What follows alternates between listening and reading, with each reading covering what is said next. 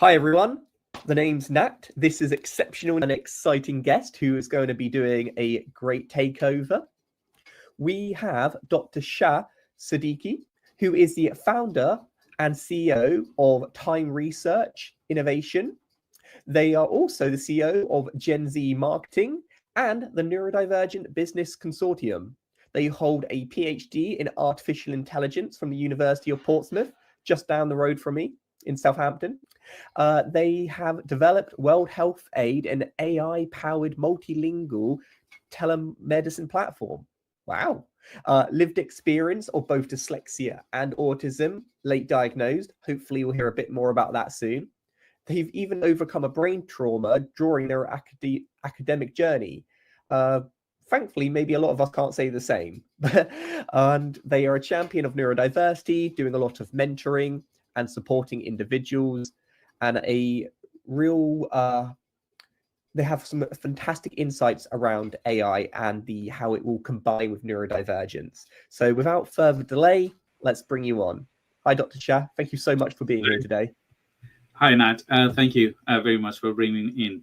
It's a pleasure to talking to you today. I know we're really grateful to have you. So what I'm going to do is I'm going to pass it over to yourself, and maybe you can say a bit about yourself and then go on to your presentation, which I'm really looking forward to today. And for everyone watching at home, please do send in your questions because we're going to be asking questions towards the end. Thank you so much. That's fine. Thank you, Nat. So if I give my introduction, as you know that as a neurodivergent person, we are jack of all trades. We try to do lots of things and try to bring things. Some things we fail, some things we do get succeeded.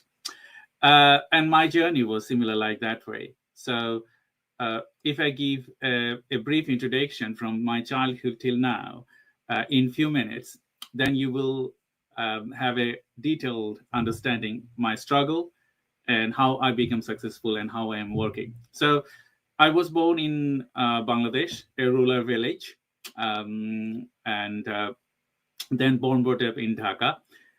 I was very odd child to peoples because I used to, I used to afraid of a lot of different things in my childhood. But my mother, she safeguarded me all the time. But I was very good at education. So later on my journey, I did very good on my GCSE college levels. But I was struggling all the time. And end of my college, I passed in 3 times because I did not know what's wrong with me. And then I came to the UK as an international student. I still have problems, toothache, and a lot of health problems. I did not know what's wrong with me. And later, 5 years, when I was end of my graduation, I had to go for a brain scan, and they recovered a brain tumor, and it was in the very late stage, and my brain didn't have enough room to, space the brain tumor. So I had to go for an operation, very, very in short time, and I had to withdraw from my graduation because I did not have that growth. Later, I was doing business and all other things, but I had to have a business exit in 2012. And that time, I questioned myself, what is my true value? And I valued myself 0 because I lost my business. I don't have education. And I was like on a street, something like that. And then I planned 10 years, like, okay, what I wanted to be. So in 2017, I returned back to education as a mature student.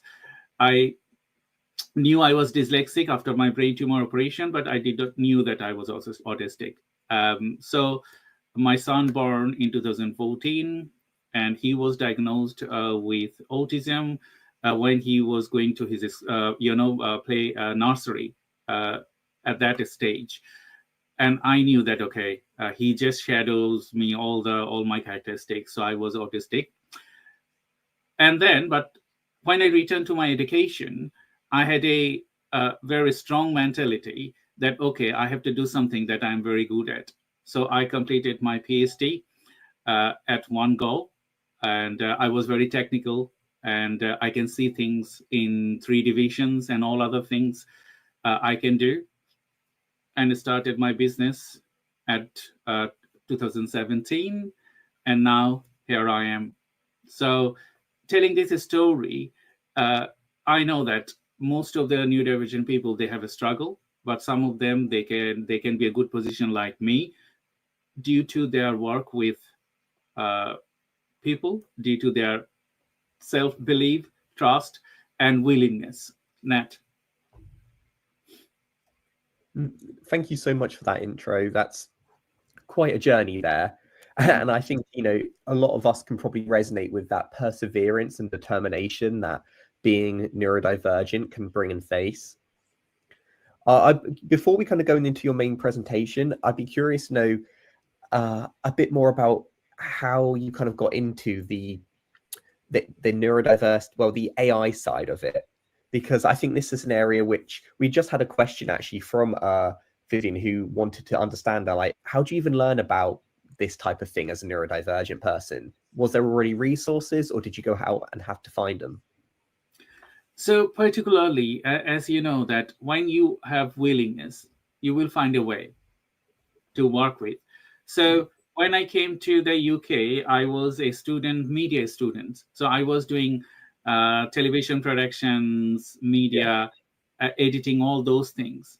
And after my brain tumor operation, my left side is weak. I see blur. So when I try to work on a production studio, I cannot see very well. So I have to change my settings based on my situation. So I went back to system engineering rather than front or television work. And that point is a life-changing, I would say, because on my end of my undergraduate degree, we have to do a project. And that time, as I have suffered due to my brain tumor surgery, I proposed a cloud hospital in 2017.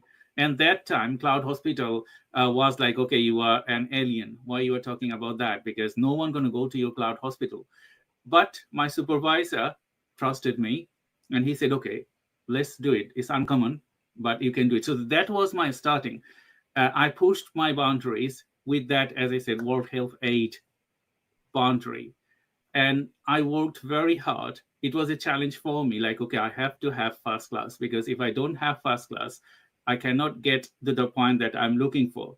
So I was working day and night to achieve that. So when I achieve that, I get these things like, okay, how can I improve my application? So AI is not relatively out there. Only medical application, they are using AI. So I learned, research, talk to people, talk to academics, self-learn a lot of different things. Okay, that's really interesting. Thank you. And I know we've got a few more questions lined up already, but I think I'll hold off to them until the end. But would you want to share the presentation from your end? Yes, just give me a second. I've got it on my one as well for backup, but it might be easier for you. No, that's fine. Just going to share my entire screen. So if you can see my screen. All right. And yes, we can. Brilliant. So I'm just going to go to Zoom. You know, when we talk about neurodiversity and AI, I think it's interlinked. And I have some beliefs myself. You might not believe those things. That's up to you. But, particularly every person in this world, they are different. And they have individual beliefs. So in a way, to engage with AI or all other activities that I do, I have a beliefs. So as a neurodivergent person, you probably know about neuroplasticity. You probably know about connections. You probably know about a lot of different things. I think when you talk about neuroplasticity and you talk about AI is all about these things, like, okay, connecting a dot and many dots, millions of dots together and get a results out. And we are neurodivergent person.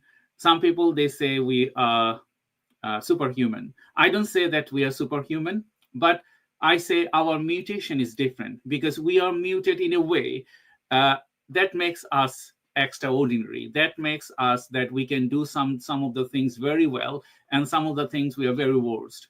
So that's why we're different. So when we talk about neurodiversity and AI, I connect individual dots. It might be different for you, individual person, because we are all different. But when I see things, when I dream things, or when I see the future, I can reverse back what I can see 10 years back and start a particular points to achieve that success. So that is my strength overall to get to this point. So when I think about AI, I think about neural network. I think about my connection to the world. I think about a lot of other things that makes me stronger. And I have implemented all those things to my work. So today, with my presentation, I wanted to try to be very focused, and outcomes going to be after this presentation: increase innovation capacity, enhance business performance, future ready workforce strategies, authentic branding and storytelling, competitive digital advantage, social impact and representation, inclusive AI ecosystem.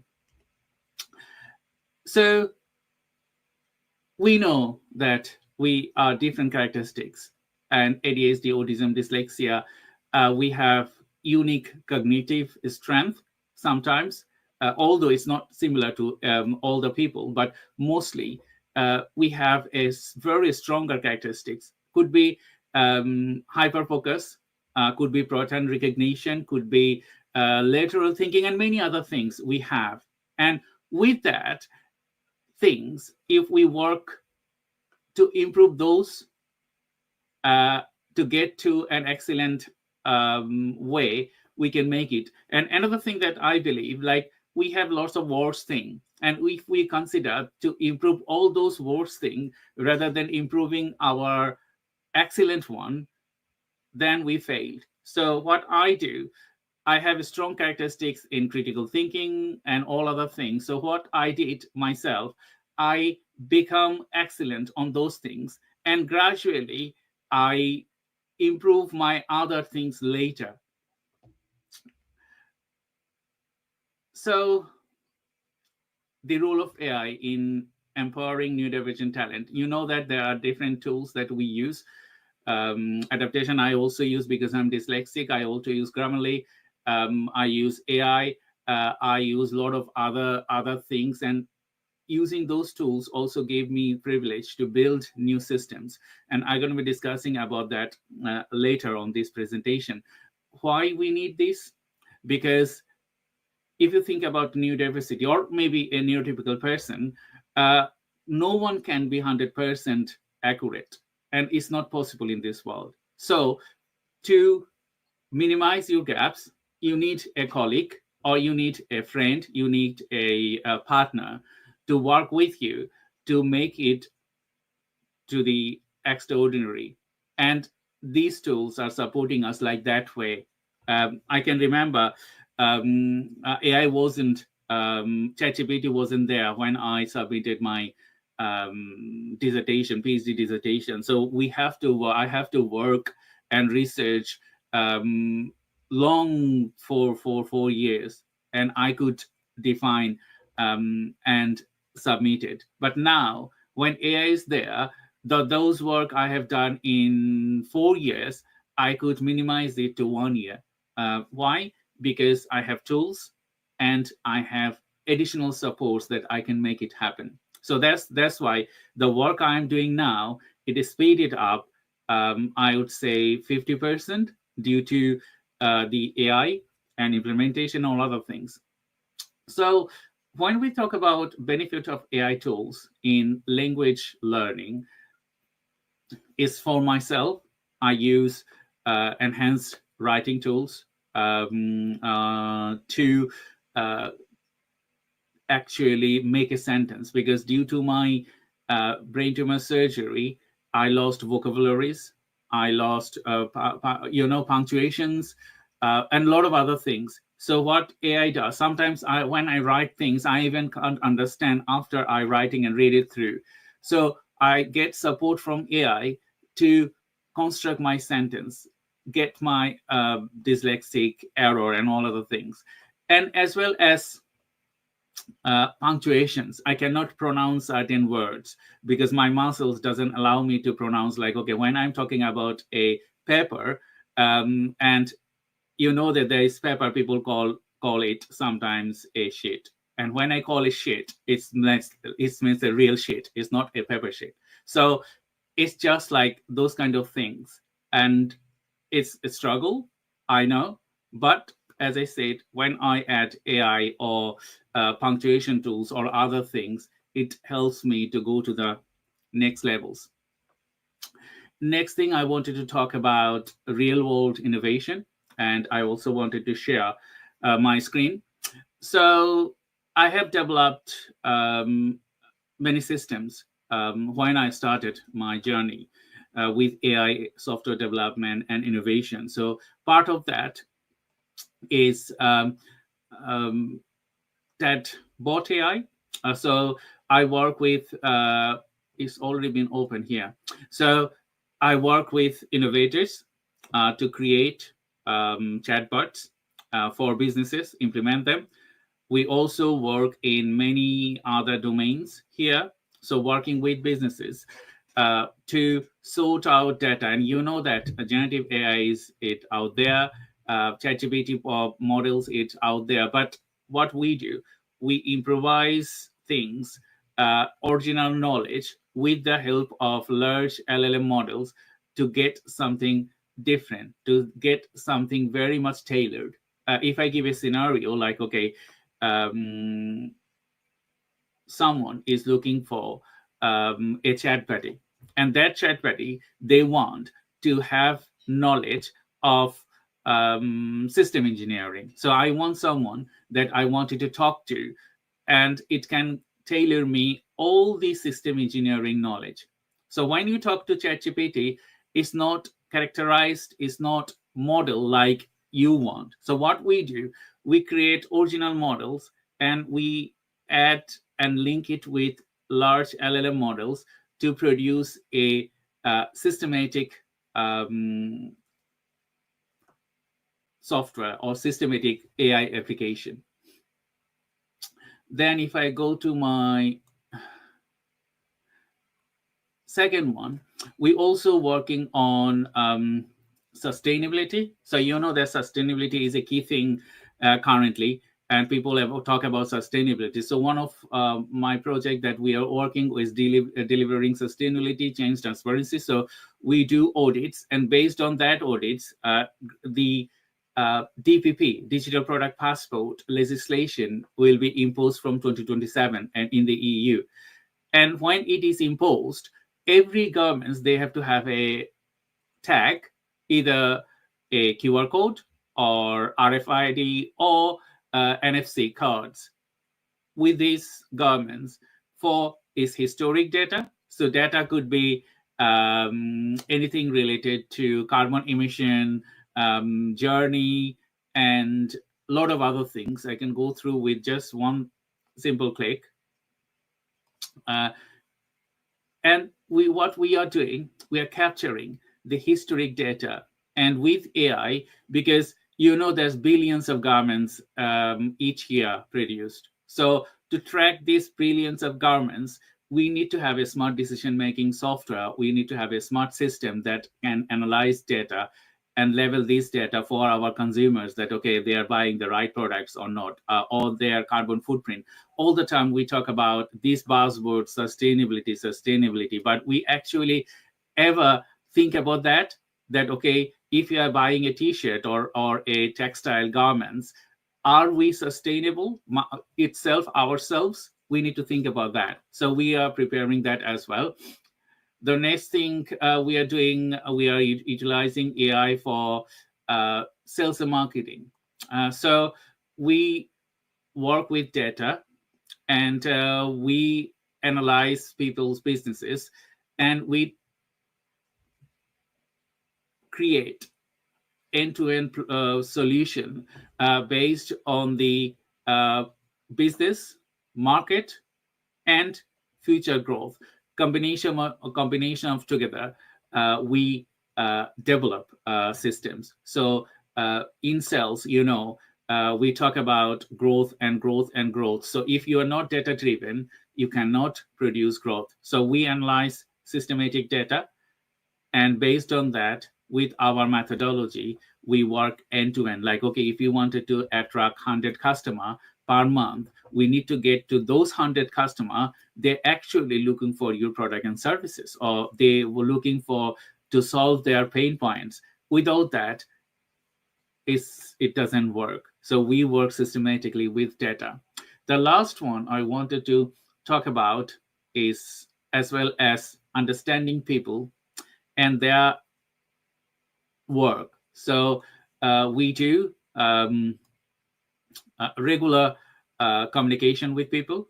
So with that, understanding their value proposition, understanding their characteristics, understanding their readiness with the industry, and how they would contribute to the next levels, and what they would plan. So all those things can be tailored systematically with AI, specifically tailored models and tailored data gathering and tailored things. So this is the things is ongoing with us, with varieties of people. So we attract people, nurture them, and work with them to the next levels. So the next thing, it's problems as well. When we utilize data, technology, if you don't understand that, there is a problem there. And we also need to how we can solve those problems. And it could be data privacy and all of other things. We have to have concern about it. And there is lots of leaks and malware and spyware attacks. So we need to understand that as well. And AI plays a vital role understanding individuals or understanding a signal. Okay, some user is coming to your site and how they're reacting. And based on that, how you can prevent the privacy issue or malware and other issues. So another question mostly asks that AI will replace people or human. This is also a question to you as well. We can talk about this in the conversation. And the next thing, what else is out there with AI? What it can change in the future? We can also talk about this on our discussion. It is important to select an AI tools that align with your specific and the profiles and learning objectives, because there are many AI tools, but are those really tailored for you? And can you tailor those for your specific purposes? We also need to understand that. Thank you very much. And this is my end of the conversation or presentation. And we can, if you have any question, Nat, we can jump into that. All right, brilliant. Thank you so much for sharing that. And I think it's shown a really interesting overview of how AI can be embedded in day-to-day and how a neurodivergent mind can add to those types of innovations. Now, if anyone does have any questions around the use of artificial intelligence and how it might relate to neurodiversity, please do share. Now, I came prepared because this was an interesting subject and there are definitely a lot of things that I would like to ask. So I'm going to kickstart off with, could you share some other examples where neurodivergent thinking can directly improve an AI system? Because we often see how AI systems aren't taking our minds into account, but when they are taken into account, what benefits are we likely to see? Because as I discussed earlier, that neurodivergent brain is critical brain. And when you understand your brain, your patterns, we also have a patterns, isn't it? Every person, neurodivergent person, they have a pattern. So sometimes I can think, okay, some people develop a system, and if I would develop that system, I would think about different touch points, like, okay, there could be improved, there could be improved, there could be improved. Like yesterday, I had a meeting with someone, Opus Clip, and I use Opus Clip to create shorts and all other things. And I spotted some gaps, and I wanted to talk to them, like, okay, I think if you can improve this, because I'm a neurodivergent person, and it could be better if you add these things, and that Yeah. things. That is the thing. When you develop system, people doesn't think about it. They don't think about neurodivergent. They don't think about disabled people. They don't think about limited eyesights. I have all those things together because person with full disabilities. So when I work with an individual per person, I ask them, and sometimes they don't like me either because I'm talking about the gaps. And the gaps is like, okay, when I'm working and I wanted to work in full rhythm. So neurodivergent brain can improve AI differently, and we will take AI to the next levels. But to do that, we need to learn it properly. Because when you're a doctor, you learn it properly, and then you become surgeon. Yeah. Similarly that way. That's definitely some food for thought. And I do think our minds are going to become more and more utilized as AI becomes more embedded into day-to-day society. Mm-hmm. Now, we had a question from Rain, which is, what's a good AI to try to start using? Now, this is a very broad question, but let's kind of home it in a bit more and say, what are some good AIs that you would recommend for a neurodivergent person? I know you've mentioned Grammarly. Are there any other tools that you've currently So used I in your use day-to-day life? Grammarly for I think I also use there is another software, Quick something. I forgot the name. There are some tools they are good at using AI, but we also need to understand when you utilize AI, you have to be original and ethical, and we Okay. sometimes forget about that. So we write content with AI, and when we write content with AI, that is not our thing. That is written by AI. So we have to reference it when we utilize it. And for business purposes, normally we don't reference it, but you need to use your original thinking as well. So how the way I do, I use AI tools like, okay, I'm using Grammarly, or I'm using any other software.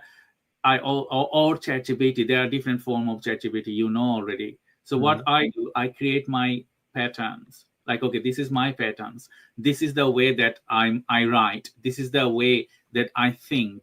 And when you ask any GPT application, like, you have to have your own unique voice, own unique thinking, and then you can get the AI to work better for you. Otherwise, if you ask a simple question like, okay, write me a article for neurodivergent and AI will write that article, but that's not originally think. That's not going to be creating original contribution or all other things. No, I completely agree with you that I like making my own models on ChatGPT where you can add your own documents and tones. And I believe maybe it was just yesterday where Google had an event where they were showing about upcoming releases with Gemini and how they're going to take into consideration all your previous emails, should you wish for them to do so, and craft things to sound more authentically to you, which I do see. I'm a big advocate of AI, but you can tell when people send you an AI email. And ideally, we want to kind of get away from that. So you can benefit from AI without it dehumanizing our day-to-day conversations. Yes, I totally agree with you. So that's why what we do, we use large LLM models, because we cannot build LLM models because it's very time consuming and it's very expensive. We cannot do that. So what we do, we develop top layer models from scratch. Like, okay, this is the top layer models. Like, okay, if NAT, we're going to be researching about NATs. How do you write? How do you react? How do you do this? How do you do that? So when we develop that particular models, it will combine with the LLM models to create exactly what you're looking for, exactly your characteristics, exactly your thinking, exactly the way you describe things, similar way. Sometimes just little things like I know Chat GPT is very Americanized, so whenever I get it to reply to my emails, it always says totally, and I'm like, I would never say that. I would say awesome. And it's just little things like that that do make a big difference. Now, I want to move on a little bit to my next question, and we've got some more from the audience, and it's that how can we stop AI tools from reinforcing this neurotypical bias in their training data? So, like, is there anything that we can do, or is it very much up to the individuals who are creating it? I think it's up to individuals who are creating it, because AI and machine learning is a huge field. Okay, sometimes when you training a data, that means you training a data of the platform of other people's like ChatGPT or DeepSeek or Google or Microsoft Copilots. This is their platforms. So when you training your data to a third-party platform, you have less, way to include your training things. So that's why it's kicked in that what we do, we work with individuals to build a top layer models. You can control that models 100%. So when you control that model 100%, and that tools will talk to the large LMM tools the way you wanted to get this. So even the large LMM models will throw a answer. Your model will redefine it to to produce it for the way you wanted to teach it. Train it. Yeah. Thank you for that. We just had an interesting question just come in now, and it's around hyperfocus and pattern recognition. And it says, how can AI support hyperfocus and pattern recognition without disrupting them? And I'm assuming this is coming from someone who might find AI slightly overwhelming, who gets kind of sucked into it a bit. So, AI is still developing, and it needs further. It will go further. When I work with hyperfocus things and pattern recognition, sometimes it can produce good results, sometimes it doesn't. So you need to have your mind first, because this is our first thing, that my mind. And if I can recognize the pattern myself, so when I see a artwork, or when I see maybe a sketch or whatever, or maybe a systematic map, I can really spot all the points in one look. You might not have that one, but when you read a image and you point individual things there, you can write to the AI like, I spotted these things, and based on that, can you more clarify that you found anything else in there? Because if I give an example of the work I have done, so we have worked with kidney vessels. So there are some there are some system in the UK built, like a kidney can be pictured 2 blood vessels way, and that is like millions times bigger than its actual thing. And there is a very, very big system built facilities. So what we did, we asked AI like, this is the things that we wanted to look for, because we know that particularly what we wanted to achieve from that. So we asked AI like, can you find these similarities of these 10,000 images we're looking for to get this out there? So then what AI will do, it will work on particular page, like, I just find out patterns that you are looking for from those 10,000 images. But if you ask them, find me some dissimilarities of these 10,000 images, if it's very broad, it will struggle. It's like really narrowing it down. Yes. Yeah. No, that makes a lot of sense. Now, as well as neurodivergent individuals here today, we do also have some employers or managers within companies. And we get asked this question quite a lot. And to be honest, I'm not the person to be asking it, you are. So I was hoping you could help us out with this one. When companies are looking to choose what their AI toolkit would be, what type of things do you think they should be considering, particularly when they are thinking about their neurodivergent colleagues? So that's a very critical questions, because I also face these questions many times when working with individual businesses. When you build your tools, a company like, okay, Grammarly, they Yeah. have built its tools for everyone. So if you think that tools can tailor all your methodology, it doesn't. It will only tailor the a very specific elements of your methodology. So you might need to search and look for a specific solution that you are looking for, or you might to work companies like us or other AI solution companies to build particular models for you. Like, okay, you're looking to support your employee, maybe the system you're looking for, it's been tailored in 10 different systems. So what we do, we implement AI with API integration. Like, okay, we take something from this application, we take something from that application, and then create a versatile system for your neurodivergent person. I know it is very difficult, and sometimes it could be expensive, but other way, when you're choosing AI tools, you need to look for mostly if it can tailor your methodology. Okay, so flexibility seems to be key. Like Ye- ideally, develop it yourself, but realistically, it's finding one that has the flexibility. Yes, that Okay, that makes a lot mostly of sense.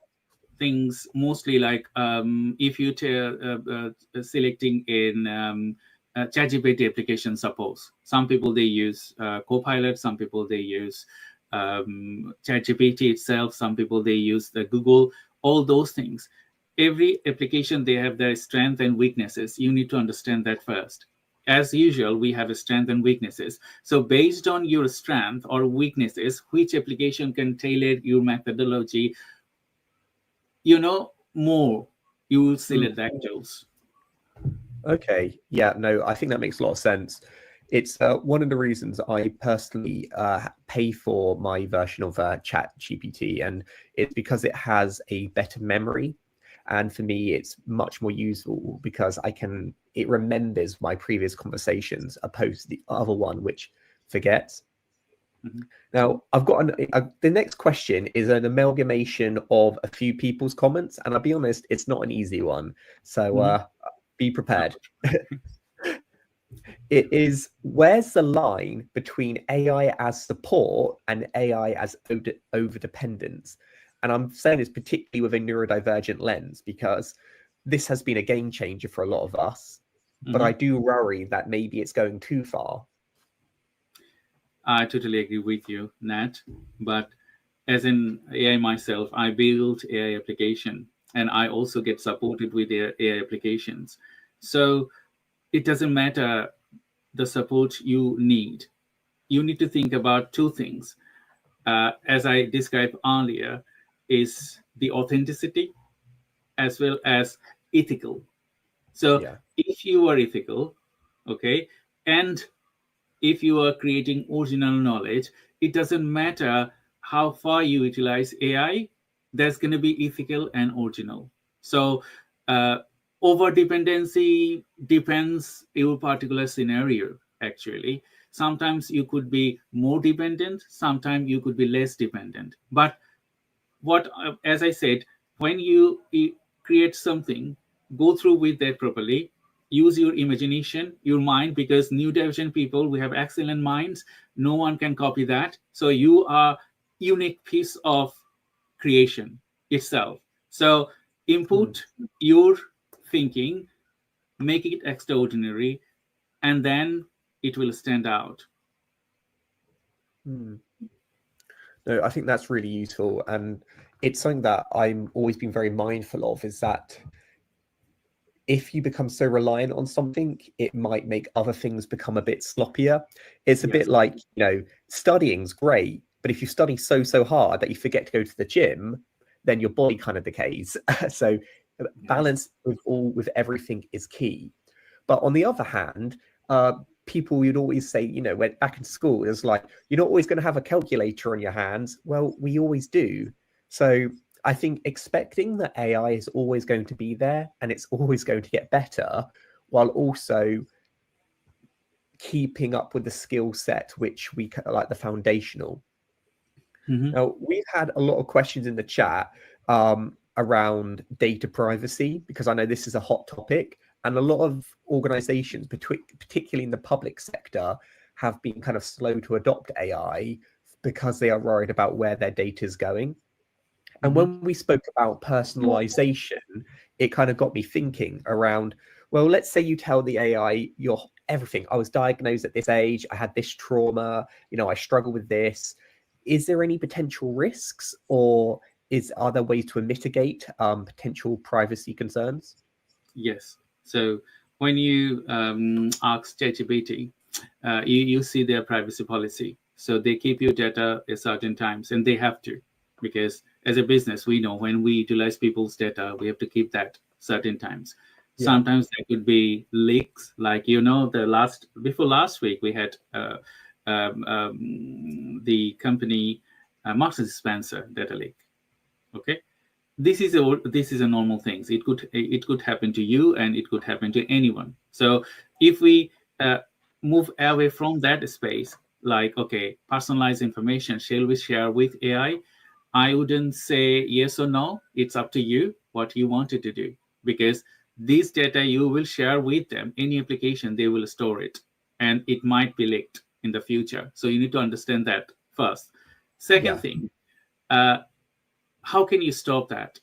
You need to work with companies like us to do that. So when we build customized application, we can tell the application, do not share this information with third party like this. So when our application will talk to the large LLM models, we have set of observation, like, okay, you share this, you don't share this, you do this, you do that. So if and no rules, then rules. That makes us the application unique, and thinking about less way to depend on these kind of large language models. We have to still work with them, but we can prioritize that when you have systematic approach. So there's going to be risk whether or not we're part of it or not part of it, but we can take calculated concerns, I suppose. Yes, but now it depends up to individual people. Now, I've got the people being really interested, by the way. We've had lots of comments in the chat, and a lot of people talking about different data in the UK and GDPR and all of that sort of things. I suppose it's still very much an emerging area, and organizations which have to be more risk averse, such as government departments, naturally are going to be slower to adopt. But I have two kind of final questions, unless another one comes in, that I'd like to ask you. One is more personal to you, and the other one is more forward focusing. So we'll start off with the one about yourself first, because I think that could be quite interesting. And then we'll do a more open one. So the penultimate one is, how has your own neurodivergence shaped your views on AI and ethics? You've chatted a bit about a general response, but I'd be curious to know yourself. Like, would you feel completely comfortable with telling AI everything about you in order to help you? Is it a fair trade-off, or are there still things that you'd prefer to keep private? So that's a very good question, because I work with AI all the time, every day. I wouldn't share my personal things with AI.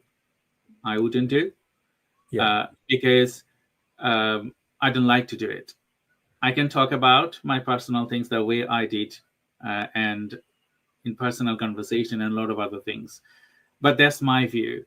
I never will write AI, okay, this is my characteristics. and can you create something from there. But we are training particular models. We are building now AI avatar for neurodivergent people. So this avatar is a top layer models.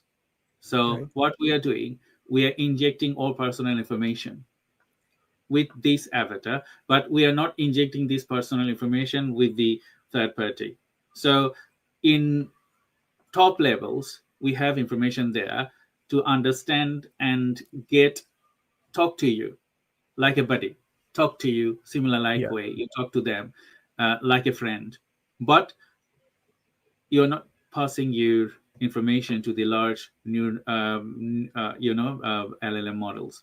And as a neurodivergent individuals, it shaped my views on AI, and ethics is important because my PhD, ethics is a core thing. That's why I always tell people, like, whenever you do utilize AI, doesn't matter, it's endless, you can get it from AI, but be ethical, be mindful. Okay, if you need to do something, you need to think, okay, really I do need to do, because your brain has to be there. If internet is not out there, the what you can do, you can't access them, and your mind gonna be become ideal, like, okay, what would I do? And neurodivergent people, we become imbalanced very quick. So think about that scenario, the switch off, like, okay, the things is switched off. Yeah. If you do not practice, what are you going to do? So if you combined your inner things and with AI, you are more stronger. But if you depend too much on AI, your brain will become ideal, and at the end you will think, okay, I'm nothing. So I think that really goes back to the being over codependent upon it, Mhm. that while it's useful as a tool, it shouldn't be our kind of default. I Yeah, get this kind of view in my mind. If you ever watched the film Wall-E, when all the human beings are just kind of like bedbound and kind of floating around space, like like they very became much. too reliant upon the technology. Mhm. Whereas when used ethically and responsibly, it can have massive assets. The Mhm. way I always see it is that technology advances are going to happen regardless, and they're always going to be good as well as bad. But I think it's at this time while we are just crafting it is the most crucial time for us to have these kind of detailed chats. Mhm. And I suppose that kind of leads me very nicely on to the future. Um, AI is still very much in its infancies, but I would love to know if you could give your kind of opinion about where do you see it heading, particularly under the lens of neuro inclusion. Like, how might this shape to make the world a more inclusive place for all?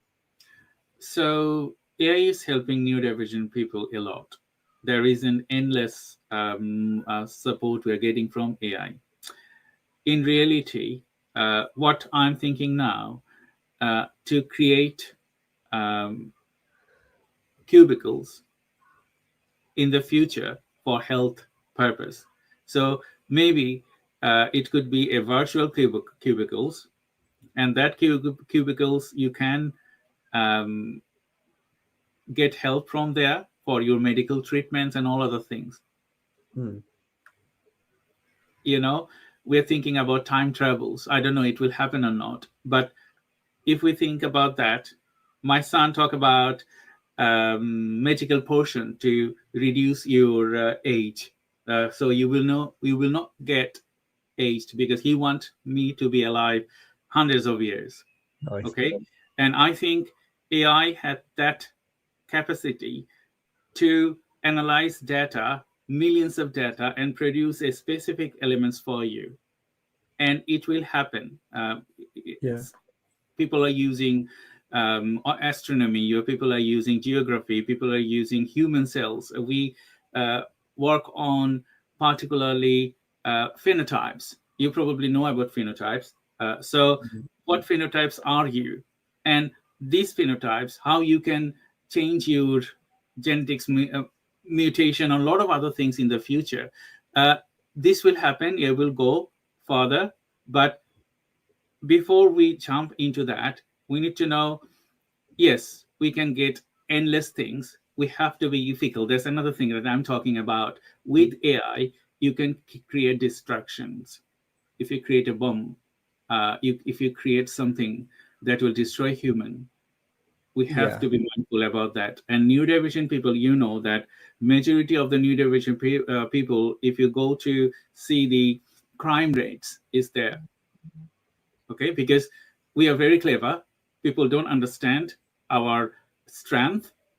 They see that us as like, okay, we are good for nothing, but we create a lot of different distractions. We have to be mindful about that. So inclusivity in relation with neurodivergent people, you have to be mindful what you do and grow this to the next levels rather than destroying. It could be an add-on, like, okay, supporting some other people, like an hand making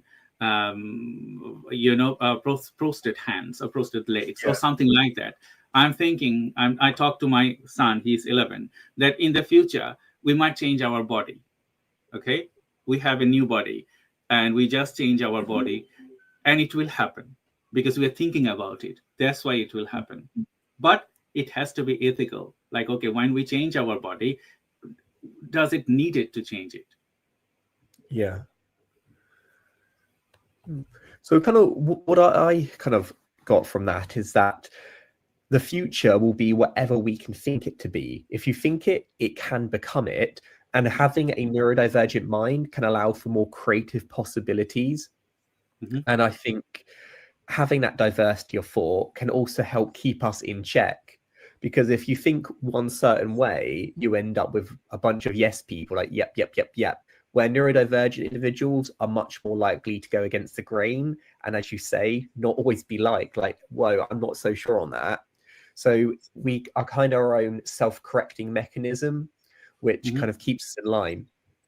But honestly, I think this is a fascinating subject area. And I am seeing more and more companies which are naturally adopting AI because it is the future, taking a second look at the neurodivergent applicants that they have previously kind of looked away from, and now thinking, wait a sec, we actually very much may need that alternative outlook. I totally agree with you on that. Yeah. So I just want to say thank you so much for your time today and sharing your knowledge and your presentation. So thank you so much and hope to stay in touch. Yeah, thank you everyone for your questions. And if you wanted to connect me, please connect me on LinkedIn. I'm social media. I'm mostly engaged with social media. I also run my own webinars and all other things. If you need something, feel free to talk to me or talk to Nat. We are connected all the time. And thank you. Definitely. Thank you. Thank you, everyone. And hopefully see you next week where we're going to go back to our traditional interactive webinars. Thank you so much again, Dr. Shah, and see you all again soon. Have a great rest of your Thursdays. Thank you. Bye-bye.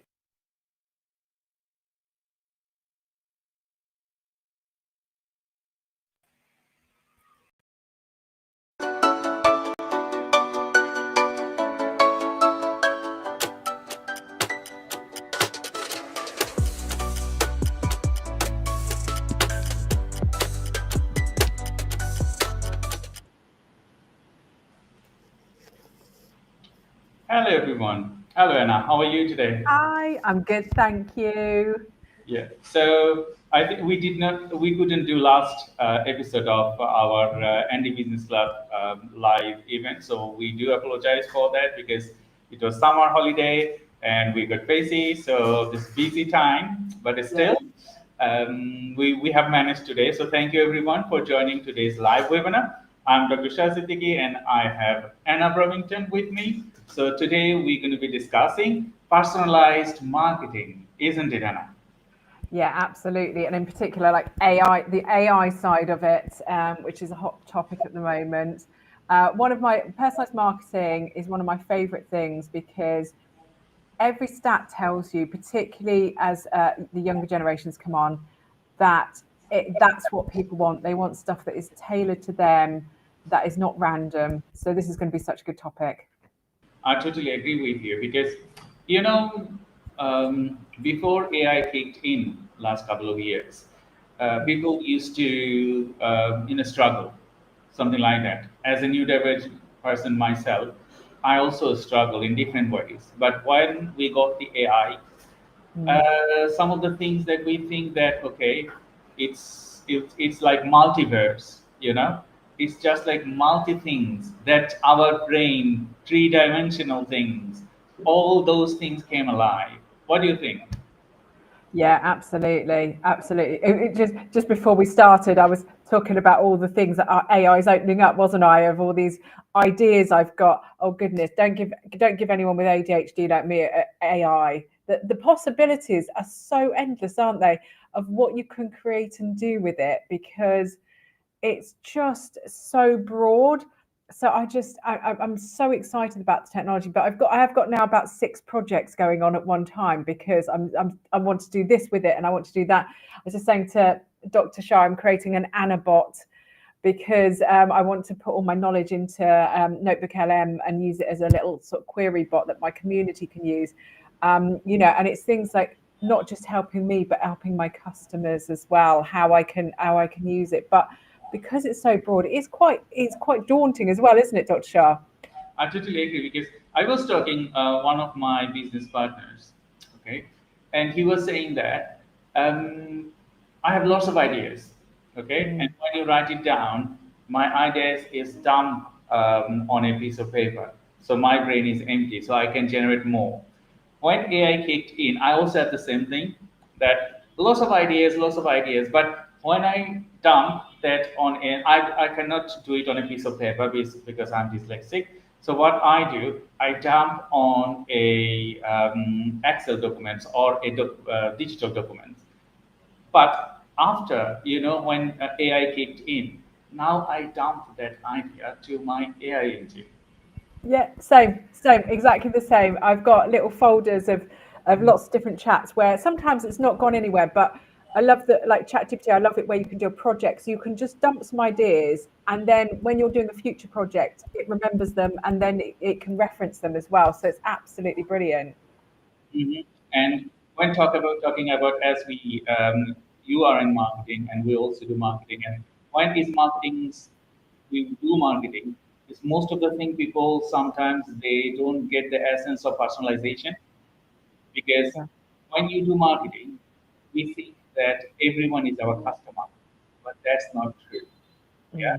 Yeah. Marketing your company and the market persona has to be aligned. Why? Because I have a test, and that test is not for everyone. That test for specific people, they will nurture your idea to the next levels, and that's why you need personalized marketing. How do you feel about that? Yeah, no, personalized marketing is one of my favorite things, because exactly that, because people, when they try and market to everyone, like I feel like the marketing becomes very generic. So I used to work with a brand that serviced lots and lots of different industries. They're a digital marketing company, very big, well-known one, and they service lots of different industries. So it was like lawyers, accountants, plumbing, construction, all everything, cleaners, everything. And then they're sort of, they had a very broad, but there were pieces within that which were comfortable, and sort of like the size of the amount of marketing, beginners in marketing. And what they did initially is they put ads out for, come with us and we'll start off with marketing and get you going on your journey. The problem is, like, it was just pictures of people, just random people. So it could be a plumber or a lawyer or something things. But the thing is, what we do is we really resonate with stuff that looks like us and sounds like us. So if you're a lawyer and you see a picture of a plumber, you're like, oh well, I'm not in the trades. It doesn't resonate with me. It doesn't, that ad doesn't resonate with me. Whereas if you see a picture of another lawyer and a testimonial from a lawyer popping up on your marketing, you resonate with it. And there's a lot of, I can't remember what the psychology is called, but it's around these sort of groups that we associate in life with. There was a really good example of, I think it was HMRC, where when they were trying to get people to pay their tax on time, what they started doing is saying people in your like area, or it was your postcode, paid their tax 20 days early. And because that was our sort of one of the groups that we belong to, which is people local to us, we were like, oh, well, if everyone else does it, oh, I better do it. Yeah. And the same with lawyers. You know, if you're a lawyer, you belong to the sort of lawyer. So I'm ex-marketing. I'm in the groups like mums and marketing. I'm mum and I'm marketer. That's two of my groups, like my little groups of who I identify with. I'm neurodivergent, so that's another group that I identify with, and we've got to find people's little who they identify with and what their groups are, and sort of show that we are for them. I mean, it's like you wouldn't put pictures of young people if you were selling retirement housing, would you? You've got to find your little segments. And that. I totally agree with you, because when someone starts present days, there are many marketing companies, thousands, even more than that, and everyone has a different niche. But working in the marketing for last 20 years, more than 20 years, when I started as a newcomer back in 2005, 2006, I thought that, okay, I'm for everyone. I'm going to serve the world, change these things. But, after working 20 years, I found my niche thing. Like, okay, no, I'm not for everyone. Okay. I'm just for particularly these guys or these guys or these guys. And I would only support these guys because they will understand my mentality. I will understand them properly. And when the matchmaking is done, we will serve each other very well, isn't it? So today, as personalized marketing, we're going to be talking about AI, how they can improve your personalization, how you can search for your new clients, okay? How you can be very focused and then create your momentum. We have a message from John, and he said, always an interesting topic, as you know, Nana. I am becoming more worried and cynical about where this is all going. Oh, so John and I had a talk. He's been talking about things like Sora and AI in video a lot recently, with how real some of these things are getting. So things like deep fakes and etc. How AI is being, it's getting amazing. It is really getting amazing, but there's this worry of it can now replicate your voice. It can now replicate you on video. It's starting to. We are seeing sort of like maybe job shifts and job changes and things like that. And I think John is right to be worried, because there's always huge change with things like this, and we've got this is why they're trying to start putting checks and balances in now to make sure it's like a safe change, how we can identify when things are real or fake, etc. Because this is it's a huge shift and we're moving very fast. There's a really interesting story in Matthew Syed's Rebel Ideas. I know I quote this book quite a lot, and it talks about the Industrial Revolution and things like that. And it talks about when we moved from steam power to electricity.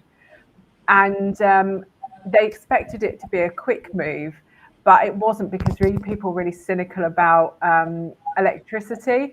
So actually they stayed on steam power, and it actually delayed sort of like the evolution of what we do for quite a long time, because we didn't embrace it.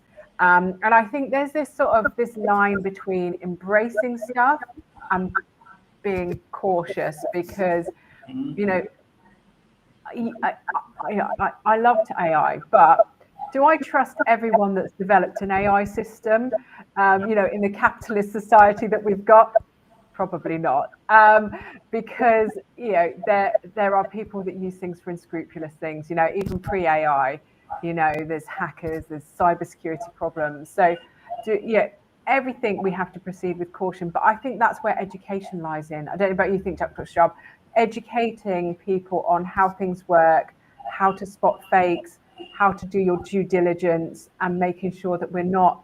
I think, John, you might have mentioned this before as well, where we're outsourcing our brains sometimes to it. I know Mark Schaefer, the author, he talks about it in his How AI is Changing Customer Behavior book, which is around people's behaviors actually changing because of AI.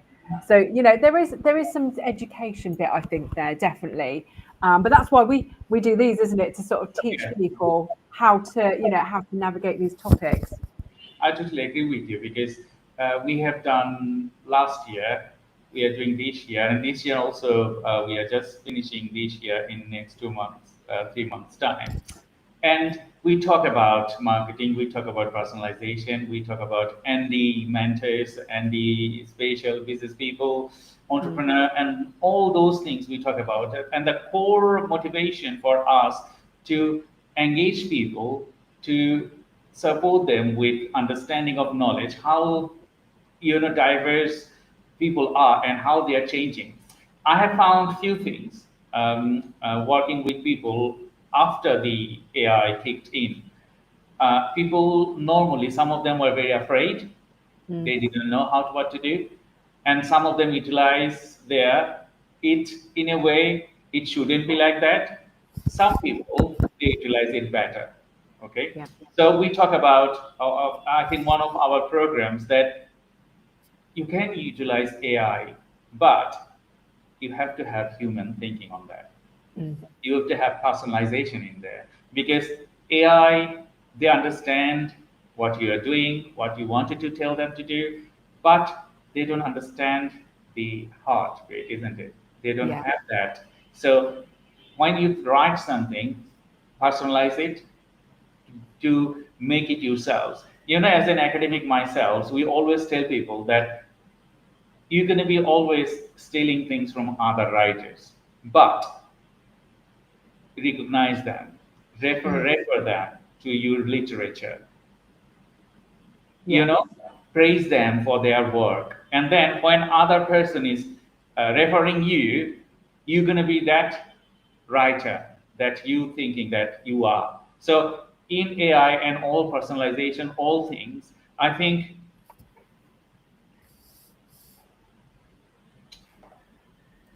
okay, I have a technical issue. Oh. Okay, are you there? Yep. Yeah, so I just had a glitch here, because I just wanted to share that I'm not in the UK. I'm in Bangladesh. So in Bangladesh there is load shedding and all those things, but I think we will cover there. I had it just glitch here, so I was a couple of seconds out. But as I said, so when you do things, personalize those things for you and for your clients, because otherwise, AI will have no meaning. Yeah, and I think the thing is with this stuff, if I did a talk a couple of months ago on amplifying inequalities, the hidden bias in data, and it was around being cautious of how we interact with AI, making sure we're not amplifying biases, and things like that. And a lot of the stuff you can do to sort of make sure it's a bit safer. There's things like making sure you're prompting well, making sure that information you put in is really useful. I'm a big fan of putting my own information into AI and using that, because I know that it's high quality, I know that it's truthful, I know that it's accurate. Because the thing is, AI, it gathers information from the entire, everywhere and everything, legally and illegally, and it can't, like, exactly, there's not always the human thinking. It can't always tell what's good quality, what's bad quality. This is why I always say that ChatGPT doesn't write very well, because there's more bad copywriters in the world than there are good copywriters. And so it's learned bad habits, and it's learned how to write, in not a great way. If it had just been fed loads of beautifully written copy, maybe it would write a little bit better, because what it's doing is just averaging a lot of stuff. So what I tend to do is I tend to when I'm, particularly if it's something that's going to be customer facing, I'll like to put lots of my content in, use that, like the Anna bot that I'm creating. It's all my content that I've created that I know is solid, it's really good and really useful. I'm going to create a bot where people can query all of my content and ask it questions around marketing, because I know that it will come out with some really good quality stuff, rather than maybe when I've asked ChatGPT stuff, I'm like, oh yeah, no, I don't think that's a very good idea, because I know marketing, I'm an expert, so I know the answers are truthful. But I was telling Dr. Shah just before we joined that I went to a conference yesterday, which was Neurodiversity and Disabilities in Business, and a company called, I think it was something like Bravo Zulu AI Consulting, I think that was their name. They did a nice little app which used ChatGPT as the base, and it was a customer-facing one for children like special educational needs children, like my son, parents of children that needed help in school and needed to find out about schools and SEN, EHCPs, etc. And what they'd done is they'd been given this huge big document base of from the council, proper local good quality knowledge, and they'd put it into this GPT, and that's what it queried. So you could voice ask it, or you could type in, and you could ask it, how do I get my son sent to a SEND school, or who do I need to ask for this, or what do I need to fill in for this, and it would answer you in a good quality fashion, which is fantastic, because if you've got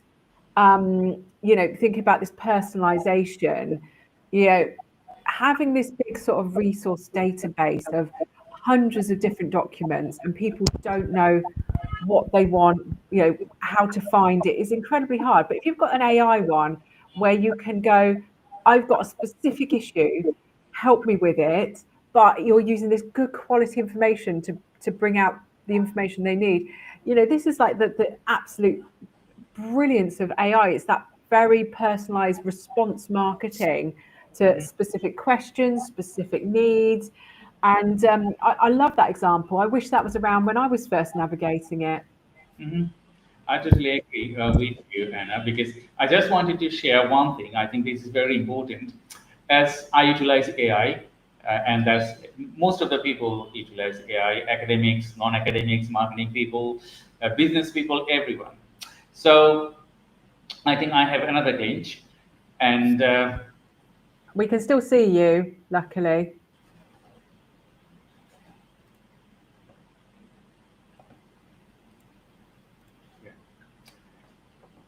I think I have another glitch. So sorry for that. So as I said, most of the people usually use AI, and there was some research that AI can write better than academics.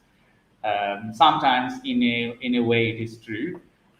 And one thing that I experience, like a case study, I want AI to find me some case studies on specifically technology. Like, okay, find me some case studies on technology, and can you suggest me how can I write a case study on that?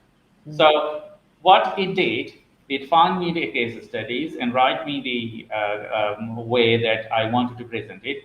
When I'm reviewing it, I said, okay, can you share me the reference that you have mentioned there? And it said, there is no reference. I said, why there is no reference? I made it up. I love that. Oh, bless its heart. So I said, I told you to find some case studies because I need some case studies and I wanted to use them, but you made it up. No, it will not work. There isn't anything that you can make it up. Okay, so find me a case studies of this subject and don't do anything. Just find me some. And then it gave me like a couple of case studies of the real subject with link and proven link. And I have to go each and every link to see, are they right? Yeah. Okay. And then I think some of the people of the audience they're watching today, they might experience the same thing. So and I have seen some of the posts on LinkedIn and Facebook, at okay, they're saying something, and at the end, it's not the right thing. So they just did that, copied it, pasted it, and posted it. So as today we are discussing personalized marketing, I think you need to understand when you create personalized marketing, whatever you write with AI, investigate that is right point, or that is the right thing that you're talking about. I think we have a comment from Thomas. Thank you, Thomas, for your comment. So, is AI and the use of AI marketing platforms leading small business owners down a rabbit hole and away from their starting point and the why they got into business in the first place? That's a very interesting topic, Thomas. Thank you very much. I think we would talk about that. We love to. What do you think, Anna? Yeah, do you know what? It is really interesting, and I think it's the problem with AI is that it's like with anything business, it's what you put in, is what you get out of it. And this is why recently I've been doing a lot of talking around the topic of vision, mission, and values and goals. When I do marketing, and looking at like things like Simon Sinek's Why. If anyone hasn't read it or watched the TED Talk, I highly recommend it. Simon Sinek starts with why, and it's exactly what Thomas is saying around like why we're getting into business, what's our purpose, because otherwise, a bit like going back to what we were talking about earlier, being too generic, we're for everyone, when actually we're not for everyone. For example, with me, like my personal business, Create and Kev, is my thing is that I'm helping founders that are hands-on in their business, particularly STEM ones, that they wanted to start a business because they wanted to do what they loved, which is coding. It could be, accountancy, whatever it is. They want to do what they love. They don't have any business skills. They hate business. In fact, when I did a voice of customer research recently and looked at what people think about it, and they were like, I hate marketing, all in capital letters. They said there's nothing worse than marketing my business and finding customers. They're very passionate about it. If someone like someone like a Richard Branson, who maybe owned a business because he wanted to run a business, he's not my customer at all, because I don't want people that have the business skills and want to run businesses. So I'm very much in all my language. That's who I'm helping. It's people that are hands-on, that don't know business, that really hate it, really quite passionate about how their struggle with it. And because I'm a techie from my background, ex-programmer, I like STEM businesses as well. And so I'm really quite niche in who I'm helping. And the problem is, the thing is, because I know who I'm helping.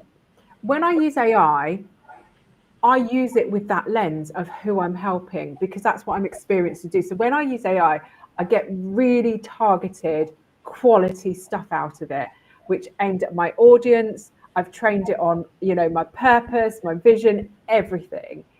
So I find it very niche. It comes out very niche for me, particularly when I'm in my business folder. Mm-hmm. If you don't know your vision, purpose, and I think this is the problem, sometimes people aren't sure of their why, or don't know how to articulate it, or aren't considering it. So when you use AI, you go, write me a blog on being an accountant, or write me a blog on, content marketing. You don't put an audience in. You don't put what their pain point is. There's no information. So you end up something so generic, which exactly what Thomas said, it takes away from your why. Who are you? Who are you targeting? And that's the problem with AI, because it will do what you ask most of the time, unless you ask it to give you questions. So the one thing I say, if you're not sure of your why, or you're not sure of that, get it to ask you questions back. So say, I want to write a blog about being an accountant. What questions you need to ask me to fill this in? And then it's very good at asking really pertinent questions that give you a rounded blog that kind of considers your why. But I would say a lot of people don't know their why. That's the problem. And I try and do the vision mission with as many people as possible because, even as an experienced marketeer, I'm still trying to discover my USP, who I'm definitely for, what problem I'm solving, just niching it down. And people don't know how to do that, I think. I totally agree with you because, when we write with AI, it's sometimes you need to think about how do you write, because that's you just said that you ask something and it will give a plain thing. Mm. And it's simple because you need to ask them. We do like 5 key points you need to include when you're asking them, like what's the motivation, okay, what's the outcome, okay, who is the audience for, okay, how you want to be, because you have a style and that AI engine should understand how do you write. Otherwise, it cannot personalize your things. And the last thing is this: what language you're going to be using it for. Like you're going to be using it for people they are tech savvy, or you're going to be using it for people they are like 12 years old, or people they are 17 years old. Because those are the things, if you don't direct AI to write specifically and giving them enough resources, because we develop AI systems and whatever we develop, we prioritize the AI queue making, like okay, how AI will conduct its work referring to the different key points. Like, okay, my business, like if it's accountant business, you cannot include there something that is non-accounting thing. If you are thinking about your client and the genre, I would say that what specification you want, what type of customer, that's why this personalization kicked in. And I think, Thomas, you are right, because you need to create the persona first, personalize it, make it happen, and then it's not over. You need to read every sentence, every word. It is right. If you are adding references, as I said, AI made up. I made it up. I said, okay, that's a good word, but I don't want you to make it up because I want a real example. I want a real company. You find me a company, and then it can. Do you And know, I it's think funny my because mine did system it the other day. in a problematic way. Oh, you're having a problem again. And are you there? Yeah, Yeah. we're here. Yeah, yeah. I had one the other day. I was writing a blog and I'd got a transcript and I said, oh, can you use this transcript to just write me something? I was going to sort of edit it afterwards, but I wanted a draft version. And I gave him my transcript of the thing that I'd spoken about. And then it decided to put a story by me in it that didn't exist. And I was reading, I was like, I haven't done that. But it just decided, because I'd said that I wanted a story in it. I meant a story from my transcript, not from a made up one. But this is the thing, sometimes you have to be really specific with it because it's a bit like, it's funny. Like I was watching this thing the other day.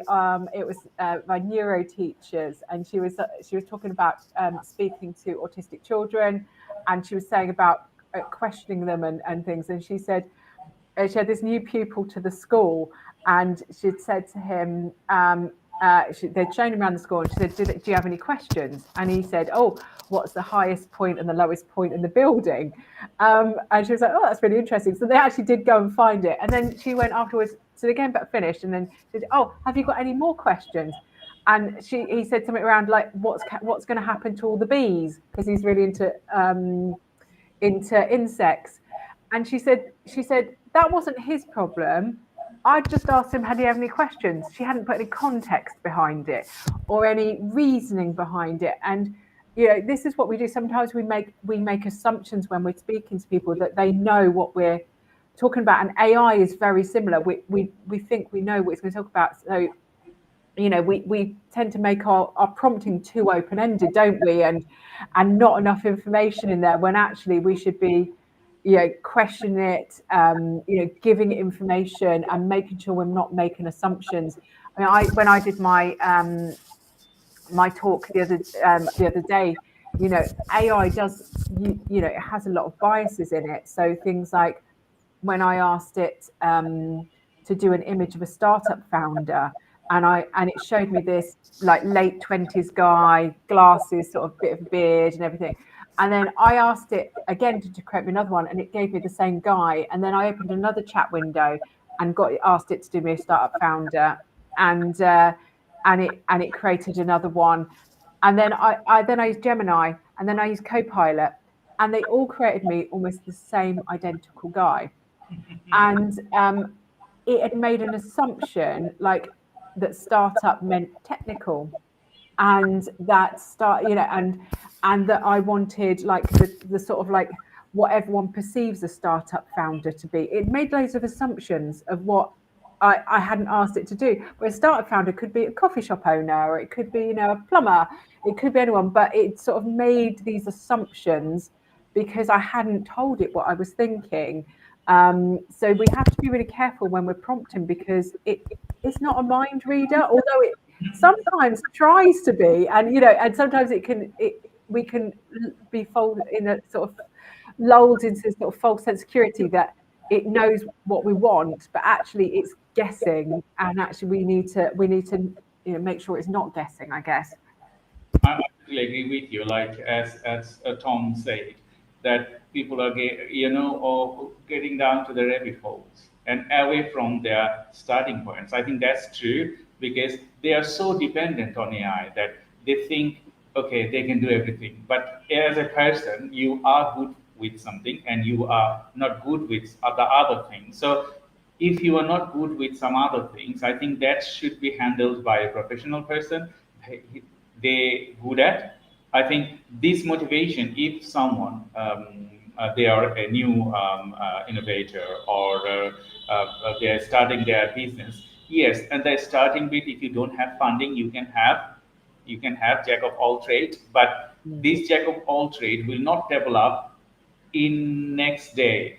It takes ages, even weeks and months or years, to become successful, specifically in any trade. And if you cannot do it, you have to seek professional advice, professional people to do that work for you. Some people, they are multitasking, but you have a limit. I understand. I'm multitasking, but I have a limit. So I used to do a lot of marketing beats on all those things, but now I cannot do it. Why? I'm concentrating to develop my skills to the next dimension. So if I wanted to consider to the next dimension, then I should work on that, not to do everything, and that not possible, and it's not possible. So thank you, Tom, for your questions. I think viewers, they're watching today, they will understand it. Yes, you can be a jack of all trades, but think about your business growth and your focus point, as well as all the things that you wanted to achieve. You wanted to achieve everything by yourself, you can't. That will never work. Yeah, and do you know what? For me, AI it's my stopgap between, it's that gap between doing everything yourself and being able to hire people. That's the, you know, for small business owners, that's a really good place that it sits, you know, because although like AI helps me a lot with times, you know, it will help me with research, it will help me with loads of areas, and since it's been there, my work, you know, it has definitely eased my workload. It's, you still have that mental load because you still have to prompt AI and think about stuff and do everything yourself. So like, I don't feel like it's a replacement for growth and, you know, hiring people and getting staff, etc., because AI can't do everything either. But it's one of those, I feel like it's going to be that change where, because you can't get much grants and funding these days, it's somewhere where that you'll be able to, it's that awkward gap where it's that gap between you on your own and you can't afford to hire anyone. So AI is that sort of, maybe, you know, will help you grow. Instead of getting a grant or funding, which would maybe lead you to get your first hire, you use a bit of AI to be almost a second person, so that you can sort of then leapfrog to that sort of hiring people. Because you know, from my perspective, if you're, you know, wanting to grow your business bigger, you know, what you can do is then once you start hiring people, I mean, they can use AI as well. You know, I'm not saying don't stop using AI, but it means you can then start concentrating more on the why, outsource some of these tasks to humans that take that mental load off. Because I think that's the one thing that AI doesn't do. You know, as a business owner, you need to still know what you need to do, your marketing, your sales, your this, that, the other. It sits in there all the time. And you can't, it's really hard to outsource all of that. You know, you can use AI to execute those tasks, but actually knowing everything you need to do tends to still sit in your brain. You know, I still know, I've got to market because I've got my new community. I've got to do this. I can't outsource that. But if actually I've had another person, I probably could outsource my brain to them. So I would say, like, don't use it completely as a reason not to hire people, because you might want to outsource that brain some of your time so you can go on holiday or stop answering your emails at 12 o'clock at night. But it's that real great bit, that growth section where you're like, I just need to get enough money to get an extra person. That's sort of how I use it. I express the same thing. So Thomas, I think we have answered your questions. To everyone, today we are discussing AI for personalized marketing. And if you have any more questions, please feel free to ask us. We have a few more questions that already on our panel, and we're going to be answering those very soon. Today, I'm Dr. Shah Siddiqui, and I have Anna Bromington, and we are discussing personalized marketing. And we're going to be answering all of your questions if you have any. We are nearly end of our session, but we have another 15 minutes so on, and we're going to be discussing more on how you can create personalized marketing. So next question from Muhammad Farguddin. How AI changing the way brands understand and predict customer behavior in real time? That's a good question. Do you know what? I'm doing a data analyst course at the moment, HTQ in data analyst course, and it's interesting. We've just sort of covered some of this in that one of my areas that I think it's really good for is understanding qualitative research. Because, you know, quantitative research has always been reasonably easy to understand. You can plug it into a dashboard, you can see all the data and graphs. But for me, it's changed the game on qualitative research, which if anyone's listening doesn't know, so quantitative is like the numbers and figures. Qualitative is more the, you know, the statements, the customer reviews, things like that. So what I love is how this is changing the game, because I remember before, you know, you got loads of testimonials and you read through a few, and, you know, if you're a big company in particular, there's too many to read through, and you're like, I'm trying to get the gist of this, but it's too many. But that's where the gold really lies, because when people spend time leaving a review or some feedback, it tends to be having those little gold nuggets in them. This is why one of my favorite things that I do for small business is I do customer interviews, because you get the little, I wish they did this, or, you know, I have a real problem and it's this, or there's something that always comes out in the conversation. And I find in like the reviews, the comments people put, that's where real gold comes out. And it's previously been really hard to analyze that and consolidate it, and also see patterns, because sometimes these sets are so vast of information. I mean, one thing we used to do when I used to work at Game is we used to have to narrow it down, because this is pre-AI really, is what we would do is we would just have a diverse customer panel, which was maybe like 20, 30 people, and we would use their insights. But then once again, it's a small pool, because that's how you cope with that qualitative research. But now, you know, you see it on Amazon, at the top of the reviews, it says, customers, this is a summary of customer reviews. And, you know, lots of people have connectivity issues, but they like the price and they like the look of it or something.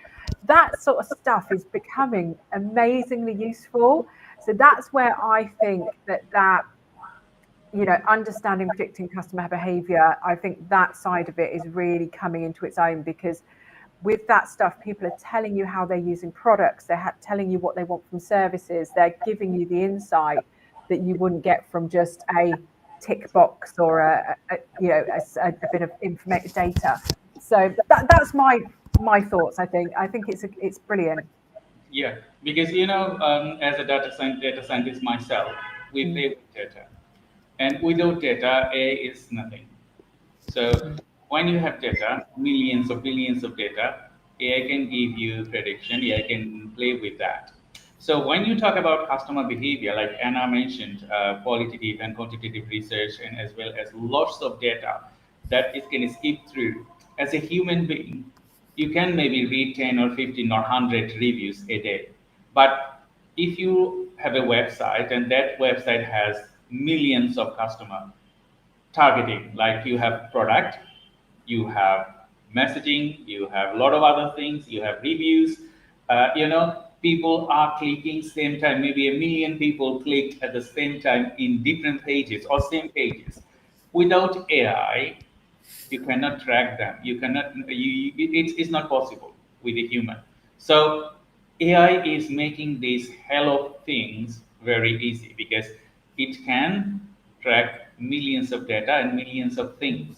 uh, like if you go to Facebook, if you browse something, maybe you are browsing something, a blender, and if you come out from there, you go to a website and you will see the AdSense blender there, and it could be anything. It's in a second it captures you, and if you're visiting somewhere else, captures your IP, and if you are going somewhere else, it's showing you like, okay, you are interested on that, so why don't you see it? So you can see that milliseconds it can capture human behavior. Doesn't matter any platform that you go, like big corporation, they have AI embedded behavior bot and system, so that like if you go to Google or YouTube or any other big corporations, they will capture your behavior, and that behavior will transmit to other applications as well. If you go to maybe you are going from Google to Facebook or Facebook to Google or Microsoft, they are all interconnected. They are all interconnected. So everything they do is just like analyzing your data, just like analyzing your behavior, what you want, what you're looking for. If you're sad, if you are happy, if you need something, if you are making a big argument, they knows everything. The one So thing yeah. The one thing I really like as well is the fact that sometimes in marketing you can have lots of data that's from different sources, can't you? And like, for example, like if I have customer reviews and then I've got like how people use the website, and sometimes it's really hard to compare the data to see if there's a pattern between the two or a connection. But things like AI can really start bridging that gap, because they might see people commenting that like they didn't like the website and they struggled to check out, and then you can, AI can also look at the data on how people use their website and see how that actually they stopped on the pre-checkout page or something like that, and it can connect both of them together, can't it? So it's this sort of being able to spot these huge patterns between stuff that maybe to us doesn't look linked but actually is. Mhm.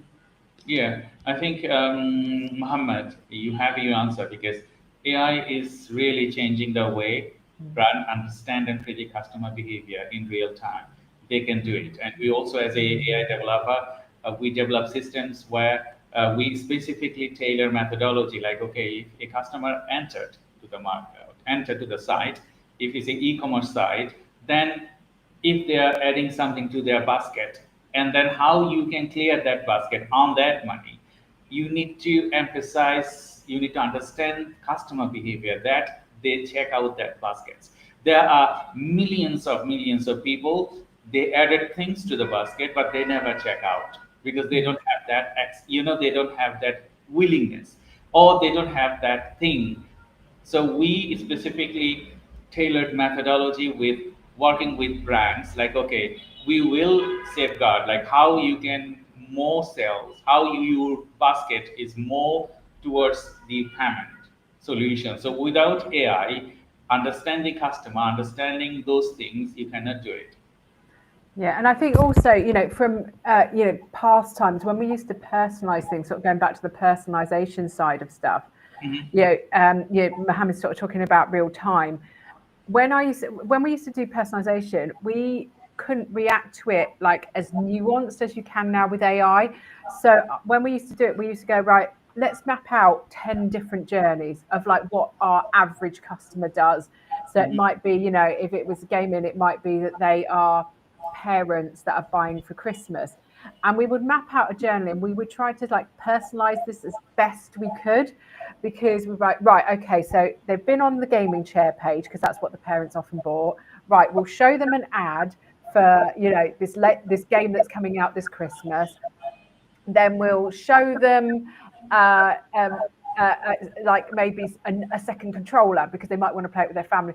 It was quite scripted, completely scripted, these journeys. And we'd only end up doing 10, 20 journeys of the most important ones at that time. And I know AI has sort of come in and changed all that because it can actually personalize on the fly. Oh, this customer likes so-and-so. Oh, there's this product. I'll just show them, and it understands those customer journeys so much better. And saves you a lot of time, so you don't have to just literally script out a customer journey and spend time. And then it's after Christmas now, so we need to do new customer journeys for New Year or Easter or something. So it's things like that where you've got the behavior in real time, and then it's actually acting on it and personalizing. It's not just a website, is it? It's things like ads. So ads can write and generate you images on the fly and personalize them. So it's affecting both sides of it. So you've got the data, and then it's helping you react on the fly as well. So I'm loving how it's going in many regards to that. Although I have seen a few of the AI generated ads and haven't been fabulous. So we've got a bit of a way to go yet, I think, on that.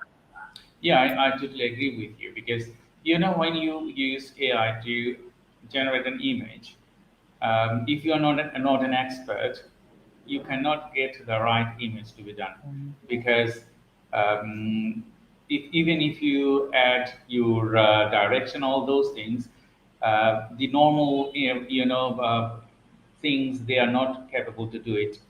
But if you think that you wanted to do Rubiera, like Trump, the advertisement, you see they have billions of views of that thing. That AI is different that we do, because that is customization AI, because they created everything with AI, but they are expert on that. So that's why they could do this kind of things.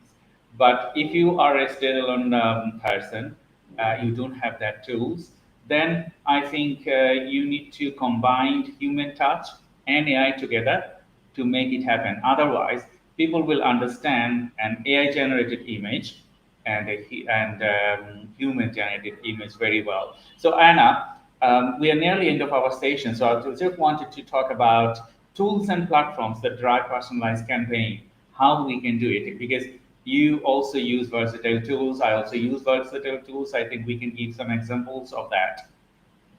Yeah. I mean, I must admit, like I do tend to stick to ChatGPT and things like that for my stuff. And I think one of the valuable things is creating your own GPTs. So the send example that I gave, you can almost ask ChatGPT to create you a GPT. It will give you the prompts, just from a starting perspective. If you've never done anything like this before, you can ask ChatGPT to create your GPTs. And like that example I gave you, where that guy uploaded all the council documents, that's not a hard thing to do. Get all your information. Any presentation you've done, every document you've written, pop it in. Create a little bot that people can query and personalize things. I feel like that's a really nice first step for a lot of people, where not everything's personalized, but you've offered a little personalized widget or space for people to be able to get some of your knowledge and start understanding it. And then, like for other examples, like if you are doing paid advertising, do check out things like some of the sort of options on social media, Facebook, and that of how they can do, you can do personalized marketing, because if you're just a small company and you haven't got a team of graphic designers and copywriters, that might help fill that gap a little bit. Like we said, it's not perfect, but it's worth having a look at to be able to do that. What about you, Dr. Shah? What do you recommend? I think if you are not a professional person, because if you are in a business and you wanted to do, because it is all about content nowadays, isn't it? Because the social media, and there is not only a single social media, it's multiple social media. If you talk about LinkedIn, if you talk about Facebook, if you talk about Instagram, these three mediums is more likely graphic design and graphic things, and as well as videos. If you think about TikTok or YouTube, that's totally different world. So I think to start with, if you don't have that bandwidth, you can do some low-paid graphic works with. There are many systems. I don't want to mention all of them. If you write ChatGPT, search, find me some low-paid graphic design AI system. It will list you a lot of system over there. You just go over there and try to find it. Is it appropriate for you? And then if you are semi-professional or full professional, like you have expertise on graphic design and content writing, all those things, you can improvise those things, because most of the time we use Adobe software, and as well as other mainstream software. Canva is a good thing because they have tons of things over there. So you don't need to create anything by yourself. You can copy them and then you can personalize it and you can use them. And ChatGPT as well. If you want ChatGPT to draw you a picture or maybe make you something, it will do. But as I said, personalization again, because if you wanted to attract people, nowadays people understand that this is AI generated and this is human generated. But when you do a fusion, combine those things, it's hard for them and they like it most, exclusive things. And that can steer your personalization journey for marketing to the next levels. Yeah, I think it's going back to what Thomas said as well, isn't it? That why, when you're picking a tool, make sure you know why you're doing it. What's the purpose and what's your goals? It can be, I get shiny object syndrome. Oh, I'm terrible at it, and I'm using all those different systems and trying them out, and actually, what is it you need to do right now? Is it marketing? Is it organization? What is it that's important to you? Because you can try lots of different systems out, but actually you need to start moving forward and growing. So I would be really careful, what are you doing? Why are you doing it? Who's it for? And ask all those back to those basic questions, because they're really important, because we can easily as business owners get sidetracked. I know I certainly can. But I know that it's not just exclusive to us ADHDers either. There's all this exciting stuff going on, and we can easily spend hours tinkering our website instead of sending marketing emails out. So just be careful. I totally agree with you, because not only you could post just for posting. No, don't post anything to your social media if that is not a habit. And you also need personalization, because you can try, if you are not regular on LinkedIn, you can try posting now and then. You will not see that your account is growing. It has to be a habit, continuous habit, like, okay, Monday, Wednesday, Thursday, Monday you post about attract. Wednesday you talk about nurturing, and Friday you talk about attracting people, so converting people. So attract, nurture, convert, and in between those days, you need to make it personalization, like the people you meet and those things. People wanted to know that what you do personally, who do you talk to, and how do you talk to them. Those information, if you don't include on your LinkedIn or any other social media, then the account will not grow. It's just like a thing that you can practice yourself, because most of the people, they think that, okay, if I post, my account will grow. No, if you post now and then, your account will not grow, because LinkedIn also has an algorithm like any other medium. They have a specific algorithm to get you out there. And if you are not regular, they will not prioritize you. They will prioritize those people. They are regular and they have depth. That's another thing. And the why, as we said, you have to have the why. Like, who is it for? It can be everyone. It has to be someone just your business that you wanted to do your business with. That it has to be. Yeah. Yeah. Yeah, So absolutely. we are nearly end of our session, Anna. At the end, do you want to share anything to the audience? Look, do you know what? I think that AI is a really interesting journey, but you don't have to do it alone. Like, there's loads of us that are AI enthusiasts and we love talking about it. So, if you're sitting there doing AI, and have a look at different platforms and you don't know what to do, then, definitely reach out to us. Or, there are lots of little AI groups around, communities where people are loving talking about it. I'm a big part of Mark Schaefer's Rise community, where we do loads of AI in there and future thinking. So, find a few people that are interested and share stories, because that's how I've learned a lot about AI. Talking to friends like Dr. Shah or through my communities, and I pick up stuff all the time and go to events. There's loads of AI events on everywhere all the time. Go along and find out. I mean, we've got someone here at the set coming here to the centre, and he's just going to do like basics, like how to respond to customer reviews with AI and things like that small businesses might not get time with. So have a think about like how you could not do this alone.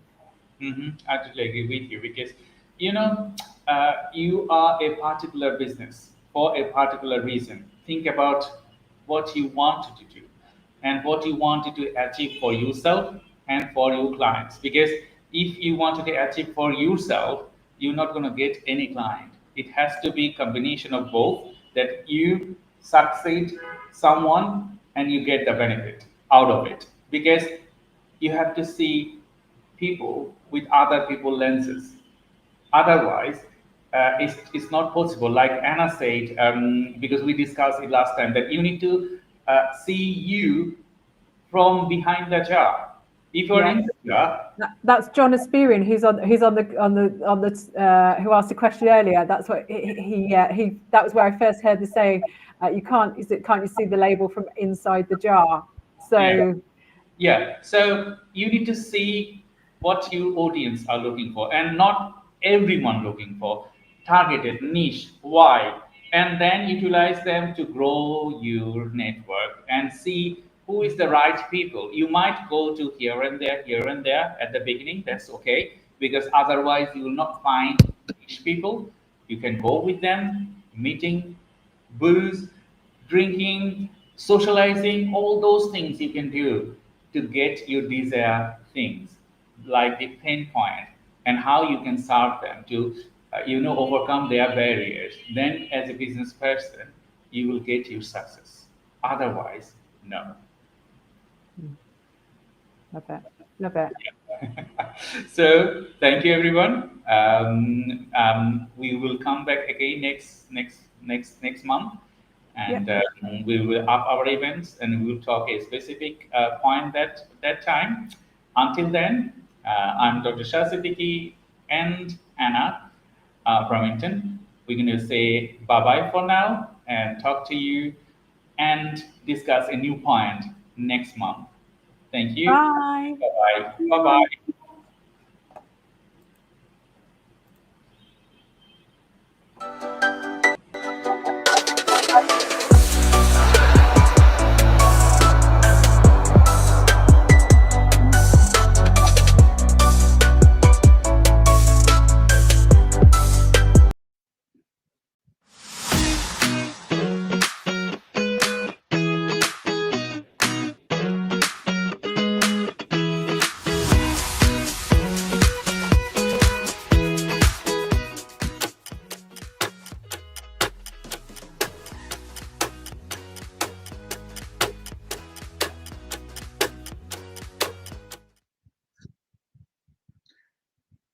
Hello, everyone. Thank you very much for joining today's live webinar. I'm Dr. Shah Siddiqui from Zenzi Marketing Agency, welcoming you to enjoy our live webinar today. As usual, we have a very special guest to introduce, and we're going to be talking a lot on how to grow the local economy and contribute significantly, because you know that we are in the south coast of England, and there is a huge growing economy here, and we wanted to talk about that as well. And we have very specific guest, and I will add him to the stage in a minute. But before I add him to the stage, I thank you again for you being supporting for a long time, and as well as if you wanted to ask us any question, feel free to ask us through the comment box, and we will continue this conversation an hour. So we will time to time try to ask you questions if that is relevant to us, and please ask us relevant questions, because it's better for us, because if you don't ask irrelevant questions that is not relevant to us, we cannot answer. So thank you everyone for joining today's webinar, and we have Travis Cooper from the White Link. Hello Travis, thank you very much for joining today's live webinar. Hi Dr. Shah, thank you for having me. It's a pleasure. Thank you very much, because we were talking, we had another before last week we had an event, and we did that event on our Neurodivergent Business Consortium channel, and you know that I run that channel every Tuesday. We go for live webinar, and we support people with neurodiversity, disabled people, and all other less able people that they need support with. So this channel is dedicated to time research and innovation, and as well as Zenzi marketing. So I will not go deep into that. I will wanted to discuss it a bit more detailed with Travis. That you know that White Link, as we discussed this previously as well, but that was a different audience. White Link is a massive corporation. So in relation with that, can you tell our audience a bit more actually what you do and what is your main operation, please? Yeah, of course. So we are a ferry operator that operates ferries, vehicle ferries, ro-ro ferries and foot passenger ferries to and from the Isle of Wight.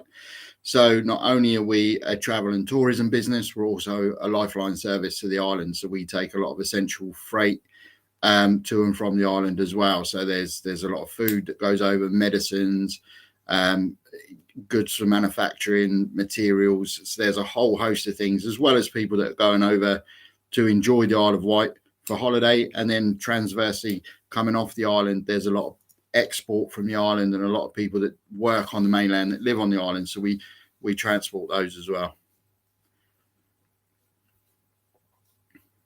Travis, it's been a pleasure to know you, and to the audience, we normally collaborate and contribute locally, because Travis engaged with a lot of local organizations to contribute as well as promote them and support them. So thank you very much for your openness to the community. So in relation with the White Link, you know that businesses is flourishing in the southeast of England, and the quality of life is greater than the other parts of England. So what are the effective methods to provide local businesses to improve the community or community activities? Because you've been engaged with many activities so far, as I know, and we joined sometimes together. So what are some effective methods to promote local businesses within a community? If you could answer. Well, yeah, I think the first thing is local networking events. We attend a lot of those. We've hosted one, and we hope to host another.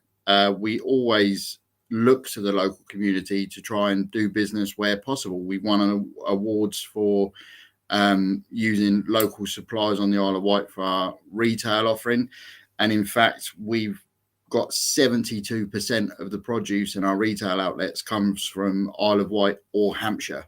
So we try and keep it very, very local. We're big fans of that. We really are. Yeah, that's a good point, that you do support local people as well as locally produced goods from Isle of Wight to the mainlands.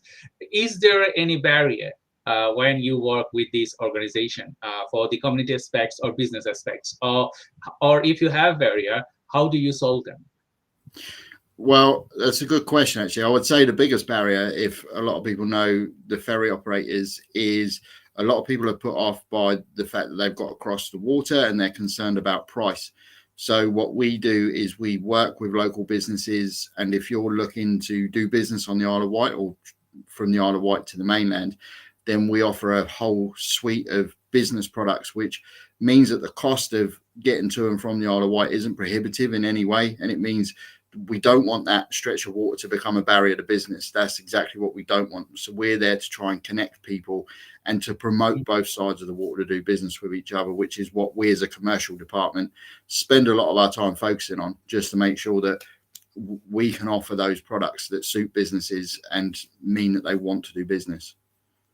That's really fascinating, the way you informed, because in this I live in Southampton, and I see that big ferries on the shore, as well as the different type of trips, and their work is going on.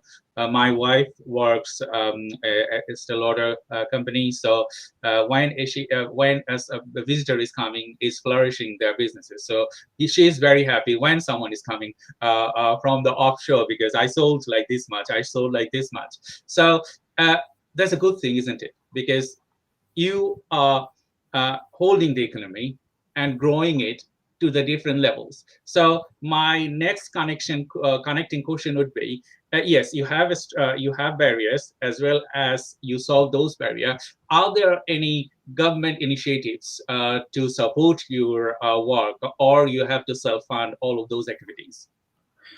Well, we don't really look for any kind of funding like that, as far as I'm aware. I mean, take that just from my commercial department and my commercial knowledge. So the local government, to grow and help support the local businesses, is through a lot of networking. Councils know their areas and can bring companies together, as they often do, which is kind of how you and I met, really, was at one of the local councils' networking events.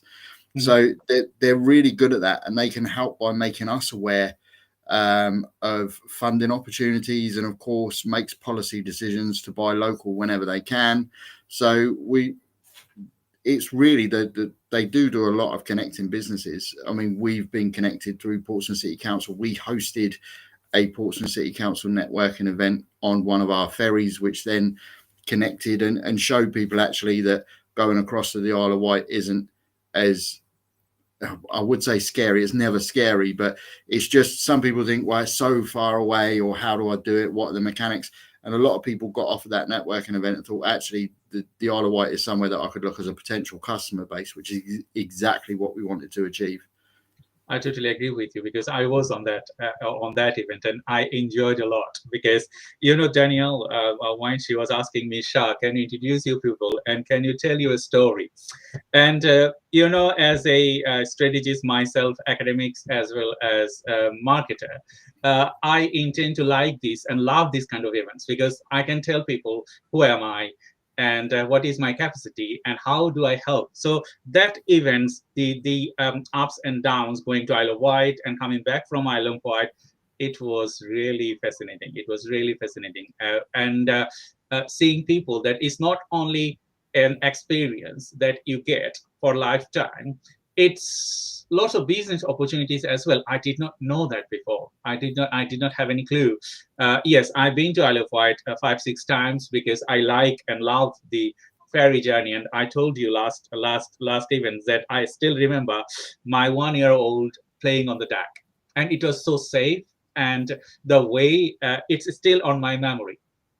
So I intend to take friends, families. Okay, if you wanted to go, come over. I will go to Isle of Wight, because I want some excuse to go over there. So that's great. Now I'm doing businesses there. So thank you very much for a great for providing great experiences like me and other people's. We're going to talk about that a little bit later. So my next connecting question would be, what role does Whitelink play in driving engagement and growth with local businesses? So again, we look to source very locally. We look to buy off of local suppliers. 49% of the produce that we have is from the Isle of Wight. So just shy of 50% of the produce we have is actually from the beautiful Isle of Wight. As I said, 72% is from Isle of Wight and Hampshire, and 28 out of 37 of our suppliers are within a 30-mile radius of our ports. So we're very keen to engage, and I mean, we could name some like the Garlic Farm. A lot of people might know the Isle of Wight Distillery. People might not know the name of the Isle of Wight Distillery, but I'm sure everyone will recognise, or maybe have in their house, a beautiful bottle of Mermaid Gin or Mermaid Vodka. And it's linking and working with those businesses, working with Brailsford Farm, which is one of the few remaining dairy farms on the Isle of Wight that actually raise Jersey cows as well. So their milk is absolutely fantastic. So we look to buy off of these suppliers. Our sandwiches on board are from a local Isle of Wight based sandwich supplier that bake their own bread and make all their own produce. So we're very, very big in trying to keep it as local as possible, because at the end of the day, we are a part of that community, and where we can have a positive impact on it, we try to do that as often as possible. Thank you, Jervis. It's been a real pleasure to talk to you today and to the audience. I hope you are enjoying today's live webinar, and please support us and support our work and support local businesses. As you know that we are in south of England, and we support local businesses, as well as we intend to bring people from the local businesses, either there is SMEs or big corporation like Whitelink. We always prioritize local businesses. So if you want if you have any question, feel free to ask us to the comment box. We're going to be talking more on developing local economy, and you know that every SMEs or every businesses in South Coast are creating positive impacts, and Whitelink is one of those companies that everyone should look into it, like, okay, how they are growing and how they are playing a vital role with the local economy. Because when you are a big corporation, you employ thousands of people, and that's also contribute to the local people, local economy, local businesses. So it's not like that one specific business is there and they are earning money. It's like one business is driving sales and growth to many other businesses. So that's the way it works, and that's why Isle of Wight is Whitelink is contributing so much to the to growing the local economy. We just have our first questions on the from the audience. I will share the questions a little bit later. I just wanted to ask you something in related to staff management, because you're a big corporations and you do have many individuals. So how do you ensure that your staff remains motivated and engaged within their work? I think the one thing that's very, very important is you've got to have progression opportunities, which we do. We have a very engaged staff. A lot of our staff, we're one of the few companies. I've worked in quite a few companies in my time, and Whitelink is one of the companies that I work with that there's a little bit of a joke in the firm that you say, oh, how long have you been with Whitelink? And they say, oh, I started for a summer and I've been here for 24 years. So there's that real longevity and that long term of service, because it is a great place to work. It's different every day. There is opportunities, promotion opportunities, educational opportunities. We have some of our colleagues doing degree courses whilst they're also doing their jobs, so they can improve their skill set. And I think with that, and with the kind of community feel we've got, I know you said we're a big corporation. We usually swell in the summer to about 499 employees, ship and shore. So it's quite a tight-knit company as well. So you do get to see the CEO, you do get to see the commercial director just walking through the port, and they engage and they talk and they find out what's going on and they take an interest, which I think is a massive plus for everyone else that's working in the company, because they feel that they're being spoken to, and more importantly, they're being heard. That's quite fascinating, because I would love to work similar companies, because when we talk about employee and when we talk about equal opportunities, that's time I just blink like, okay, there should need to have equal opportunities, because as a disabled person myself, I do have disabilities. I'm neurodivergent, and with having a skin color, that I'm migrant here, but I established myself as a business person as well as in academia, achieving PhD and supporting local people and local businesses is amazing. But when we talk about equal opportunity and growth, I just wanted to ask you a related question: that do you identify and develop future leaders within your organization? Because as I have experienced in many businesses, they don't have space for the people or the odd people, I would say. Sometimes they say, okay, he's very odd, he is asking different questions or something like that. But those odd peoples are the drivers sometimes. So do you have any plan or programs to create the future leaders within your company? Yeah, we do. We have something that's called Bridging the Gap. Bridging the Gap took everybody that was in a leadership position to start with. So you started with top level, you start with masters, you started with mid to senior management levels, and they went through this process of bridging the gap to identify strengths and weaknesses and potential skill enhancement areas that we could do. And then that slowly filtered down throughout the business. Everybody's had an opportunity to go through this.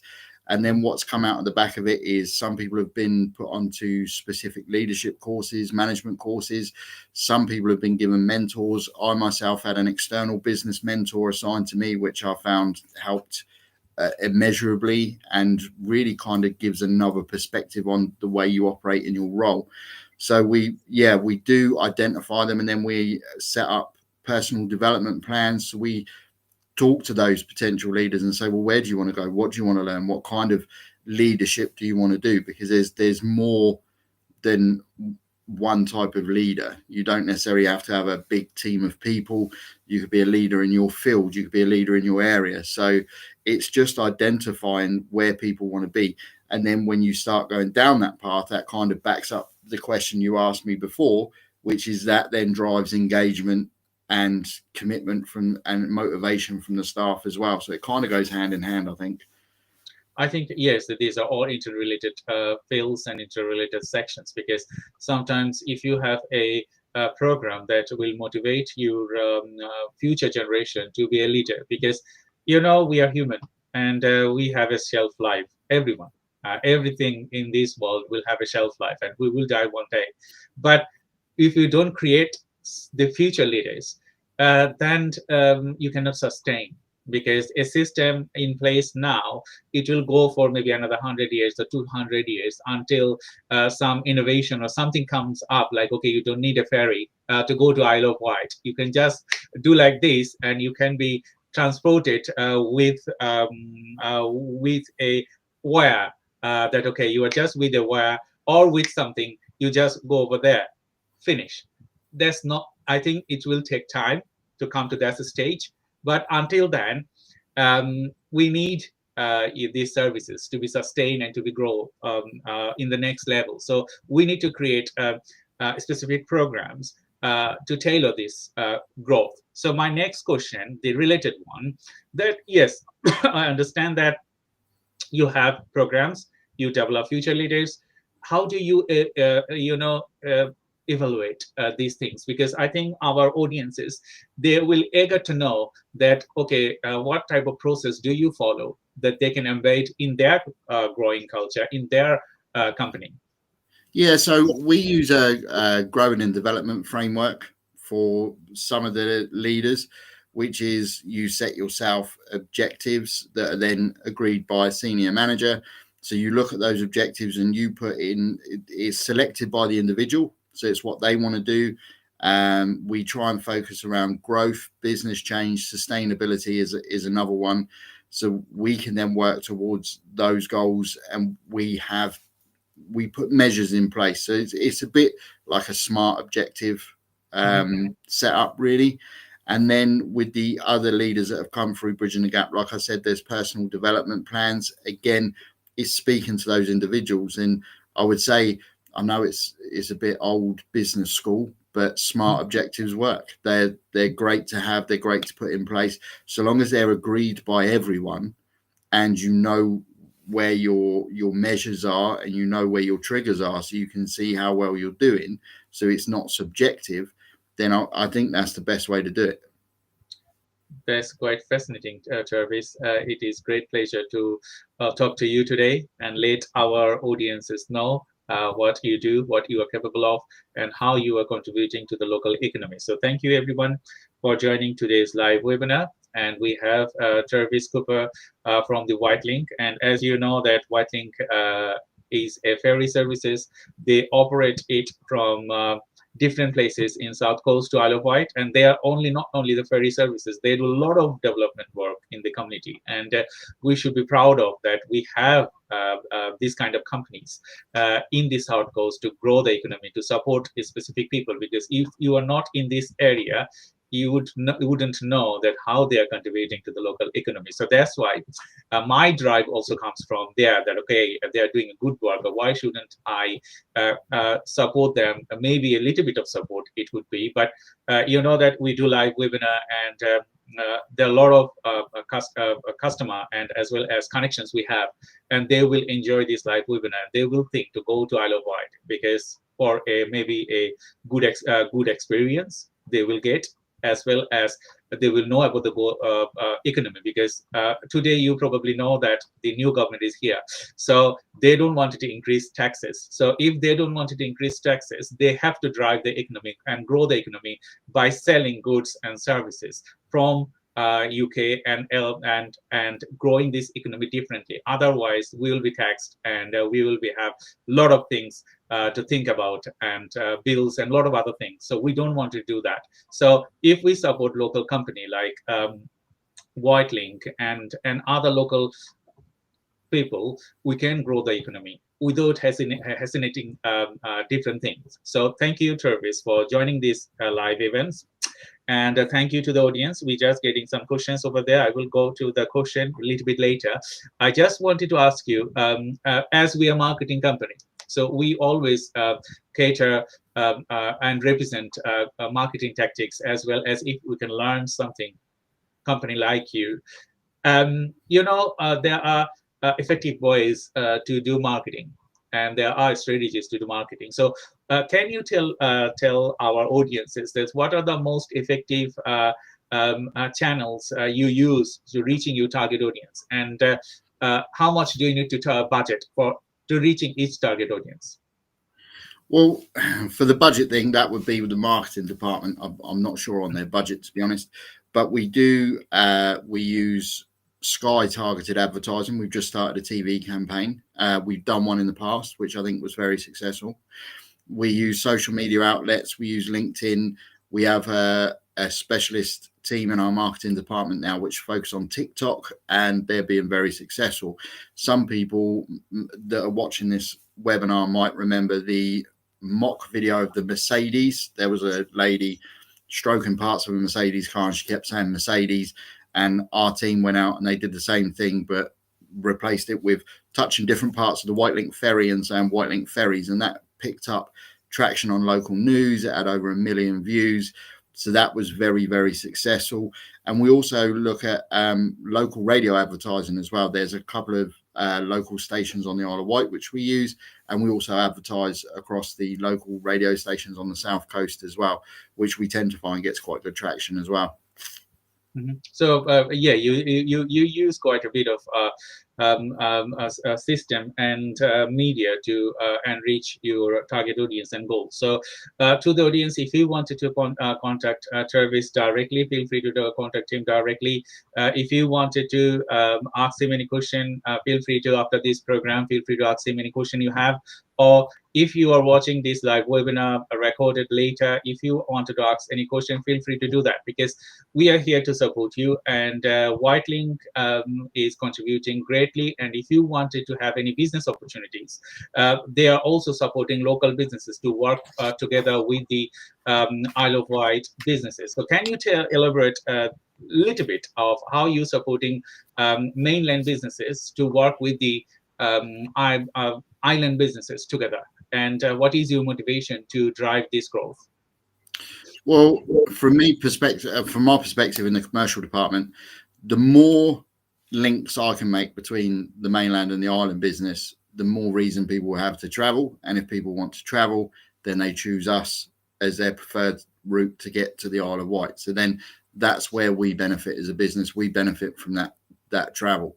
So that's one of my main drivers. It's also, in the years I've worked for Whitelink, I personally have made a lot of connections on both sides of the water, and people just come up to you and ask you and say, look, can we do this? Can we do that?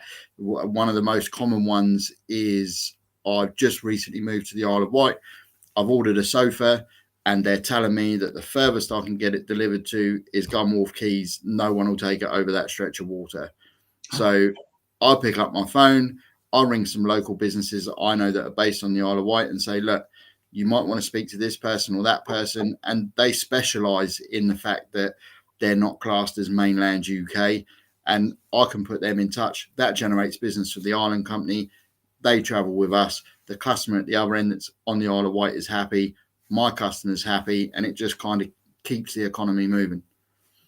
That's great example, because when you are the main drivers to grow the economy, the specific elements or puzzle pieces. So when I work with businesses, all the time I say that, okay, your business is a business canvas. You all know that, but on that business canvas, you have individual puzzle pieces. So if you wanted to make the business canvas very nice, very tidy, then you need to know which puzzle pieces will go where. And then it will fulfill your desire. It will grow your businesses. So you are the person working on Whitelink, supporting local businesses, driving the growth for the local economy. So that's really fascinating. And I just wanted to ask one question from the audience. So we have Murad Jaman and Abdullah Al Mahdi joined. So I will Mahdi said, just give me a second. I just show that one. As usual, I'm not getting any messages on my LinkedIn Live, although I have this is the problem of Restream. So last week when we did, I did not have any messages shown on my panel, and this week is the same thing. So there's not a good customer satisfaction. Anyway, I just read it through. So Abdullah Al Mahdi said, I am really enjoying watching the live session. Could you please elaborate on the role of social media and online platforms playing in community engagement? So yeah, I was going to say, for us, it's everyone's on social media. Mm-hmm. So as you and I were having a conversation before this went live, is actually, and you've got some fantastic stats, I'll let you share those, but the world is turning to social media now. People are more looking down than they're looking up. So to get across on social media, to get your message out. And this is the thing with the video I mentioned that just went absolutely viral, that was the mock of the Mercedes. No one expected that to happen. It was just, they had an idea. They said, let's do this. It'll be fun. It adds a bit of humor to the brand, and it absolutely exploded. And literally I was going to networking events. I was at a business expo in Portsmouth, and someone came up to me and congratulated me on the video, and I hadn't even seen it then. So people were already talking about it, and I was like, I better check our TikTok feed so I know what they're talking about. So it's crazy how it just gets people talking and recognizing what you do. I was at a networking event 2 weeks ago, just before the Isle of Wight Festival, and before I'd finished my elevator pitch, someone said, please say that to your marketing team that they're absolutely fantastic, because I love the videos that come across on social media. So you're touching those people in all over the local community, And it's also with social media, people get to watch it in their own time. So they get to see it when they're ready to see it. If you're at a networking event, if you're at a business expo, people need to be there at that moment in time. But with social media, it's 24/7. I totally agree with you, Travis, because as a marketing company and work as a marketer and working in the marketing industry, as well as all other aspects that we can contribute to, social media is changing. The lifestyle, social media is changing rapidly. So there was a article published, a research was done that mostly nowadays people spend more than 6 hours every day within social media. So you can imagine that half of our day spent on social media. So it is contributing greatly, as well as creating individuals' problems for the people. So we're not going to talk about the problems. We are only going to talk about the good thing that it is doing. As a marketing company, we utilize social media greatly, like social selling, as well as all the work we do, SEOs, and a lot of individual things. It's transforming people's lives, and we can contribute more and express more, as well as ever more. 10 years back, or when I was working with neurodiversity, as well as disability, there wasn't that much awareness. Now you see people, they know what is autism, they know what is dyslexia, they know what is different type of disabilities, they know all of those things. That's only possible through social media, because there are a lot of people working together to express their feelings, to let people know what they are capable of and they are not. And as well as we're talking about businesses are more versatile nowadays to attract more customers. So the boundaries, local boundaries, is extending to national, to global. And I think that you also get lots of global audiences within Whitelink to facilitate them through your services. So my another question, because we're talking about local businesses and other things, I think Isle of Wight also have a historical footprint at the United Kingdom. Can you tell a bit more about the historical footprints of Isle of Wight as a whole? So probably the most famous bit of history about the Isle of Wight is the fact that Queen Victoria was the person that made it popular as a holiday destination. She moved, she holidayed on the Isle of Wight quite frequently and built Osborne House, which you can go and visit now. It's a national heritage site. It was given back to the people by the royal family, so you can go and see that. It's absolutely stunning. You can go in the house. The gardens are fantastic. So that was kind of the first thing that put the Isle of Wight on the map, because Queen Victoria liked it, and it was very fashionable in the time to copy what the royals did. We still kind of do it a little bit now. And then that spawned Ryde Pier, because the Victorians didn't like having to get off a boat and lift up their skirts and walk through knee-deep water to get to the beach. So Ryde Pier appeared, and then it became a real holiday destination and somewhere that everybody wanted to be. So you've kind of got that side of things. It's also documented that Charles Darwin started writing The Origin of the Species by Natural Selection while he was staying at the Isle of Wight. There's been some real famous visitors. There's been ex-American presidents that have come to the Isle of Wight as well, and there's a few stories around that. There's been some famous people locked up on the Isle of Wight as well. So you've had, I believe, King Charles was incarcerated on the Isle of Wight for a little while when there was the Civil War going on. So there's a lot of history around the island. It's been there forever. And if you go right back, it's actually a great place to go fossil hunting if you want to look for fossils on dinosaurs and stuff like that. So there's a lot about it. I mean, more away from the industry side. But since then, there's been a huge agricultural output from the Isle of Wight, which is still going to this day. So an interesting statistic is, if any of the viewers enjoy eating tomatoes and you buy tomatoes in the UK, 30% of the entire UK supply of tomatoes originates from the Isle of Wight. That's really fascinating. I think you missed one point, the phone one, because when I've been Yes, when I've only, of been course. yes, when I've been to the events that we did together on the ferry, that question, I was guessing like, okay, what would be the thing there, the phone bit? Can you tell the audience about the phone? So the phone bit was, I'm going to have to refresh my memory, I'm afraid, if you can just bear with me. So this is the oldest phone booth over there. Yes, it is. You're right. It is the oldest telephone box in the UK. Is situated on the Isle of Wight, and it's still there to this day, actually. And I can't remember the date it went in. I'm sorry. That was part of the quiz that I did as the Portsmouth City Council networking. But yeah, you're absolutely right. Yeah. So there are a lot of things happening in Isle of Wight. It's not like that we are talking about businesses today, although, but there are historical things that you should consider when you visit Isle of Wight. The dinosaur bits, I went there with my son, and he was like moving around everywhere and checking the dinosaurs and a lot of different things, and the historical view, as well as the natural beauty is different, because you can't imagine.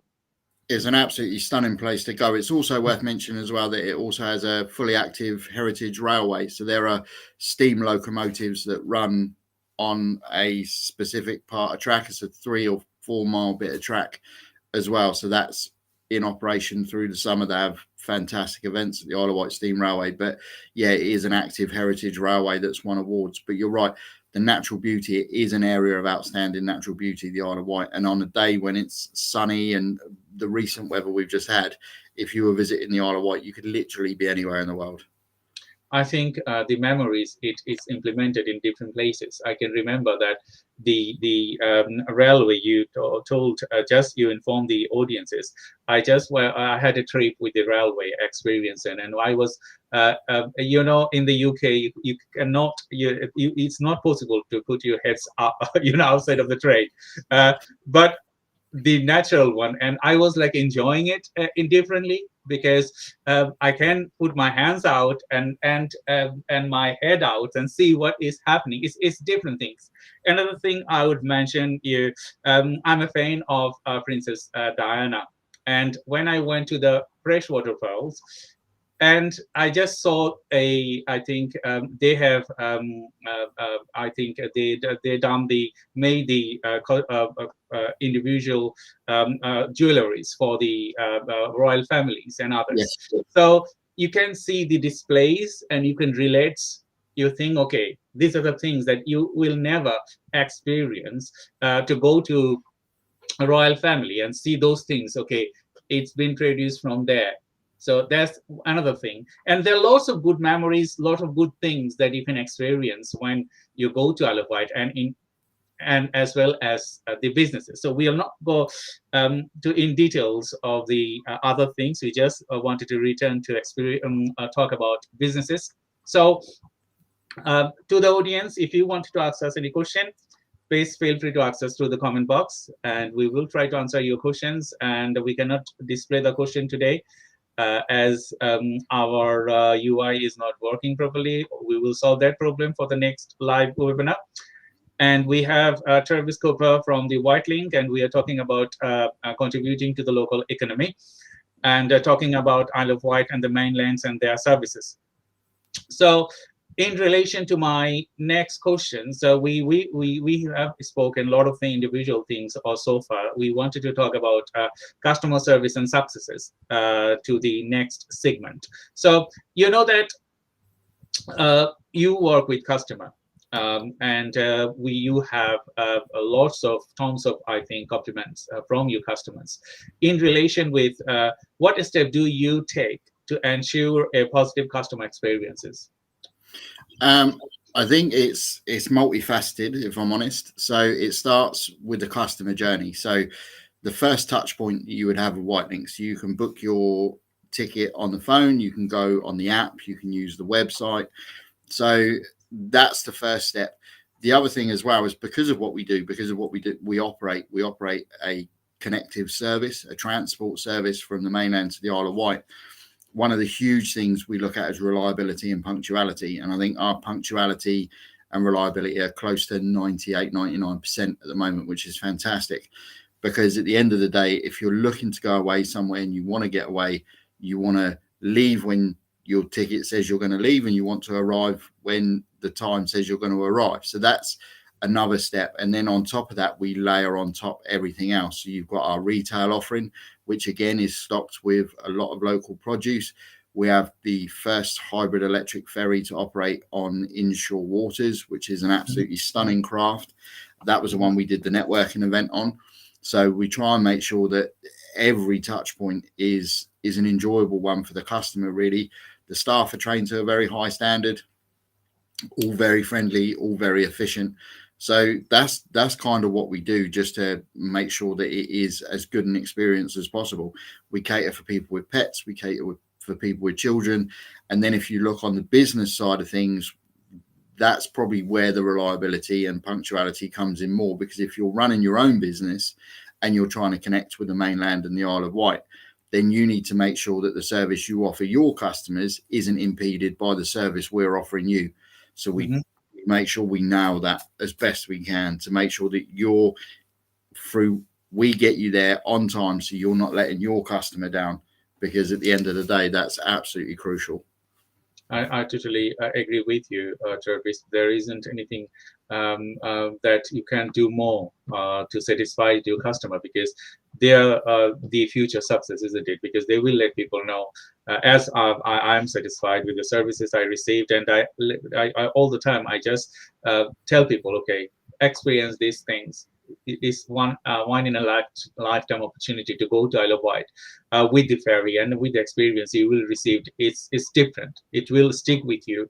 The good memories is your driver's force, isn't it? So good memories is a good thing. So I just wanted to ask you another related question, because you know that yes, you have positive feedbacks, and you might have something complaints or good feedback.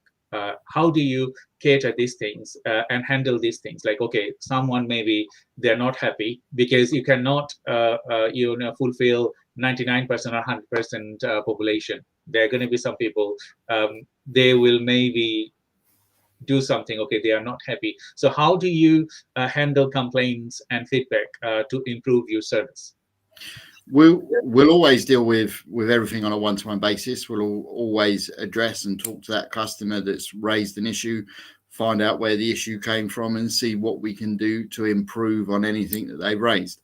It's not always possible necessarily, but I think it's opening that dialogue and speaking to that customer and making sure that they feel satisfied with the result at the end of it. From my side of the business, because I deal with a lot of business customers, a lot of freight customers, we thankfully don't get a lot of complaints, but if we do, we can work with them very much on a one-to-one basis and just make sure that we get it resolved as quickly as possible, because after all, they're frequent travelers as well, so they're backwards and forwards, sometimes on a daily basis, sometimes a couple of times a day. So that's how we do it. I mean, I think we are doing the right thing, because last year for 2023 we were voted the best ferry operator for UK ports and destinations, and we won that award. We won the gold, so we came first, and that was voted for by customers that use these services. So there was a voting panel opened up, and it was the public that voted, and we won that. So we feel that we're coming on leaps and bounds, and we're really doing the right thing, and obviously customers are pleased with what we're doing. That's great. Travis, we just have another questions. I will ask you in a minute. So I just wanted to ask to the audience, if you wanted to ask us any question, feel free to access through the comment box. And I'm Dr. Shah Siddiqui from Zenzi Marketing. And we have Travis Cooper from the White Link. And we are talking today how you can grow local economy. So we are talking more into businesses. And we have the next questions from Murad Jaman. Thank you, Murad, for asking this question. So how do you train your staff to provide exceptional customer services? So we do that through several routes, really. We have online learning platforms, we have training courses, we have refresher courses. We also have champions throughout the business that are obviously we have a tiered system. So in our retail outlets, we have senior retail staff and retail staff, and the seniors take on a leadership role to ensure that the service that is being provided to the customer is of the highest possible standards. From the shipping side, you have masters, chief officers, and ratings, and obviously the master is the top boss on the vessel at any time, and they ensure that their staff also give the best possible customer service, as well as themselves as well. The captain is often seen to be going through the ship at times and speaking to customers, especially if there may be some form of disruption. So it's refresher training, I think, is the most important thing. If you take someone on, what you've got to remember is we're a company that, like I've said, one of the old jokes is I've stayed here for 24 years. So in that time, you just need to keep making sure that there's that refresher training that's offered. And obviously things change as well. Technology changes, there are innovation changes. So it's making sure that the staff are on board with those ideas and understand why changes are being brought in and how it's positive for the customer journey. So it's just topping up on that training, I think, is the key point, is make sure that you just keep refreshing. I totally agree with you, Travis. And thank you very much for your contribution today to our audiences. And thank you to all the audiences that you're enjoying this live webinar. Please support our work. And if you wanted to ask Travis any specific questions related to Isle of Wight or supporting local businesses, feel free to contact him directly. And you can contact him through social media as well as LinkedIn. So we just are nearly end of our session. We just have less than 15 minutes to talk about more on contributing and developing local economy. So on the next questions, I wanted to ask you about community engagement, because I know that you are engaging hugely to the community, and we can only improve local businesses through community engagement and working for them and working with them.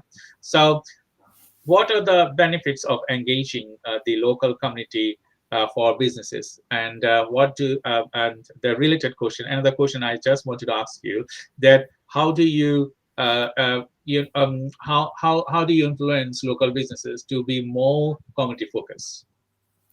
I think that's more organic, to be honest, the second part of the question, because if you are shown to be doing it yourself, then others tend to follow suit. I think there was a very much a trend shift during the pandemic when everyone was in lockdown. I mean, we carried on operating. We were considered key workers because we were a lifeline service to the Isle of Wight. But there was a lot of talk then when people were getting shut down, people had to close their doors, that there was a real sense of community that came out of that.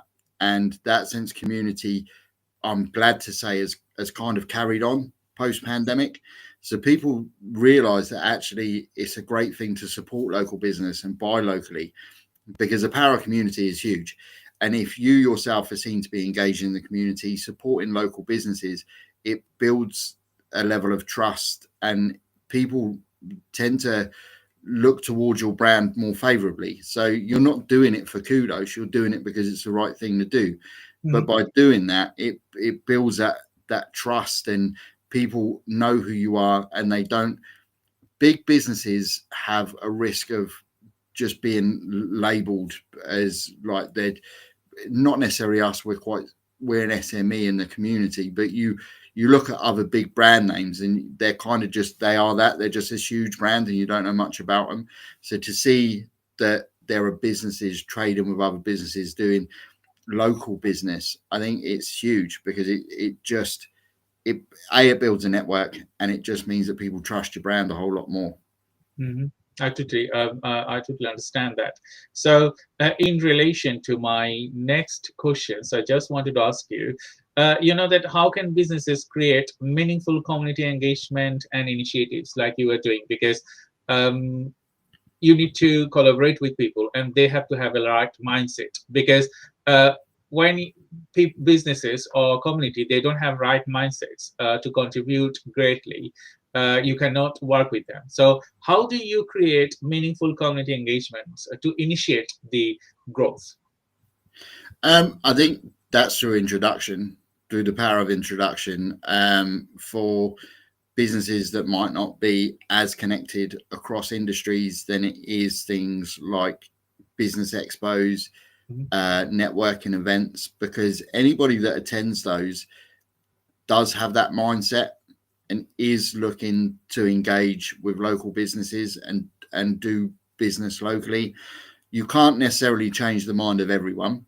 As we've said, that's the same as customers. You have good feedback, you have bad feedback on occasion. So I think it's more finding the right space for your business to be, so you're surrounded by a lot of other like-minded businesses, because you'll get a lot more traction through people that are already prepared to be engaged than trying to change the mind of that one business that doesn't want to be engaged, if that makes sense. I totally understand. So we have the next question from Azama. The related questions that how can local businesses leverage these drivers to achieve sustainable growth?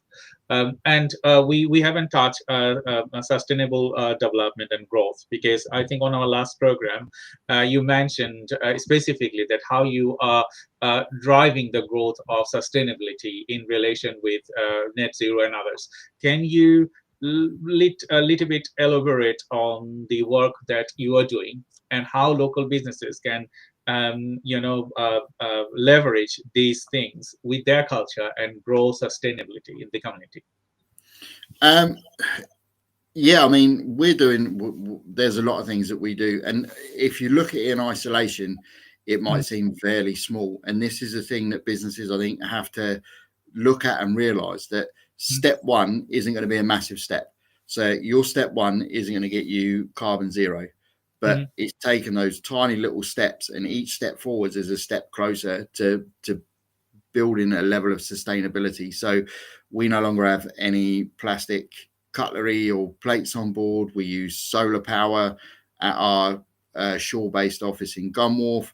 We recycle 99% of our waste is now recycled or not sent to landfill, which is huge. We look at fully recyclable cups in our retail outlet. We're investing in oyster farms in the oceans. We're looking at seaweed farms as well that offset carbon in the local waters where we are. And we've got a hybrid electric ferry. And there's lots of other things as well that we're doing or we're in talks to do.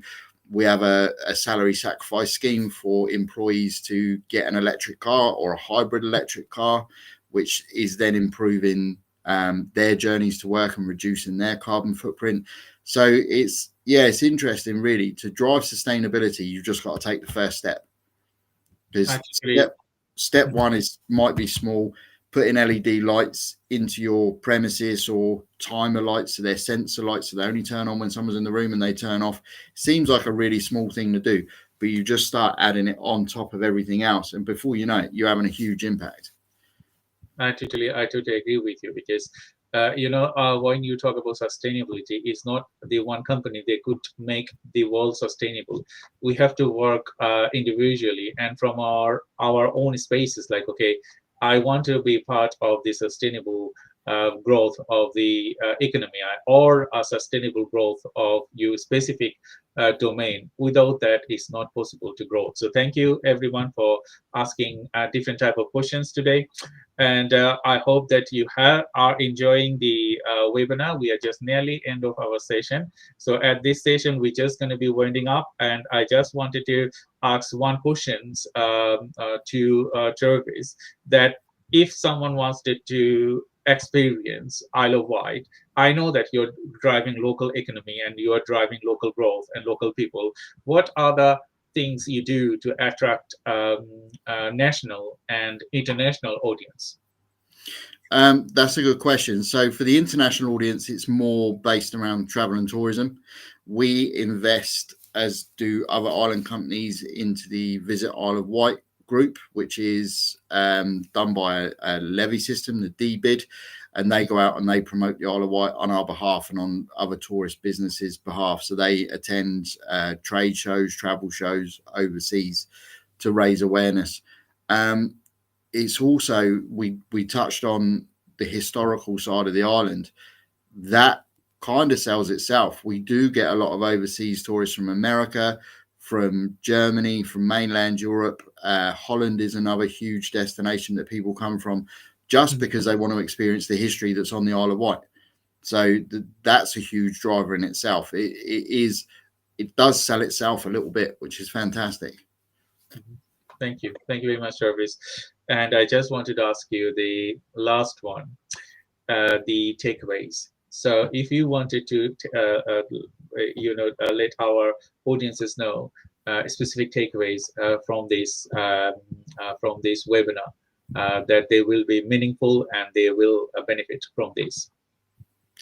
I would say the biggest takeaway is, as me and you have said, we met at a networking event. Networking is critical, especially in the local community.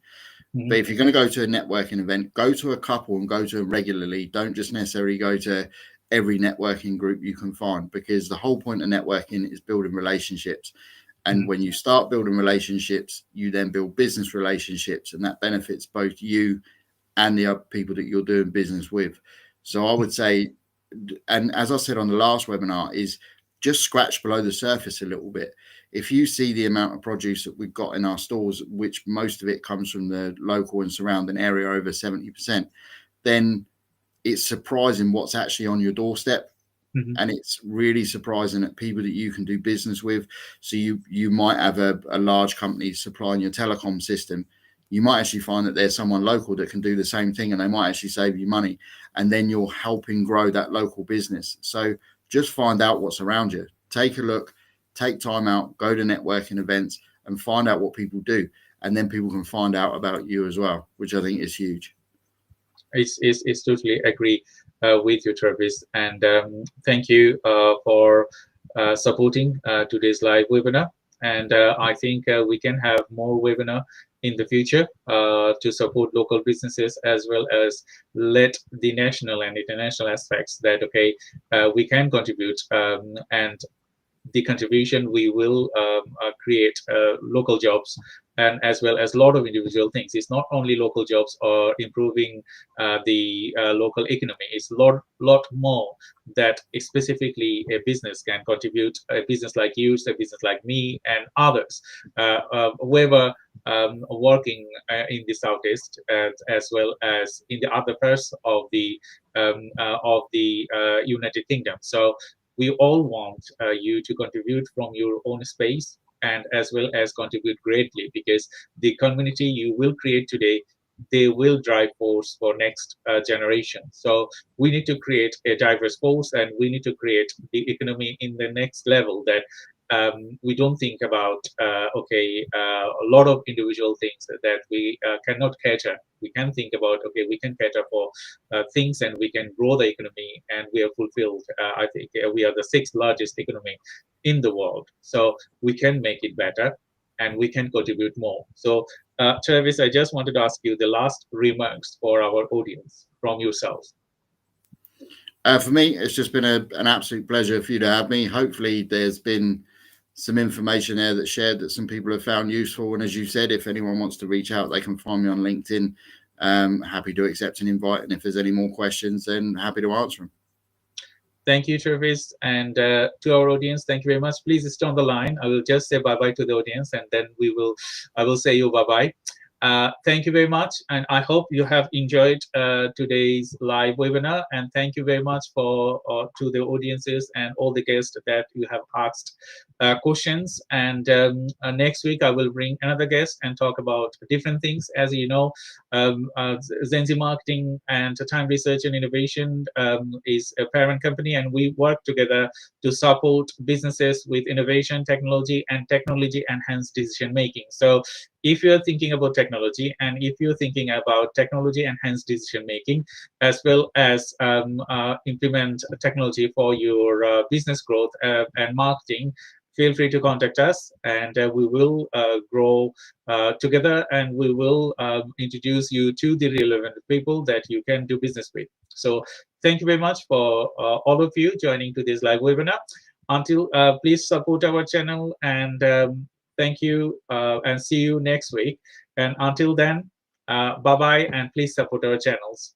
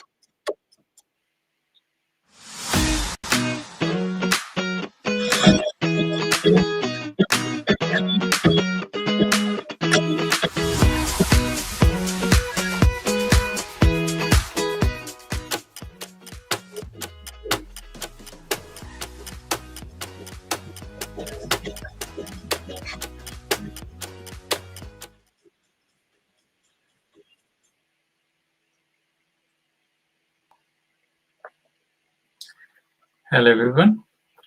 Thank you for joining today's live webinar. I'm Dr. Shah Siddiqui from Gen Z Marketing Agency. And today we have a very special event. We are celebrating the International Women's Day, the Women's Celebration Week. And we have a very special guest today, and to talk about specifically women's, and we're going to be talking about diversity and inclusion in the workplace as well in the community. Our guest is on its having some technical issues, and when it is done, I'm going to be introducing her with you.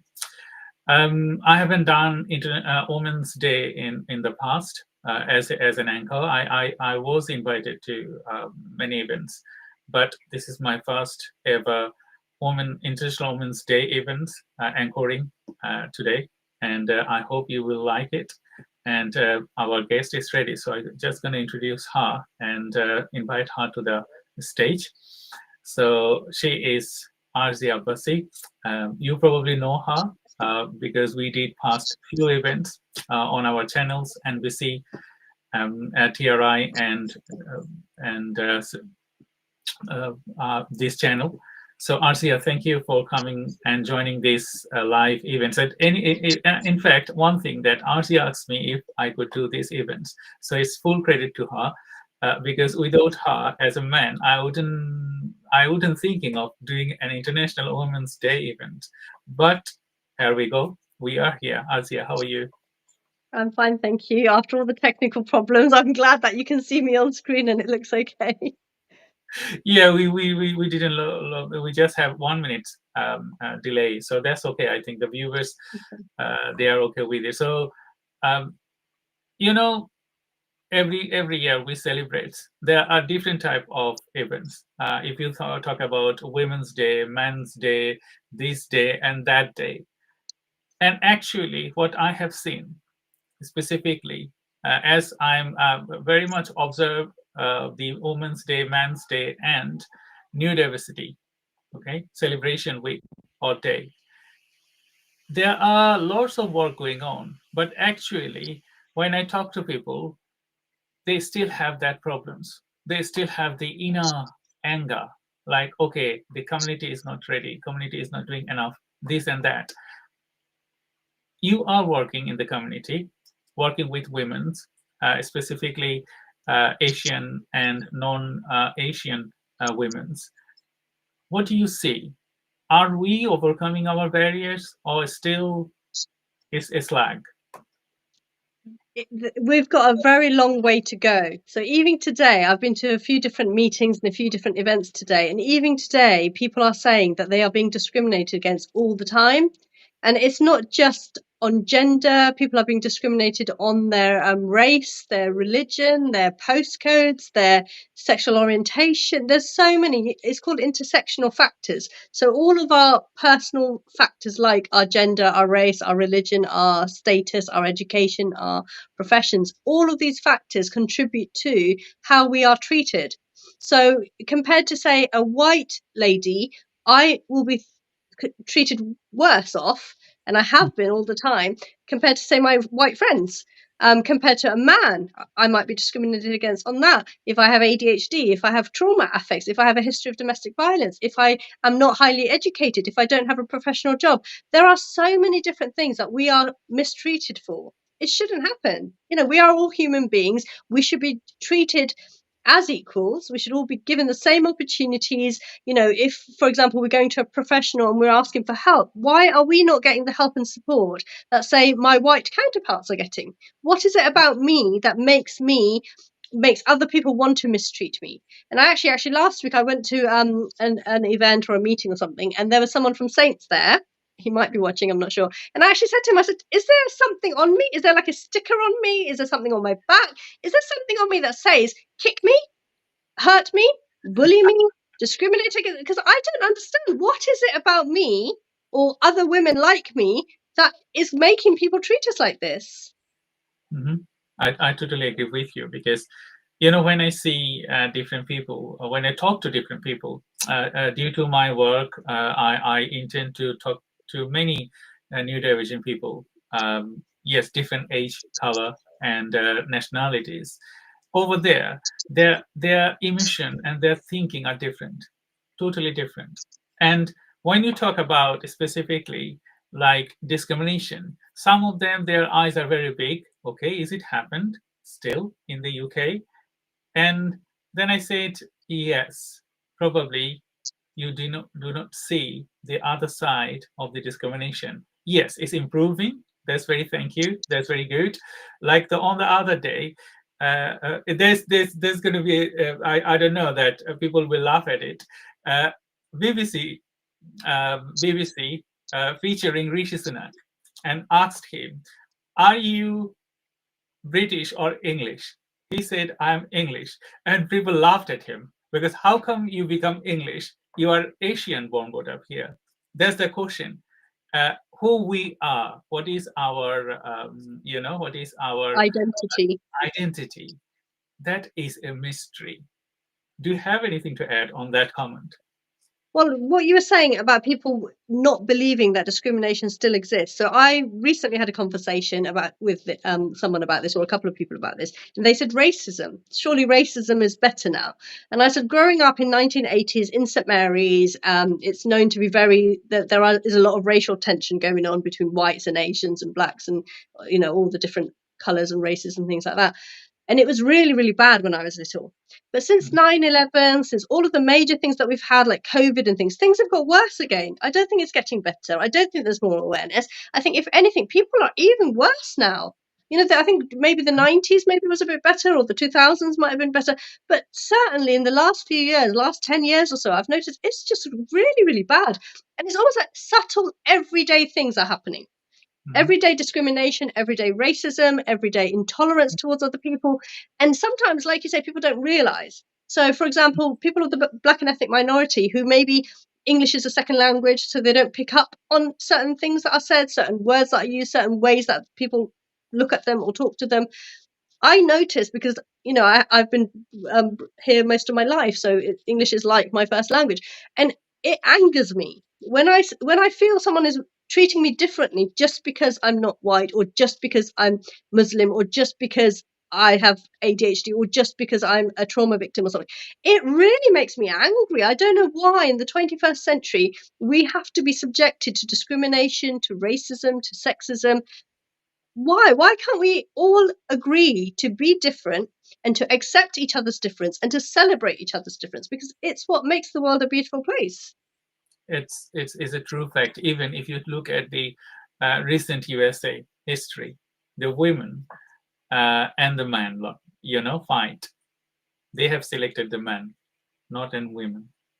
Okay, so in that way, if you see the big, giant, stronghold of legislation, they talk about lots of different things in the society and the community. It's still out there.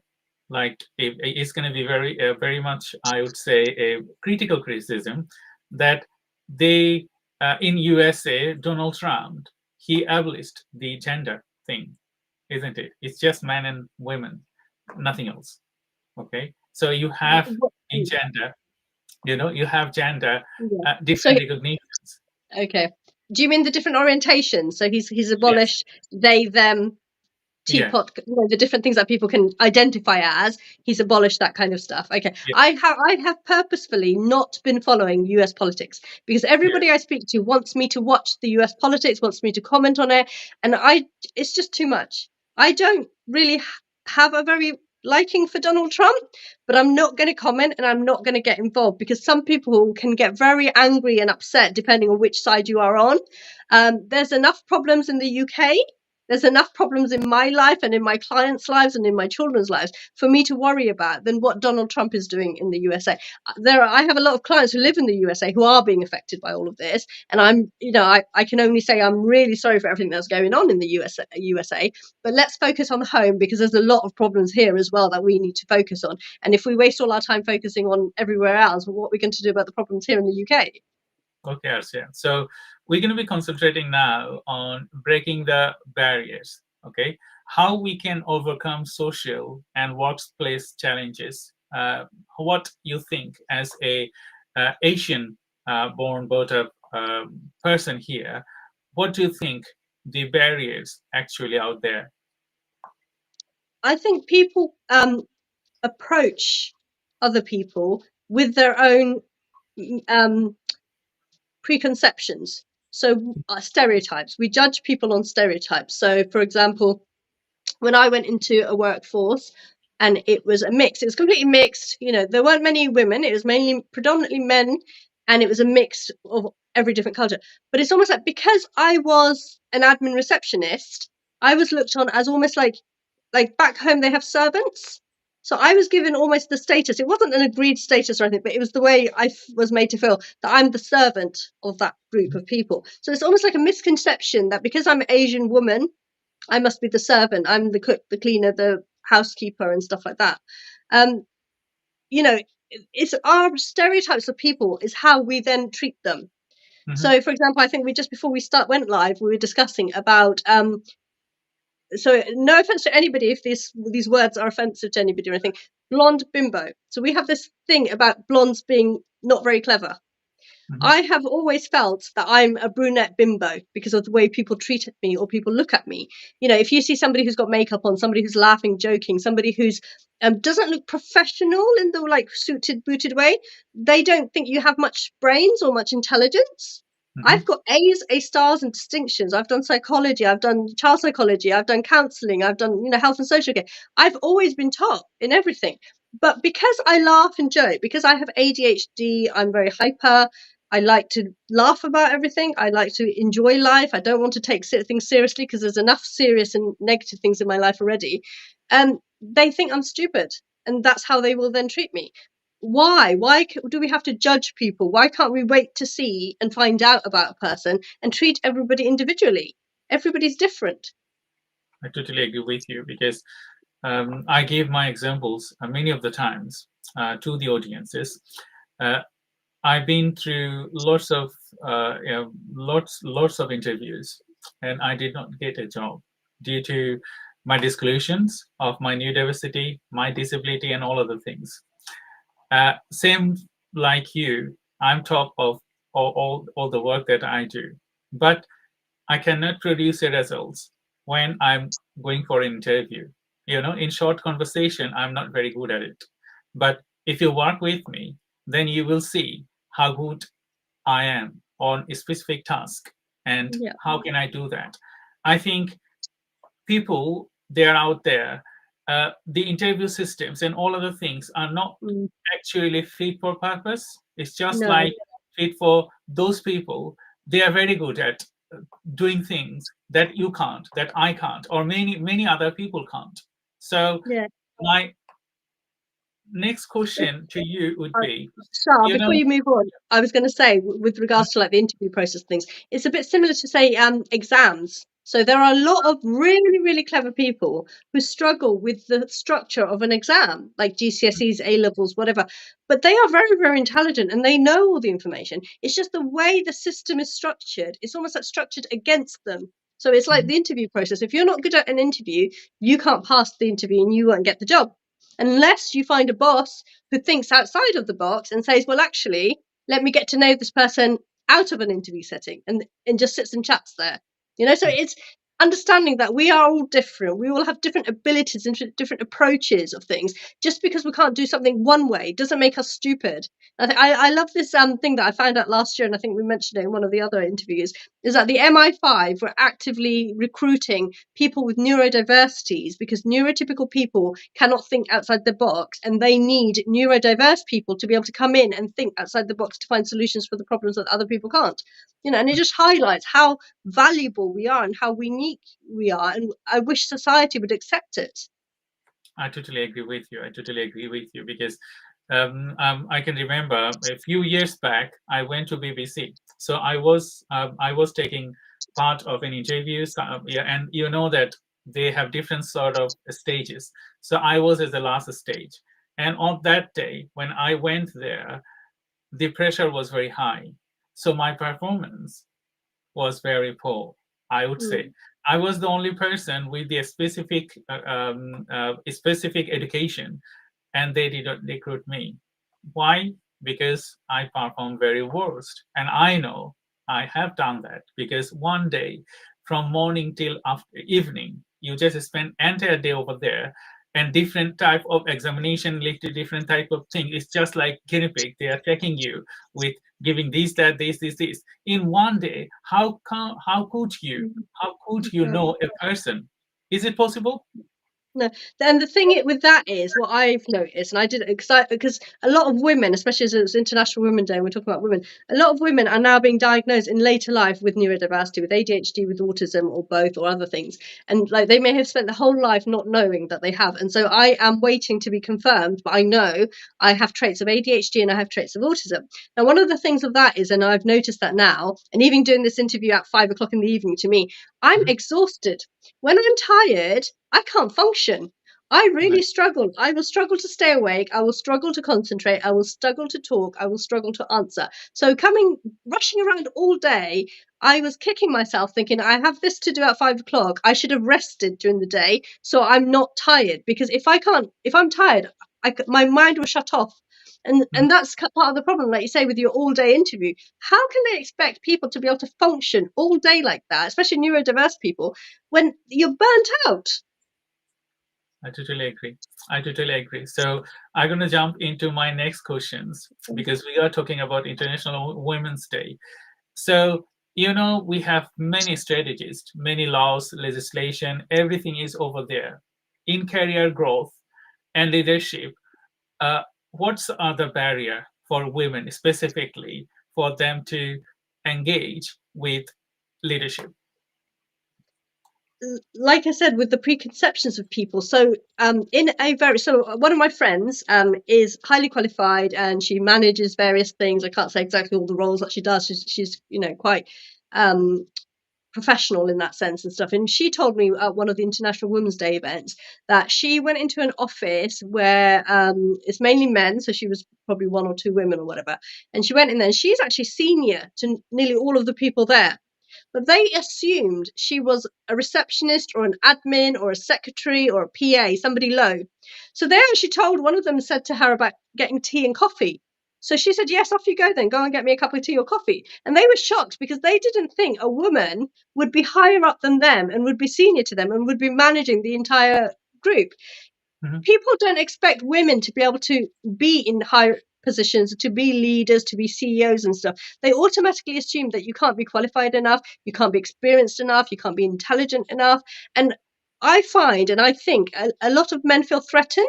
So if there's a woman who's in a senior position, they will feel threatened by that. And maybe you can explain why men feel threatened by women in higher positions. I don't have that kind of mentality. As you know, that I work with men and women both, and women can be very much genius than men. You can see there are lots of scientists, top level marketing people, business people, and in many offices you will see that women, they are holding the CEO post. If I give an example, my wife's, okay, she helped me to come to this stage.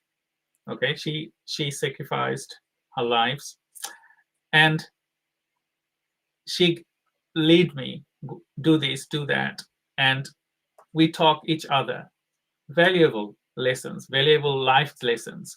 You probably know that in my past life, it wasn't very good.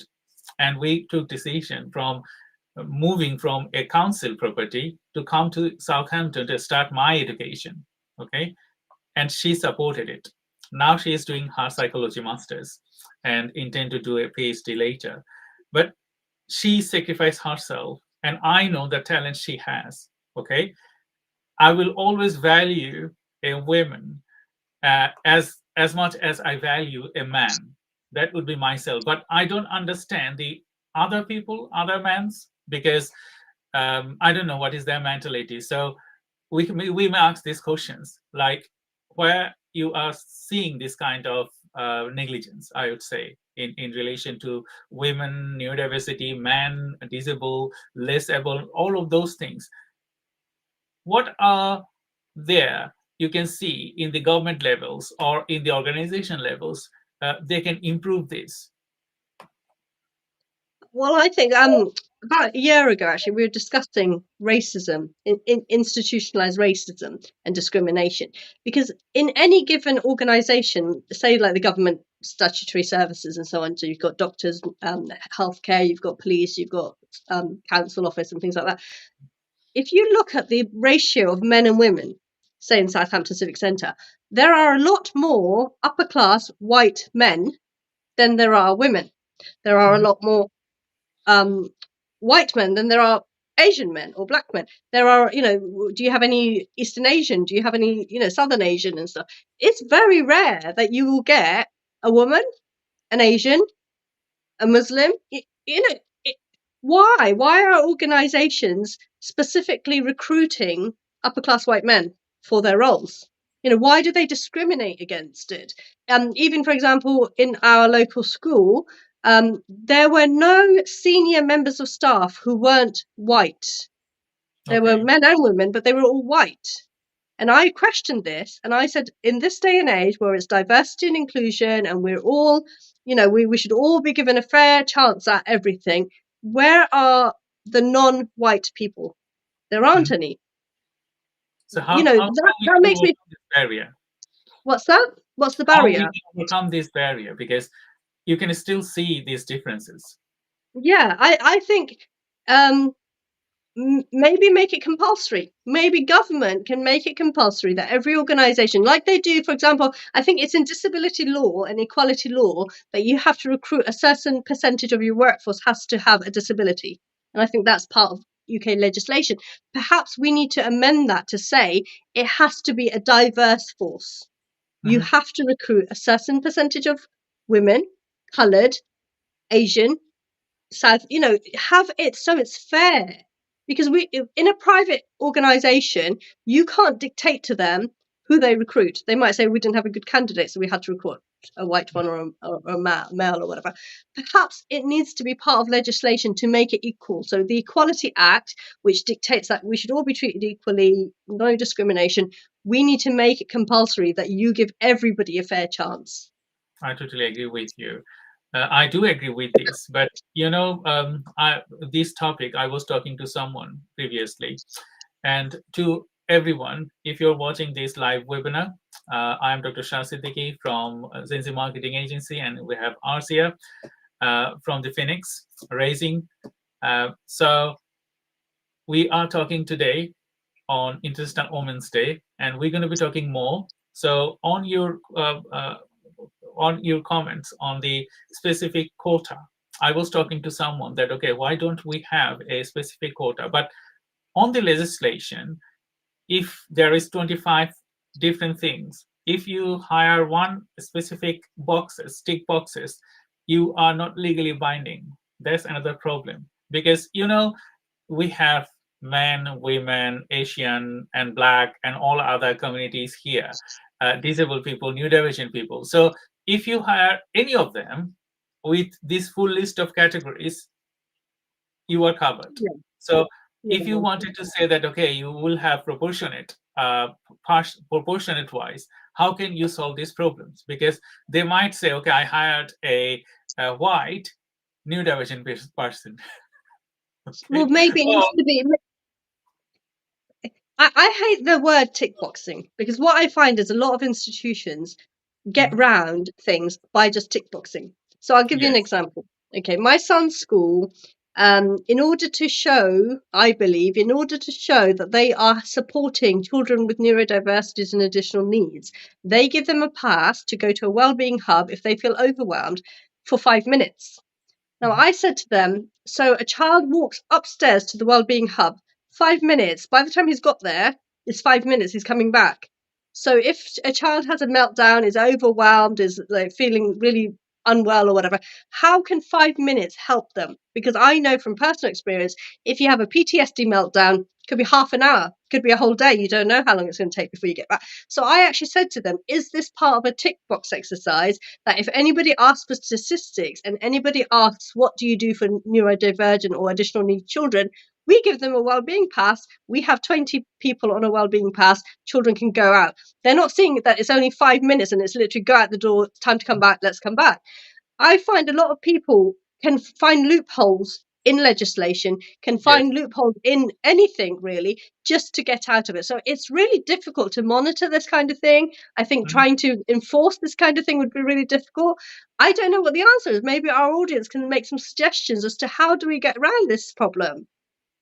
I totally agree with you, because when you discuss and research more about these things, you find all the loopholes, and we need to fix those loopholes, and as well as fix people.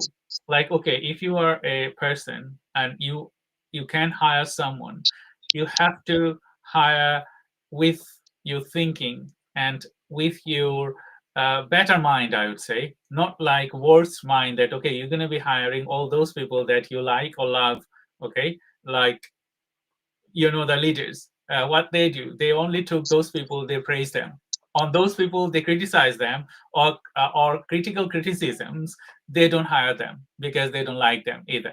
So we're just going to continue our conversation. Before I go back to my conversation, to all the audiences, we are doing an in-person event on next Thursday from 10 a.m. to 12 p.m. at the Fairham Innovation Center. So this is the events we are doing from Andy Business Club.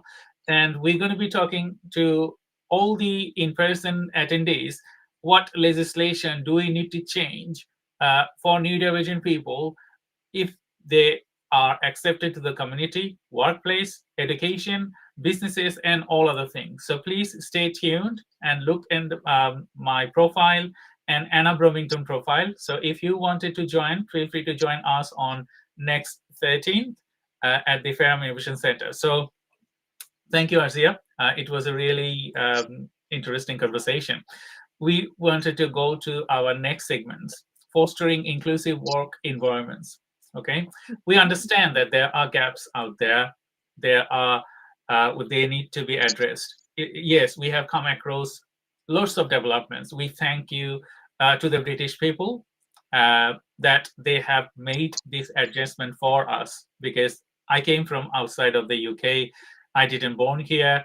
You can, and as well as I'm Asian, okay? But I lived half of my lives here. So this culture and this country is my country. If I go back to Bangladesh, I cannot stay there because I think that I left something in the UK, okay? I have to go there because that's my place now. So in relation to fostering inclusive work environments, what else we can do? Maybe the role of business, supporting women leaderships and neurodivergent, or policies or mentorships for specific business purposes, what we can do. I think, say for example, let's take neurodiversity. I don't know if that word has been around for longer. I've only heard it for the last 2-3 years, maybe, being used, and it's used a lot now. You hear it everywhere. Whereas a few years ago, 5 years ago, I never heard the word. I didn't even know there was a word like that existed. And I think we need to educate people more. So, for example, when you think about ADHD, you think about a little boy at school jumping about and being really hyperactive and not sitting down and not being able to concentrate. The amount of adults, men, women, that have ADHD that haven't realized they have, the amount of, say, women, it's International Women's Day, the amount of women that are being diagnosed. So it's educating people. So, for example, just came to mind, right? I went to a radio station and I was going to do a show. for this radio station. And I wanted to be really honest, because previously when I've been elsewhere, I haven't told them my history. I haven't told them any of my affects. I didn't know I had a lot of the affects and things, but I saw that caused problems later, that I hadn't told them about these things. So I'm going to be really honest. So almost in the first meeting, I just blurted out everything. The person that was interviewing me or checking me or whatever went like, whoa. And he said, it's all very well people being open about all of their issues. If they've got neurodiversity, if they got like trauma affects, if they got PTSD, whatever, it's great. No, he didn't even say it's great. He said it's all very well that people are very open about their things, but nobody teaches us how to deal with it. Mm-hmm. And I was thinking, what training do you want? I'm trying to be honest with you and tell you that I have these issues in case there's a barrier later, to make sure you know from the beginning that I have these. But it's not that I can't perform. It's not that I'm not going to be good at my job. It's not that I'm not going to try to do my job as best as I can, like everybody else. I just want you to know that I might be a bit hyper one day. It's because I have ADHD. I might have a bit of a trigger. I've got PTSD, whatever. But that negative reaction I got from him then made me doubt. Maybe I shouldn't be honest. Maybe I need to carry on masking like I have been all my life. It's almost like we can't win. If we're honest and open and tell people, they think, whoa, no, like you said, they're not going to hire you. They don't want you to work there. You're a weirdo. But then there may be lots of people that have worse things than I do, but don't tell you. And then later on, you find out this person has got worse conditions and things. So what is the answer? Are we open and honest, or do we mask and pretend we have no issues and then we go to work and we can't do our job the next day? You just don't know what you're expected to do. Unfortunately, the way I am, whether it's because of ADHD, whether it's because I have PTSD, whether it's because of my history of trauma, I'm very honest and open. I hate lying. I hate pretending. I hate masking. I hate not being myself. I need to be myself to be happy. And that what I'm teaching myself and what I'm learning more and more is, if someone can't accept me how I am, then I don't want to work with them. I don't want to be there. So I actually told this person that I don't want to work there, because I can't go in every day feeling uncomfortable, knowing that he's having an issue with me and he's making me feel uncomfortable and he's making me question who I am. There's nothing wrong with who I am. Yes, I have these issues. I can't see anybody else living the life that I have and not have any issues whatsoever. The fact that I am not in a psychiatric unit, or I am not drinking myself into oblivion, I am functioning, I'm saving lives, I'm supporting 14,000 people every day, is testament to my resilience and my strength. I totally agree with you, because when most neurodivergent people, I have seen that they, some of them, not all of them, most of the neurodivergent people, they can't mask, but some of them they can mask, and I think it's a good way to hide it. Why I'm saying it's good way? Because I suffered myself. To be open to people, I suffered myself, regardlessly of my color, regardlessly of my brain, regardlessly of my capacity. It doesn't matter really. I suffered because I was open about my conditions. I was open about what I am. So I think it's better if you hide it and then later you disclose it. And it's another thing. I was talking to some other people as well, and they said, no, we hide it. Because why we hide it? Because we've been treated as negatives in many, many occasions, and that's why we did it. That's why we did it. But usually, shouldn't be the way. That's what I'm saying. So what I believe, and what our discussion is, I believe today, is, why do people have to hide who they are? Why do we have to mask who we are? Why do we have to pretend to be something different? We need a society, a community, a workforce, an environment that we can be open about who we are. We can feel comfortable who we are, knowing that we won't be judged, we won't be discriminated against, we won't be mistreated, we will be given equal opportunities and everything, and people will accept us as we are. And I love this quote, which I use quite often in my group and with my clients, is, to love someone exactly as they are is the loudest way to love them. If you can accept somebody for everything they are and everything they're not, with all their quirks and shortcomings, that is the best way you can love someone. I totally agree. So thank you, everyone. And thank you all the viewers you're watching this webinar. So if you have any question, please feel free to ask us to the comment box. If it's not, we're going to be continuing our conversation. We're going to be ending our session really a little bit earlier because it's Ramadan and I'm fasting. So it's iftar is 6 o'clock. So I need to prepare for the iftar. And if anyone watching this webinar, Ramadan Kareem, to everyone, Muslim and non-Muslim. And we are talking today for International Women's Day, and we will continue our conversation to the next segments. We talk about STEAM, okay? And as well as business and entrepreneurships. In relating with the women, we can see there are less women there rather than men. So in respect of our family, if we say, okay, family, what we need to change for more women to go to science, technology related subject rather than arts or cultural subjects? I think as a society and as a culture and community and stuff, historically, there is a lot of gender bias and stereotype. So for girls, it's pink, for boys, it's blue. For girls, it's dolls, for boys, it's cards. So I think when it comes to occupation and the working force and the work environment, it's the same. So women are geared towards and encouraged towards home economics and those kind of soft professions, whereas men are more geared towards science, engineering, medicine and things. So it's changing people's stereotypes. Say, for example, parents.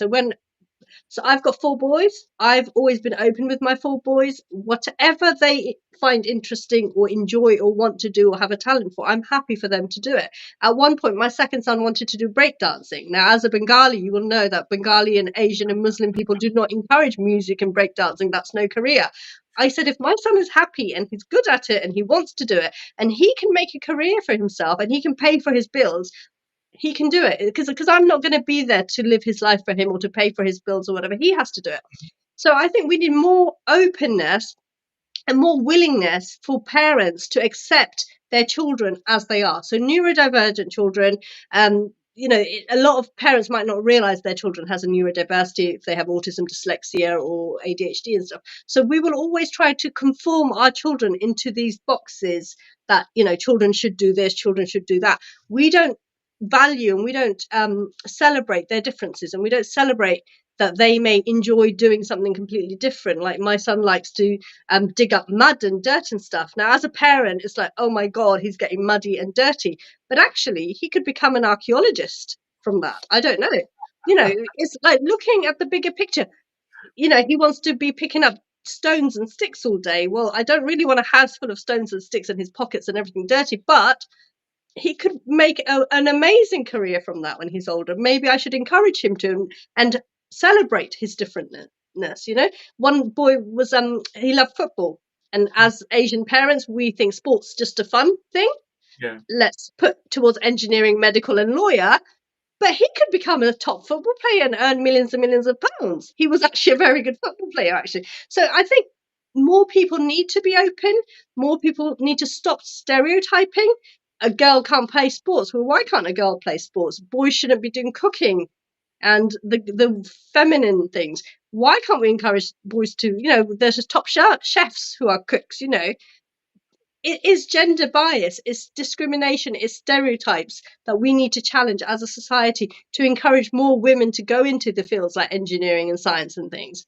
And then it's the workforce as well. So, for example, you have women in, say, the army or the police force or the predominantly male environments who are then harassed, who have sexual harassment, who are bullied, who are picked on, who are treated as less than. We need to challenge those stereotypes. We need to challenge those mentalities, those toxic environments that do not allow women to thrive in any industry that they choose to. I totally agree with you, Ursia. It's been a pleasure talking to you today. And we just have 5 more minutes as we're going to be ending our session in 5 minutes' time. So end of this session, I just wanted to ask you what message you wanted to give it to the people, women, mothers, sisters, wives. They are watching this webinar, maybe now or later. what message really you wanted to give it to them, to think about the International Women's Day, not for 1 week. They think about the entire year, entire lives. I think as women, we are amazing. I mean, everybody's amazing. I think everybody's amazing. Everybody's fabulous and all that cushiony, fluffy stuff. But as women, we have to deal with so much. So we have to give birth to children, for example. We have periods and menopause and all of that stuff, all the baby related stuff. We have to run the home. Predominantly, women are expected to run the home, to work, to look after the children, to sort out the appointments and all the everyday thing. So we are multitasking. We are doing 10 different things at once. Leaving home in the morning, we have already been up at 5 o'clock in the morning. We've got washing on, we've got dishes in, we've got breakfast sorted, we've got lunch, dinner sorted. We've had to think about we are juggling. So career women who are in the working industry and stuff, have to juggle so many hats on any given day. And I think we need to celebrate how fabulous and amazing and resilient women are and how strong we are, because historically and culturally, women are looked on as the weaker sex, and they're weak, they need protecting. No. And actually, I've just said this quote to somebody before I came to this, is she needed a hero, so she became one. Don't look to anybody else to be your hero, to come and rescue you. You are the only person that can rescue yourself. Because if you don't believe in yourself, if you don't trust in your own powers, if you don't believe that you are worthy of love and respect and, having the careers and having the promotions and earning the money and things, nobody else will give you that respect. You have to have confidence in yourself. You have to love and respect and feel worthy, then expect it from anybody else. So I think, a lot of people come out of toxic relationships and toxic environments, and they don't feel they deserve anything. You are worthy. You have always been worthy. You have always been enough. Learn that, accept it, tell yourself every day, look in the mirror and tell yourself how beautiful you are, how amazing you are, how intelligent you are, how worthy and how enough you are. And then go out into that world and you expect that from anybody. Anybody who gives you anything less, walk away.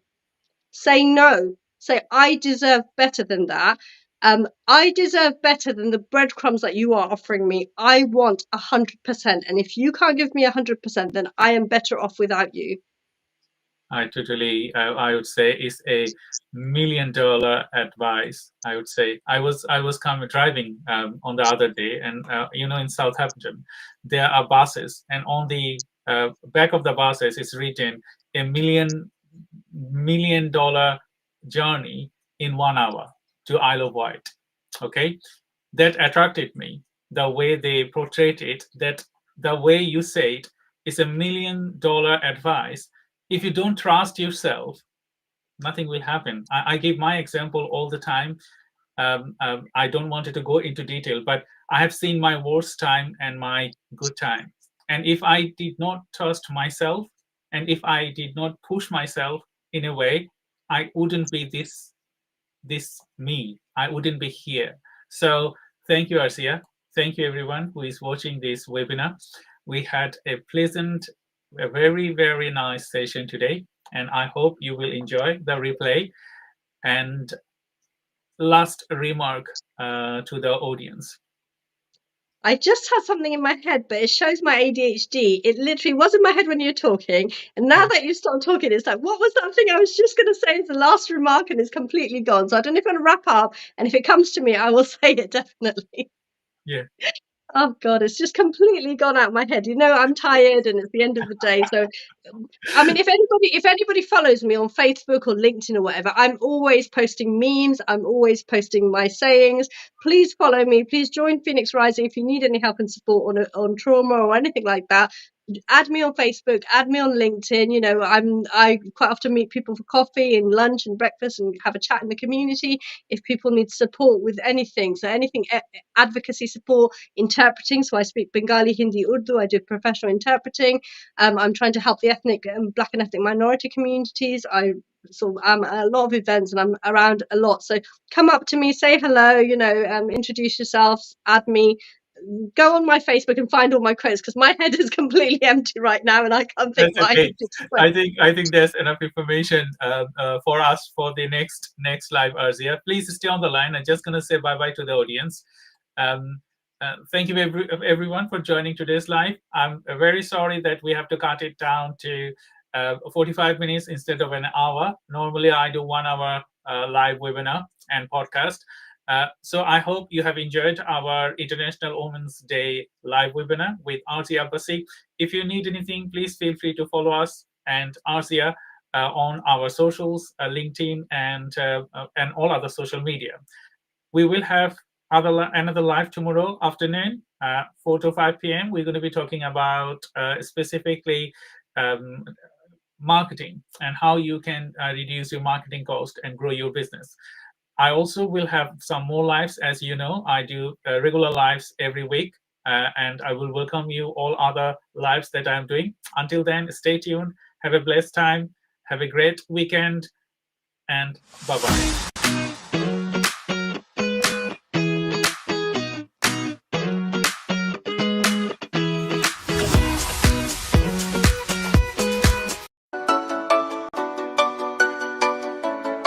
Hello, everyone.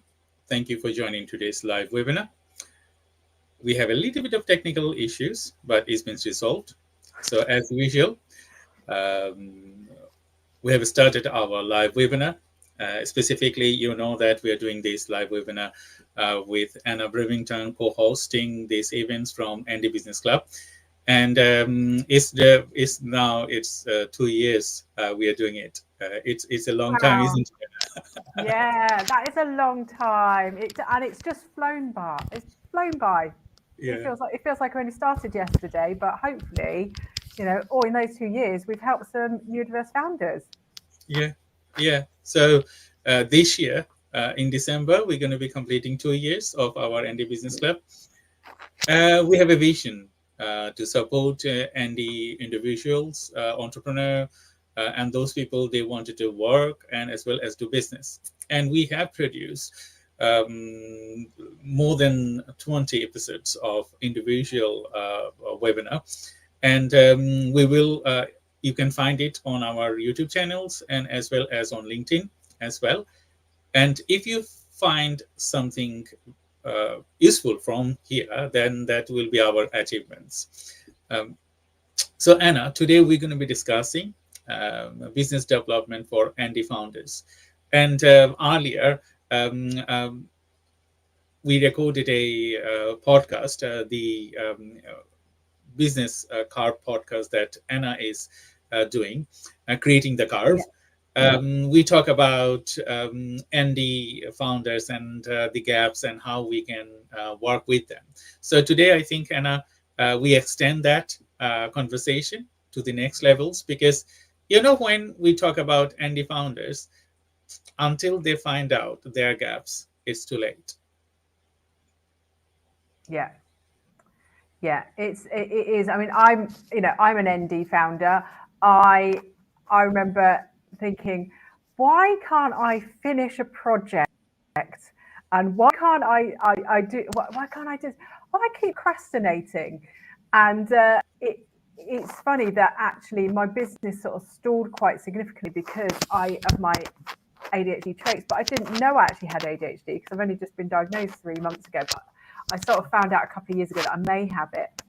And my business is 4 years old now. So, I started going through those bits of why am I doing this to myself? Why is things not going quite right? And I didn't realize because I didn't realize I had ADHD, and because of that ADHD, there were gaps in sort of not my skill set, but my behaviors maybe, and areas that for running a business you need. I'm very ideasy. I have loads of ideas, but those ideas kind of sometimes just go and disappear into the ether and nothing happens. Whereas I'm always jealous because Dr. Shah he's not just a thinker, he's a doer as well. So he gets stuff done and he organizes everything, and it's brilliant. And I'm like, actually, I think I need some of those skill set, because when you're in business, if you're always thinking and not doing, nothing much happens. So often I'm actually surprised when something does happen in my business, because I get in the way all the time. Yeah, I think creating the curve is a huge milestone for you, and you have completed so many episodes till now. And we started 2 years back on the Fairham Innovation Center that will start and the Business Club, and from there we gradually crawling down and completing each of the episode and those things. And now after 2 years, we can see that yes, we have done significant progress developing these podcasts and talking about individual problems, solving anti founders. And we also learn from there because, everything that we do, there is a learning curve as well as a teaching curve that you teach people. And you also learn from them because every person is different and every task is different because the task is modified with the person that you're going to be helping with. And specifically, we wanted to discuss today what biggest growth challenge Andy Founders faces today. So, do you think, as I'm Andy Founders, similarly, I did not know my problems. I had lots of problems, and I did not know before. I knew that I'm autistic. I knew I'm dyslexic before, but I did not know how to support me or how to get supported from the community and so on. So there is a biggest challenge and a gap, I would say, for many of our Andy founders that there isn't enough resources, there isn't enough funding, there isn't a lot of other things that we are not capable to fulfill our work properly.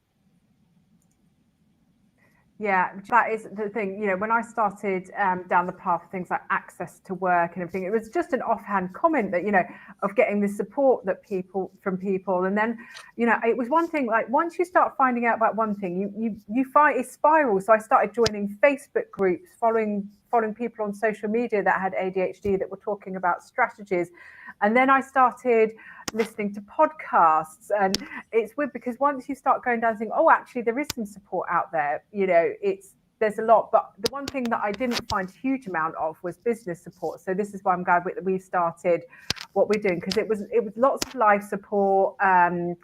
I think it's Alex Partridge who does the podcast and the book Now It All Makes Sense. That was very much about life, and it supported me a lot in that way. But when it comes to business, I think there's not as much support, or it's not talked about enough, from support like what we do, but also, we've talked about on previous episodes, access to work, PIP, some of these areas that can help. Even I do a lot of work in sort of grants and funding, and there are grants and funding to help disabled business owners as well. I mean, not loads of them, but there are little bits around, and you can sort of accumulate sort of like some help here and there.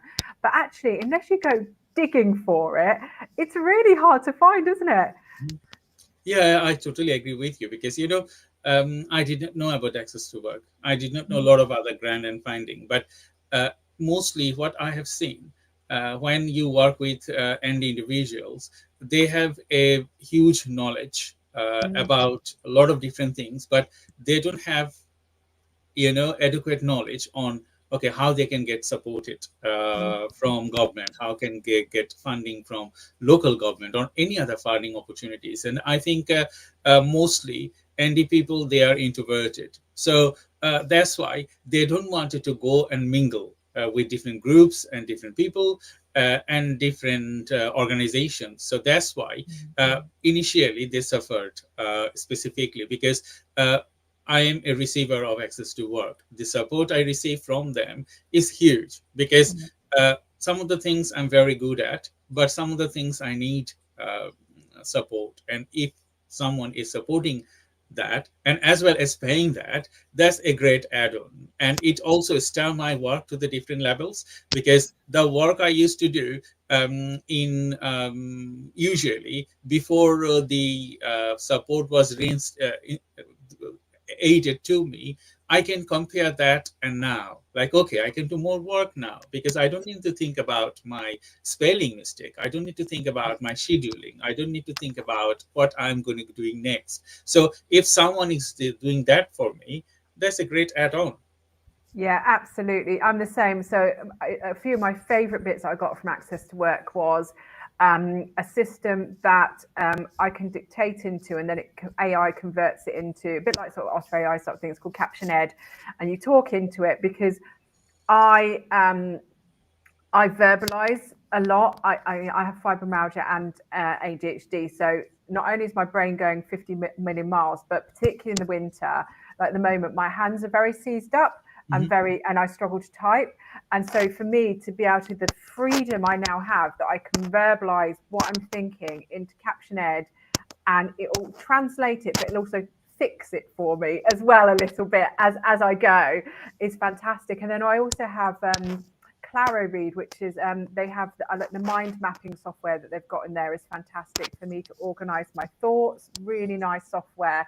And also it reads back to me as well. So I can use it to read web pages. So if it's too long and wordy, it reads back to me. And it's just sort of simple tools that are just give me a little bit of help here, there, and everywhere. I also, outside of Access to Work, I pay for ChatGPT, and that's really good for. We talk about that quite regularly about these AI processes that they are really good for putting your ideas in, helping to stimulate your brain, get it going, and sometimes step away from the overwhelm. So I use those, and then I've got some admin support who, because my biggest area is organisation. She's been great. She's helping me organise my podcast. So contacting people, making a process that I can follow, and all this sort of, that to most people probably seems like quite simple stuff. But to me, these small bits are actually stopping my business growing at the rate it should, because it was getting in the way, and there was all these sort of little gaps along the way that were the problems that I had. I don't take ADHD medication at the moment, so my brain is still full of bees. Although I'm thinking about trying it when I've been put in for the 10-month wait or whatever it is to try it. So my brain's always full of bees. So what I like to do is just take the little bees out and give them to my assistant, and she'll help organise them for me. So I know someone says that ADHD is like having all your tabs open. Imagine being able to just give a few of those tabs to someone else to organize and take away that mental load, because I also have fibro as well. I get quite low energy, so trying to overcompensate for ADHD plus getting tired through fibro, that energy depletes quite quickly, and then I end up in pain and difficulty, and particularly it's quite seasonal as well. So in the winter my arms and hands get really painful. So all of this just helps me work a little bit faster. And it's not the solution to everything. I think some people it might solution, but the thing is, I still got ADHD and I still got fibro, so it's not taking the pain away as such, and it's not taking the ADHD away, like the negative sides of it. But and I still have to do things like I have to tell my assistant that I need something done, which can be hard for me. So it's not the perfect solution. I don't think there is a perfect solution, but it's just sort of like that equalizing things a little bit, isn't it? It's just helping. I totally agree with you, because Andy founders, they sometimes don't think about the depth of their work. That's one thing. Second thing, I work with a lot of Andy founders that they cannot prioritize their work. There's another thing, because most of the way that we have brilliant ideas, but what ideas do we want it to carry on at that time, and based on the business as well, because the geography you are in, the business domain you are in, as well as the customer you're going to serve. So if you have a brilliant idea and you want to grow that idea to the next levels, either you have to have funding, or you have to have like proportionate decision making. Like, okay, you have a brilliant idea, but that idea is not appropriate for the time being. Maybe that is appropriate 5 years later. But what you should do? Should you just wait, or we would do something to grow that idea to the next levels, and then it comes up with working along with multiple projects on those things. And I have found that most of the ND business people, they have like huge ideas, and they don't work with a business coach, I would say, like you and me, to prioritize those ideas to the next levels. They don't do enough research. We go by our heart, not our brain.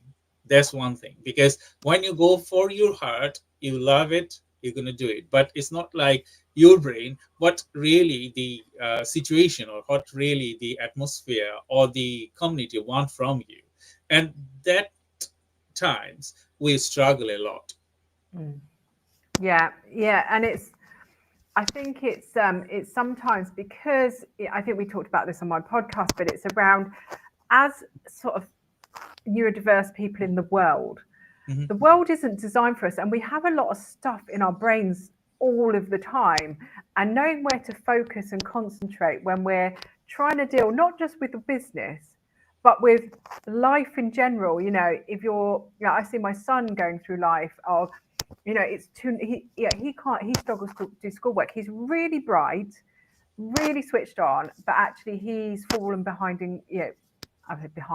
behind what the average is in school. And it's not that he can't do it, it's because the classroom's too noisy. There's this. And I feel like, as a business owner, that's similar, because like you said, you can't see that sort of wood for the trees. There's so much going on as a business owner. Where do I focus? How do I make this better for myself, when actually I'm trying to cope with being overstimulated all the time, with overwhelm, with coping with maybe if you've got other conditions like pain and tiredness and all of this. And then this is why I tend to go more on those feelings, because that's all that I've got left. There's no brain power left. I'm going with the feelings. Oh, what do I feel like doing? What feels best? Because actually there's nothing left here. I've used it all up and it's too overwhelmed. So then I'll just go on. So I fancy doing that today, because I'm going on my feeling, because actually I couldn't cope with picking something maybe that is too overwhelming or too much, or putting that thought into that. I'm just like, I need something that's low overwhelm, but actually that might not be the thing that's getting me forward. Like the other day, I spent 2 days on a new membership platform having a look at it, because I, once again, shiny new object, thought that, that might be better for our customers. Luckily, in the end, after 2 days, I decided it wasn't right, and it was just me testing it out. But then I could have spent that 2 days marketing, because it doesn't matter what platform I'm on. I need to do the marketing for it. So, but I really like testing out new platforms. And because my brain was really tired, it picked the path of least resistance, the thing I was enjoying. And so I find that really hard. It's difficult to prioritize when the world is just overwhelming you generally. Yeah, I totally agree with you. But in that scenario, what I have suffered myself, and the solution I have come across with, is just like working with a opposite characteristics. Like, okay, I don't like writing things, but I would work someone different that he will or she will like to write things. And similar way, I don't like accounting, so I need someone to work with that they like accounting. So in that way, it balanced. So what I have suffered my previous lot of business I did, I was very worst on accounting and very worst of communication and those things. So I'm very good at planning. I'm very good at execution. So I can work with team nicely, and I can communicate and finish product on time. But when you ask me, okay, do accounting, how do you balance, how do you grow the business, how do you know every bits and pieces, how much you are spending, I'm very bad on that. So what I have learned from this mistake, that I need someone that they can support me with this. And now even if I don't like it, I have my business development director, and he will say, I have to sit with you today, and this is today. There isn't an escape, and I have to. And if you don't do that, there's going to be big trouble for you. So these things, it's equally prioritizing these things. Like, okay, you need to listen to someone that the gaps you have will steer your work to the next levels. Like, we are human, and as an Andy person, we have different development needs and as well as goals. So when you cannot prioritize those goals, you need to find someone to grow with you, to work with you. It's just like sharing the stake with someone that will give you bigger opportunities. Yeah, it's that gap analysis, isn't it? You know, my new assistant, she fills all the gaps. She's much more of a doer than I am. She's still creative because I still need someone with that creative bent, but she really likes marketing. But she's one of the people, like, for example, I have loads of ideas for marketing and they just stay in my head. But she's like a platform specialist. She's used to putting like TikToks up, Instagram up, you know, different social posts. So she's, and she's good at planning and scheduling that content. So what we can do is I can download my brain on what types of content I want, and she can start scheduling it in. And then all she needs to do is say, Anna, make this video, or Anna, write this bit of content, because that's what I need. I need that accountability, sort of what you're talking about, the accountability. That's why I started the podcast, because my podcast is every month and it goes live, every week, and it goes live on a Monday. And I know that people listen to it on a Monday morning. So if my podcast isn't there, that's letting them down. And so that accountability keeps me going. I've just released my 30th episode. I mean, it's the first time I've ever done 30 of anything.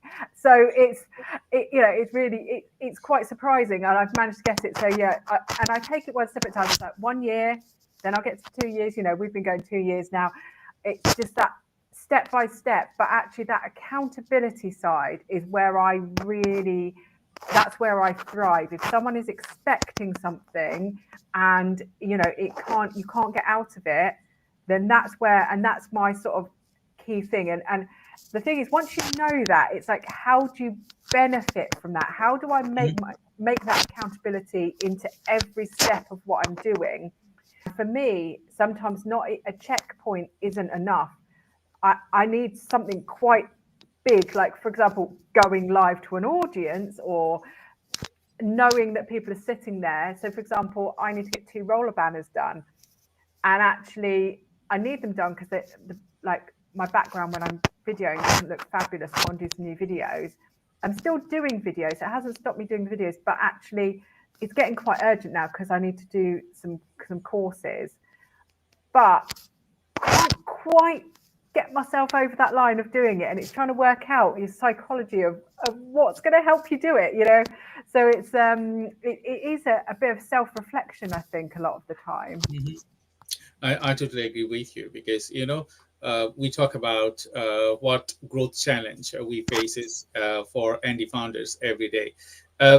There will be challenge, but you need to also overcome from those challenges, because if you feel all the time that you have a challenge environment and you do not change your tactics, then you're stuck with a jar. Like, okay, you are not trying to overcome your barriers and implement different tactics. So I have found that when I work with any Andy personalities, it's just like my strictness, because I know what I have done in my past, and we talk about our age last episode, that I am experienced like 25 years, including my learning curve and all those things. So those curves and those learning that I have overcome, I can easily understand a newcomer. I can easily understand a business in the perspective of the current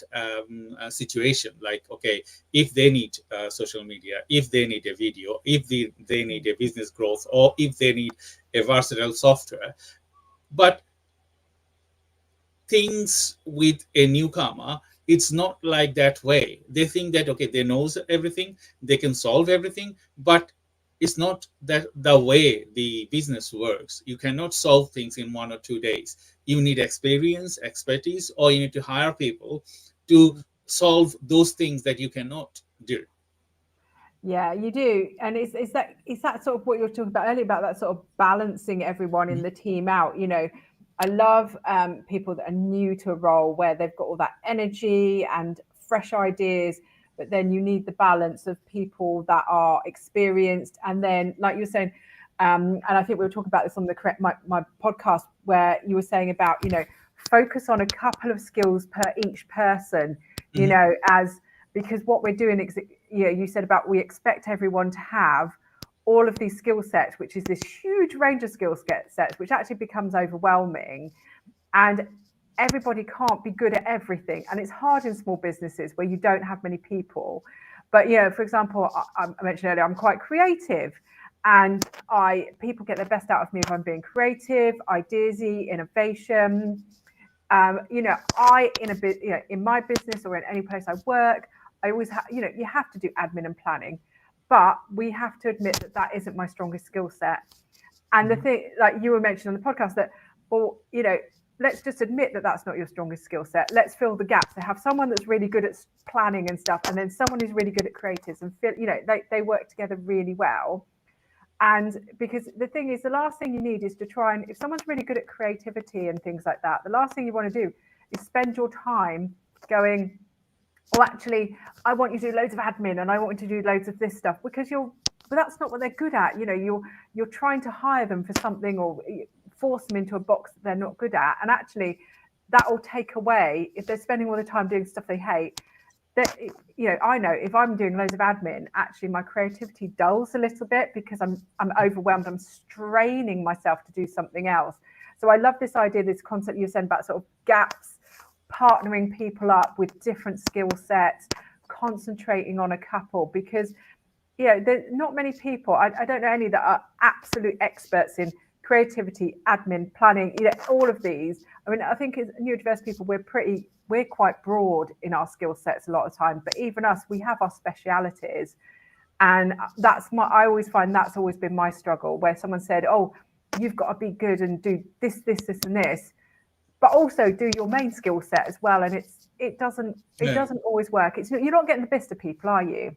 No, you can't do that, because as I said that earlier on, you're creating the curve. Like, you can have main characteristics, main expertise, maybe one or two or three, sometimes even more, based on your experience and your age as well, because age plays a vital role of your learning curves. Because otherwise, if you are 17 years old and you think that, okay, you are doing business for 15 years, that will not support you, because you may started your business at 12, and then now you are 17 years old.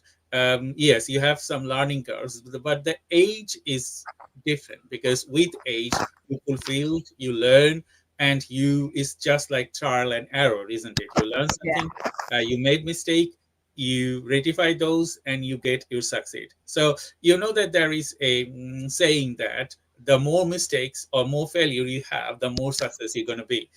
Why? Because you learn different things. You learn steps. You learn how to make it right on the second time. So that's the way I think the indie founders, they should think.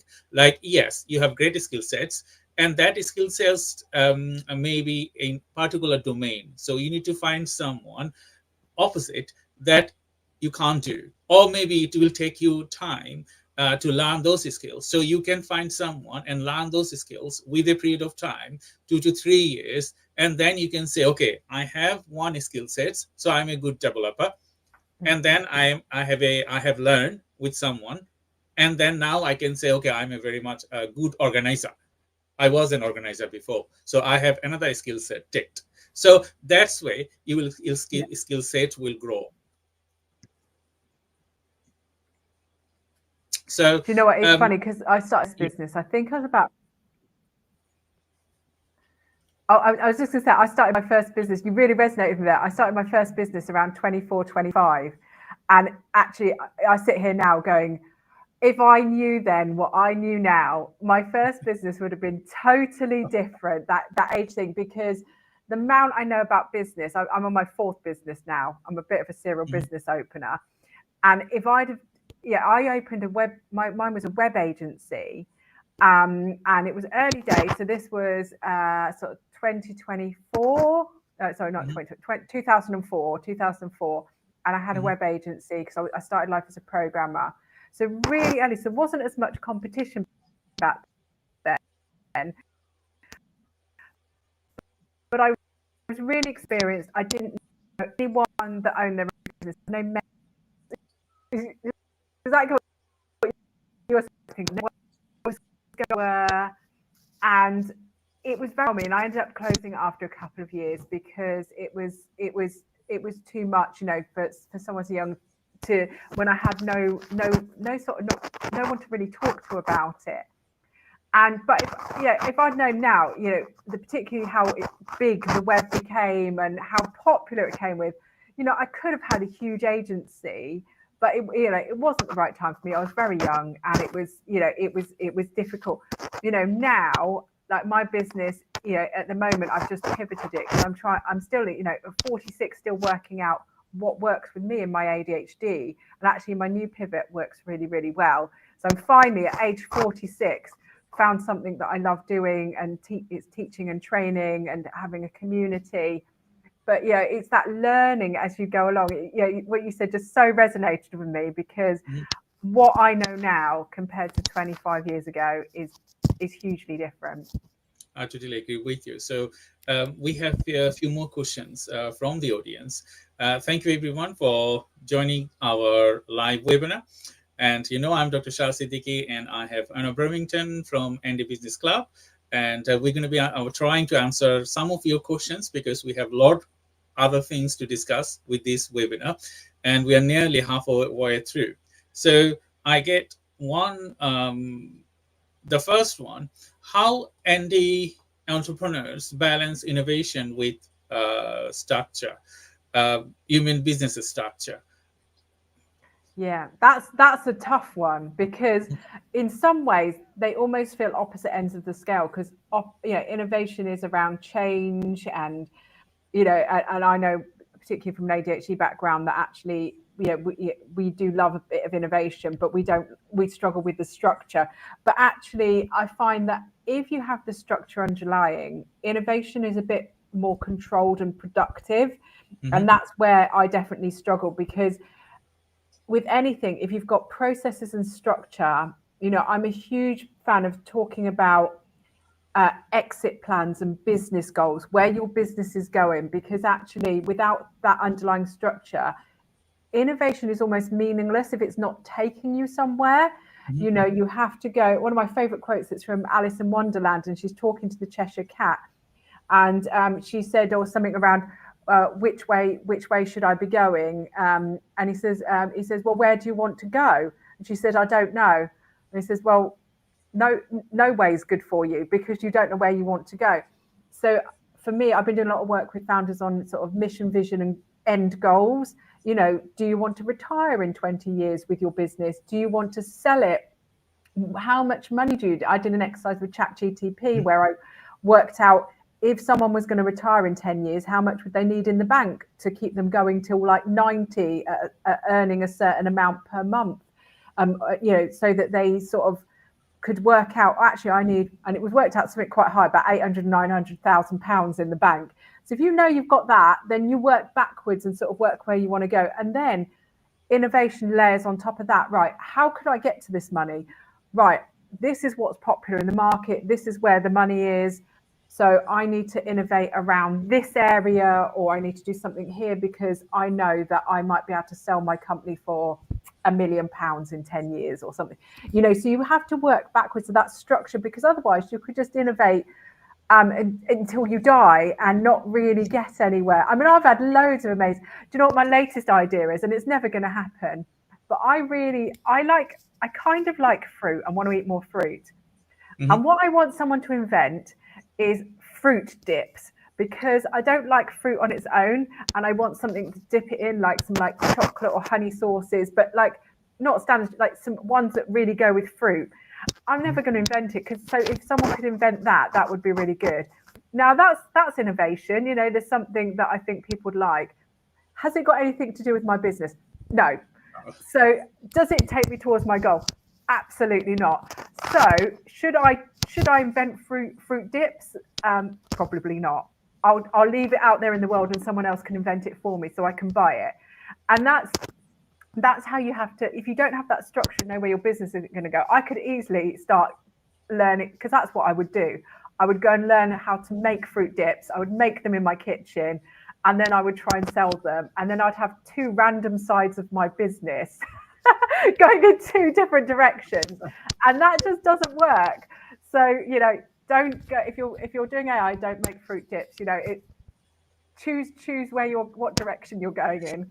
Thank you, Omar, for your questions. And for me, I totally agree with you, Anna, because you, as I said, as Andy founders, you might have millions of ideas, but you need to see that millions of ideas, prioritizing which one you wanted to go for and which bandwidth you have. And we are very good at reverse engineering, and we would say that whenever I can think about 360 degree. Reverse engineering is a core characteristics of, I think, most of the Andy founders, because you can see the end and you can start the beginning. So as Anna said, that you need to know you have money. That's one thing, because without money, if you wanted to do business, you can't do that, because you need to pay people, because everyone works for money. So if you don't have money, you have to earn money to start your projects, or you need to partner with someone. Sometimes you don't need always money. Sometimes you can have opposite partner. They can help you those things that you aren't good at, but those things you share common views, but different bucket. So you have your personalities, you have different personalities, you can share benefits and all those things, but you grow your business in different directions, and that will support you. But if you think that, okay, most of the time we become very greedy, like, okay, I invented it and I wanted to the 100% things. At that time, most of the ideas will fall apart. Why? Because either you have to have money to hire those people to finish your work, or you have to engage with people with different characteristics to grow your business. Otherwise, you cannot. Like Anna, you say that, okay, a deep stake, but you don't have that expertise. But if you wanted to have this idea to grow this business, you need to find out someone, they have great enthusiasm,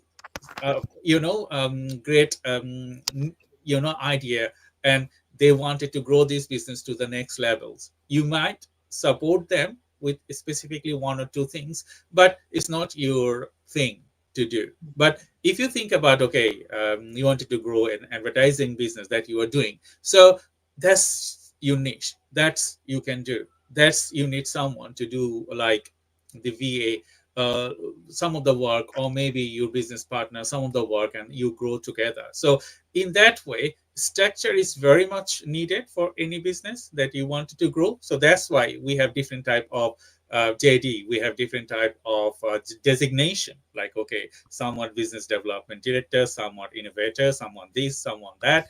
So this structure you mainly need, as well as the JD you also need, and the process you also need. Either you reverse engineer it, or either you think to go forward, like, okay, I wanted to start there and I need an end there. So business process, JD, structure, is mostly any business they need to grow to the next levels. Yeah, absolutely. And that's the thing, isn't it? It's filling those gaps. I mean, I always talk about me and my business partner, and we're basically the same person. And it's lovely for harmonious sessions where we agree on everything, but then nothing gets done because I have ADHD. She thinks she probably has ADHD, or she has a lot of the traits. And we're too similar. And actually, this is why when I picked my assistant, we picked someone different, because we can do the strategic side and agree with each other, and then she can come in and say, oh, hang on a minute, or and get stuff done for us. So we finally filled that gap. Mm-hmm. I totally agree with you. I have another question, like, how can Andy founders create a work environment that supports both themselves and their team? I think these questions, thank you for sending these questions, Saluddin. This question is crucial. Why? Because sometimes we think when you're asking questions is not good, but as an Andy founders, you might have millions of questions, and you need to ask those questions to be clarified the work you're going to be doing with your team, with your partner, and with your client. and that's really needed. And when you wanted to create a work environment, you need to value everyone from top to bottom, everyone. Otherwise, if you do not value them, you cannot create a great work culture. Yeah, I agree. I mean, I love things like someone showed me when they take on a client, they have a form which is, how do you like me to work with you? And I love this. It's like, do I prefer email, text messages?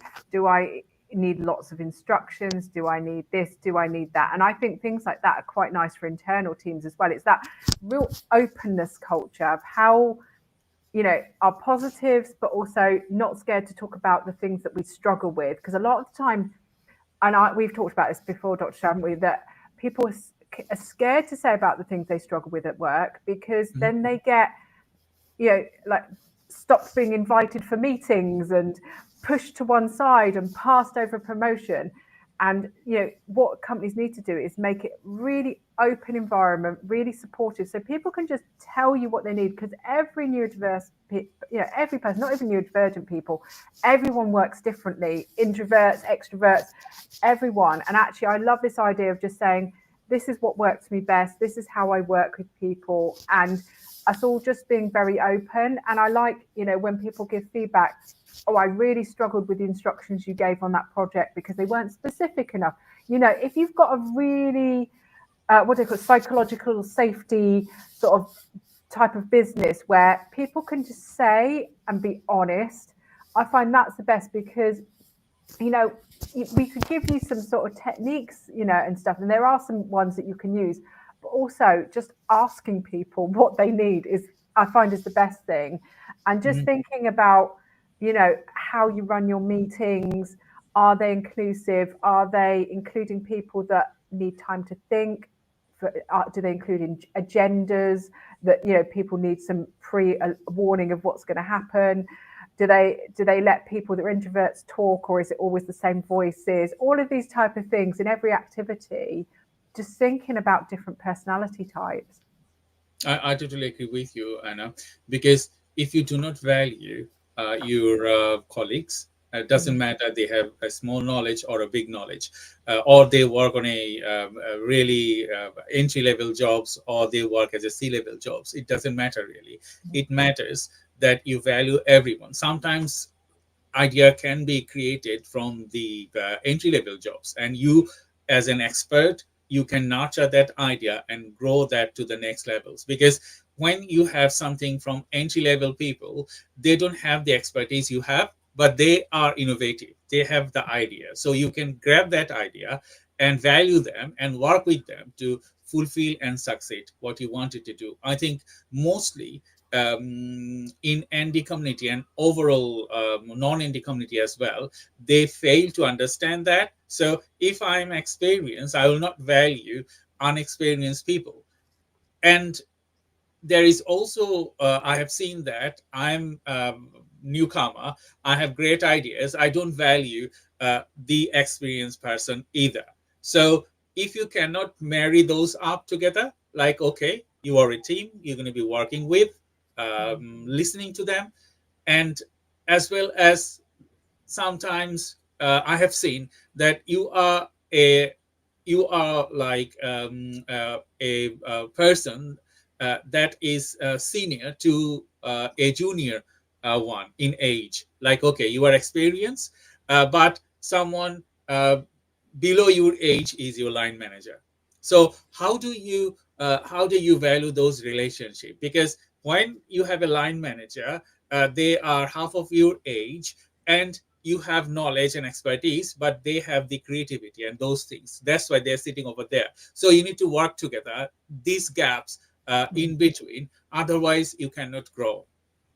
Yeah, absolutely. And also, it's just that, you know, I'm a big believer in, you know, if you've got junior people, getting them to talk in front of the senior ones and helping to build their confidence. And you know, as you know, when I grew more senior, sometimes I would go, it's a bit like undercover boss, you know, where people go on the ground. You know, I feel like those roles, you need to put yourselves in other people's shoes as well. So get the, you know, I used to get my junior team members doing presentations to the C-suite, you know, oh, this is what we know about SEO, this is what we know about this. And actually the C-suite really appreciated it. You know, the CFO once said to me, oh, no one's ever told me this before. This is really interesting. I didn't know this about marketing and how it worked. And he really appreciated it. And then it's really nice. I know that when I worked in retail, one of the places they would send you, when you first came there, you went and worked in the shop for the day. So that you didn't spend all of your life in head office and not actually realize what it's like on the ground. So just getting that sort of cross-pollination of everyone, I feel it's like a bit of an empathy, understanding each other. I also did things like an innovation lab where, once again, worked in retail. And we got everyone to just submit ideas, you know, no matter what part of the business you're from. So they all felt included and seen. It's just this sort of like making it a really nice culture where everyone's seen, heard, you know, can talk openly without this fear of retribution, which I think is quite a lot of companies. And this is where your company will struggle if people are not being their best person. I totally with you, Anna. So we have a next questions. What common growths, bottlenecks do ND founders face, and how can they avoid them? Well, mine's always the doing. So I have the idea, and it gets to the idea, gets to like maybe the planning stage, and then actually I just don't do. And this is the thing, it can be different for lots of different founders. You know, I know some people that really struggle with the ideas side, and so they can't come up with the idea. But if someone gives them an idea, they can go and execute it. One of the biggest bottlenecks I find is sales and marketing, because weirdly, it's kind of strange that a lot of the ND founders I found that's the one they struggle most with. I think, you know, some people, like you said earlier, a lot of people are introverted, don't like talking to people. And, you know, from an ADHD's perspective, marketing sales is quite big topics and can be very overwhelming. You've got to decide who you're going to market to, where you are, you know, where you're going to market to. And I think it's you have to find your own bottleneck. You know, I know exactly what my bottleneck is. It is the doing. And I fulfilled that by getting a VA for me through Access to Work. That's helped me. But also trying to get, someone mentioned structure earlier, trying to get a bit of structure in place so that if I have an idea, is that take me through to, you know, like how can I get that all the way to actually actioning? And talking about the innovation that we talked about earlier, I do get shiny object syndrome problems. So I've just redone my business goals. They're almost the same, and my mission and vision to just, and actually I'm going to keep doing that yearly because I need to keep myself on track. And it's that eyes on the prize, isn't it? Where are you trying to go? But I think it's back to that honesty. You've got to be self-aware and honest with yourself. You know, what is your problem? What is your bottleneck? What is causing it? Often it's you. I'm not going to be mean, but it is often, whether you're neurodivergent or not, it's often you or your business partner. There's something, you know, normally quite high up that's causing a problem. Some of that might be that you're not delegating things. So, you know, there is self-reflection at this stage is very important. Yes, I totally agree with you, because sometimes you know, we have a tendency, and the people, and now it's more because people leveled some of the people, and the people they leveled us is superhuman. But for myself, I see it like, okay, we are not superhuman. Our genetic mutation is different with trial and error. So when you question yourself, like, okay, the things you wanted to do, is it right for your business? Are you making a good commitment with your team members? Are you following a strategic path that will give you some measurable outcomes? Those are the things you need to question yourself. Sometimes we carried out like, okay, I wanted to do this, and we engage so much, and at the end, we don't think like, okay, what results we wanted to bring. So you need to think about the results first, and then reverse engineering it, and then lay out the bricks. Okay, I wanted to make a 20-foot bridge, and that bridge, I wanted to go on the other side, and what I need, what are the resources I need, what materials I need, who do I talk to? Because if I don't have expertise, I may have expertise that I'm a builder, but every trade, you don't have everything. So you need to combine with some of the people to finalize and to reach your goals. So that a way, and question yourself that, okay, question yourself, is it right? And how you can make it better. If you can self-reflect and self-judge yourself, you will be a good team player. You will listen to people, and you will value other people as well. Yeah, absolutely. And also, I know it's really harshly said about this sort of that self-reflection as blockers, but it is, if we're really serious about our business succeeding, and because this is our business, this is our money, this is our life, if you're really serious about that succeeding, you have to do the hard things. There's a quote that someone said, which was, the magic you are looking for is in the tasks that you are avoiding. And I love that, because we're often looking for that. What's going to make me my million? What is it? Del Boy from Only Fools and Horses. This time next year, Rodney will be millionaires, he says. And what is we're always going, he was always searching for the next big thing, the next big thing, next big thing. But it's often in those things that we're avoiding, those blockers, that actually, if we just manage to get round, what I think the problem is, and I do this too, it's the hard things. Sometimes you can't push yourself to do them, and that's what blocks you. For me, it is the doing. I push, and I'm like, I know I need to do it. I know I need to do it, and it hangs over like a black cloud over me. Of like, I really need to do this. Why am I not doing it? And it's very frustrating, but that's where, this sort of doing of marketing and reach out and things like that, that's my blocker. And, I've had to self-reflect quite a lot recently on what, give myself a slap around the face. What's going on? Why can't I do it? And some of it is, I have ADHD, I can't remove that. And there are chemical, genetic things that are going on in my brain and body that are stopping me doing that. And so back to what Dr. Shah was saying, I've got to find a way around that. I've got to find a way around that blocker. So once you're self-aware, what can you do? And sometimes it might be access to work might be able to help. Get yourself an assistant, get yourself a partner. There are local things as well, like where I work at Fareham Innovation Centre sometimes, and we have like growth clinics that Hampshire County Council put on, Fareham Council put loads of stuff on. So actually there might be some local stuff that you can do that helps as well. So, do look out for those things that help you around those blockers, because they are frustrating. It is hard. I totally agree with you. And another thing that I wanted to share here, like, you need to engage with people. Either you like it or dislike it.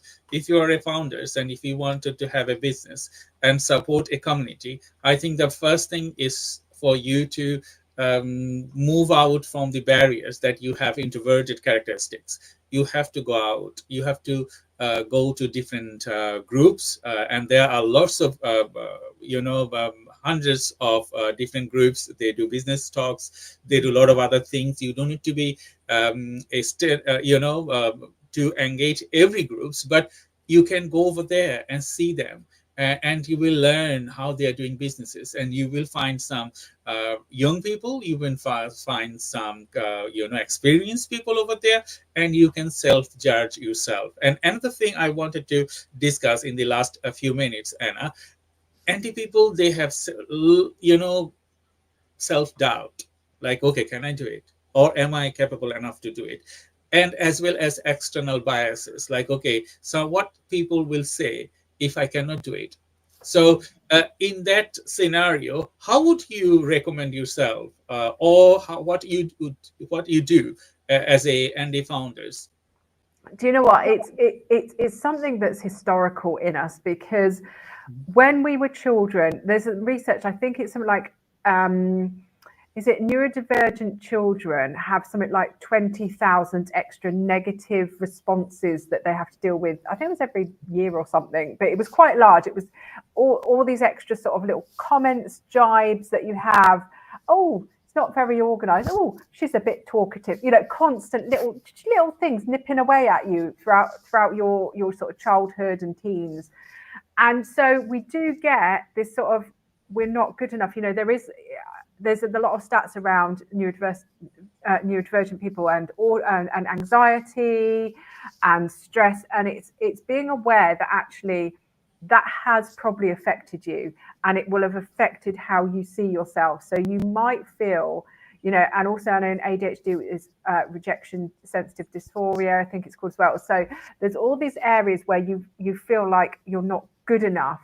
And actually, back to what you're saying, Dr. Shah, meeting people, I love meeting other neurodivergent founders, and we all go, oh, I feel like that too. And we sort of all support each other, but even other business owners where we support each other through it, because, you know, it takes, I think I've said this before, it takes a village to raise a child, but I feel like it takes a community to raise a business.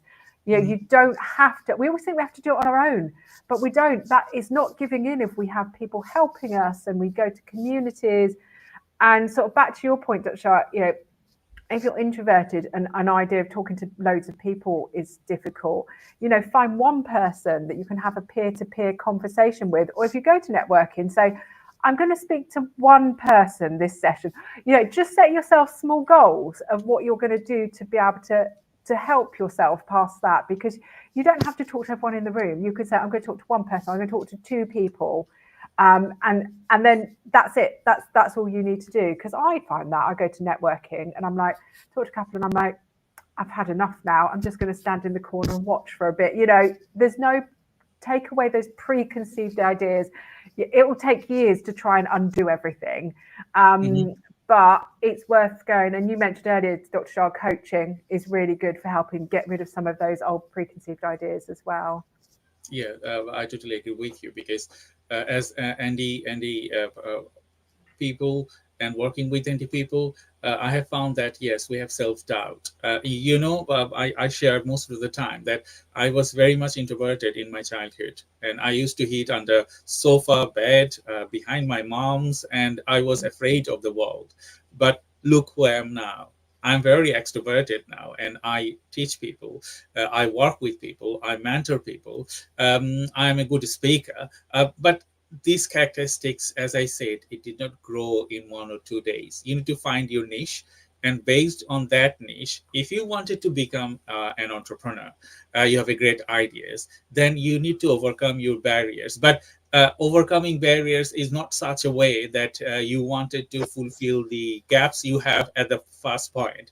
You need to make yourself stronger the point you have right now. Like, okay, you have a very excellent idea. So you make yourself excellent first and increase that productivity. And gradually we will find out, okay, what I can do to minimize those things because I'm struggling there. Or maybe you will find something, okay, I'm struggling there. So then gradually it will not, you can't overcome it in next day. It will take time. You have to have plans, methodology, work with someone, and then you can make yourself as a solid person at the end. But don't afraid.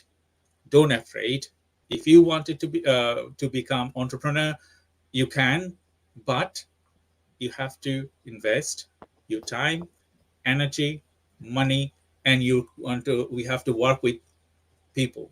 Otherwise, you cannot become an entrepreneur and serve other people. Do you know what? It's funny, you were saying about being under the table. I remember I was about 10 or 11, and I vividly remember that when I was 10 or 11, I wouldn't even laugh out loud. I had a silent laugh because I was so introverted and so nervous about being in the world that even when I laughed, it was completely silent because I wanted no one to notice me. And I have my podcast. I'm doing this with you, Dr. Shah. You can sort of help, learn these things, and particularly getting over that sort of rejection side of things. I mean, when I started doing podcasting, I actually hadn't really done any videos or podcasts. My first podcast was 4 years ago. And in one of my communities, one of the chaps knew that I was struggling with video. So just safely in the community, he did things like 2 truths, 1 lie and things like that. We just did safe little videos where we pace them out, and actually finding that safe place that you can practice and try things. That meant the world to me. And then I'm on my second podcast now. I'm doing lives with Dr. Shah. And, do I need to sit down after I've done a live or a podcast? Absolutely. Because, it's still overwhelming for me, but I do them. And then back to that sort of structure, knowing yourself, then I have a sit down for half an hour. I will then be able to tackle the next task. So, you can sort of work your way around these things as well. Yeah, I totally agree with you, Anna.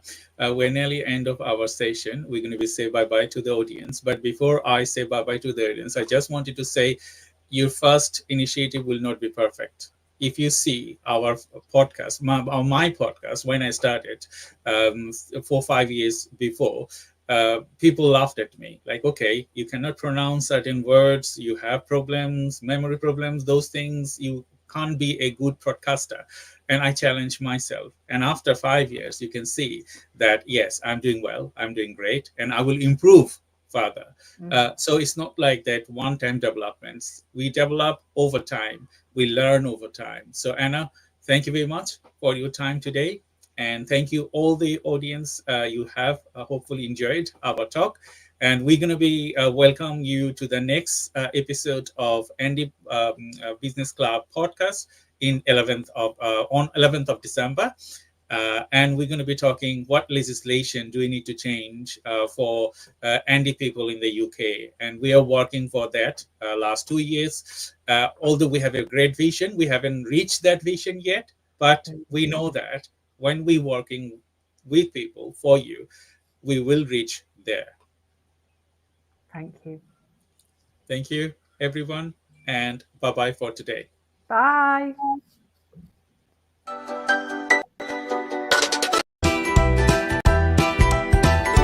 Hello, everyone. Thank you very much for joining today's live webinar. We have a very special session today, and sorry for a little bit of delay.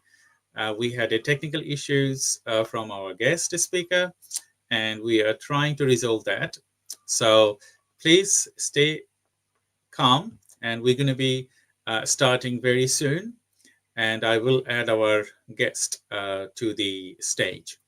So today we are having a special event and talking about mindfulness for life, daily habits to build resilience and a positive mindset. So when you talk about resilience and mindfulness for a positive mindset, you need to think about a lot of things, okay? And can you do that?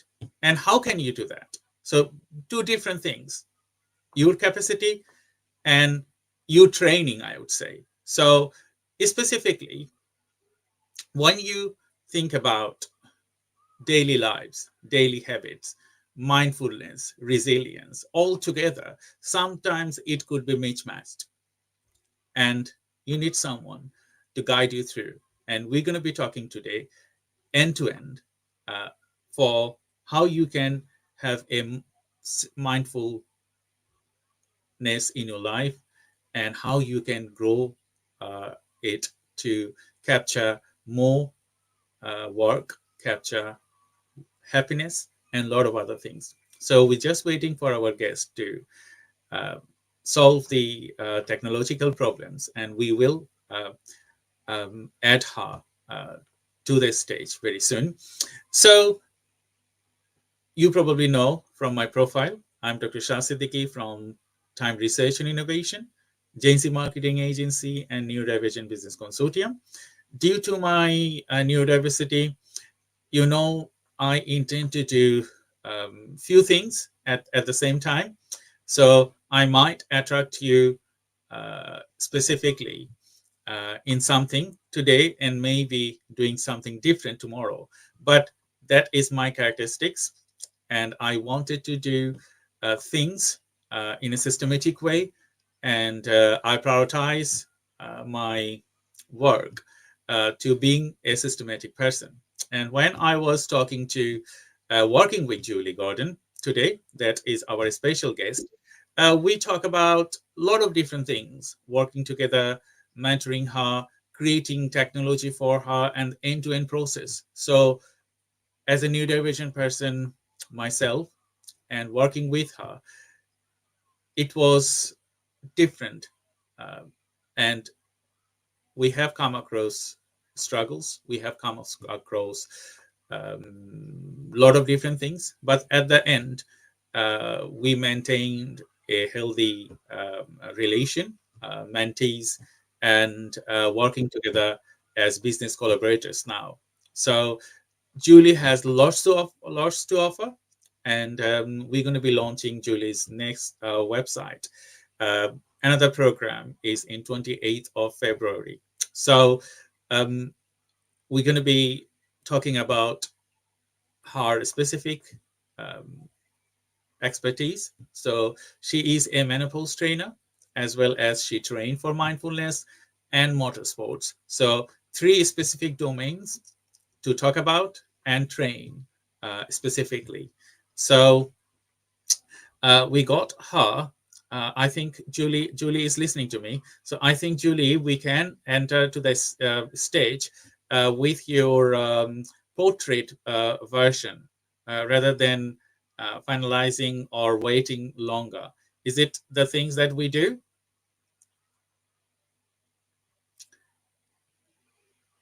So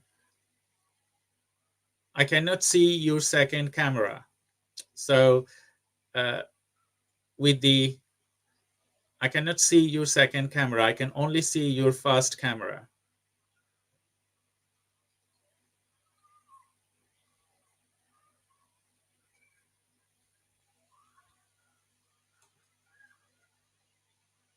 I can see your keyboard on the second camera. So she's just fixing the error for us.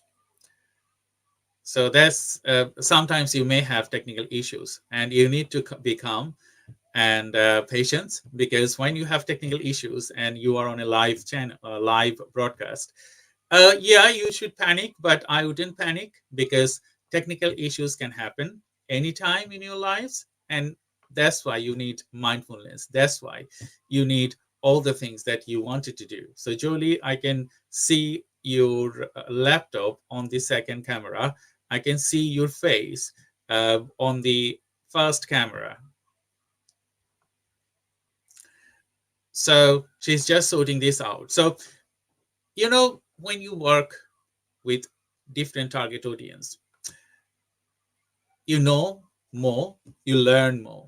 I was talking to one of my business partners on the other day, and I was talking to him that when you born and the time you start learning things, there isn't any turning off from there, because if you have mental capacity, you learn until you die. And I work with many people in the landscape that they are over the retire age, 75 and more than that, and they're still working. So that's the thing that mindfulness kicks in. So I will add Julie. Julie, shall I add you? So you just need to do your camera a little bit towards you, and then I can add you to the stage. So don't worry about that too much. We are happy with the portrait version.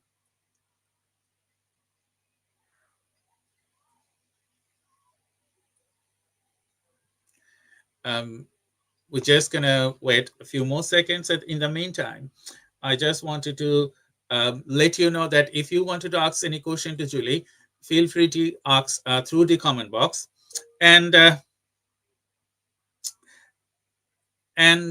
we're going to be trying to answer those questions. So Julie is back. So excuse us for that. So I'm just going to add Julie to the stage. Thank you, Julie. Hello, how are you today, Julie? Thank you. I'm so sorry. Can you hear me okay? I can. So don't worry about that. We're going to be keeping this UI. So most of the time, we will not see the black spaces on your screen. Okay. So most of all, you probably know Julie for such a long time. She's on social media. Your camera again went back to the other thing. So you need to straight your camera because it's not landscaped. Yes, you need to straight your camera, Julie. Yes, you are in right. So don't worry about that too much now. I think our conversation will lead this to a success rather than fixing the technical issues now. We know. I do apologise. No, that's okay. Don't worry about that. So if you can point this, camera a little bit steady. What I'm going to do is I can put it back to where it was, but I couldn't get it on to start with. So if I pop it up here, is that okay up there? But we cannot see your face. Now we can see your face. So you need to put the camera steady like this, and we will start our conversation. Okay. I do apologise. I think we. No, that's okay. That's okay. Don't worry. So this is where mindfulness comes in very handy. This is. I think that's a good lesson that I was talking to, because specifically you work with neurodivergent people, you work with menopausal men and women, and you work with children. So you probably know that how to calm it down. I have learned these skills quite some times now. Still, some of the days it goes out of my hands. I become unsettled. But most of the time, if it's technology issue, I would say, okay, that's fine. Don't worry about that. We're going to be sorting it out, and we're going to be doing a good job. So today, we're going to be doing a good job. So I will give another introduction to Julie. So Julie Gordon is a menopause, mindfulness, and motorsports mentor and coach. So she has her understanding in these three of these fields, and she capture the original knowledge, and as well as leading to success. And mindfulness is the core that we're going to be talking today. So today we're going to be talking mindfulness for life, daily habits, and build resilience, a positive mind. And thank you everyone for watching this live. And we do apologize for the technology mismatch, but next time we'll make sure that everything is working fine, because we're going to be doing lots of lives next few months with Julie. And if I give an introduction of myself, I'm Dr. Shah Siddiqui from Time Research and Innovation, Zenzi Marketing Agency, and Neurodivergent Business Consortium.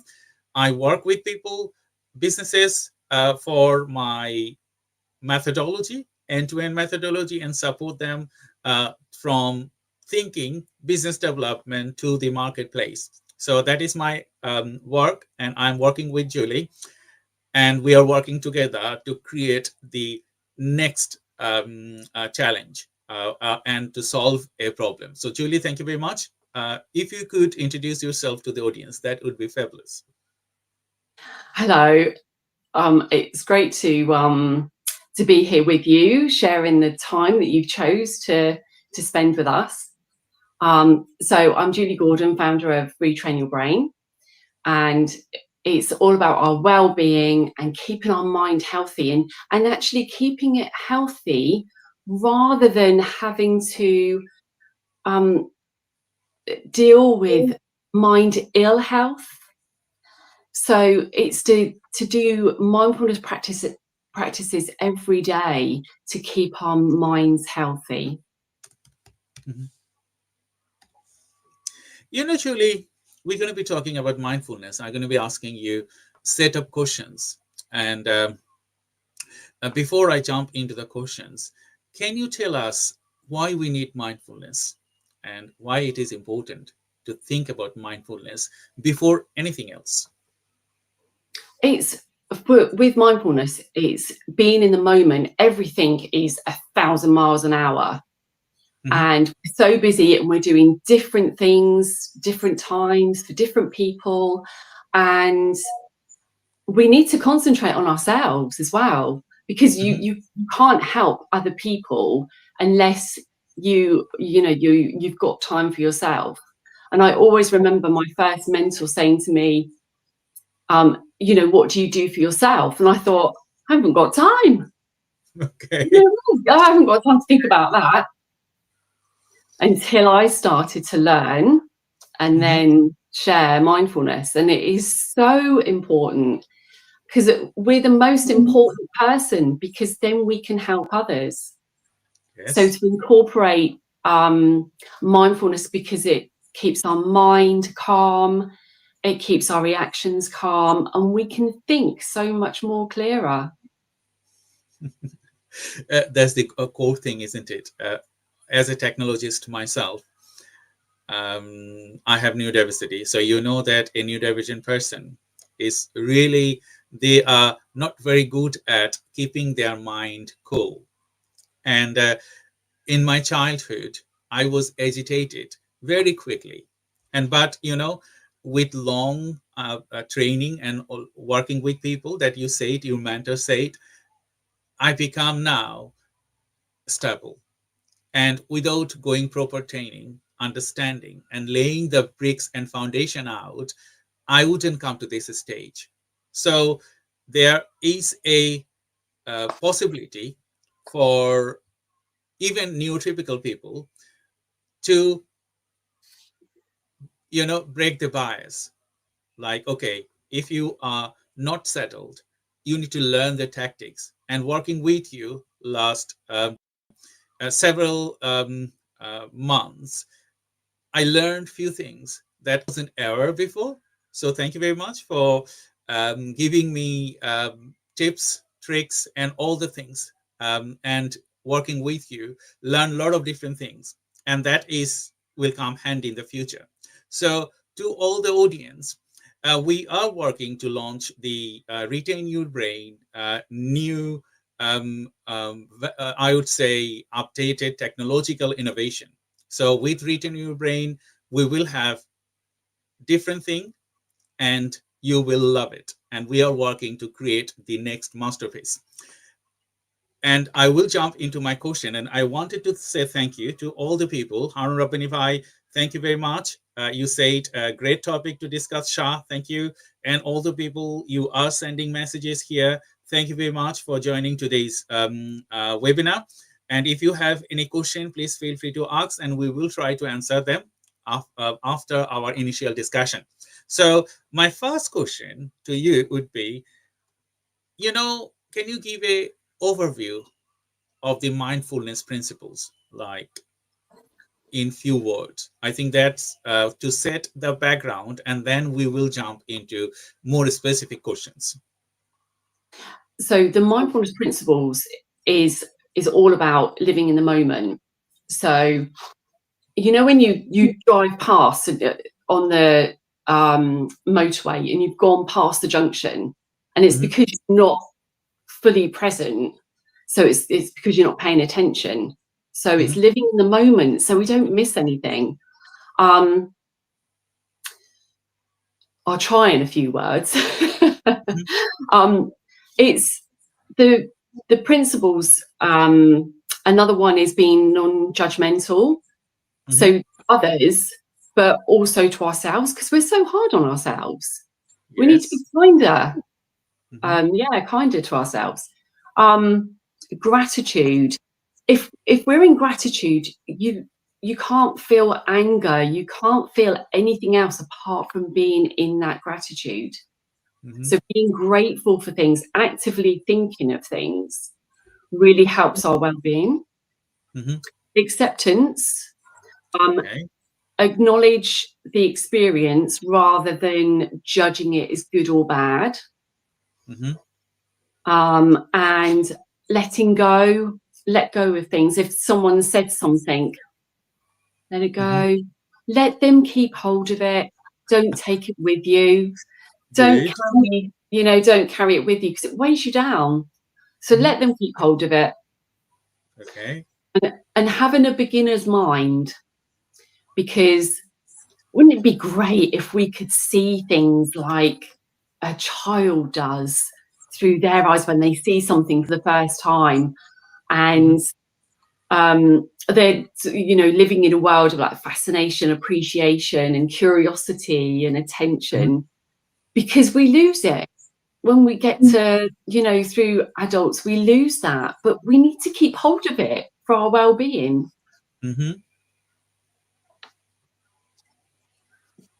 So, you know, when you talk about let it go, some people, they do not want to let it go. And that's the worst thing starts from there. Sometimes we think that answering such things will create success. But, you know, it also varies your judgment, isn't it? Like which situation you can let it go and which situation you will protest. Because when you are in a situation and you see that someone is bullying you, yes, you need to protest, but in a way, let it go away. Yes, I'm protesting it to let you know that this is not right, but I'm escaping now because I don't want it to start new arguments. So, you know, some people, they don't even think, okay, someone is bullying them or someone is very critical to them and they are doing the same thing to them. So that's not the way. That shouldn't be the way. So thank you very much for your overview of the mindfulness.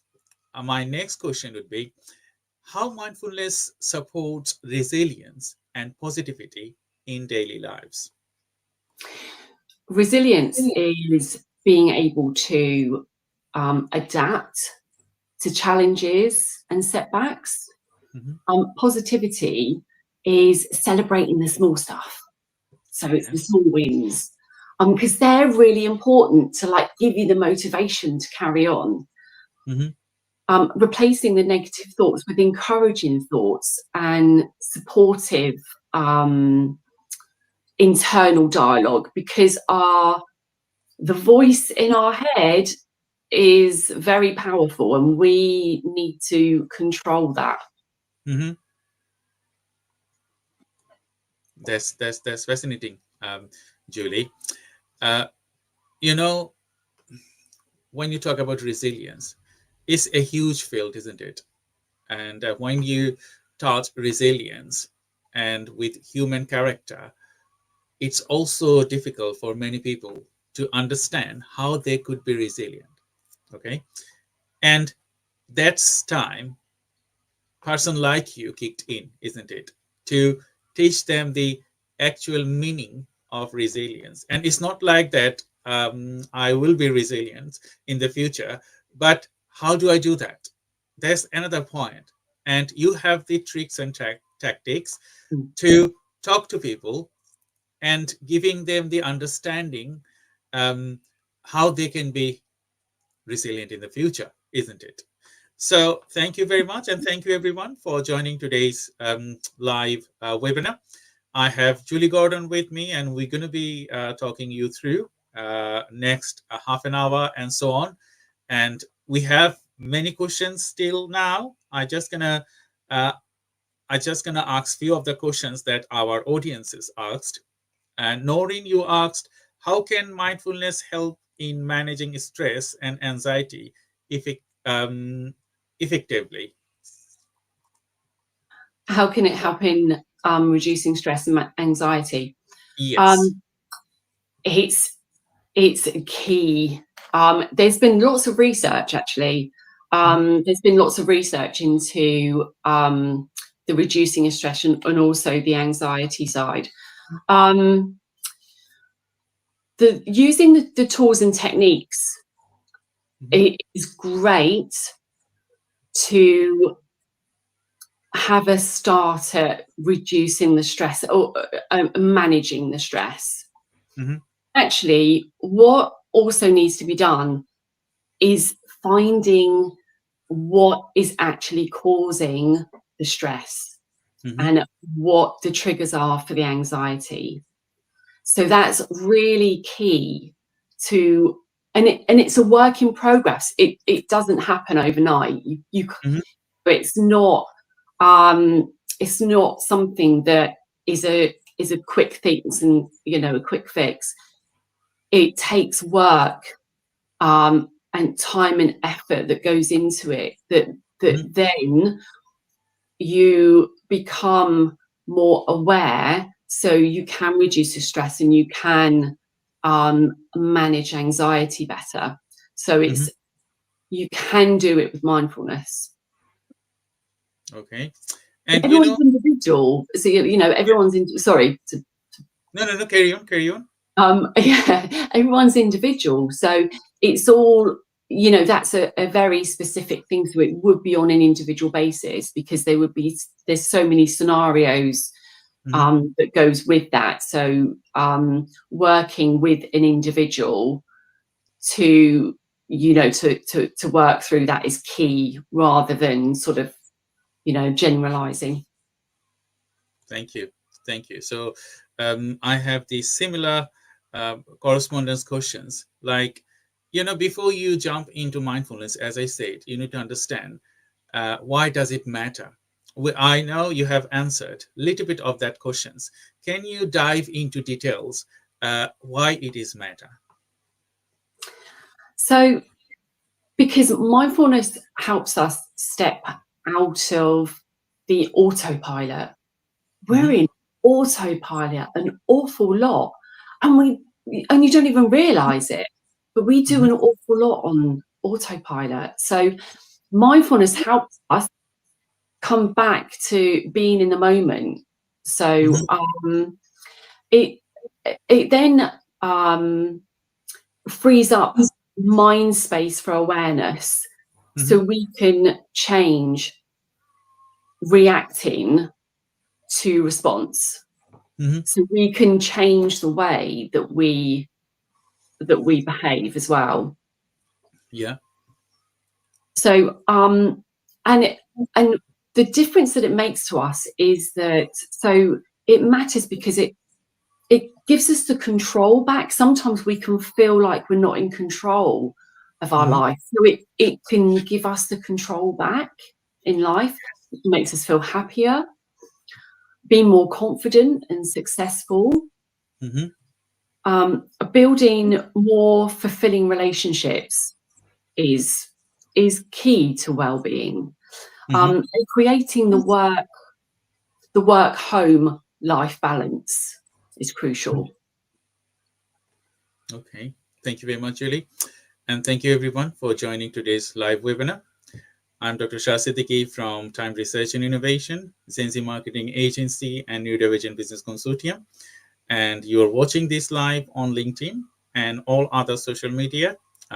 And we have Julie Gordon from Retain Your Brain. So Julie Gordon is a coach, and she trained people on menopause, mindfulness, and motorsports. She has wealth of knowledge. Working together, I'm also learning from her and creating the next masterpiece. So if you wanted to know more about Julie Gordon, feel free to keep an eye on her social feeds, LinkedIn and other social media. And there are lots of things coming up in next couple of months. We are working together to create the next masterpiece, and you will love it. So Julie, thank you very much for joining today's webinar and adding the value to our audience. So if you wanted to ask Julie a question, feel free to ask through the comment box. We already have few questions and we're going to be asking them. But if Julie answers some of the questions, we're not going to answer them anyway. But keep an eye, and please write your questions on the comment box, and please share this webinar with your friends, because you can watch it on the replay. So it will be handy for your family members, colleagues, and community. Like mindfulness, we need right now, because the world is full of tension. We have tension in the community. We have tension all the time, how our direct debits will go. We have tension for war, is 2-3 wars happening at the right time. Some of them we do get agitated due to our religion. Some of us, we get agitated due to our supporting a specific community. But you know, everything that you do, you need to think about yourself.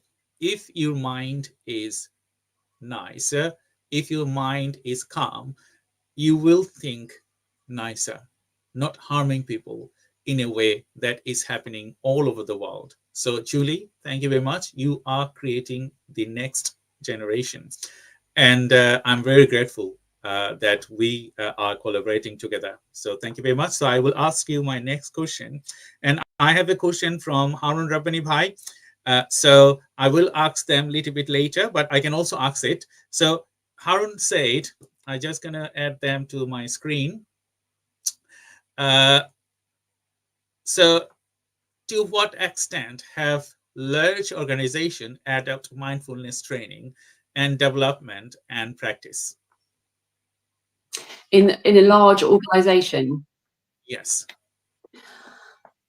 It is absolutely feasible to be able to put mindfulness workshops in a large organization. There can be workshops for managers and leaders to be able to use, and actually mindfulness has a ripple effect. So it has a ripple effect on everyone, you know, because then you start talking to people, you know, within your household, and it really grows. But within the businesses,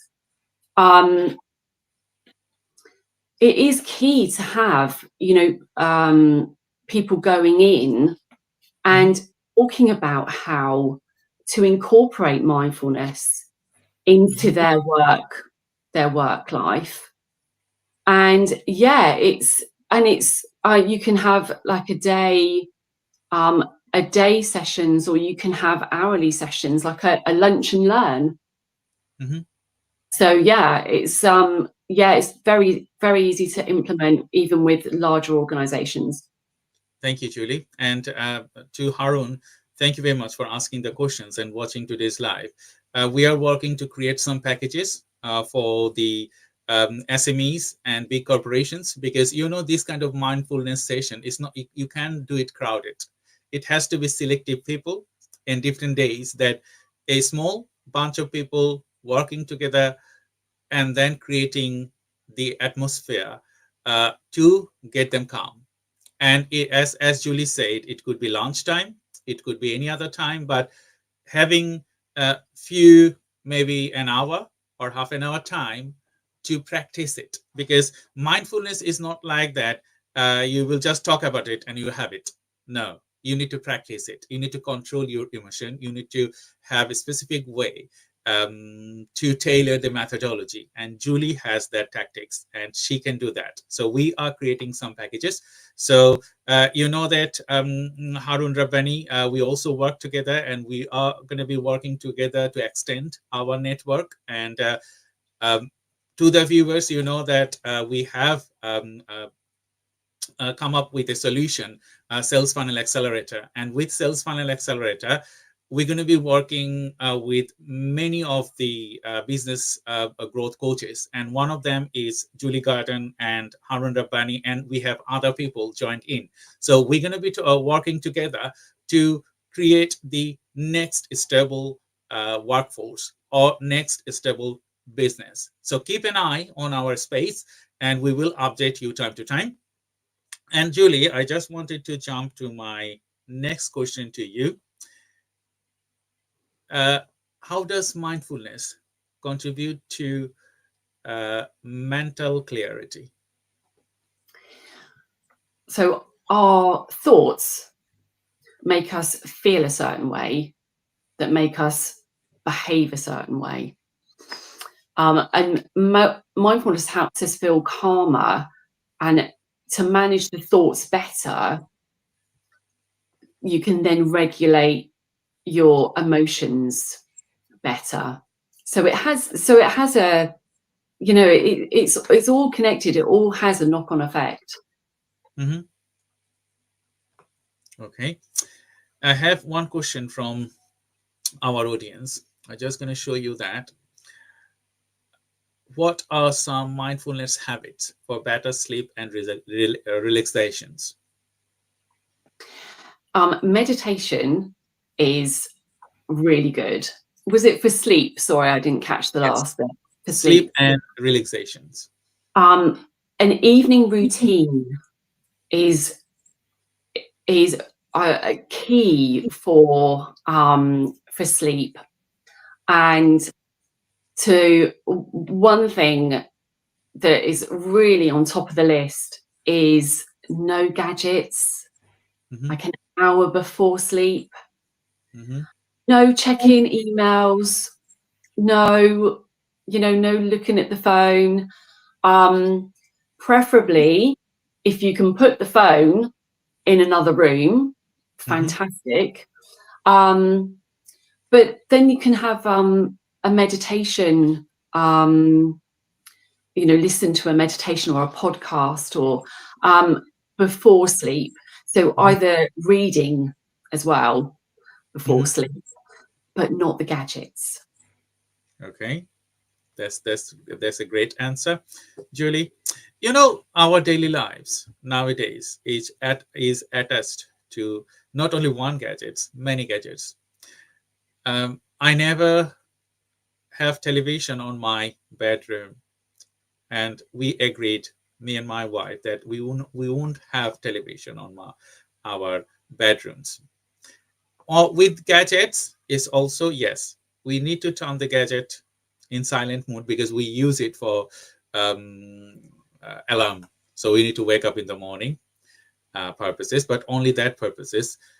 Some people, they do like, okay, they are waking up and they're going to be seeing the gadgets. They are going to sleep, they're going to be seeing the gadgets. And everything they do, going toilet. And some people, they even take the gadgets to their toilets. Not some people, many people, I know. But we have a thing that, okay, if you're going to the toilet, is hygienic purpose, you shouldn't take the gadget with you to the toilet, because toilet, yes, some people, they will read books. That's okay. If you think that that is helpful, that's fine. But no gadgets, because gadget will not give you the concentration that you wanted to do in any places. So thank you for adding that with our audience. And thank you everyone for joining today's live webinar. And we have Julie Gordon from Retain Your Brain. We're going to be coming up with many other live webinar. And one of them, I just wanted to give you that information. And I will ask one of my team to share that with you.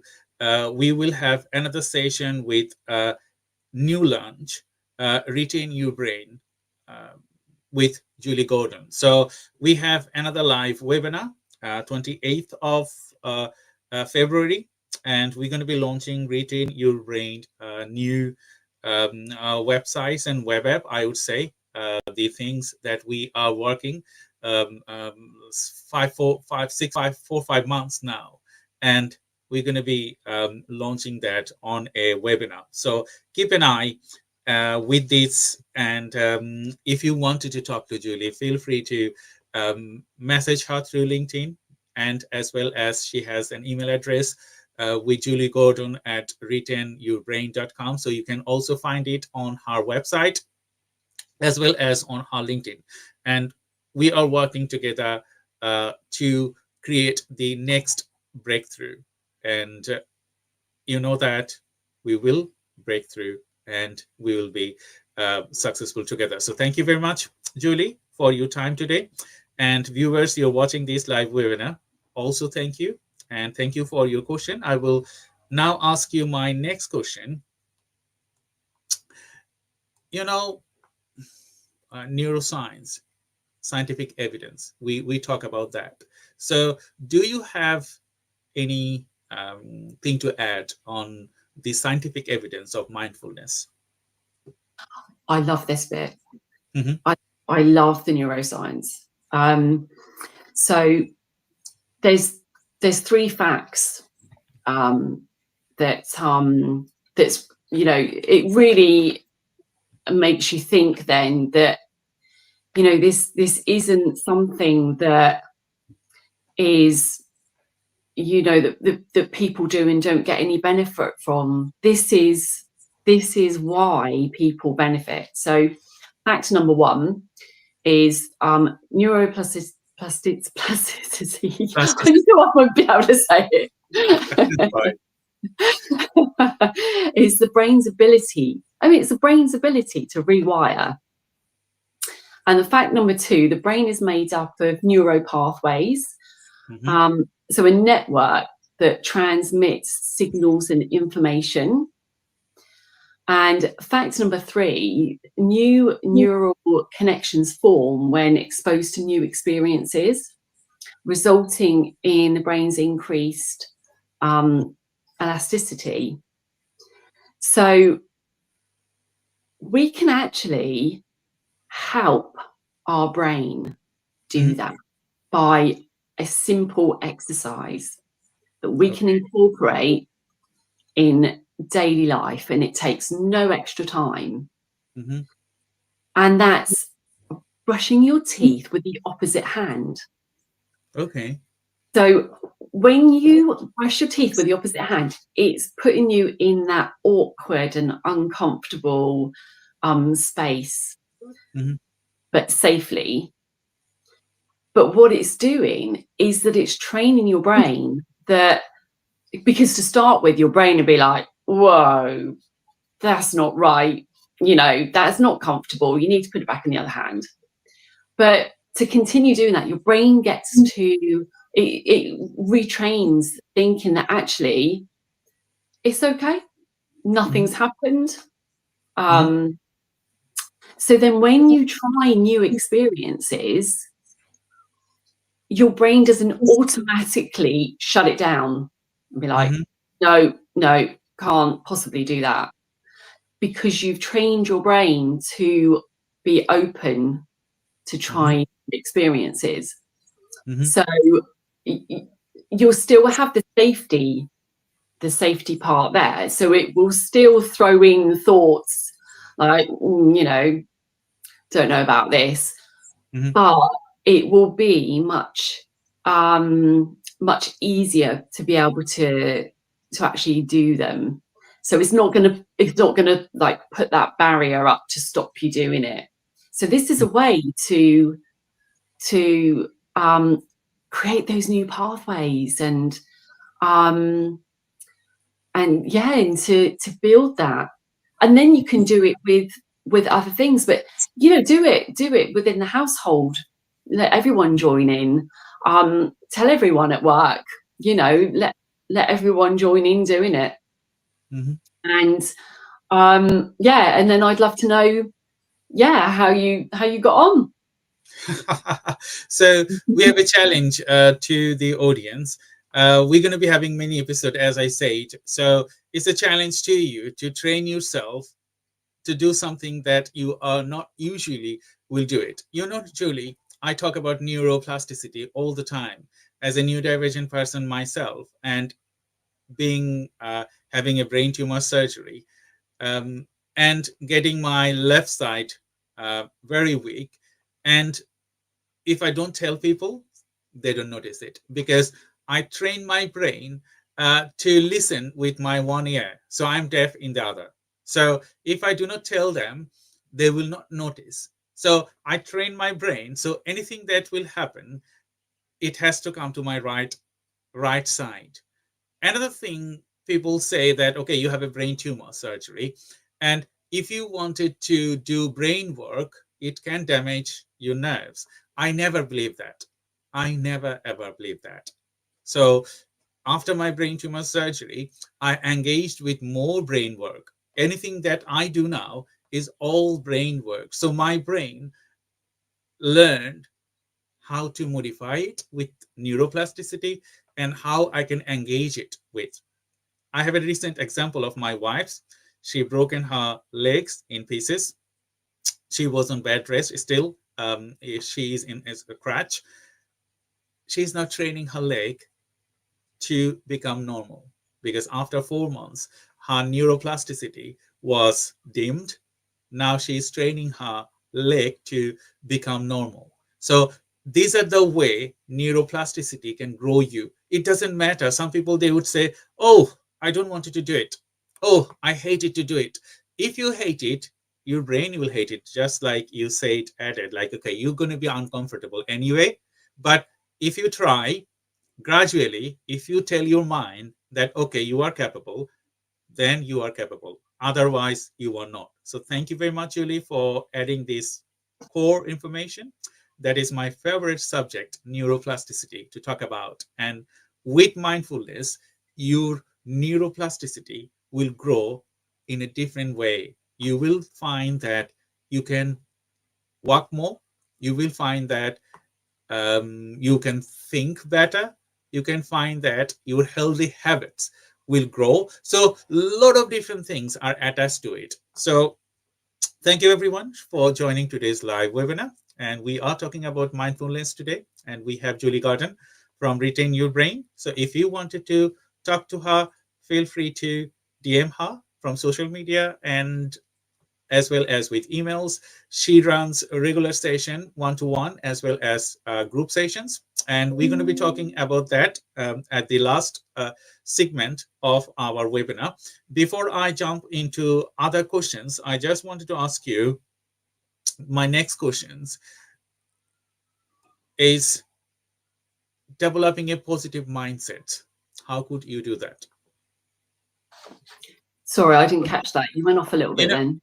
Developing a positive mindset. So shift your thoughts when a negative thought pops in. Tell it to go away, or I'm not listening. Because it's stopping it in its tracks before it's you know, you're really sort of taking notice of it. So yeah, shifting those negative thoughts, because the more you do that, the more you train your brain that you're not going to listen to those. So it's like, stop, or whatever words you would like to choose to say. But it is really important, because they will become less. So the more you do that, the more you practice that, the more they will reduce. Self-compassion, being kind to yourself is so important. If you wouldn't say it to your 4-year-old self, don't say it to yourself now. Acknowledge what you can control, and accept that you can't change other people, and surround yourself with people that love and respect you. That's a great example, Julie, because self-respect is the core thing to do great work. If you do not self-respect yourself, no one else will respect you. Because few things that I was recording the Innovator Circle podcast. I recently launched a new podcast, and I do record C-level executives all over the world. So I have recorded a few interviews, and yesterday I was talking to Christian Viona. He does properties investments, as well as engage in mentorships and coaching business. So one thing we discussed is you need to self-respect and self-trust yourself, then go out. Because if you do not self-respect yourself, self-trust yourself, then there is no meaning of lives. So thank you very much for adding that value to our audience. We are nearly end of our session, so we're going to have a few more questions to ask. And if you wanted to ask any more questions, please feel free to ask us through the comment box, and we will try to answer them. if we have any more time. So my next questions to you would be mindfulness in professional life, why it is important, and if you can dive into that for professionalism and mindfulness together, because I think Harun asked you work balance, and we have another questions about work balance as well from Redwan. He said, I'm just going to share with you that questions with you. So can mindfulness be applied in the workplace to improve productivity and focus? I think these two questions are interrelated. So if you could ask, that would be fabulous. I was just about to say absolutely that it can really, it focuses your attention and increases productivity. Mm-hmm. And also when you have happier people in the workplace, the sickness is reduced. Mm-hmm. So you've got wins there already. Mm-hmm. Bringing mindfulness in, there's so many different ways that you can do that benefit colleagues and managers, business owners, and it's doing the little things to help yourself. So one thing that you can incorporate if you're on calls, if you've got back-to-back call, if you've been sitting quite a lot, is to, and you can even do this while you're on a call, and you can stretch your legs out. Just stretch your legs. So we're talking movement, any kind of movement. So stretching your legs out, moving your ankles, so rotating them, lifting one leg up at a time. So it's getting the body moving, stretching. So so when if you've been sat at the desk for a while, then do some stretches. Get everyone to join in.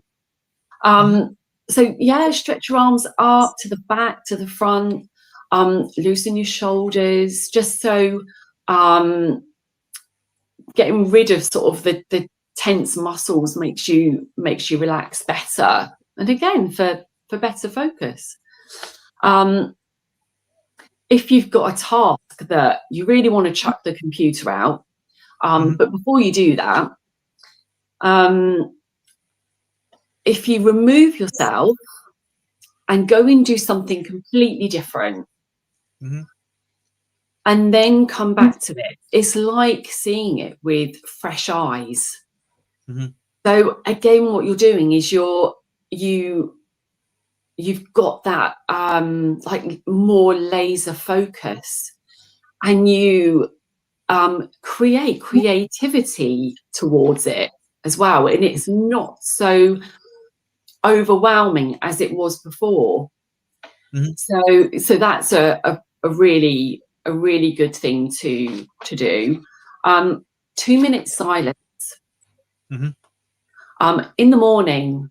If you put the kettle on, you could go to a quiet room and just have 2 minutes silence. Just let your brain recalibrate and reset, and do that during the day. Now, with some brains don't like that. They have to be active.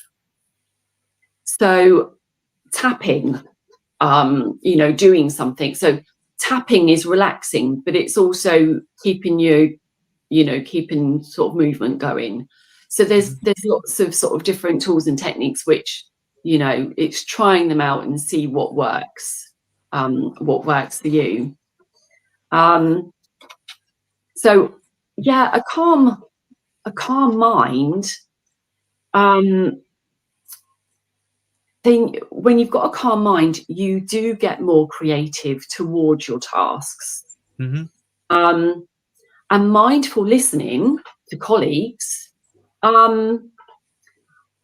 will with new ideas and thinking of things that you wouldn't have necessarily even thought of before. So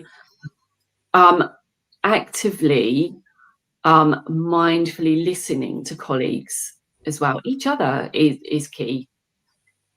Thank you, Julie. Thank you very much for your time today and talking to our audience. And I hope they have enjoyed today. We are nearly end of our session. I'm just going to ask you another question. And we will end the session with the takeaways. So we're not going to ask any more questions. I just have last question from me. Overcoming common challenges in mindfulness. How do you overcome common challenges? It's with mindfulness, overcoming the challenges, I would say,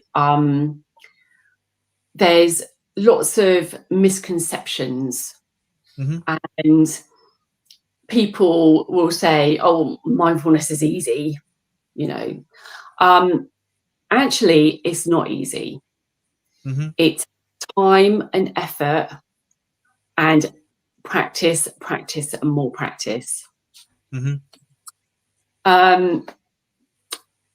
And daily habits are simple to include into the daily routine, and it's keeping it consistent. Consistency is key to keep on top of keeping your mind healthy. Yes. To prevent, like as I said earlier, to prevent, mind ill health, and to manage setbacks. If you've missed a day of doing them, if you've missed 2 days of doing them, start now. Start again. Start now. Guilt-free. You've missed you've missed a day. You've missed 2 days. That's okay. Start now, and then but guilt-free, because we're also very good at carrying guilt along the way. So so it's just starting from now. Thank you, Julie. We are just nearly end of our session. So at the end, we ask our guest to maybe give some takeaways. So if you could discuss the takeaways from these events, and until then, our next events, what are the takeaways from this session? I would say that it doesn't matter how you're feeling, whether you think that you're feeling low, that nothing is going to help you. Try. And maybe you need someone to help you keep on track and find out what works for you. But if you haven't already tried it, then the way to know whether it is working for you is because you'll have that mind space, your well-being people will notice the difference in you, in your well-being, and you'll feel more in control. So it's just starting. Just do one daily habit to incorporate in your daily routine. So start with the brushing of the teeth, and do it for 28 days, because it takes 28 days to become a habit. So don't try and think, oh, I've got to do all of this. I've got to do the 2 minutes silence. I've got to do the brushing the teeth. I've got to do the breathing exercises, or don't take on too much. Just start with one thing and do that for the 28 days. Thank you very much, Julie. And thank you everyone for joining today's live webinar. I'm Dr. Shah Siddiqui from Time Research and Innovation, Sensi Marketing Agency and Neurodivergent Business Consortium. And we have Julie Gordon from Retain Your Brain. And as I informed you earlier, we have another events at the 28th of February to launching the Retain Your Brain site. Please keep an eye. and as well as register, because we're going to be talking more about mindfulness and menopause and motorsports. So thank you, Julie, for your contribution today, and thank you everyone for your questions and joining today's webinar. So please stay on the line. I will say just bye-bye to the audience, and then I will say you bye-bye offline.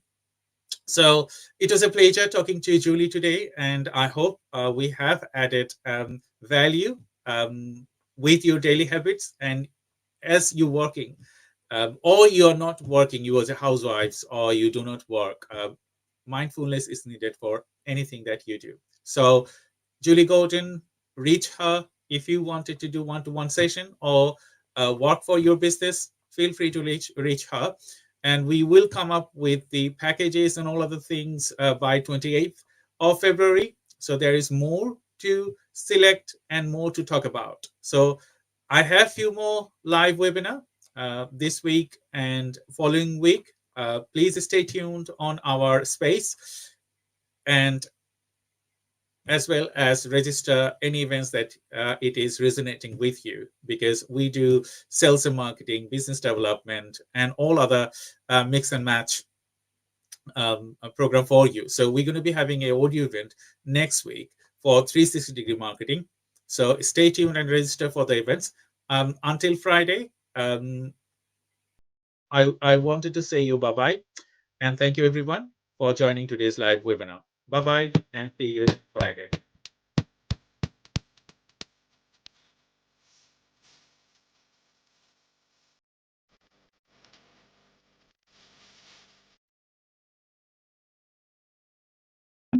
Hello, Anna. How are you today? I'm good, thank you. Hello. Hi. Hello, everyone, for joining today's live webinar. We had a little bit of technical issues, so that's why we are a little bit late, and I think our LinkedIn having an issue as well.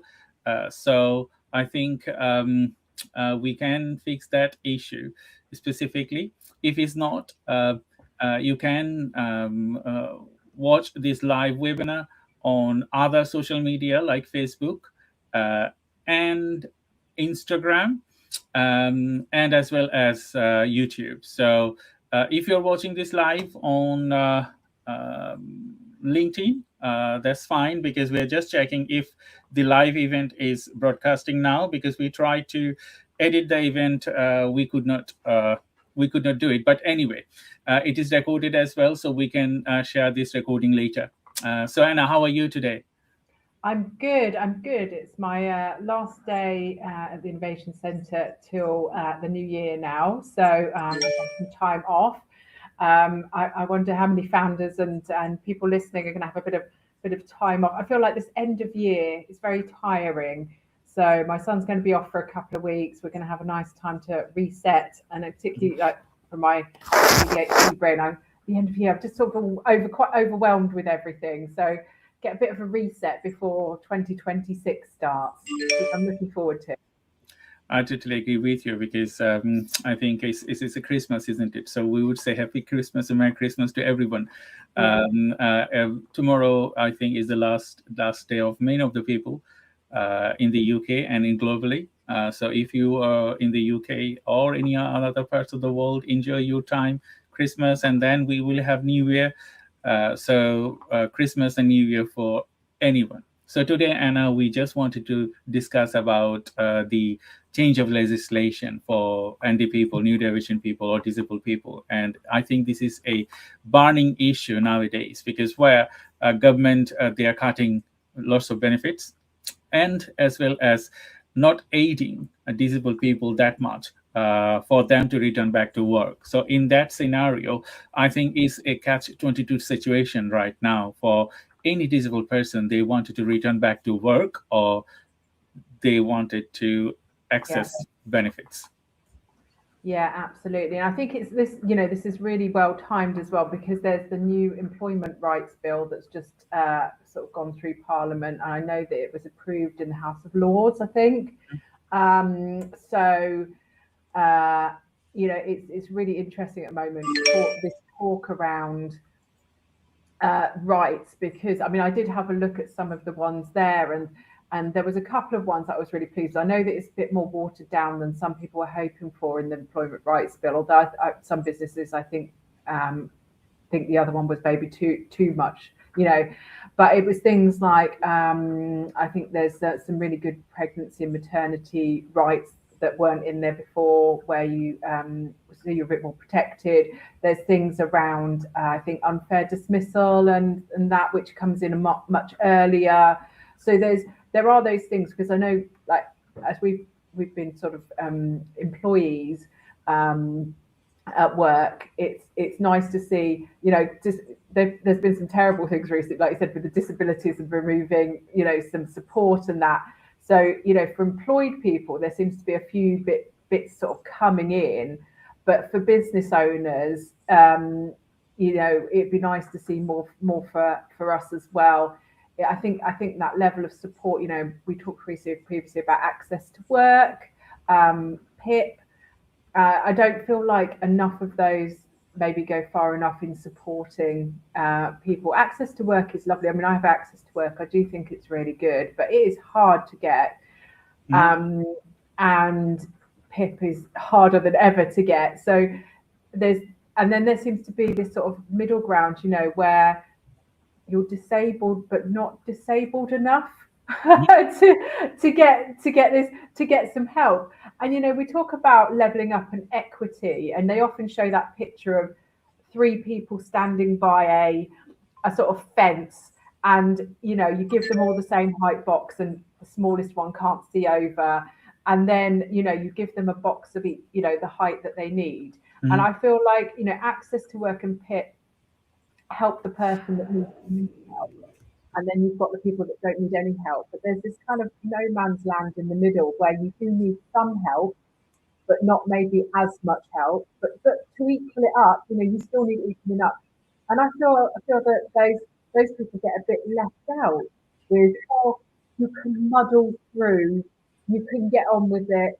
When I did my understanding autism, when we're talking about sort of high functioning autism, Asperger's, where people maybe once again can get through.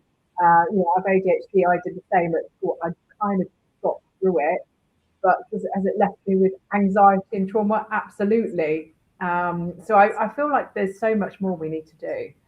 I totally agree with you. As you described, like disabled but not seen as disabled, I fall into that category, and it's just like a pain, because if you wanted to access disability, it's the system is totally absurd, I would say, because it will tailor you. Can you do it? Sometimes you can, sometimes you can't. So normally, what we do, yes, I can do it, but sometimes I cannot. So when you click, you can do it, you are out of the box. Yeah. Yes. So it is not tailored to benefit people like me and people like you, or many, I would say thousands of disabled people. They don't get proper benefits. Either way, we contribute to the tax, we contribute to socially, we contribute a lot of different things. But at the end, when it's in terms of benefits, it's just one box, but one box will not fit everyone. So that's the point. We need the legislation needs to be changed, because those people they wanted to work, and they wanted to access these social benefits, any of the social benefits. They don't fit. They don't fit for purpose. And when you think about work and PIP and all those things, it is like in a way, I think the social economic boundaries make them you don't need to work. You are because you don't have capacity of work. Why? Because you are receiving these benefits. But when I receive certain types of benefits, like I receive access to work, it aid a lot of different things, and I get benefited and I can work more. But in terms of it comes on PIP, certain things I cannot do. Last week is very sad for me. I cooked something, and I have to pick my son from school. I forgot to turn the stove off. Okay, and I spent more than an hour. My mother-in-law was in the sitting room, and it burned away. The fire brigade has to come, although it wasn't any mess. They just came and turned off the stove. I could not reach home on time. These kind of things can happen because I have memory problems. So I need aid like this. It could we could if I'm most of the time when I cook, something happen like this. I cannot add aid because someday I can, someday I can't. And this one can be judged by the PIP because they say, okay, you are okay, you can do this. Sometimes I struggle due to my disabilities. Sometimes I can't. So when I say, okay, sometimes I can, sometimes I can't, that means you can.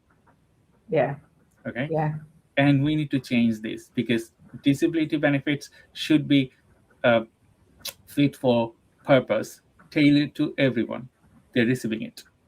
Yeah, and I think there needs to be this sort of more holistic view of these benefits as well, because I was reading a lot of stuff recently about this, getting people back to work.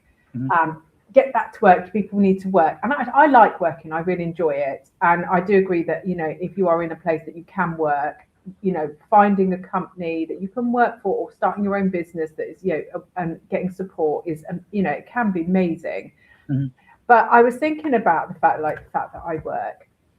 What people don't see though is that when I work, I come to work, I give it my all, I perform fine, I'm doing well at work.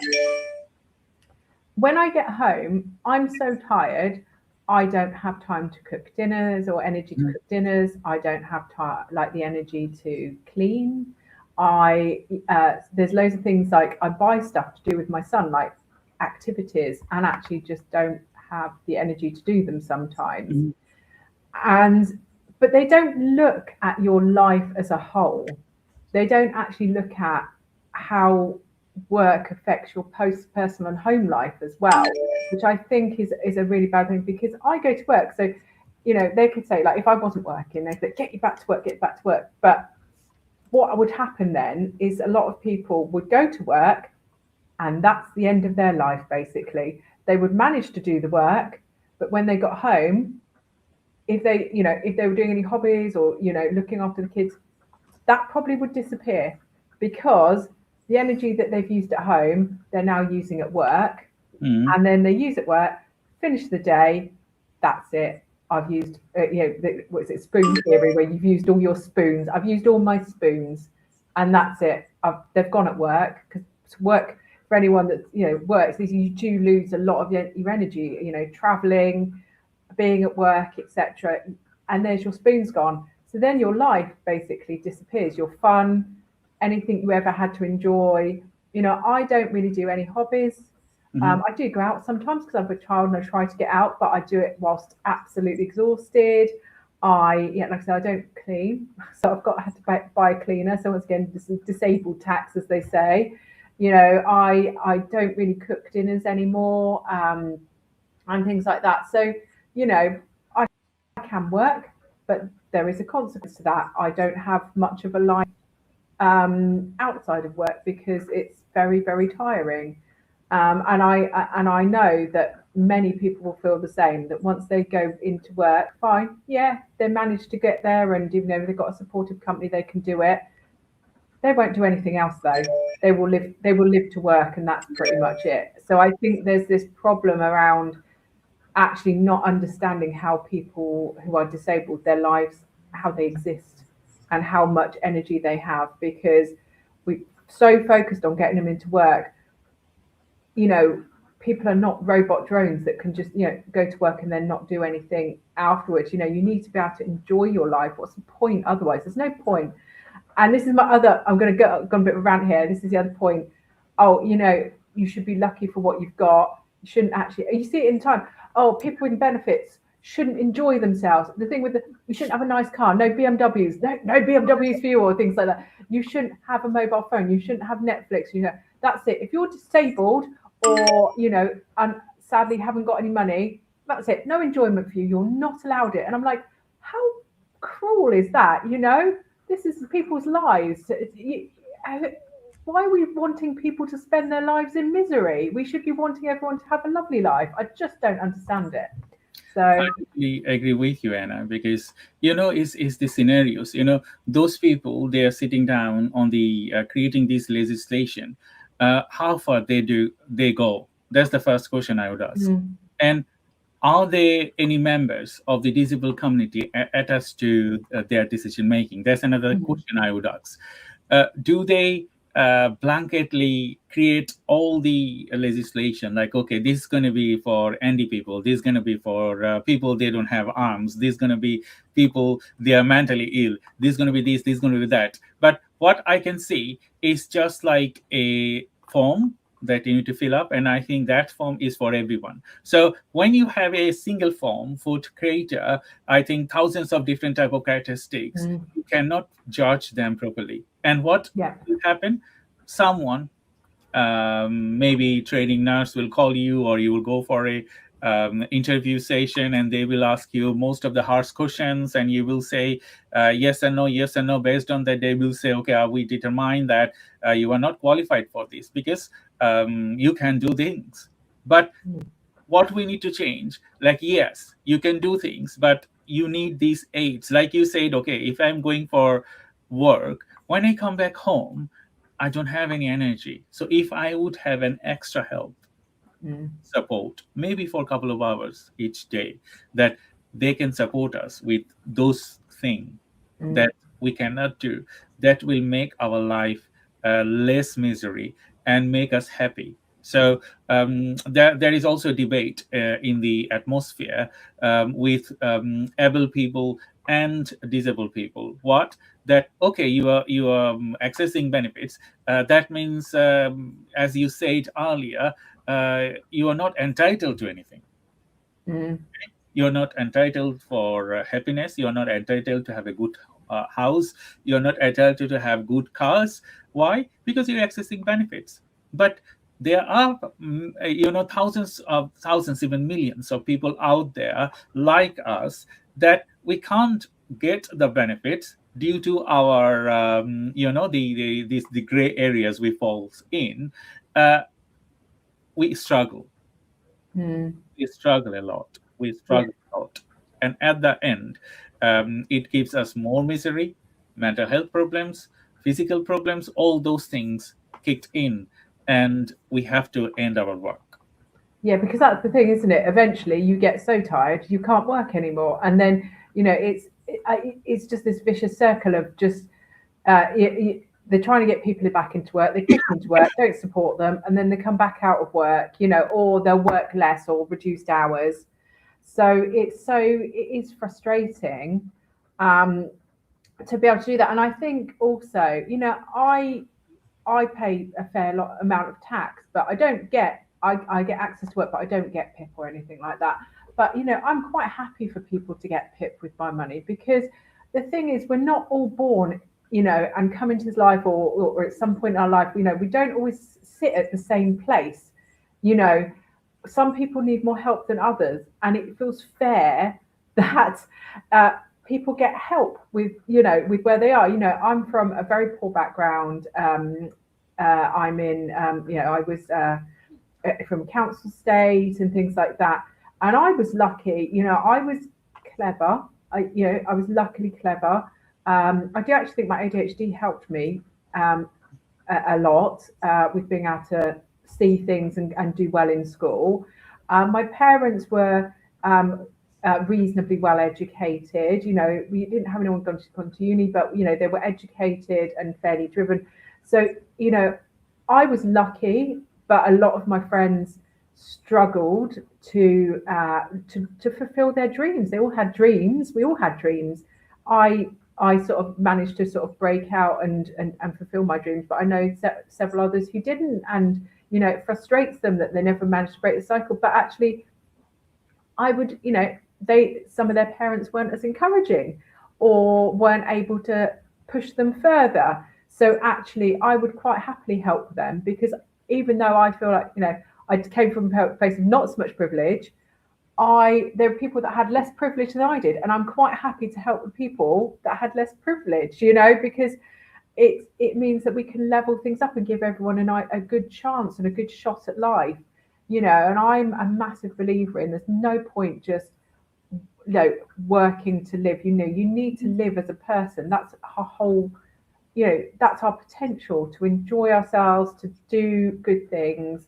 And actually, you know, you find that people that are disabled, neurodiverse, tend to be the most empathetic and tend to be the most people that volunteer as well to help others, you know. So there's a really big reason to help this community. And I really get frustrated that people are villainized all the time because they just didn't have as much privilege in life to be healthy, you know, health privilege, or whatever privilege it is that people have got.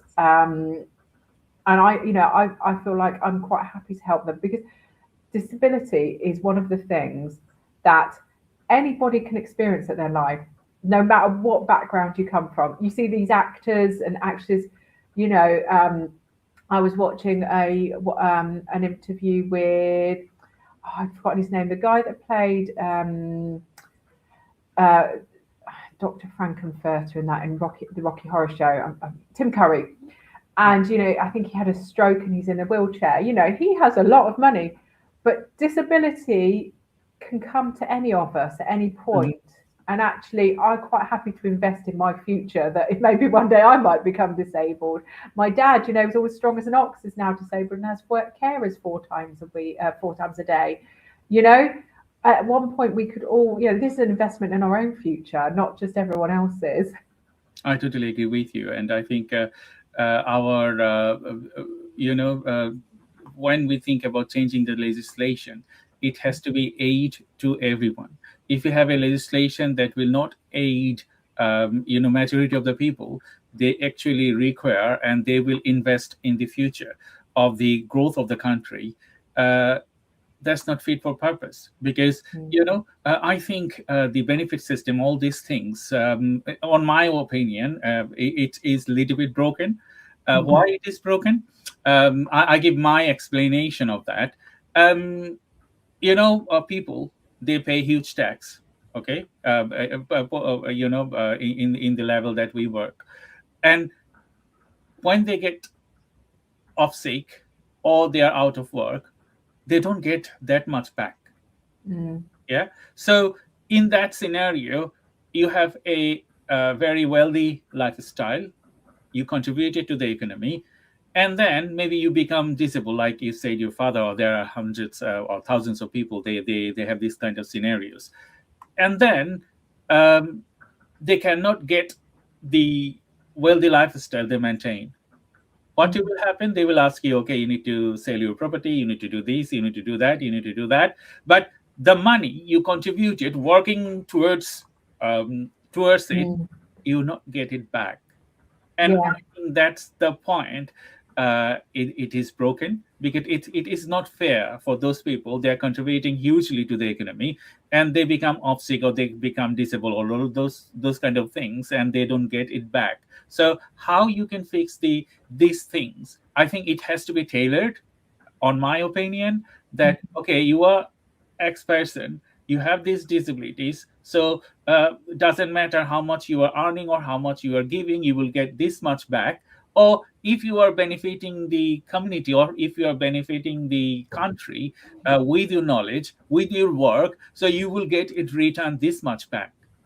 Yeah, it's funny actually, because I had similar with maternity pay, because as a woman, I was the main wage earner in our family, so much higher wage, and actually the maternity pay is tiny, you know, the statutory maternity pay.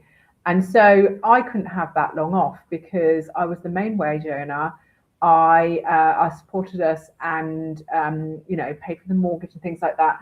And so it was incredibly difficult when, as a woman, I had to have maternity leave. And this was before, things were introduced more with being able to have share paternity and maternity.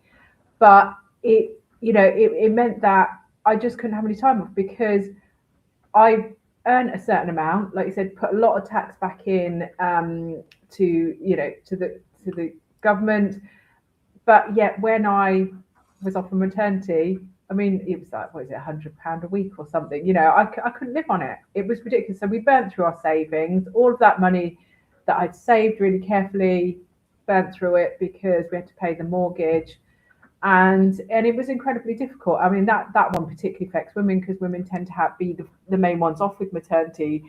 And it is incredibly hard when you suddenly, you know, we're trying to push women to be equally the main wage earners and pushing us up in the workplace.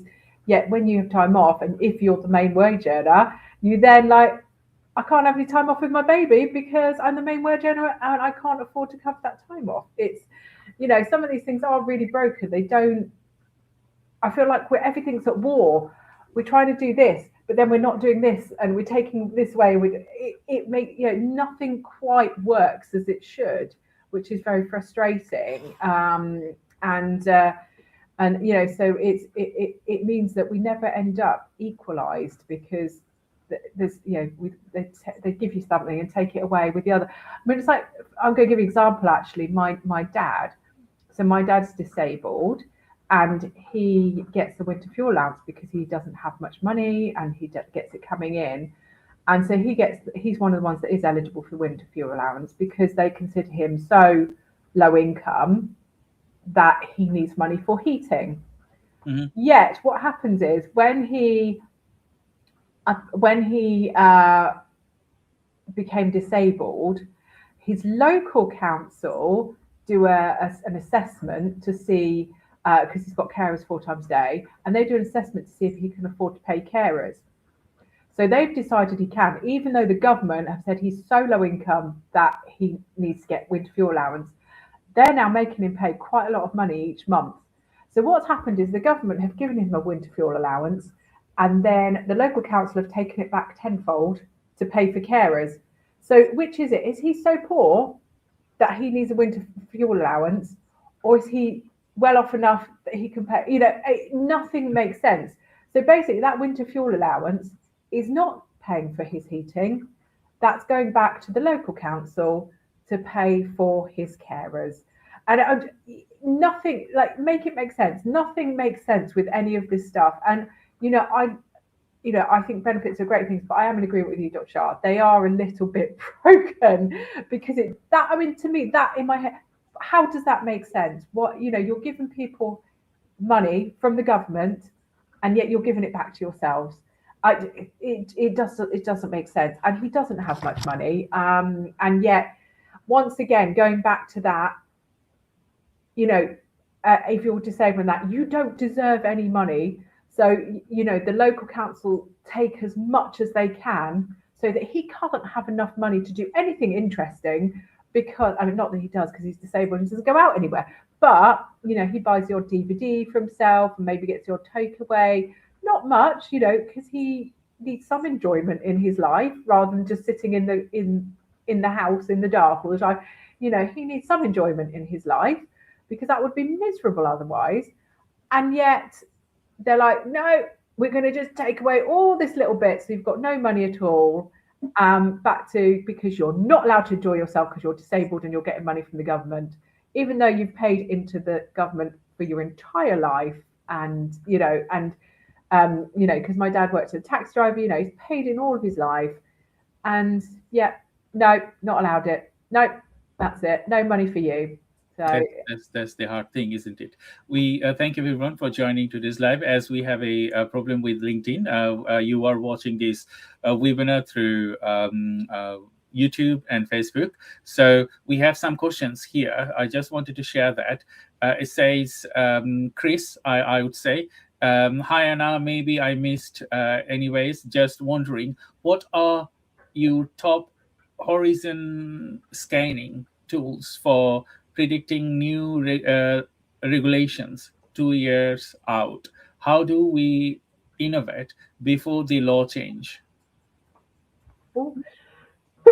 Excuse me. It's that time of year, isn't it? Sneezing and coughing time of year. Do you know what? It is incredibly hard. Horizon sound. Mine tends to be quite manual. It's an ear to the ground, understanding trying to understand what's going on in the future. So I do a lot of desk-based research, but I do follow industry news quite regularly. I've got a podcast called Creating the Curve, and we had a speaker on called Mark Schaefer, who talked about, because he's a futurist and does a lot of future thinking, and his was around, he does a lot of industry interviews and talking with people. So he gave a great example that he was working in the chemical industry, and his company had this product, and they were doing interviews with their customers, and they'd interviewed a few different customers, and towards the end of one of the interviews, someone said, "Oh, did you know that that they're looking to ban this component in the next couple of years?" And they went, "Oh, no, we didn't. That's really interesting." And they said, "Oh, that's on the horizon now. So what should we do?" So what they did is they actually developed, in this sort of timescale, a new sort of product. So if this thing happened, they could swap over fairly swiftly. And what happened is it did get banned, and so they were ready ready to go with this new product. But it was really interesting, because a lot of this stuff is very much word on the street, because it is incredibly hard to find out what's going on.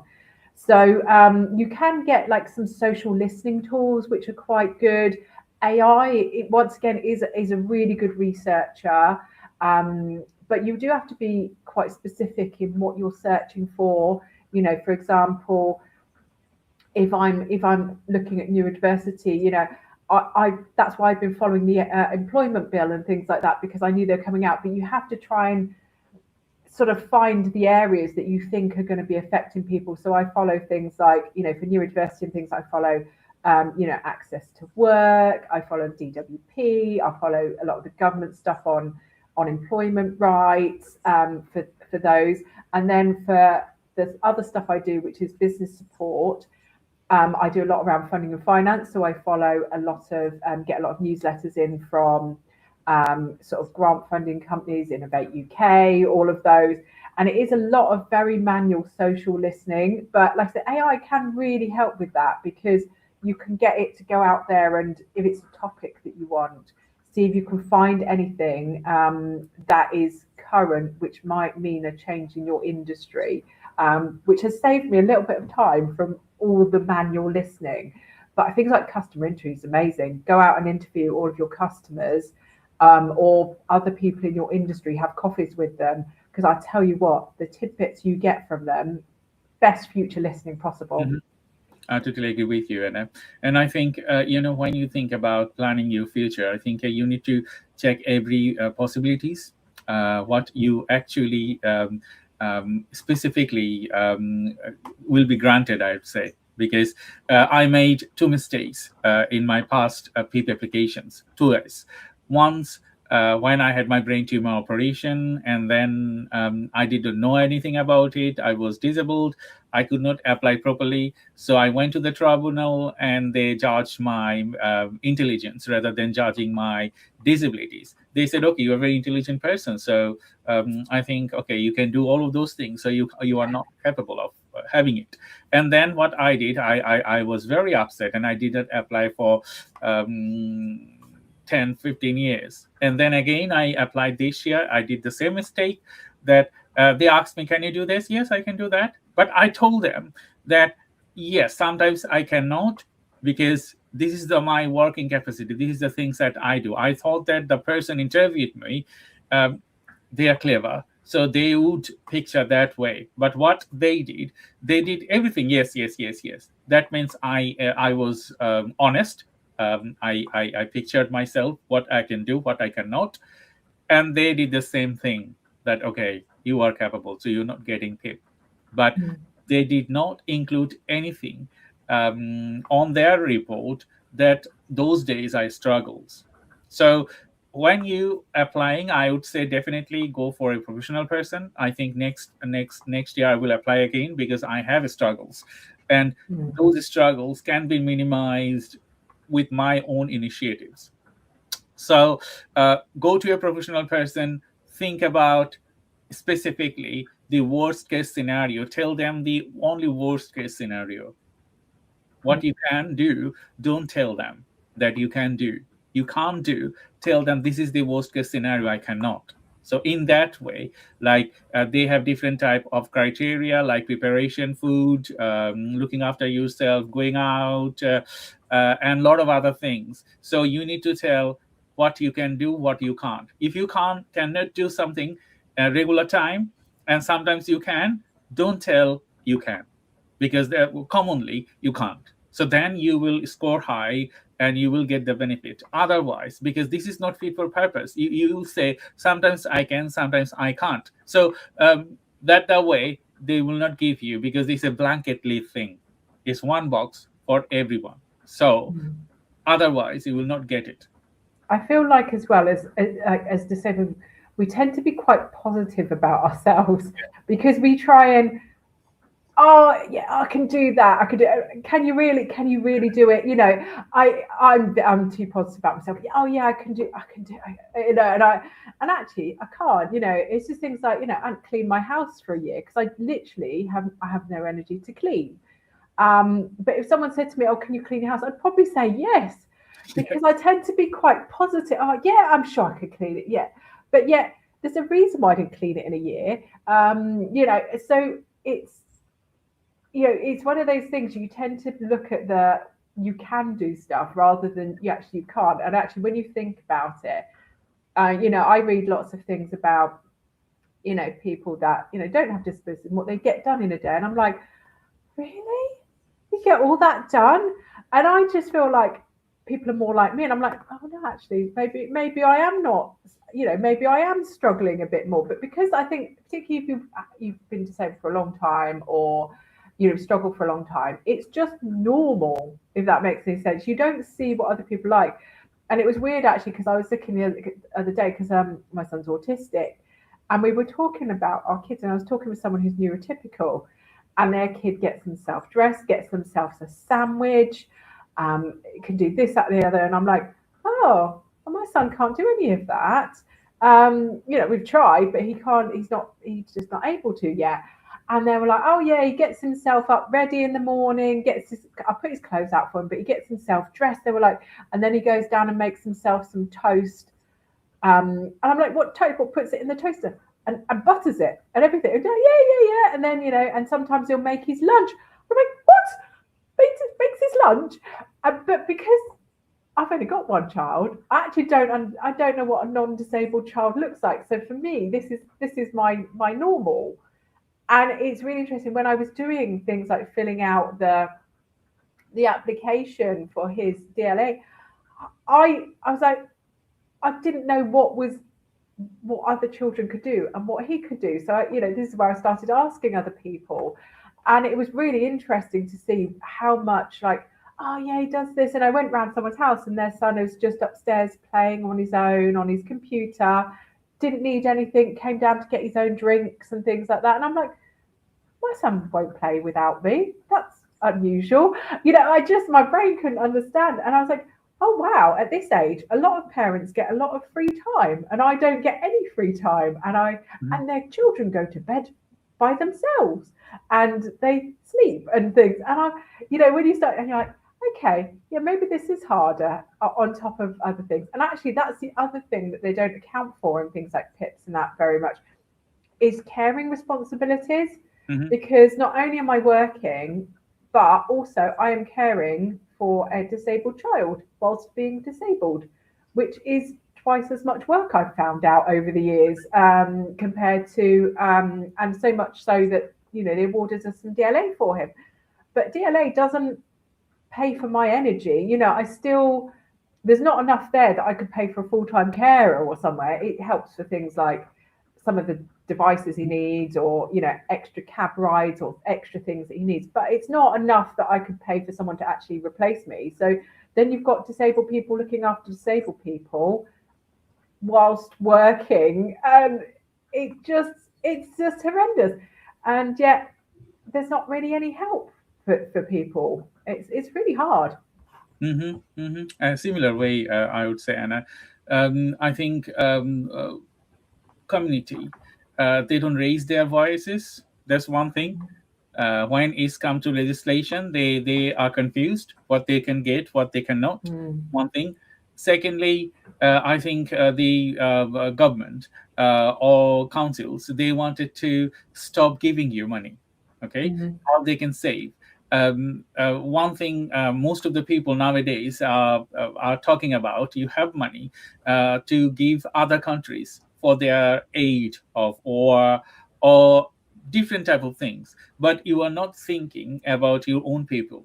Okay, there's another thing. So yes, a country to make you stand in the global space, you need to spend money. But before you spend that money, you need to think about, okay, are you valuing your own people who are there, who are willing, engaging or contributing to the community, or suffering in the lowest space. And another thing, I think, as being a disabled person, because I work many disabled people, they have low self-esteem.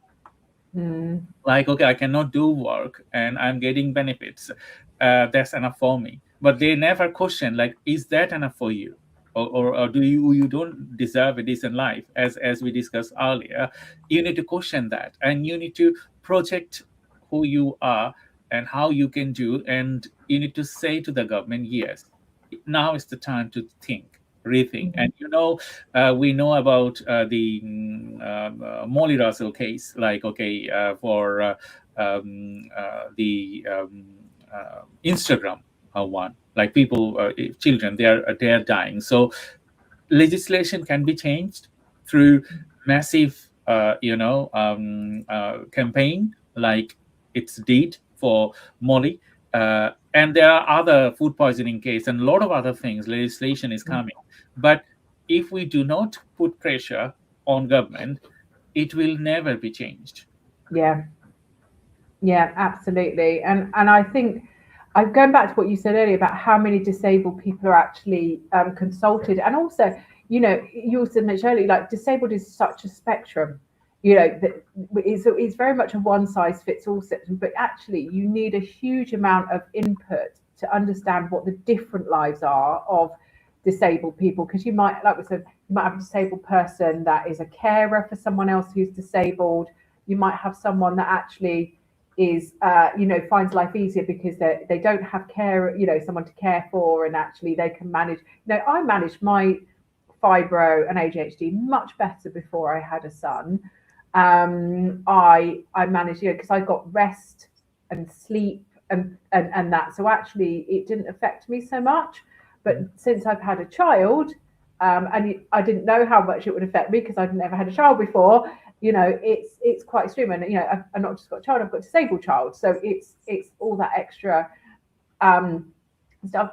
And do you know what, it's funny, because when I see like them talking about getting people back into work and everything, and back to that sort of self-esteem side, a lot of it, I believe, is that they want disabled people to do just manual or boring jobs. Like, they don't want anyone to have dreams.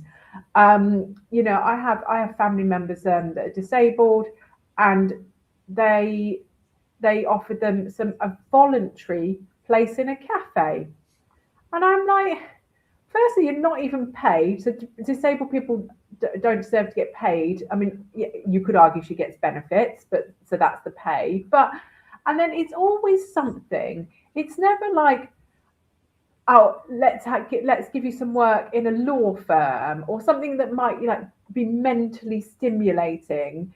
Because I think there is this one, back to what you were saying about, oh, you're intelligent, so you can do stuff, Dr. Shah. There's this seems to be this weird thing that disabled people don't have any brain power or something, that we're not intelligent because we're disabled. And actually, there are so many clever, I mean, look at Stephen Hawking, it's an extreme example, but still, my son is very clever. He's very clever. He just struggles to access learning, but he's super clever. He wants to be a robot scientist. Yeah, what I think when they think, oh, let's get people into work, I think let's get them into minimum wage. There's nothing wrong with a minimum wage job, but if your child has dreams, they don't want to know about those dreams. They just want to oh, that's what you deserve. That's, what it's that sort of lowest rung, isn't it? You know, that's all you deserve. That's, you know, voluntary work, something you're not going to enjoy or find boring or not mentally stimulating. That's it for you. Rather than the fact, you know, they could become a top lawyer or a robot scientist or something exciting, which actually would put a huge value on the economy. Imagine all the disabled people actually doing their dream jobs and all that brain power. It'd be amazing, but no. I totally agree with you, Anna, because you probably know one of my business partner. I just engaged with his business access advisor, and his name is Rob Trent. He's full disabled. He doesn't have specific limbs power to work with his hands or legs or whatever. So what he does, he uses his mouth. Yeah. Right. Yeah. He was a computer programmer. Can you imagine that? He retired now, and he get the atmosphere like you talk about Stephen Hawking's. His brain was working, and everything was dead. But the thing he did for the humanity, you cannot value them. It's it's totally different. So like, okay, you are disabled, and you're going to be putting into some places where it's just like those things, like, okay, in a cafe or in a superstore or in a somewhere, they will dump you, and there isn't any boundary to cross. Because disabled people, like if I give this example for Rob Trent, he's a mouth artist. So he creates, amazing portrait, amazing art through his mouth.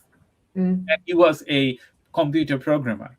So these things has to be changed based on your talent, I would say. Yeah. If things like that, my son is autistic, I am autistic, and there are many other people. They have different type of neurodiversity spectrum. But if you think that person, they are not capable of doing intelligent work, they are not capable of doing, okay, they can be a scientist, NASA scientist, they can be a robotic engineers. What do you think? Okay, he's a disabled person. He doesn't have any knowledge. He doesn't have any dream. You just go to the drain. So that way, the cleverness drained to the community. And another thing, there isn't enough, awareness. So, like, I'm a parent. I understand well, but think about millions of other parents. They don't have any idea about the current technology, about the society, about their rights, and what they think, okay, my son is very old, so I wouldn't send him to these places. Oh, he cannot do work, because they do not give dream to their future generation. So we are creating a generation where they don't have any future. Yeah, absolutely. And I think it goes back to, I think we've talked about it previously, which is around, like when diagnosis happens and things like PIP, it's a deficit-based system. So they look at the negatives of things rather than the positives. So if you're disabled, if you're neurodiverse, it's, when they score you to find out if you're neurodiverse, it's, for me, it wasn't, oh, she can spot patterns and interesting things like that. It's, oh, she can't concentrate. Oh, she's late to things. It's always the negative side. And I think that doesn't help as well, because they score people on, these are all the negative things that you can do. And so you must have ADHD or autism. It wasn't like, that my son can remember 3,000 facts about every single name, every single Pokemon, Bakugan, because that was autistic symptoms, but they're not negative ones. So they didn't score him on those. They scored him on his unusual speech patterns and the fact that he hasn't, he doesn't understand time and things like that. And I'm just like, this is, I think sometimes it stems from this, because you look at all the negatives and, sometimes there are negatives of being disabled. Yeah, we admit it, because that's why we need help. But actually, maybe we need to start back with our diagnosis process of looking at the positives as well, because back to the self-esteem, if someone goes, oh yeah, you're autistic, here's all your bad traits in a document. Oh great, thanks. Yeah, I feel really good about myself now. Yeah, and then at that point you're like, right, I'm autistic, I can't do most of these things. What hope have I got? It's all very broken, because actually and then as a parent, and like you said, I know about the positives of autism and things like that, so I can help my son and go, actually ignore that. Yeah, that is the things I'll deal with that. These are the good things you can do, and you concentrate on these ones. I'll deal with those. But actually, when I speak to a lot of other parents who go to quite a few SEN things, and they're always very negative. There's quite a lot of people that are very negative. When I found out my son was autistic, I thought my life was over, literally, like, that level, because they've been taught that this is a really bad thing, and it's the end of the world. But actually, that mindset change needs to happen, doesn't it? I totally agree with you, and that we pointed these things to the people, because you need to think now. And if this live webinar is watched by any of the legislator that you are working to create new legislation, I would think you need to talk to disabled people. There are neurodivergent people. You will find thousands of people in workplace, thousands of people in education, thousands of people in the community who are working to make our life momentum, make this society different. So until you get the essence, like, okay, I am autistic, or I am dyslexic, or I have a disability, don't consider that I have that disability. Consider that what talent I have. So if you aid your budget to increase that talent, like we talk about Stephen Hawking, we talk about Rob Trent, and there are many other disabled people, see how they are supporting or they are contributing to the community. So don't judge people on their disability, judge about talent. Then you can bring lots of talents to the community. Like, okay, if someone is thinking about to be astronaut, aid them with that. Give them money, give them support. They will amaze you, because as I know, being a disabled person for such a long time, and with neurodiversity, I know we have huge focus on things that we wanted to do. Yeah, and we can be successful. I give my example all the time. Like, okay, what person I was in when I was young age, but only one thing changed my life. My mother, she said, do those things that you are good at. Okay, don't think who is saying you what. Okay, consider what you are good at. I found my niche, and I changed my life being a disabled. And if you don't have that mentality, the society will not change. Even if you change the legislation, it will not tailor anyone, and it will be wastage of money. And there wouldn't be any future generation who can support specifically for the next growth of the country. Yeah, 100% agree. I just feel, they keep saying about getting people into the workplace. I'm like, there's so many talented people that want to get into the workplace, but in the right way. There was one the other day, and it was sort of talking about, like how we can get like more engineers, and how we could get more this and more of that. I'm like, there's so many people that are probably good at that, but they're just overlooked. Come and encourage people to get into these exciting careers. And open up. We talked about it the other day, didn't we, about the fact that when you're the access requirements to some of these things are not right. So you need English and maths for everything, even if that subject doesn't need English and maths. So actually look at how we're letting people access that further education and apprenticeships and job roles, because you're going to miss out on some really great talent because of arbitrary rules that actually don't make sense. I totally agree with you. We have so many comments on our chat comment box. So I'm just going to add one comment. So we are nearly end of our session. It's 1 p.m. Although we have started a few minutes later and we have technical issues on LinkedIn. But we're glad that you found this interesting to everyone. We talk about legislation, and you know that Anna and I, we're working for the Andy Business Club, and we wanted to create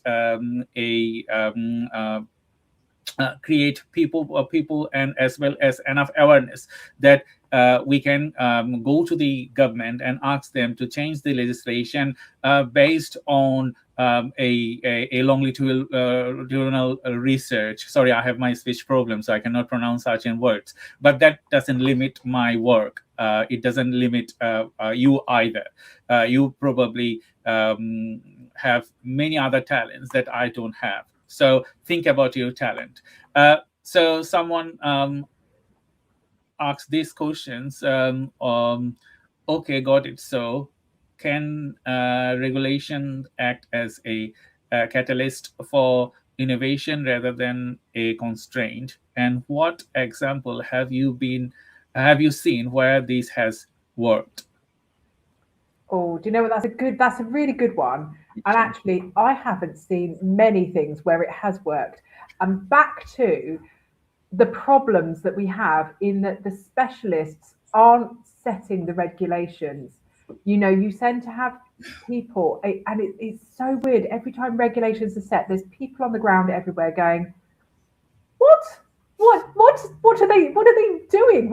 This doesn't make sense. And you have real experts, generally across the board going, no, it doesn't work. That's not how it works. I went to a session a while ago, and it was DHL there saying, like, as one of the biggest fleets in the UK, has the government talked to us about converting to electricity and whether their plans are doable? No, they don't speak to businesses or disabled. Yeah, they may speak to a few, but not generally loads of them. And actually, what you need to do is get a really balanced thing. So actually, it could be a catalyst for innovation because, sometimes you need guardrails for things, like AI, there can be some really unethical things happening with different technologies and different things. But I haven't seen many that it is successful because a lot of the time they're impractical or they're not based on reality. So I would love to see some that were actually realistic. But the employment bill, there were a few good things on there, and I do agree with them. I'm like, actually, that there's a good few bits here that might protect people and open them up to join, coming back into work. And as we know, a more diverse workforce means more innovation. So yeah, it's great. But actually, regulations often fall short. Governments, overcomplicate them or don't grasp the full case of what's happening. So I haven't seen many really that do work. But in theory, they should put safeguarding and guardrails around something to protect people, but be open enough to actually work. So I don't know about you, Dr. Shah. Have you seen any ones that actually work?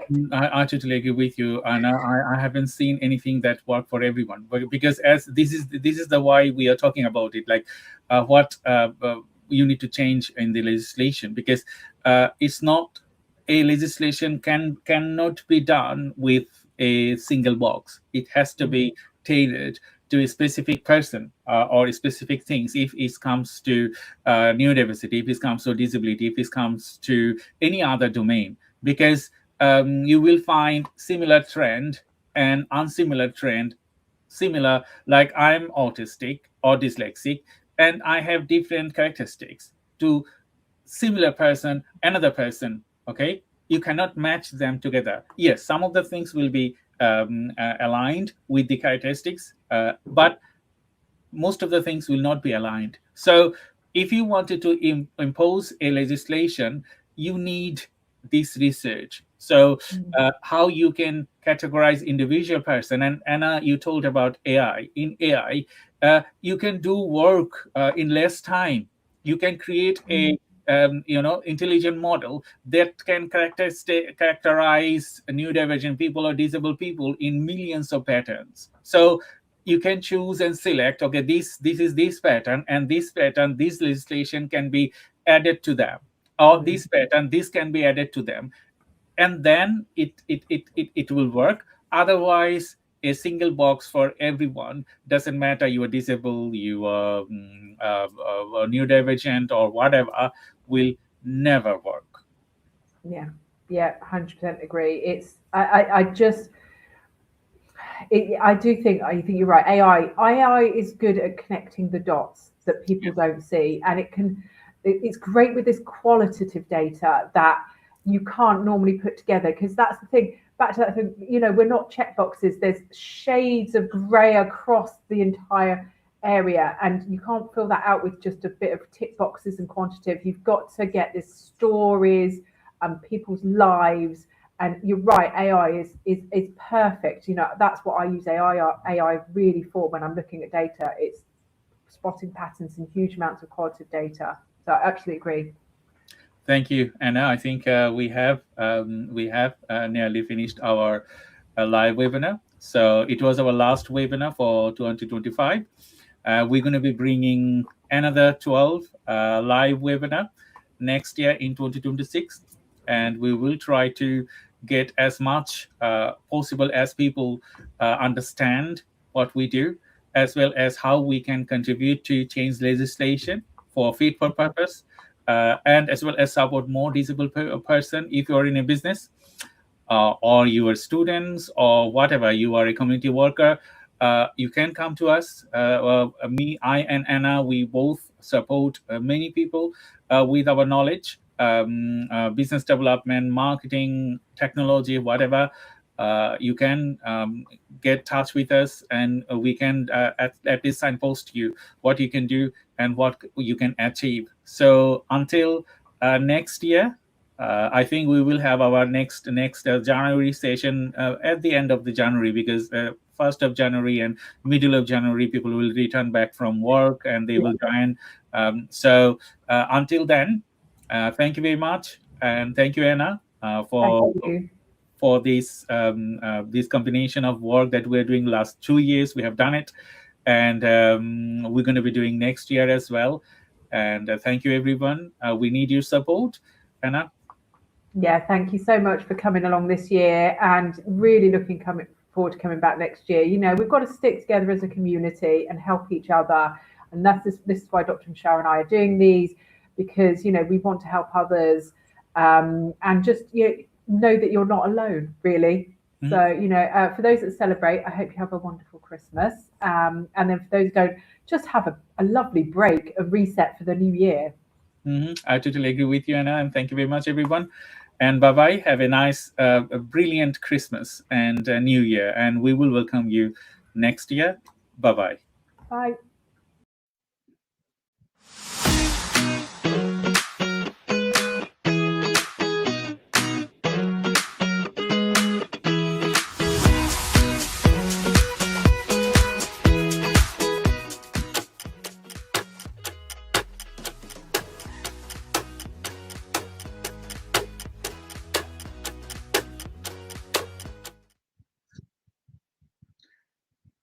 Hello, everyone. Thank you very much for joining today's live webinar. I'm Dr. Shah Siddiqui from Zenzi Marketing Agency, welcoming you to enjoy our live webinar today. As usual, we have a very special guest to introduce, and we're going to be talking a lot on how to grow the local economy and contribute significantly, because you know that we are in the south coast of England, and there is a huge growing economy here, and we wanted to talk about that as well. And we have very specific guest, and I will add him to the stage in a minute. But before I add him to the stage, I thank you again for you being supporting for a long time, and as well as if you wanted to ask us any question, feel free to ask us through the comment box.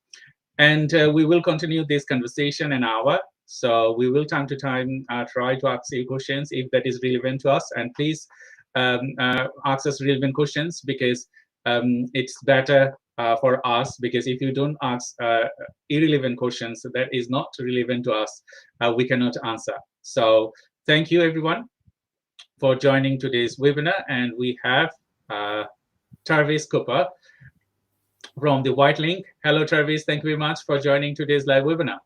Hi, Dr. Shah. Thank you for having me. It's a pleasure. Thank you very much, because we were talking. We had another before last week we had an event, and we did that event on our Neurodivergent Business Consortium channel. And you know that I run that channel every Tuesday. We go for live webinar and we support people with neurodiversity, disabled people, and all other less able people that they need support with. So this channel is dedicated to time research and innovation, and as well as Zenzi marketing. So I will not go deep into that. I will wanted to discuss it bit more detailed with Travis. That you know that white link, as we discussed this previously as well, but that was a different audience. White link is a massive corporation. So in relation with that, can you tell our audience a bit more actually what you do and what is your main operation, please? Yeah, of course. So we are a ferry operator that operates ferries, vehicle ferries, ro-ro ferries and foot passenger ferries to and from the Isle of Wight. So not only are we a travel and tourism business, we're also a lifeline service to the island. So we take a lot of essential freight to and from the island as well. So there's a lot of food that goes over, medicines, goods for manufacturing, materials. So there's a whole host of things, as well as people that are going over to enjoy the Isle of Wight for holiday, and then transversely coming off the island. There's a lot of export from the island, and a lot of people that work on the mainland that live on the island. So we transport those as well. Travis, it's been a pleasure to know you, and to the audience, we normally collaborate and contribute locally, because Travis engaged with a lot of local organizations to contribute as well as promote them and support them. So thank you very much for your openness to the community. So in relation with the white link, you know that businesses is flourishing in the southeast of England, and the quality of life is greater than the other parts of England. So what are the effective methods to provide local businesses to improve the community or community activities? Because you've been engaged with many activities so far, as I know, and we joined sometimes together. So what are some effective methods to promote local businesses within a community? If you could answer. Well, yeah, I think the first thing is local networking events. We attend a lot of those. We've hosted one, and we hope to host another. We always look to the local community to try and do business where possible. We've won awards for using local suppliers on the Isle of Wight for our retail offering. And in fact, we've got 72% of the produce in our retail outlets comes from Isle of Wight or Hampshire. So we try and keep it very, very local. We're big fans of that. We really are. Yeah, that's a good point, that you do support local people as well as locally produced goods from Isle of Wight to the mainland. Is there any barrier when you work with this organization for the community aspects or business aspects, or if you have barrier, how do you solve them? Well, that's a good question, actually. I would say the biggest barrier, if a lot of people know the ferry operators, is a lot of people are put off by the fact that they've got to cross the water and they're concerned about price. So what we do is we work with local businesses, and if you're looking to do business on the Isle of Wight or from the Isle of Wight to the mainland, then we offer a whole suite of business products, which means that the cost of getting to and from the Isle of Wight isn't prohibitive in any way. And it means we don't want that stretch of water to become a barrier to business. That's exactly what we don't want. So we're there to try and connect people and to promote both sides of the water to do business with each other, which is what we as a commercial department spend a lot of our time focusing on, just to make sure that we can offer those products that suit businesses and mean that they want to do business. That's really fascinating, the way you informed, because in this I live in Southampton, and I see that big ferries on the shore as well as the different type of trips, and their work is going on.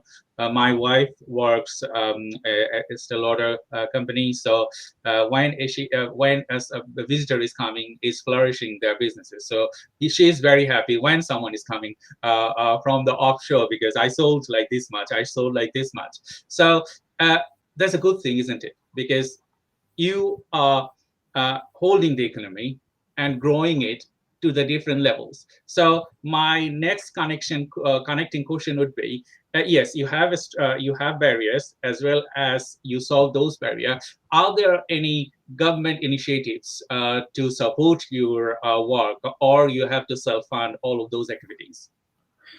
Well, we don't really look for any kind of funding like that, as far as I'm aware. I mean, take that just from my commercial department and my commercial knowledge. So the local government, to grow and help support the local businesses, is through a lot of networking. Councils know their areas and can bring companies together, as they often do, which is kind of how you and I met, really, was at one of the local councils' networking events. So they're really good at that, and they can help by making us aware of funding opportunities, and of course makes policy decisions to buy local whenever they can. So it's really that they do a lot of connecting businesses. I mean, we've been connected through Portsmouth City Council. We hosted a Portsmouth City Council networking event on one of our ferries, which then connected and showed people actually that going across to the Isle of Wight isn't as, I would say, scary. It's never scary, but it's just, some people think, well, it's so far away, or how do I do it? What are the mechanics? And a lot of people got off of that networking event and thought, actually, the Isle of Wight is somewhere that I could look as a potential customer base, which is exactly what we wanted to achieve.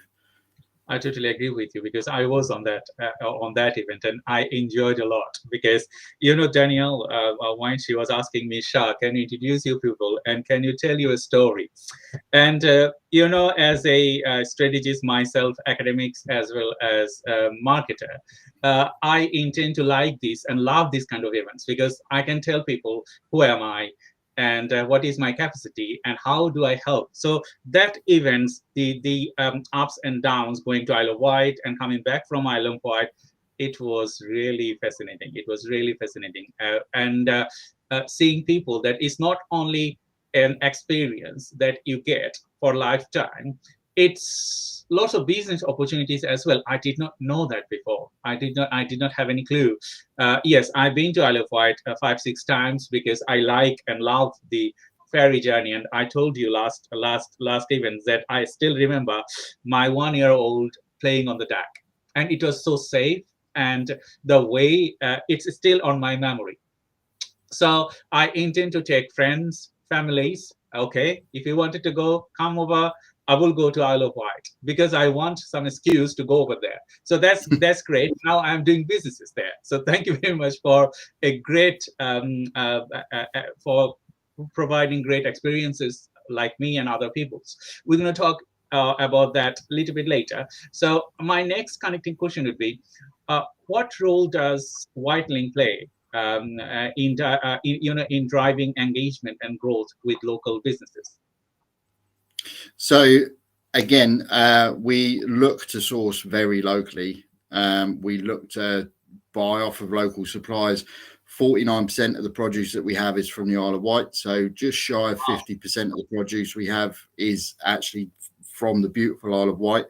As I said, 72% is from Isle of Wight and Hampshire, and 28 out of 37 of our suppliers are within a 30-mile radius of our ports. So we're very keen to engage. And I mean, we could name some, like the Garlic Farm. A lot of people might know the Isle of Wight Distillery. People might not know the name of the Isle of Wight Distillery, but I'm sure everyone will recognise, or maybe have in their house, a beautiful bottle of Mermaid Gin or Mermaid Vodka. And it's linking and working with those businesses, working with Brailsford Farm, which is one of the few remaining dairy farms on the Isle of Wight that actually raise Jersey cows as well. So their milk is absolutely fantastic. So we look to buy off of these suppliers. Our sandwiches on board are from a local Isle of Wight based sandwich supplier that bake their own bread and make all their own produce. So we're very, very big in trying to keep it as local as possible, because at the end of the day, we are a part of that community, and where we can have a positive impact on it, we try to do that as often as possible. Thank you, Jervis. It's been a real pleasure to talk to you today and to the audience. I hope you are enjoying today's live webinar, and please support us and support our work and support local businesses. As you know that we are in south of England, and we support local businesses, as well as we intend to bring people from the local businesses, either there is SMEs or big corporation like Whitelink. We always prioritize local businesses. So if you want if you have any question, feel free to ask us to the comment box. We're going to be talking more on developing local economy, and you know that every SMEs or every businesses in South Coast are creating positive impacts, and Whitelink is one of those companies that everyone should look into it, like, okay, how they are growing and how they are playing a vital role with the local economy. Because when you are a big corporation, you employ thousands of people, and that's also contribute to the local people, local economy, local businesses. So it's not like that one specific business is there and they are earning money. It's like one business is driving sales and growth to many other businesses. So that's the way it works, and that's why Isle of Wight is Whitelink is contributing so much to the to growing the local economy.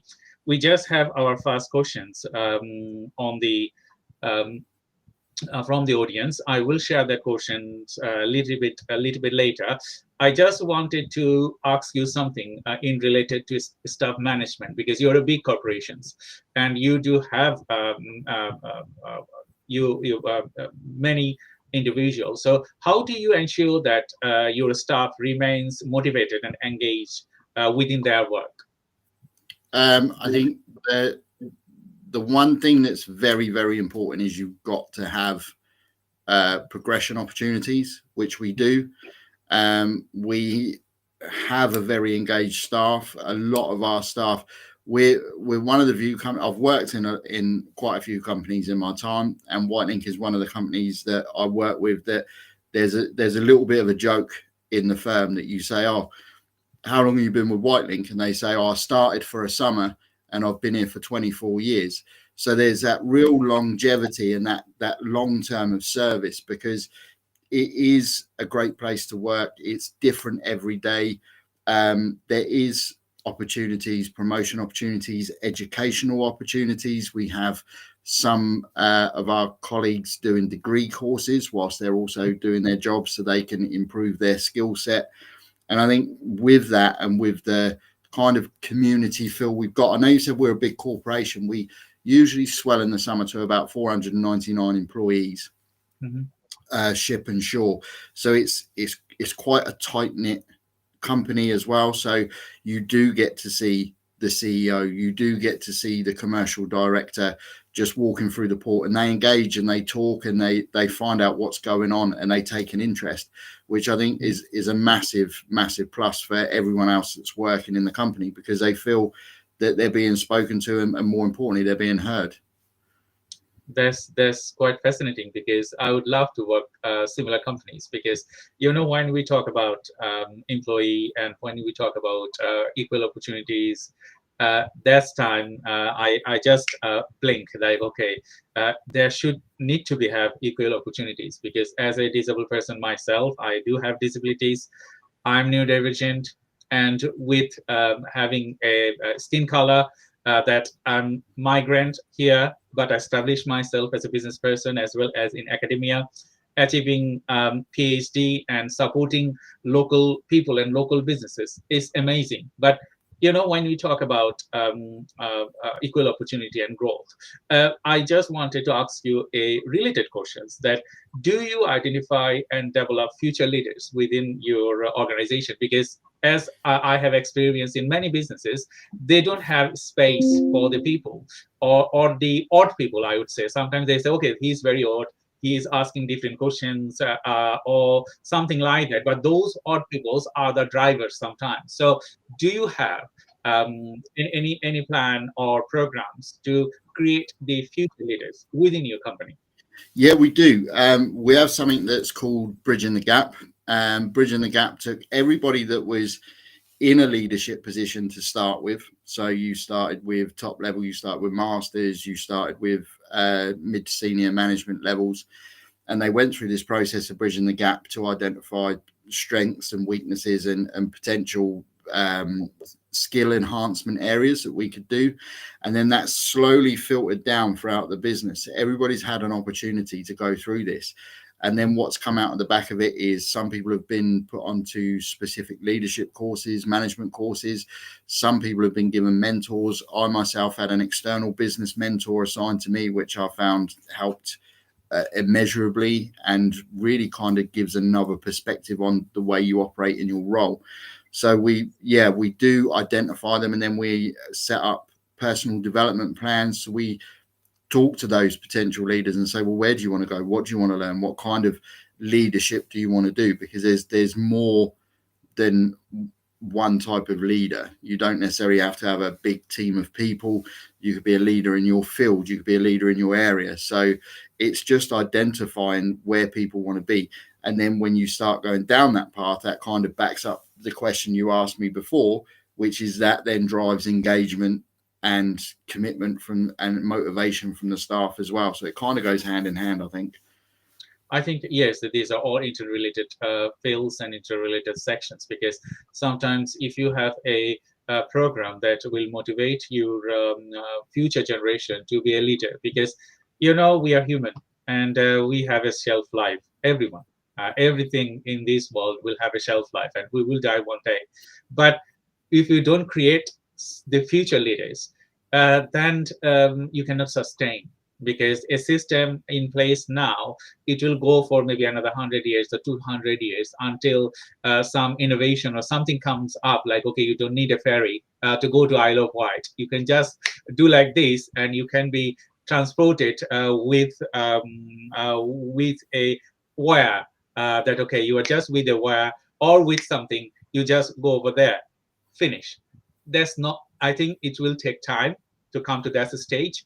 But until then, we need these services to be sustained and to be grow in the next level. So we need to create specific programs to tailor this growth. So my next question, the related one, that yes, I understand that you have programs, you develop future leaders. How do you, evaluate these things? Because I think our audiences, they will eager to know that, okay, what type of process do you follow that they can embed in their growing culture, in their company? Yeah, so we use a growing and development framework for some of the leaders, which is you set yourself objectives that are then agreed by a senior manager. So you look at those objectives and you put in, it's selected by the individual. So it's what they want to do.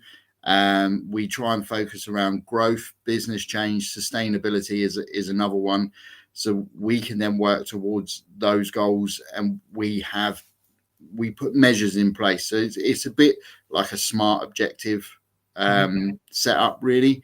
And then with the other leaders that have come through Bridging the Gap, like I said, there's personal development plans. Again, it's speaking to those individuals. And I would say, I know it's a bit old business school, but SMART objectives work. They're great to have. They're great to put in place. So long as they're agreed by everyone, and you know where your measures are and you know where your triggers are, so you can see how well you're doing, so it's not subjective, then I think that's the best way to do it. That's quite fascinating, Travis. It is great pleasure to talk to you today and let our audiences know what you do, what you are capable of, and how you are contributing to the local economy. So thank you, everyone, for joining today's live webinar. And we have Travis Cooper from the Whitelink. And as you know, that Whitelink is a ferry services. They operate it from different places in South Coast to Isle of Wight, and they are not only the ferry services, they do a lot of development work in the community, and we should be proud of that. We have these kind of companies in the South Coast to grow the economy, to support specific people, because if you are not in this area, you wouldn't know that how they are contributing to the local economy. So that's why my drive also comes from there, that okay, they are doing a good work, but why shouldn't I support them? Maybe a little bit of support it would be, but you know that we do live webinar, and there are a lot of customer and as well as connections we have, and they will enjoy this live webinar. They will think to go to Isle of Wight because for maybe a good experience they will get, as well as they will know about the economy, because today you probably know that the new government is here, so they don't want to increase taxes. So if they don't want to increase taxes, they have to drive the economy and grow the economy by selling goods and services from UK and growing this economy differently. Otherwise, we will be taxed, and we will have a lot of things to think about, and bills and a lot of other things. So we don't want to do that. So if we support local company like Whitelink and other local people, we can grow the economy without hesitating different things. So thank you, Travis, for joining these live events. And thank you to the audience. We're just getting some questions over there. I will go to the question a little bit later. I just wanted to ask you, as we are a marketing company, so we always cater and represent marketing tactics, as well as if we can learn something, company like you. You know, there are effective ways to do marketing, and there are strategies to do marketing. So can you tell our audiences that what are the most effective channels you use to reaching your target audience, and how much do you need to budget to reaching each target audience? Well, for the budget thing, that would be with the marketing department. I'm not sure on their budget, to be honest, but we do. We use Sky targeted advertising. We've just started a TV campaign. We've done one in the past, which I think was very successful. We use social media outlets. We use LinkedIn. We have a specialist team in our marketing department now, which focus on TikTok, and they're being very successful. Some people that are watching this webinar might remember the mock video of the Mercedes. There was a lady stroking parts of a Mercedes car, and she kept saying Mercedes, and our team went out and they did the same thing, but replaced it with touching different parts of the Whitelink ferry and saying Whitelink ferries, and that picked up traction on local news. It had over 1 million views, so that was very, very successful. And we also look at local radio advertising as well. There's a couple of local stations on the Isle of Wight which we use, and we also advertise across the local radio stations on the South Coast as well, which we tend to find gets quite good traction as well. Mm-hmm. So yeah, you use quite a bit of a system and media to and reach your target audience and goals. So to the audience, if you wanted to contact Travis directly, feel free to contact him directly. If you wanted to ask him any question, feel free to, after this program, feel free to ask him any question you have. Or if you are watching this live webinar recorded later, if you wanted to ask any question, feel free to do that, because we are here to support you, and Whitelink is contributing greatly. And if you wanted to have any business opportunities, they are also supporting local businesses to work together with the Isle of Wight businesses. So can you elaborate a little bit of how you're supporting mainland businesses to work with the island businesses together, and what is your motivation to drive this growth? Well, from my perspective in the commercial department, the more links I can make between the mainland and the island business, the more reason people have to travel. And if people want to travel, then they choose us as their preferred route to get to the Isle of Wight. So then that's where we benefit as a business. We benefit from that travel. So that's one of my main drivers. It's also, in the years I've worked for Whitelink, I personally have made a lot of connections on both sides of the water, And people just come up to you and ask you and say, look, can we do this? Can we do that? One of the most common ones is, I've just recently moved to the Isle of Wight. I've ordered a sofa and they're telling me that the furthest I can get it delivered to is Gunwharf Quays. No one will take it over that stretch of water. So I pick up my phone, I ring some local businesses that I know that are based on the Isle of Wight and say, look, you might want to speak to this person or that person. And they specialize in the fact that they're not classed as mainland UK, and I can put them in touch. That generates business for the island company. They travel with us. The customer at the other end that's on the Isle of Wight is happy. My customer's happy, and it just kind of keeps the economy moving.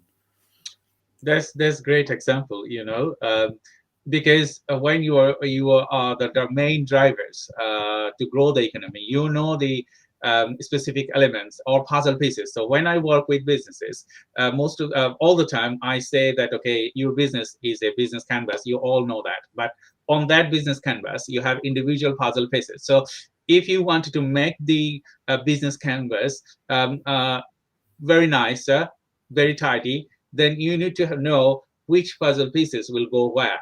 And then it will fulfill your desire. It will grow your businesses. So you are the person working on White Link, supporting local businesses, driving the growth for the local economy. So that's really fascinating. And I just wanted to ask one question from the audience. So we have Murad-Jaman and Abdullah Al-Mahdi joined. So I will, Mahdi said, just give me a second. I just show that one. As usual, I'm not getting any messages on my LinkedIn Live, although I have this is the problem of Restream. So last week when we did, I did not have any messages shown on my panel, and this week is the same thing. So there's not a good customer satisfaction. Anyway, I just read it through. So Abdullah Al Mahdi said, I am really enjoying watching the live session. Could you please elaborate on the role of social media and online platforms playing in community engagement? So yeah, I was going to say, for us, it's everyone's on social media. Mm-hmm. So as you and I were having a conversation before this went live, is actually, and you've got some fantastic stats, I'll let you share those, but the world is turning to social media now. People are more looking down than they're looking up. So to get across on social media, to get your message out. And this is the thing with the video I mentioned that just went absolutely viral, that was the mock of the Mercedes. No one expected that to happen. It was just, they had an idea. They said, let's do this. It'll be fun. It adds a bit of humor to the brand, and it absolutely exploded. And literally I was going to networking events. I was at a business expo in Portsmouth, and someone came up to me and congratulated me on the video, and I hadn't even seen it then. So people were already talking about it, and I was like, I better check our TikTok feed so I know what they're talking about. So it's crazy how it just gets people talking and recognizing what you do. I was at a networking event 2 weeks ago, just before the Isle of Wight Festival, and before I'd finished my elevator pitch, someone said, please say that to your marketing team that they're absolutely fantastic, because I love the videos that come across on social media. So you're touching those people in all over the local community. And it's also with social media, people get to watch it in their own time. So they get to see it when they're ready to see it. If you're at a networking event, if you're at a business expo, people need to be there at that moment in time. But with social media, it's 24/7. I totally agree with you, Travis, because as a marketing company and work as a marketer and working in the marketing industry, as well as all other aspects that we can contribute to, social media is changing. The lifestyle, social media is changing rapidly. So there was an article published, a research was done that mostly nowadays people spend more than 6 hours every day within social media. So you can imagine that half of our day spent on social media.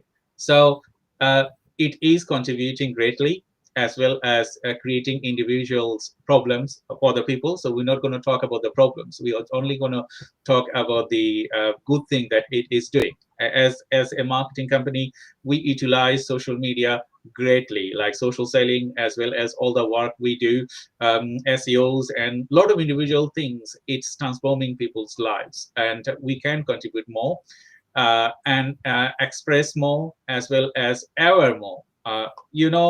10 years back, or when I was working with neurodiversity, as well as disability, there wasn't that much awareness. Now you see people, they know what is autism, they know what is dyslexia, they know what is different type of disabilities, they know all of those things. That's only possible through social media, because there are a lot of people working together to express their feelings, to let people know what they are capable of and they are not. And as well as we're talking about businesses are more versatile nowadays to attract more customers. So the boundaries, local boundaries, is extending to national, to global. And I think that you also get lots of global audiences within Whitelink to facilitate them through your services. So my another question, because we're talking about local businesses and other things, I think Isle of Wight also have a historical footprint at the United Kingdom. Can you tell a bit more about the historical footprints of Isle of Wight as a whole? So probably the most famous bit of history about the Isle of Wight is the fact that Queen Victoria was the person that made it popular as a holiday destination. She moved, well, she holidayed on the Isle of Wight quite frequently and built Osborne House, which you can go and visit now. It's a national heritage site. It was given back to the people by the royal family, so you can go and see that. It's absolutely stunning. You can go in the house. The gardens are fantastic. So that was kind of the first thing that put the Isle of Wight on the map, because Queen Victoria liked it, and it was very fashionable in the time to copy what the royals did. We still kind of do it a little bit now. And then that spawned Ryde Pier, because the Victorians didn't like having to get off a boat and lift up their skirts and walk through knee-deep water to get to the beach. So Ryde Pier appeared, and then it became a real holiday destination and somewhere that everybody wanted to be. So you've kind of got that side of things. It's also documented that Charles Darwin started writing The Origin of the Species by Natural Selection while he was staying at the Isle of Wight. There's been some real famous visitors. There's been ex-American presidents that have come to the Isle of Wight as well, and there's a few stories around that. There's been some famous people locked up on the Isle of Wight as well. So you've had, I believe, King Charles was incarcerated on the Isle of Wight for a little while when there was the Civil War going on. So there's a lot of history around the island. It's been there forever. And if you go right back, it's actually a great place to go fossil hunting if you want to look for fossils on dinosaurs and stuff like that. So there's a lot about it. I mean, more away from the industry side. But since then, there's been a huge agricultural output from the Isle of Wight, which is still going to this day. So an interesting statistic is, if any of the viewers enjoy eating tomatoes and you buy tomatoes in the UK, 30% of the entire UK supply of tomatoes originates from the Isle of Wight. That's really fascinating. I think you missed one point, the phone one. Because when I've been, when I've been to the events that we did together on the ferry, that question, I was guessing, like, okay, what would be the thing there, the phone bit? Can you tell the audience about the phone? So the phone bit was, I'm going to have to refresh my memory, I'm afraid, if you can just bear with me. So this is the oldest phone booth over there.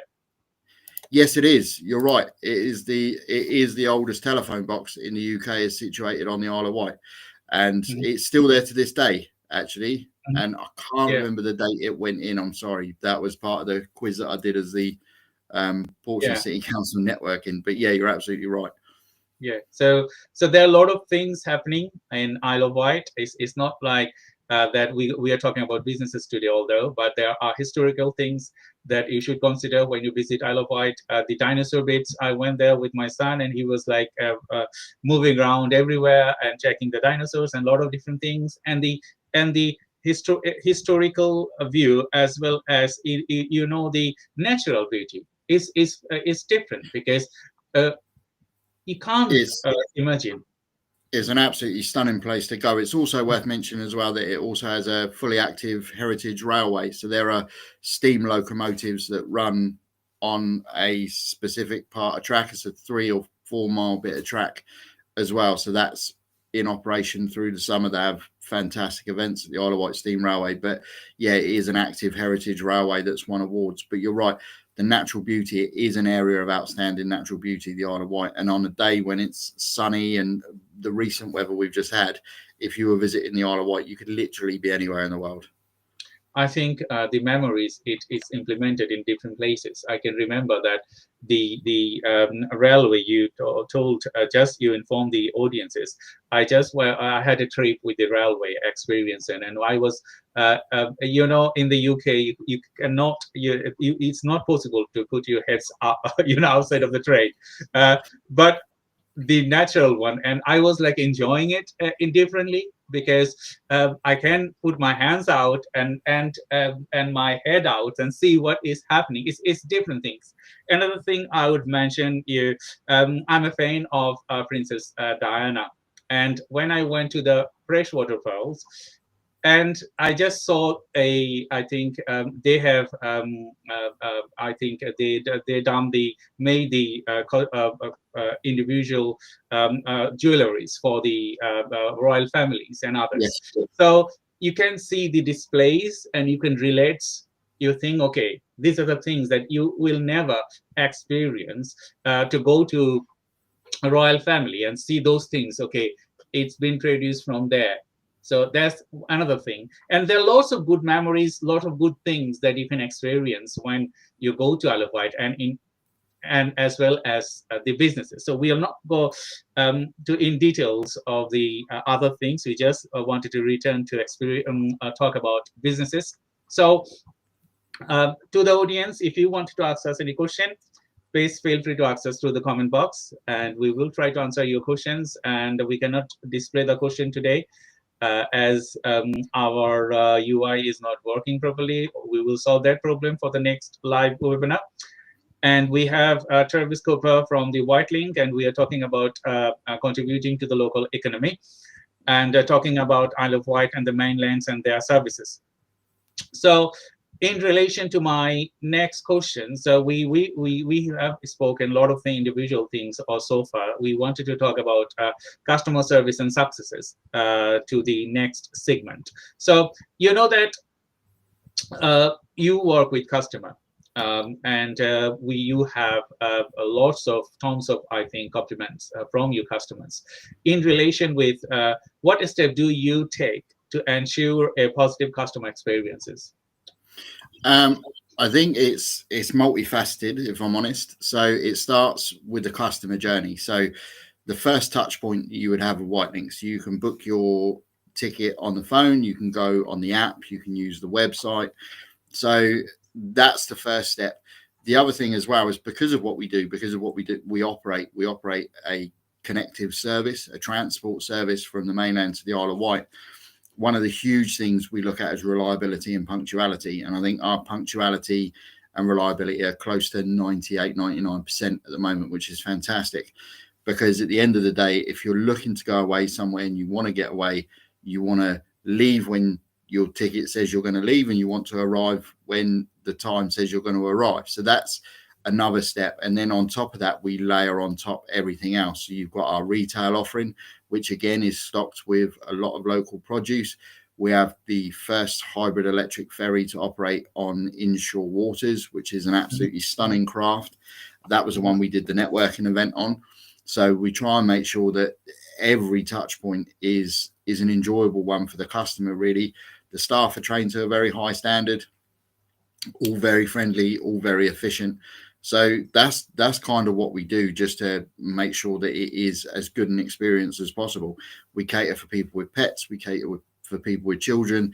And then if you look on the business side of things, that's probably where the reliability and punctuality comes in more, because if you're running your own business and you're trying to connect with the mainland and the Isle of Wight, then you need to make sure that the service you offer your customers isn't impeded by the service we're offering you. So we make sure we nail that as best we can to make sure that we get you there on time, so you're not letting your customer down, because at the end of the day, that's absolutely crucial. I totally agree with you, Travis. There isn't anything that you can do more to satisfy your customer, because they are the future success, isn't it? Because they will let people know, as I'm satisfied with the services I received, and I all the time I just tell people, okay, experience these things. It is one in a lifetime opportunity to go to Isle of Wight with the ferry, and with the experience you will receive. It's different. It will stick with you. The good memories is your driver's force, isn't it? So good memories is a good thing. So I just wanted to ask you another related question, because you know that yes, you have positive feedbacks, and you might have something complaints or good feedback. How do you cater these things and handle these things? Like, okay, someone maybe they're not happy, because you cannot fulfill 99% or 100% population. There are going to be some people, they will maybe do something, okay, they are not happy. So how do you handle complaints and feedback to improve your service? We'll always deal with everything on a one-to-one basis. We'll always address and talk to that customer that's raised an issue, find out where the issue came from, and see what we can do to improve on anything that they've raised. It's not always possible necessarily, but I think it's opening that dialogue and speaking to that customer and making sure that they feel satisfied with the result at the end of it. From my side of the business, because I deal with a lot of business customers, a lot of freight customers, we thankfully don't get a lot of complaints, but if we do, we can work with them very much on a one-to-one basis and just make sure that we get it resolved as quickly as possible, because after all, they're frequent travelers as well, so they're backwards and forwards, sometimes on a daily basis, sometimes a couple of times a day. So that's how we do it. I mean, I think we are doing the right thing, because last year for 2023 we were voted the best ferry operator for UK ports and destinations, and we won that award. We won the gold, so we came first, and that was voted for by customers that use these services. So there was a voting panel opened up, and it was the public that voted, and we won that. So we feel that we're coming on leaps and bounds, and we're really doing the right thing, and obviously customers are pleased with what we're doing. That's great. Travis, we just have another questions. I will ask you in a minute. So I just wanted to ask to the audience, if you wanted to ask us any question, feel free to access through the comment box. And I'm Dr. Shah Siddiqui from Zenzi Marketing, and we have Travis Cooper from the White Link, and we are talking today how you can grow local economy. So we are talking more into businesses, and we have the next questions from Murad Jaman. Thank you, Murad, for asking this question. So how do you train your staff to provide exceptional customer services? So we do that through several routes, really. We have online learning platforms, we have training courses, we have refresher courses. We also have champions throughout the business that are obviously, we have a tiered system. So in our retail outlets, we have senior retail staff, and the seniors take on a leadership role to ensure that the service that is being provided to the customer is of the highest possible standards. From the shipping side, you have masters, chief officers, and ratings, and obviously the master is the top boss on the vessel at any time, and they ensure that their staff also give the best possible customer service, as well as themselves as well. The captain is often seen to be going through the ship at times and speaking to customers, especially if there may be some form of disruption. So it's refresher training, I think, is the most important thing. If you take someone on, what you've got to remember is we're a company that, like I've said, one of the old jokes is I've stayed here for 24 years. So in that time, you just need to keep making sure that there's that refresher training that's offered. And obviously things change as well. Technology changes, there are innovation changes. So it's making sure that the staff are on board with those ideas and understand why changes are being brought in and how it's positive for the customer journey. So it's just topping up on that training, I think, is the key point, is make sure that you just keep refreshing. I totally agree with you, Travis. And thank you very much for your contribution today to our audiences. And thank you to all the audiences that you're enjoying this live webinar. Please support our work. And if you wanted to ask Travis any specific questions related to Isle of Wight or supporting local businesses, feel free to contact him directly. And you can contact him through social media as well as LinkedIn. So we just are nearly end of our session. We just have less than 15 minutes to talk about more on contributing and developing local economy. So on the next questions, I wanted to ask you about community engagement, because I know that you are engaging hugely to the community, and we can only improve local businesses through community engagement and working for them and working with them. So what are the benefits of engaging the local community for businesses, and and the related question, another question I just wanted to ask you, that how do you how do you influence local businesses to be more community focused? I think that's more organic, to be honest, the second part of the question, because if you are shown to be doing it yourself, then others tend to follow suit. I think there was a very much a trend shift during the pandemic when everyone was in lockdown. I mean, we carried on operating. We were considered key workers because we were a lifeline service to the Isle of Wight. But there was a lot of talk then when people were getting shut down, people had to close their doors, that there was a real sense of community that came out of that. And that sense of community, I'm glad to say, has kind of carried on post-pandemic. So people realize that actually it's a great thing to support local business and buy locally, because the power of community is huge. And if you yourself are seen to be engaged in the community, supporting local businesses, it builds a level of trust, and people tend to look towards your brand more favorably. So you're not doing it for kudos, you're doing it because it's the right thing to do. But by doing that, it builds that trust, and people know who you are, and they don't. Big businesses have a risk of just being labeled as like they're not necessarily us. We're an SME in the community, but you look at other big brand names and they're kind of just, they're just this huge brand and you don't know much about them. So to see that there are businesses trading with other businesses doing local business, I think it's huge, because it builds a network, and it just means that people trust your brand a whole lot more. I totally understand that.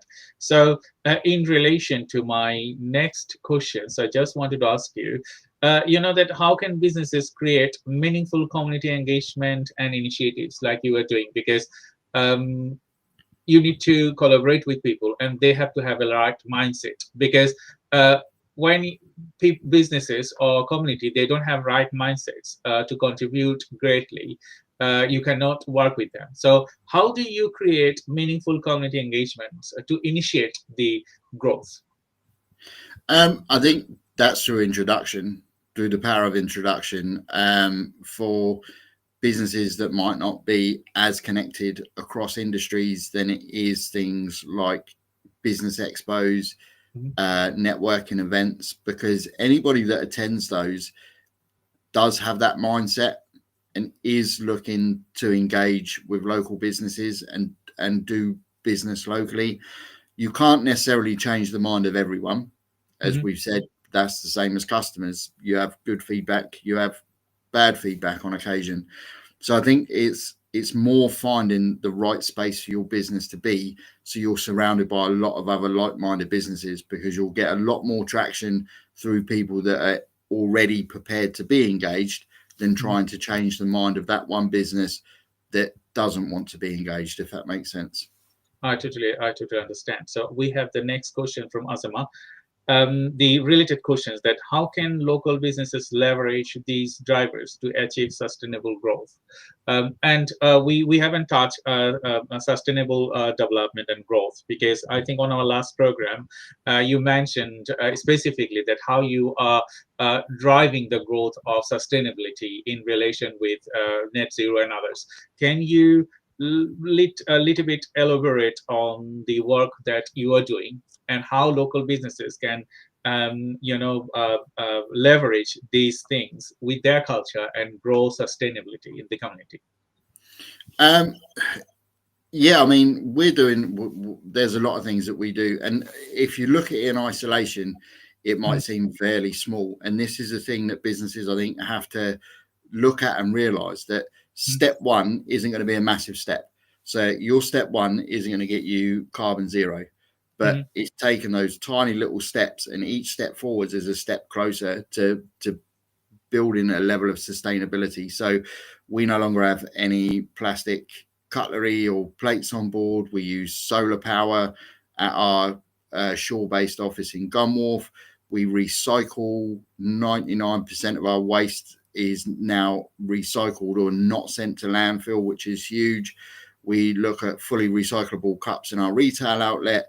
We're investing in oyster farms in the oceans. We're looking at seaweed farms as well that offset carbon in the local waters where we are. And we've got a hybrid electric ferry. And there's lots of other things as well that we're doing or we're in talks to do.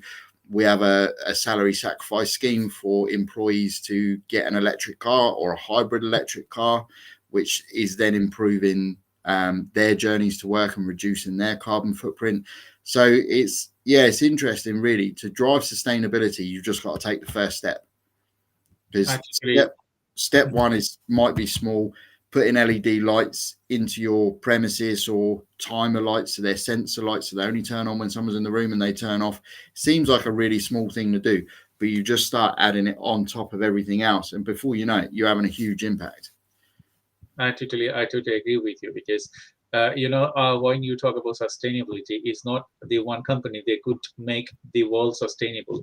We have to work individually and from our own spaces. Like, okay, I want to be part of the sustainable growth of the economy or a sustainable growth of your specific domain. Without that, it's not possible to grow. So thank you everyone for asking different type of questions today. And I hope that you are enjoying the webinar. We are just nearly end of our session. So at this session, we're just going to be winding up. And I just wanted to ask one question to Jervis, that if someone wanted to experience Isle of Wight, I know that you're driving local economy and you are driving local growth and local people. What are the things you do to attract national and international audience? That's a good question. So for the international audience, it's more based around travel and tourism. We invest, as do other island companies, into the Visit Isle of Wight group, which is done by a levy system, the DBID, and they go out and they promote the Isle of Wight on our behalf and on other tourist businesses' behalf. So they attend trade shows, travel shows overseas to raise awareness. It's also, we touched on the historical side of the island. That kind of sells itself. We do get a lot of overseas tourists from America, from Germany, from mainland Europe. Holland is another huge destination that people come from just because they want to experience the history that's on the Isle of Wight. So that's a huge driver in itself. It does sell itself a little bit, which is fantastic. Thank you very much, Jarvis.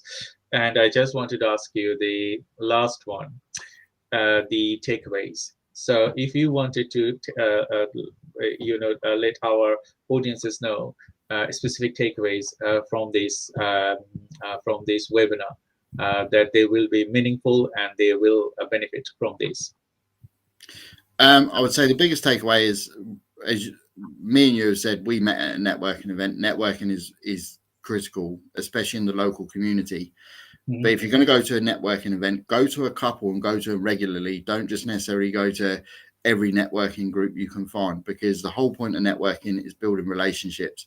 And when you start building relationships, you then build business relationships, and that benefits both you and the other people that you're doing business with. So I would say, and as I said on the last webinar, is just scratch below the surface a little bit. If you see the amount of produce that we've got in our stores, which most of it comes from the local and surrounding area, over 70%, then it's surprising what's actually on your doorstep. Mhm. And it's really surprising that people that you can do business with. So you might have a large company supplying your telecom system. You might actually find that there's someone local that can do the same thing, and they might actually save you money. And then you're helping grow that local business. So just find out what's around you. Take a look, take time out, go to networking events and find out what people do. And then people can find out about you as well, which I think is huge. It's totally agree with you, Travis, and thank you for supporting today's live webinar. And I think we can have more webinar in the future to support local businesses, as well as let the national and international aspects that we can contribute, and the contribution we will create local jobs, and as well as a lot of individual things. It's not only local jobs or improving the local economy. It's a lot more that specifically a business can contribute. A business like you, a business like me, and others, whoever working in the Southeast, as well as in the other parts of the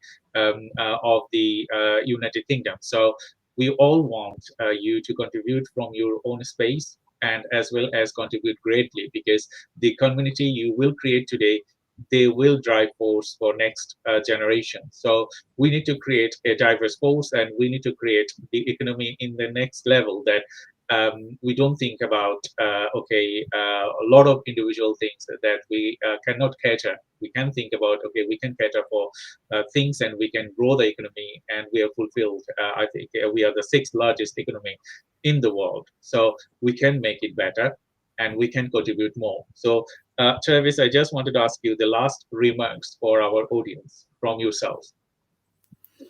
For me, it's just been an absolute pleasure for you to have me. Hopefully there's been some information there that's shared that some people have found useful. And as you said, if anyone wants to reach out, they can find me on LinkedIn. Happy to accept an invite. And if there's any more questions, then happy to answer them. Thank you, Travis. And to our audience, thank you very much. Please stay on the line. I will just say bye-bye to the audience, and then I will say you bye-bye.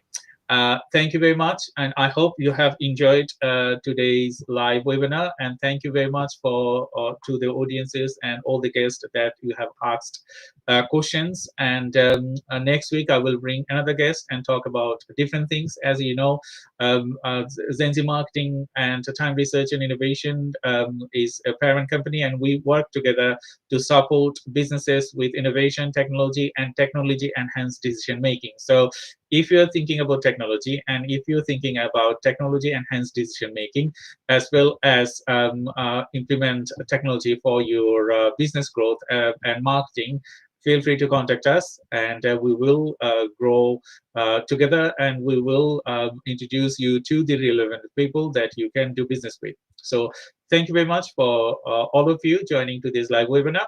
Until please support our channel, and thank you, and see you next week.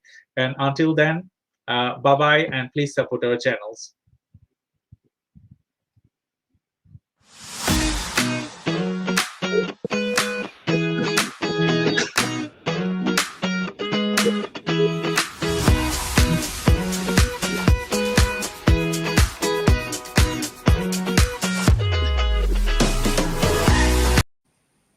Hello, Anna. How are you? Hello. Yes, good. Thank you on this sunny day. Lovely. It is indeed. So, hello, everyone. Thank you for joining today's live webinar.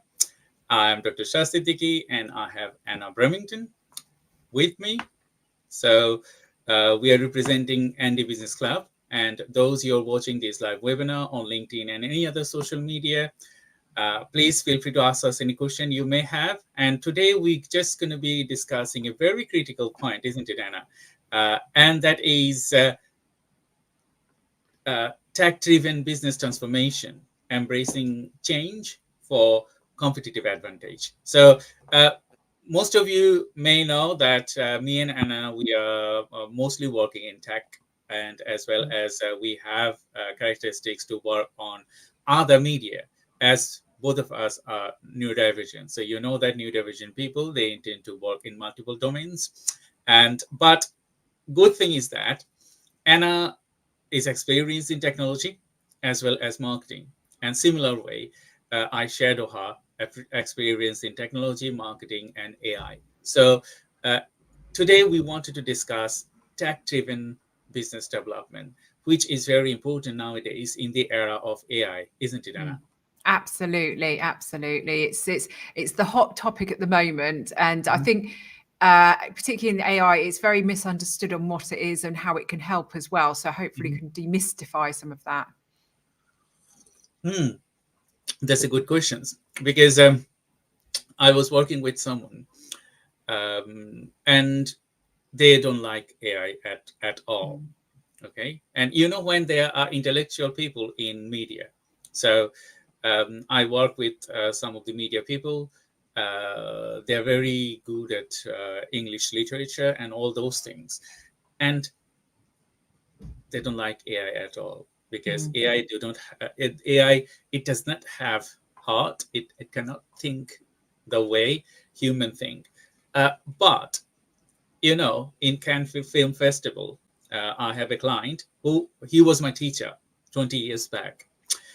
He's working at the University of Oxford, teaching MA screenwriting. He particularly likes AI.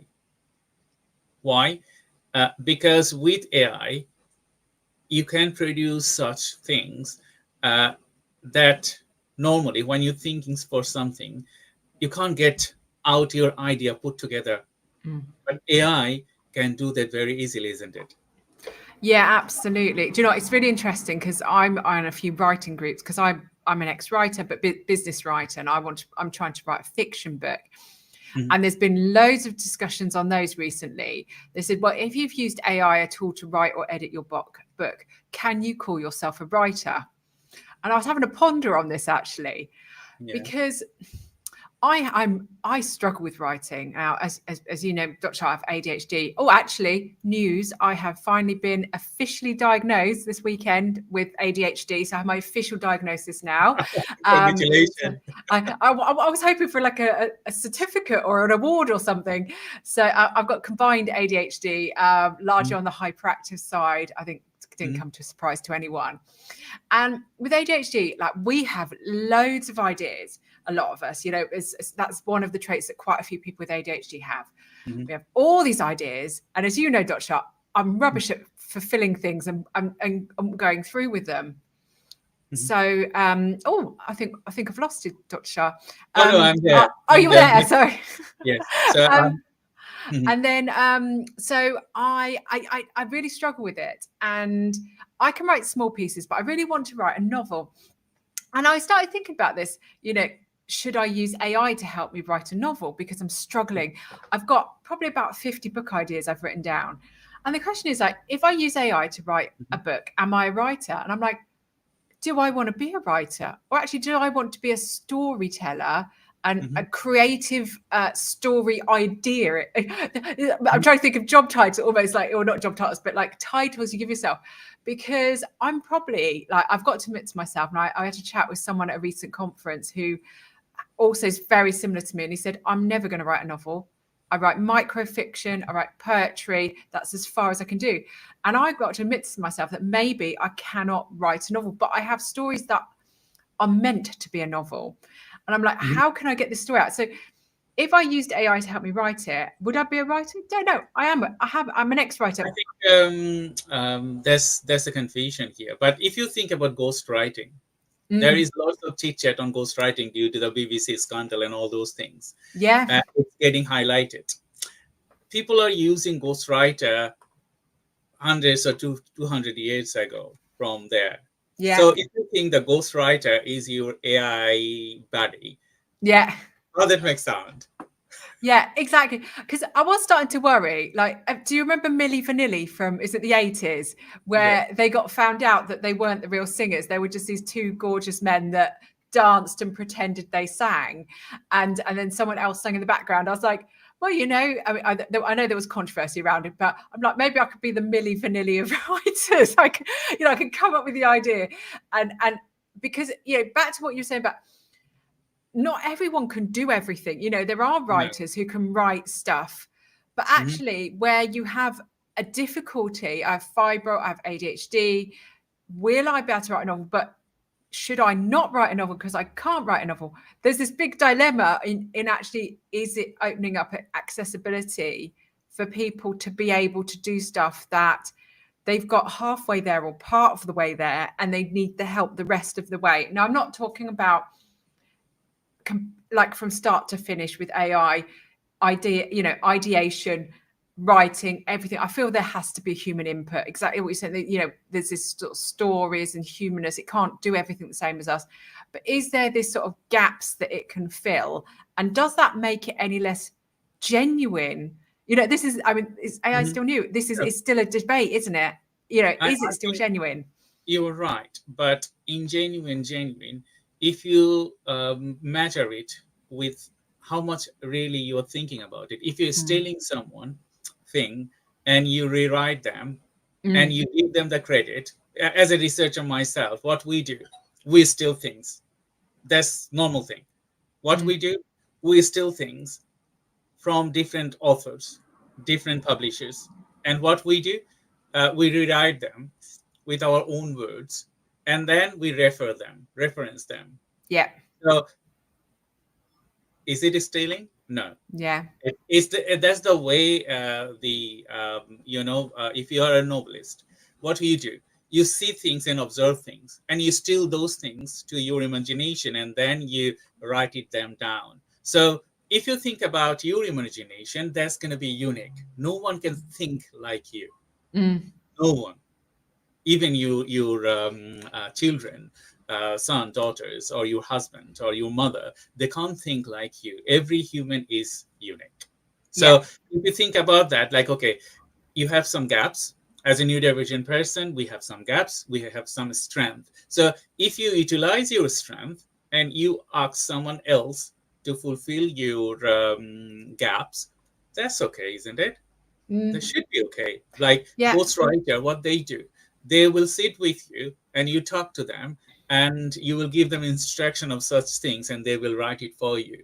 So why don't you think that ChatGPT is just like a ghostwriter? And you acknowledge them like, okay, I use some of the things with ChatGPT, but ChatGPT doesn't have anything until you give it right direction, give it right things to get you the right answer.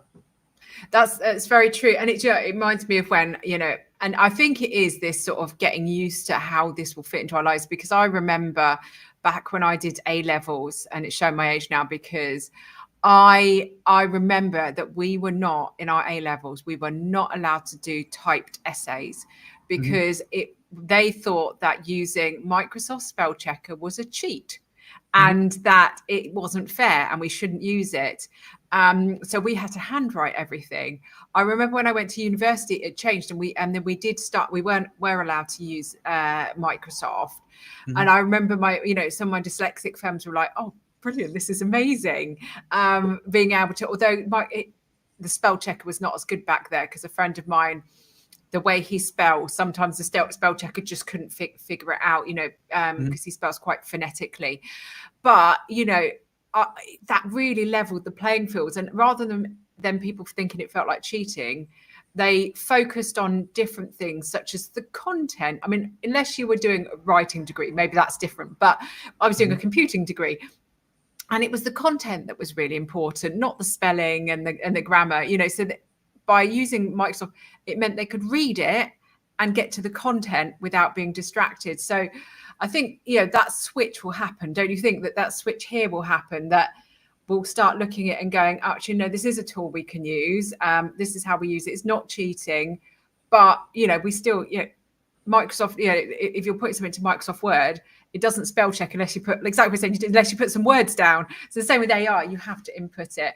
But it's really interesting seeing all the arguments at the moment on it. I think some people, they take it too serious.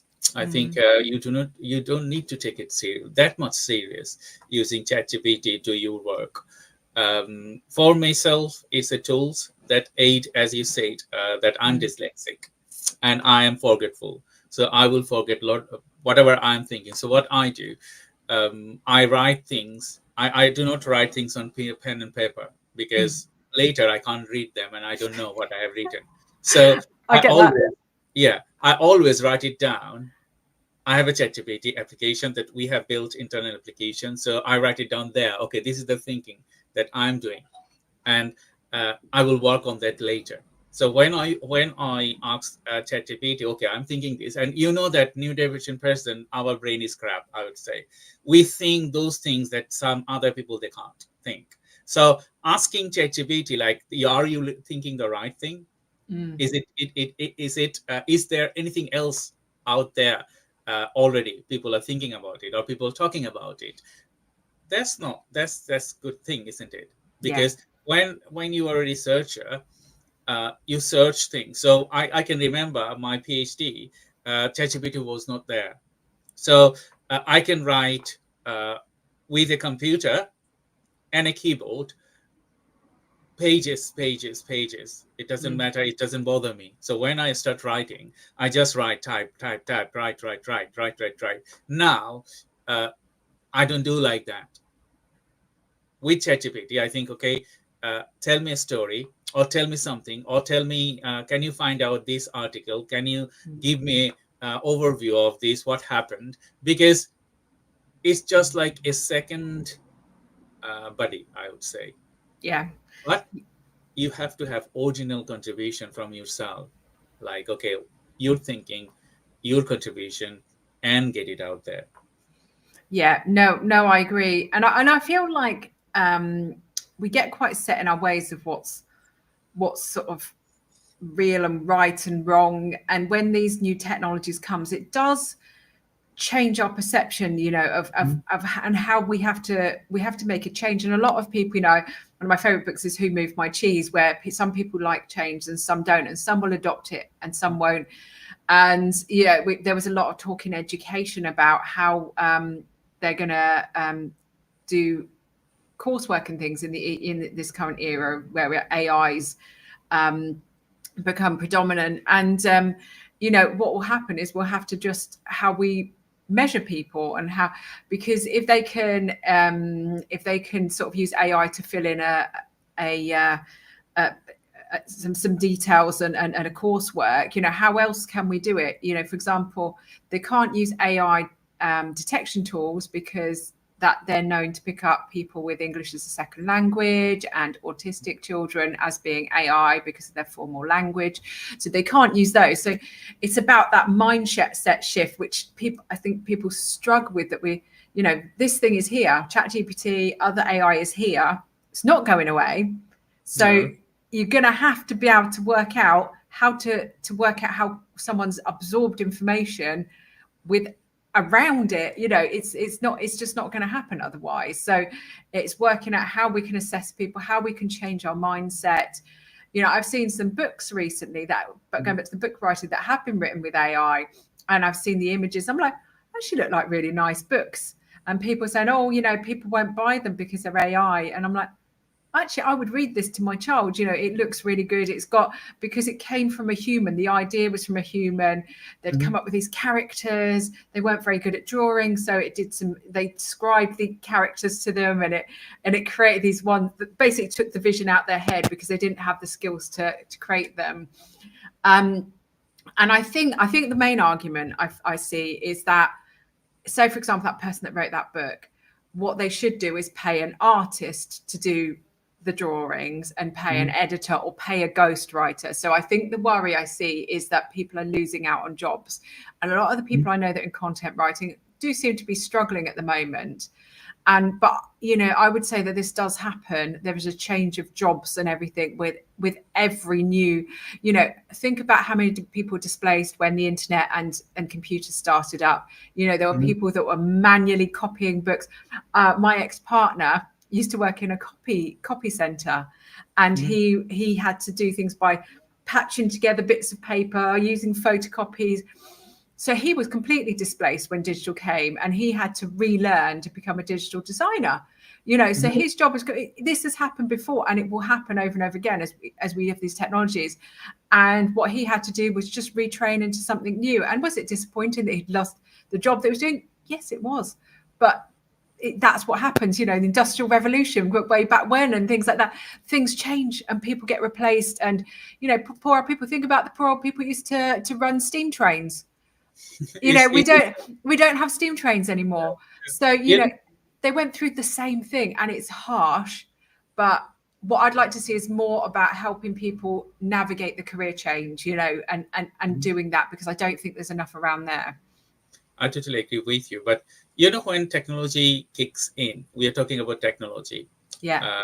So when something kicks in, usually those people, they are around it, or they are working the similar trade. Some of the jobs will vanish. If you think about prehistoric time, like, okay, you just talk about the steam train. Yeah.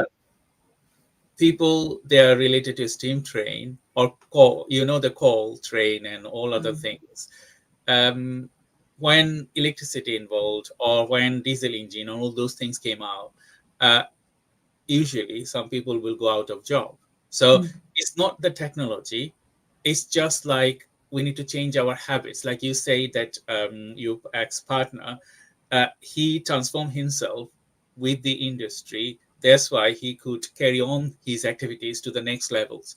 But if you think like AI, everyone is a writer now because we got AI. Will everyone write? No. You think novelist, everyone will become novelist? No. Not everyone will become a novelist. I don't have appetite to become a novelist until I wanted to do so. And there will be like few people in this space. Yes, some of the people's job will go. If they don't transform it, it will go, because it is AI now. If you think about maybe 100 or 200 years later, we will have cars on the horizon. We will not have any physical roads. We will have everything traffic to the air. So at that time, if you still wanted to, to have a physical car itself to run into the road, that's up to you. But if you don't transform yourself to the air with all these hovercraft and all this everything there on the air, you're going to be fall apart, isn't it?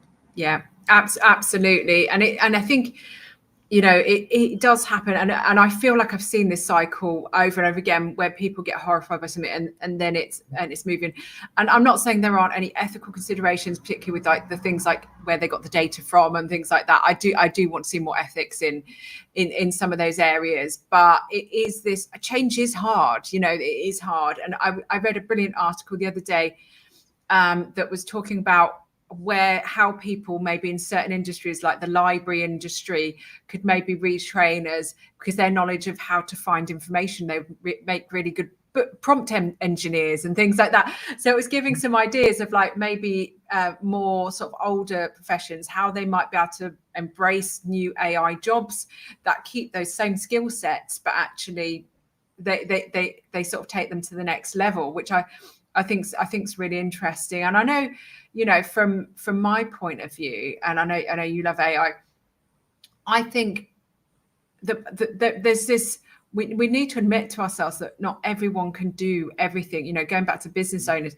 we can't do everything. We can't always afford to pay someone. Going back to that person with the book drawings and that, they may not be able to afford to pay for someone to do the books.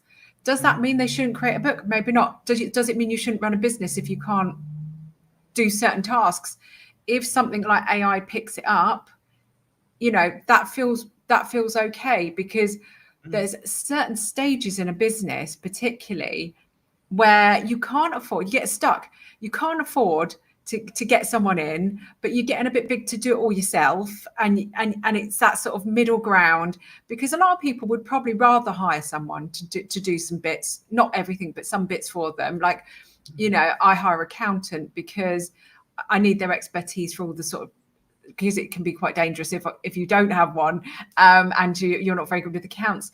So I hire them because I need the human expertise of all the law, you know, the laws and things like that. But I can't afford to hire marketeers. I can't afford to hire, you know, website designer, this, that, the other. I mean, luckily I've got a few of those skill sets myself. But if you haven't, you just might not be there yet that you can hire someone. And you've either got to try and do it yourself, which causes burnout, stress, or you can find technology to help bridge that gap, you know, until as such time that you're ready to do it. And even in big business, you know, budgets are always tight. You probably can't hire the entire team that you want.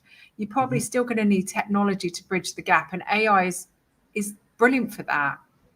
I totally agree with you, because when you talk about technology, if you give a scenario like, okay, it's a new business, and the person, maybe a solopreneur, he started his business. He's very good at accounting, but he hasn't got other skill sets, and he hasn't got the money to invest. What he would do, he would search something that is readily available. So readily available means you can spend £50 and you get a website. That's technology that you need nowadays. You maybe have a SaaS-based application, like, okay, you pay a little bit of money and you get the marketing services, lead generation services, and a lot of other things. You pay a little bit of money, you get AI to do that for you. Like if you need graphic design, there won't be like extraordinary, because human thinking and human work is extraordinary. You can't compare that with AI. But some of the things that AI can do, it's going to be very much time consuming for us to do, and very much expensive for us to do. I watched a BBC documentary a couple of weeks back that, you know, when you create CGI, computer generated images, if you wanted to do an animation, it takes ages, like Avatar or all other projects, big projects. So what they're doing now, they're creating AI scenarios to copy them to the next levels. Like, okay, what they are thinking, are they thinking right? Is it creating the right scenario and all those things?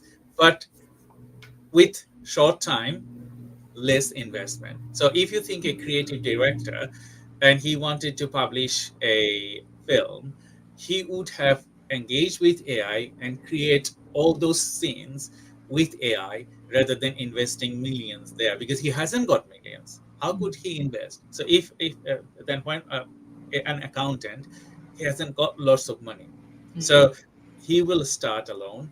And when time goes, and you know, people will improve their work because they wanted to engage with more people, and they will hire people, and then they will ratify those things they have done previously to make it better. No, I 100% agree. And a lot of the stuff I do is I always talk about, it's that getting people to the next level, you know, it is that sort of, you know, trying to fill in those gaps. And a lot of the business I work with, they're at a point where they've got a few customers and they're starting to do things, but they're just like, oh, I'm working 60, 70 hours a week and I'm not seeing my kids. I'm not going on holiday. But I can't quite, I need a couple more customers, then I can afford someone.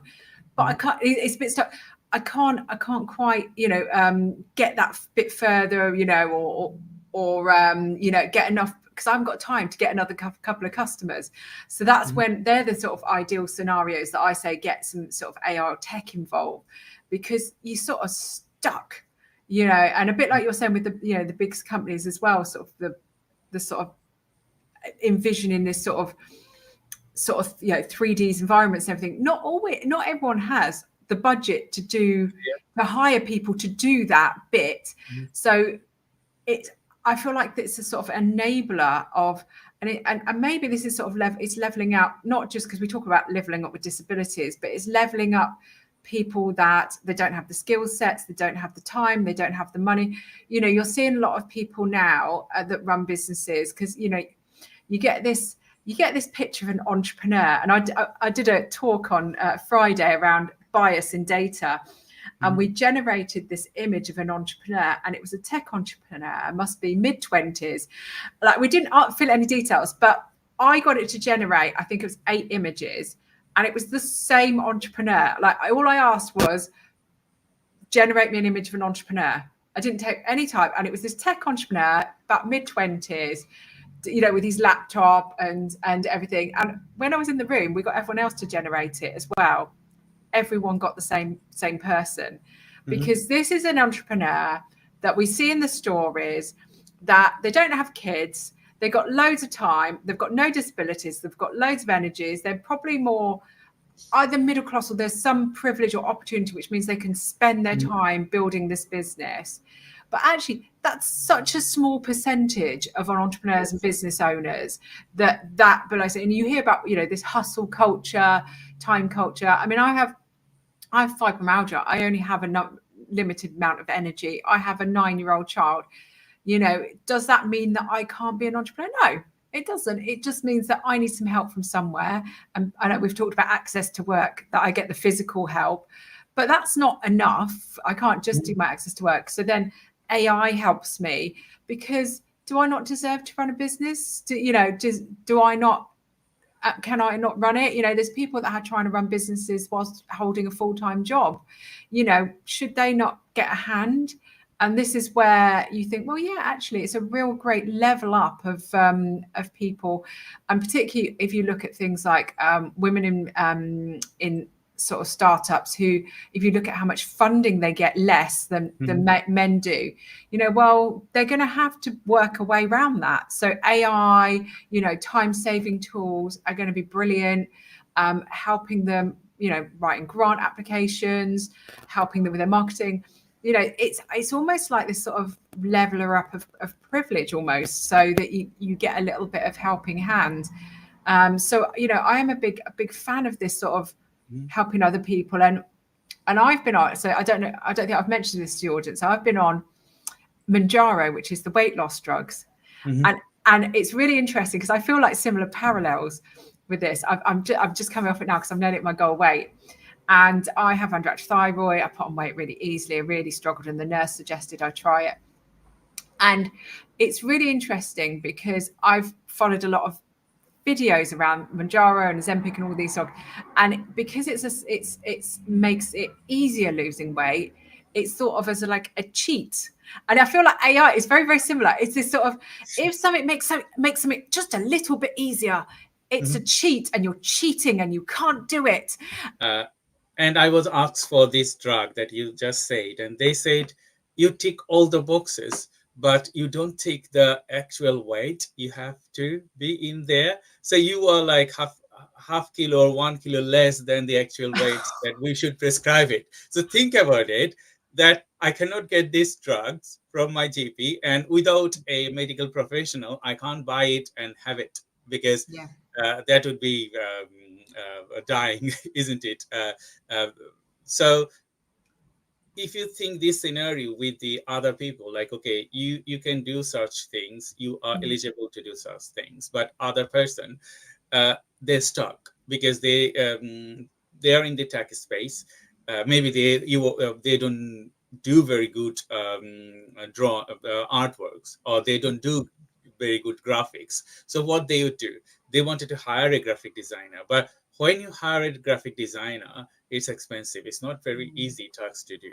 So what they would do, they would go to AI, and they will tell their story and then post that to the social media, because, you know, nowadays you have to have social media if you are a business, because it's not like traditional media that people will read from paper, they will see on your telly, and then they will come back to you and they will buy your services. You have to have a footprint on social media. So think about those people that they're in the catch-22 situation, situation that they neither have money, they neither have the expertise to do it. What they do, they will definitely embrace the technology. So as you mentioned, that technology plays a vital role. So if I give an example of signing agreement, if you're in business, you need to sign agreement with your clients.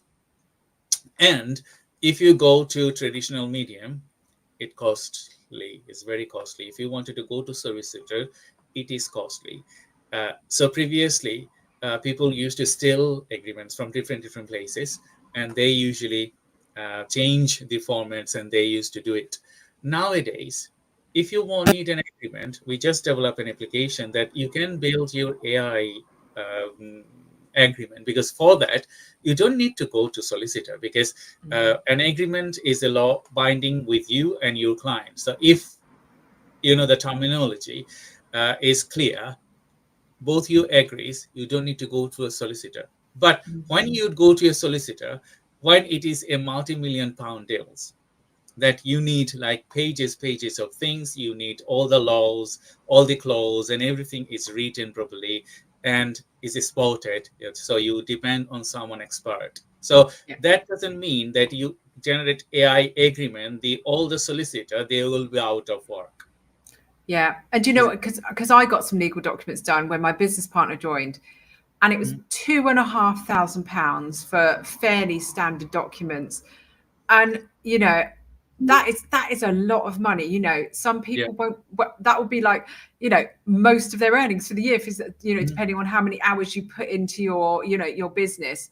So, thinking about the context, like you said, you're not dealing with multi-million pound businesses here all the time. We both of us work a lot with small businesses. We're dealing with people that may only earn what their wages for the year. So when you dig money out of that, can they pay their mortgage? Can they, send their kids to nursery? Can they, this is huge things. When I did that, luckily I'd had a couple of really good contracts, but even I was like, oh my God, that's less money for me this year, because it was incredibly expensive, and that was just one very small set of documents. I mean, if I'd have done all the documents I needed that year through the law firm, it would have wiped out my earnings, and then it would have been pointless running a business. This time you can think about ethical. Writing a blog post, if you observe something and you ask AI to write you that, you don't need to be that much ethical, because it's just things you are describing, maybe related to your business, maybe related to other people's business. If you want to refer them, you can, but if you don't need to refer them, that's okay. That's the end of the world. But if you're writing a white paper, it has to be ethical, isn't it? So it depends what you do. As I said, writing an agreement with AI can do 5 minutes if you give all the clauses and everything to ChatGPT or any other medium. That's very easy. But if you are doing a extended contract, legally binding contract, that's you cannot depend on AI. You cannot depend on technology.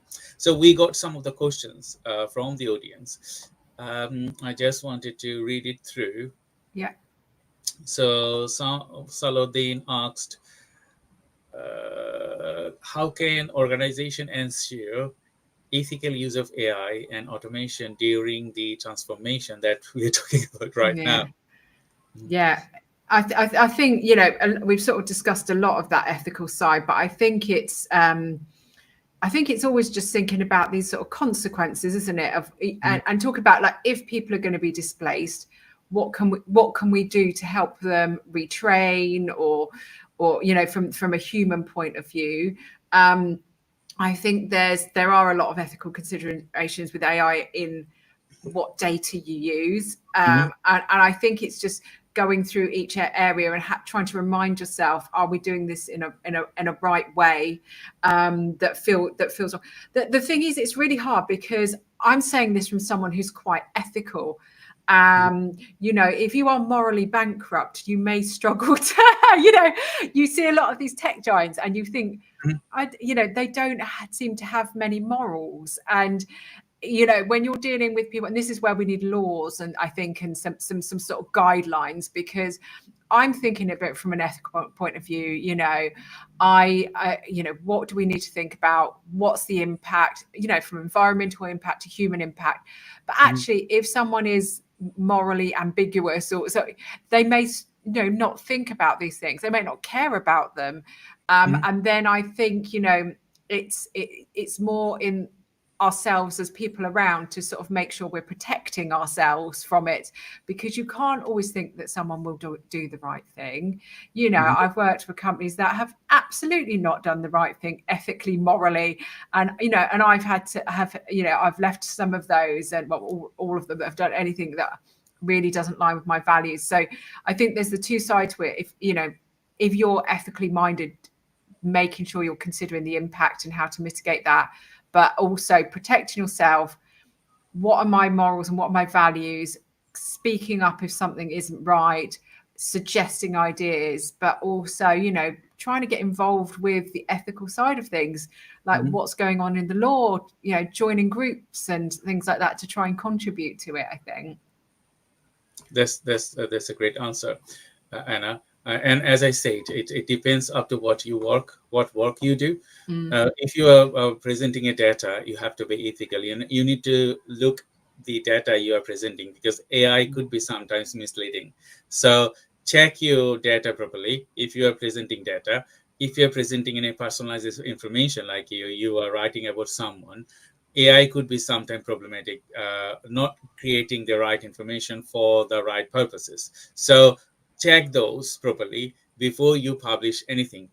Maybe you will publish something that wasn't really right at all. So you're going to be in trouble. So anything that you do, be honest, be mindful, and check what you are publishing. That will give you the next stage.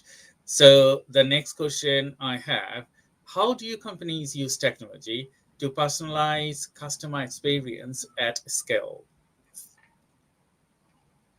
Oh, that's a good one, isn't it? I'm going to start back at the beginning, because we were talking before we started here, weren't we, Dr. Shah, about strategy and knowing your audience. And I think before you do anything at scale, I would go back a step, because the problem with doing stuff at scale is it can enhance the issues you already have, and particularly with customer experience. And I've seen companies that have sort of scaled things.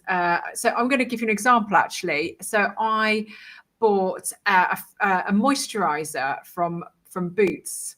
And I like Boots. I shop in Boots regularly. I've got their contact lenses. That's where I actually got my Manjaro from as well. And so I get lots of points. I'm quite loyal to them. This is the first time I bought online. And something had happened, and my parcel, whilst being delivered to the Boots store, just disappeared. And they said that you couldn't contact them for 7 days, which was a bit annoying because it was their own delivery service. So I was like, well, surely you know where it is. So then I went onto their AI. And I feel like someone in the background went, let's get an AI chatbot, because everyone's got them. They're really good, but didn't actually really know what to do with an AI chatbot. Because I went on it and I said, oh, my parcel's late. It says, put in your details. So I put in the order details, and the chatbot comes back with, oh, your parcel should be with you on or before the deadline. And I was like, my deadline's passed. So I wrote back to it and said, my deadline's passed. And at this point, it just sort of freaked out, couldn't comprehend this sort of thing. And I think this is a sort of reflection on companies that maybe don't understand, because Boots do a really good customer experience in store, but I found even their app a little bit clunky and not fabulous.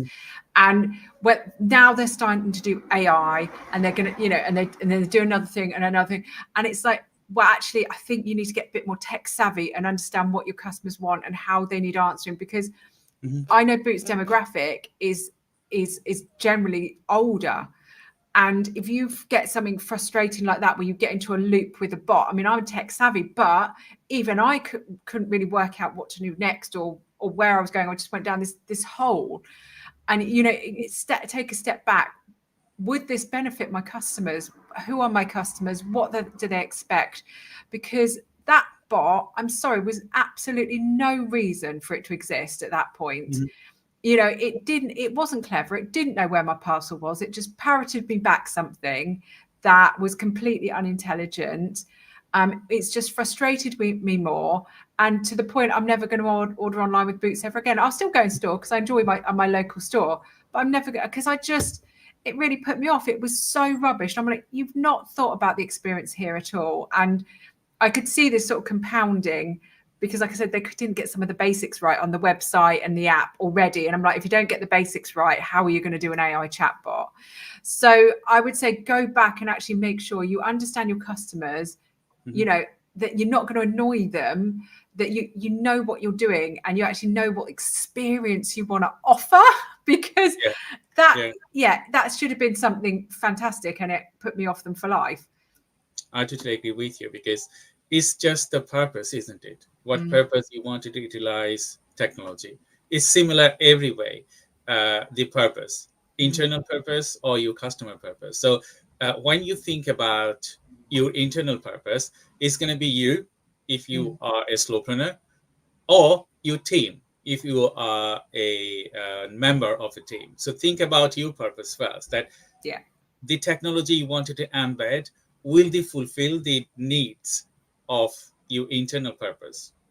And then think about, okay, what is my external purpose? Those technology you wanted to embed, will it help your clients? Will it help anyway to your community, to the purpose, I would say?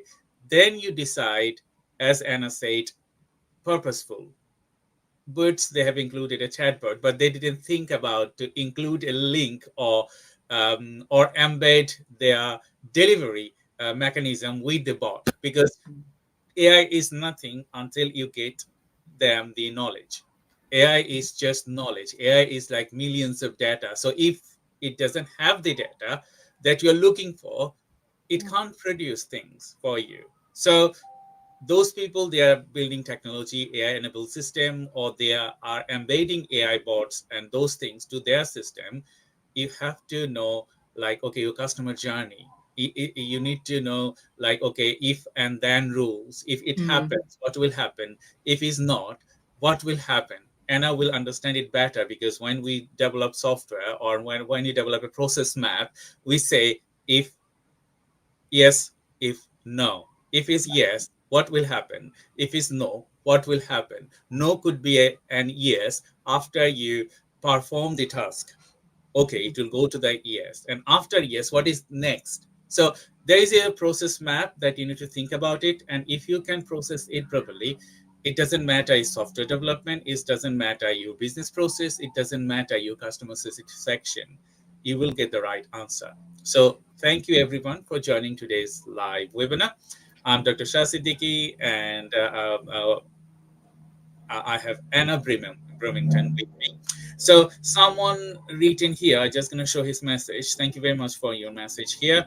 We do not know your name, so we could not tell what is your name. So he said, no one knows what can post using AI and the laws involved. And I agree with Anna on this one. I always second guess myself before I post. That's a good answer and remarks, I would say. We shouldn't depend totally on technology. We shouldn't depend totally on AI. We should ratify our causes, ratify that we do afterwards, that, okay, it is writing properly, it is informing you properly, that you will get the right thing to do, isn't it?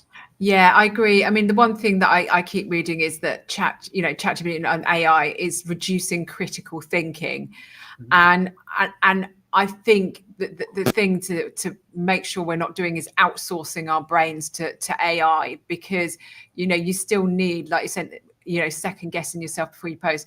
That's that critical thinking. Does this sound like me? Does it sound right? Does it is it going to be of benefit?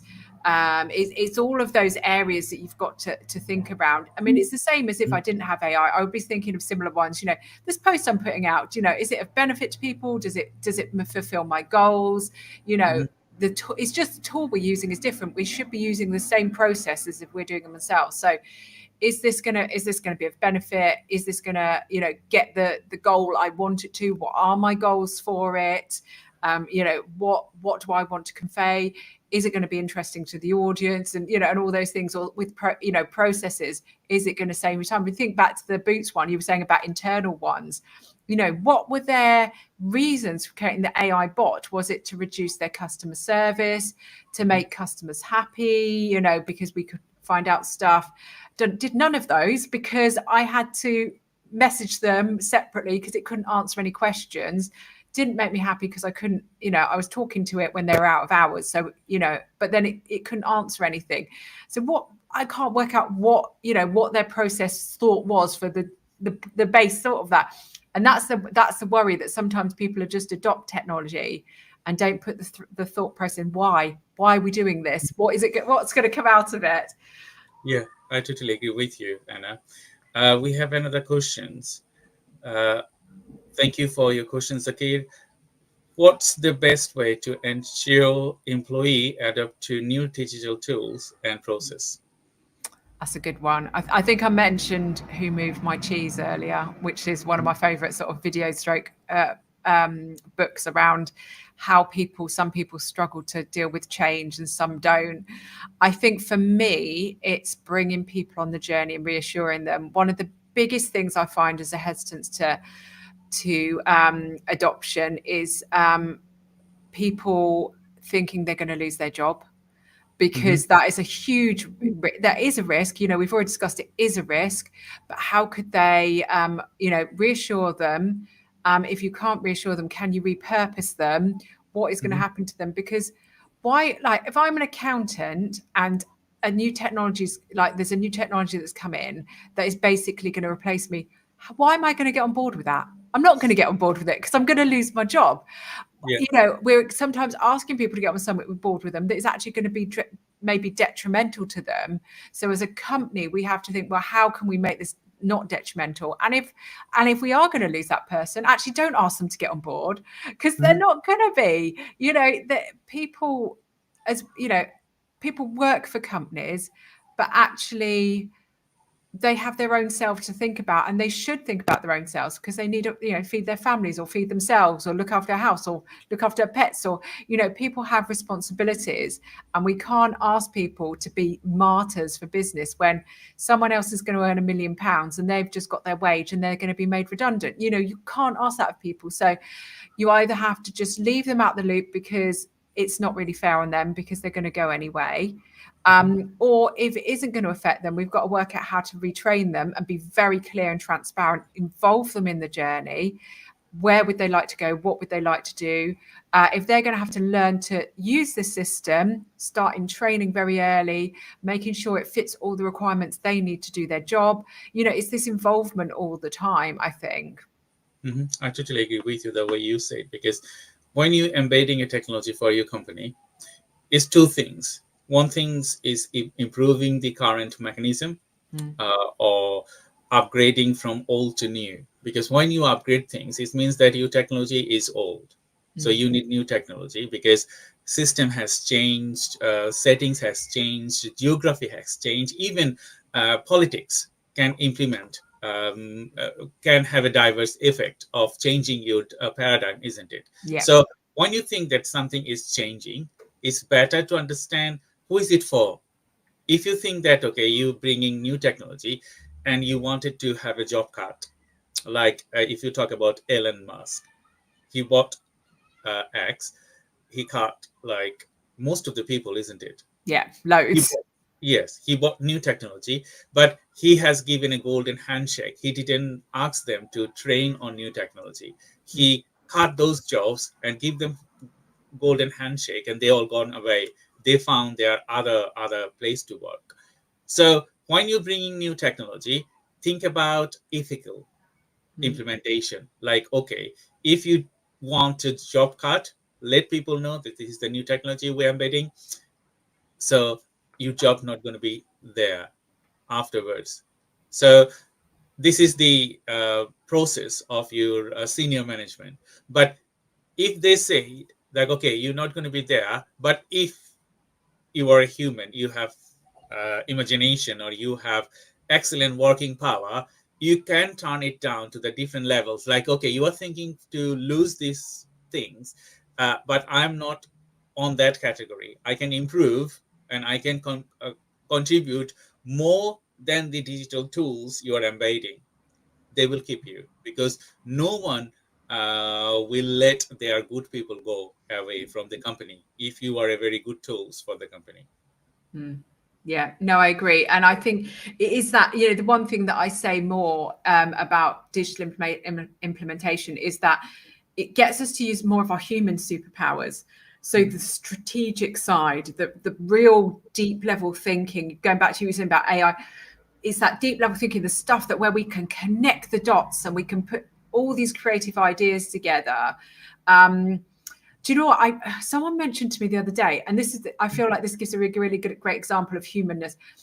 It was around when the Iceland volcanoes were when it erupted, and there was supposed to be a few conferences on at the time, and I think there was one in Iceland, but there was some where people from Iceland and other places were supposed to be meeting across Europe. And because there was not just between us and Iceland, but generally in Europe, there wasn't much travel because of the problems with the sort of stuff coming over.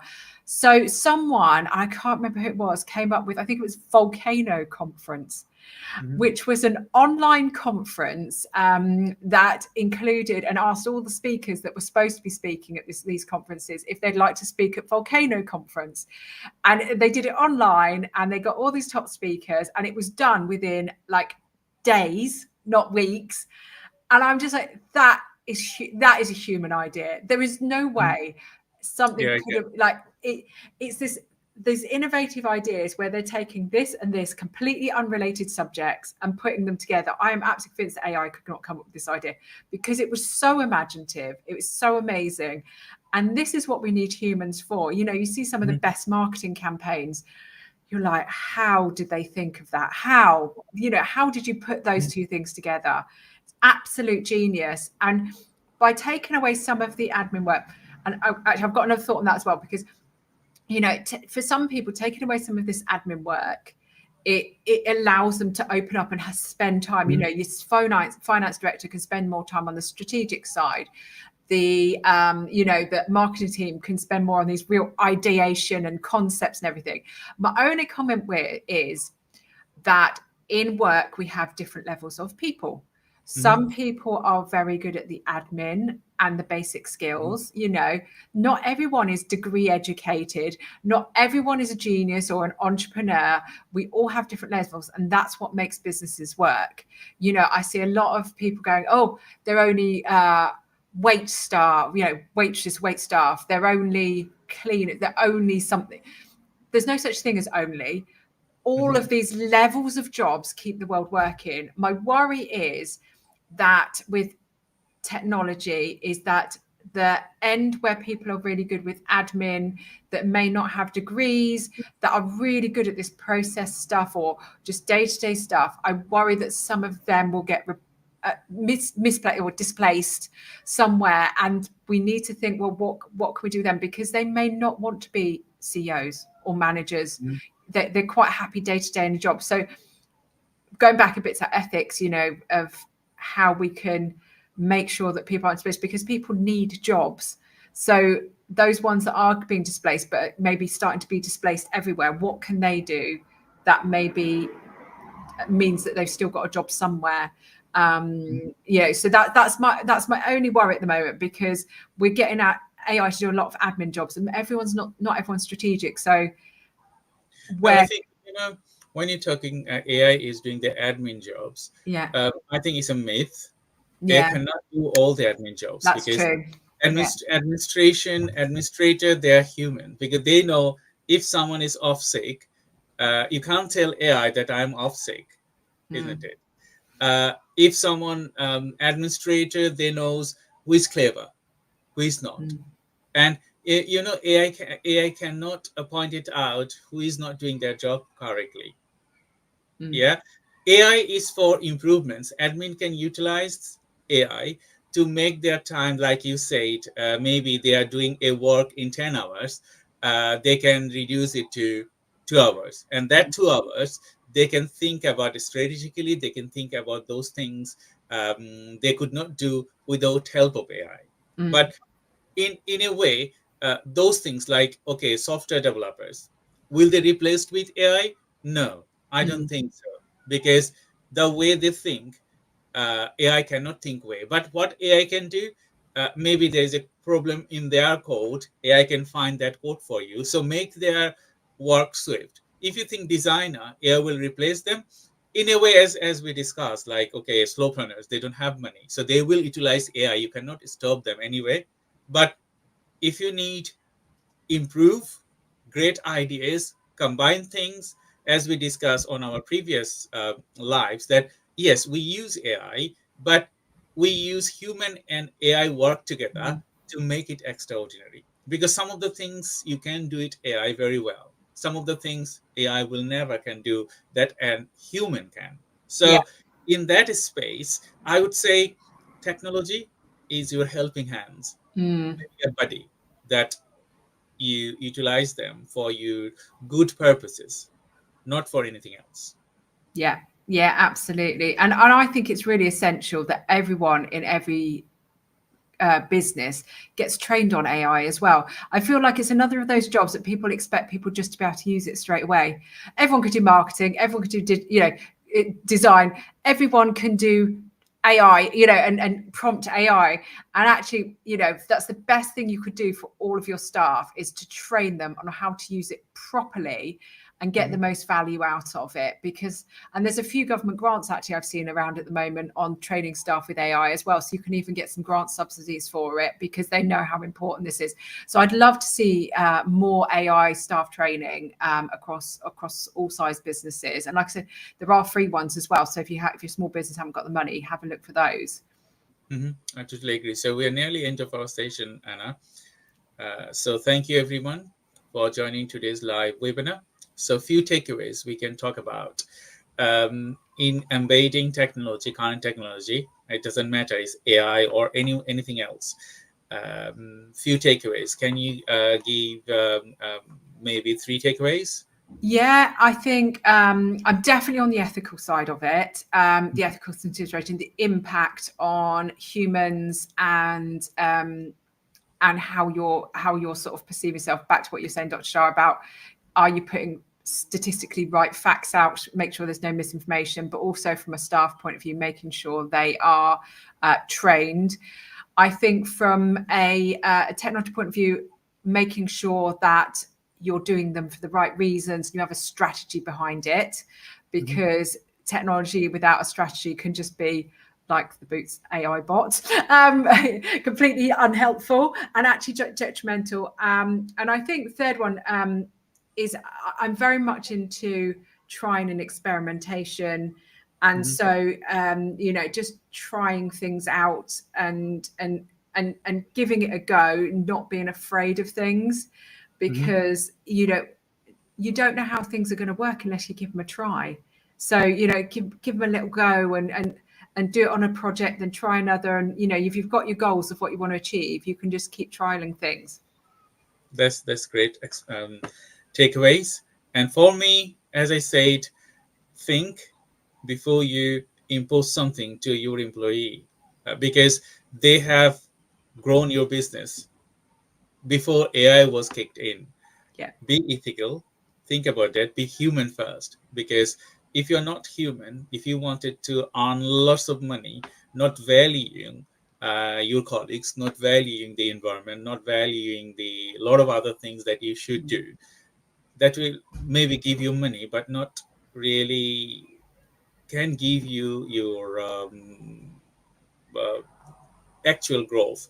So be human first, and then utilize knowledge to extend your knowledge to the next levels. Value everyone that you are working with. So thank you everyone for joining today's live webinar. I'm Dr.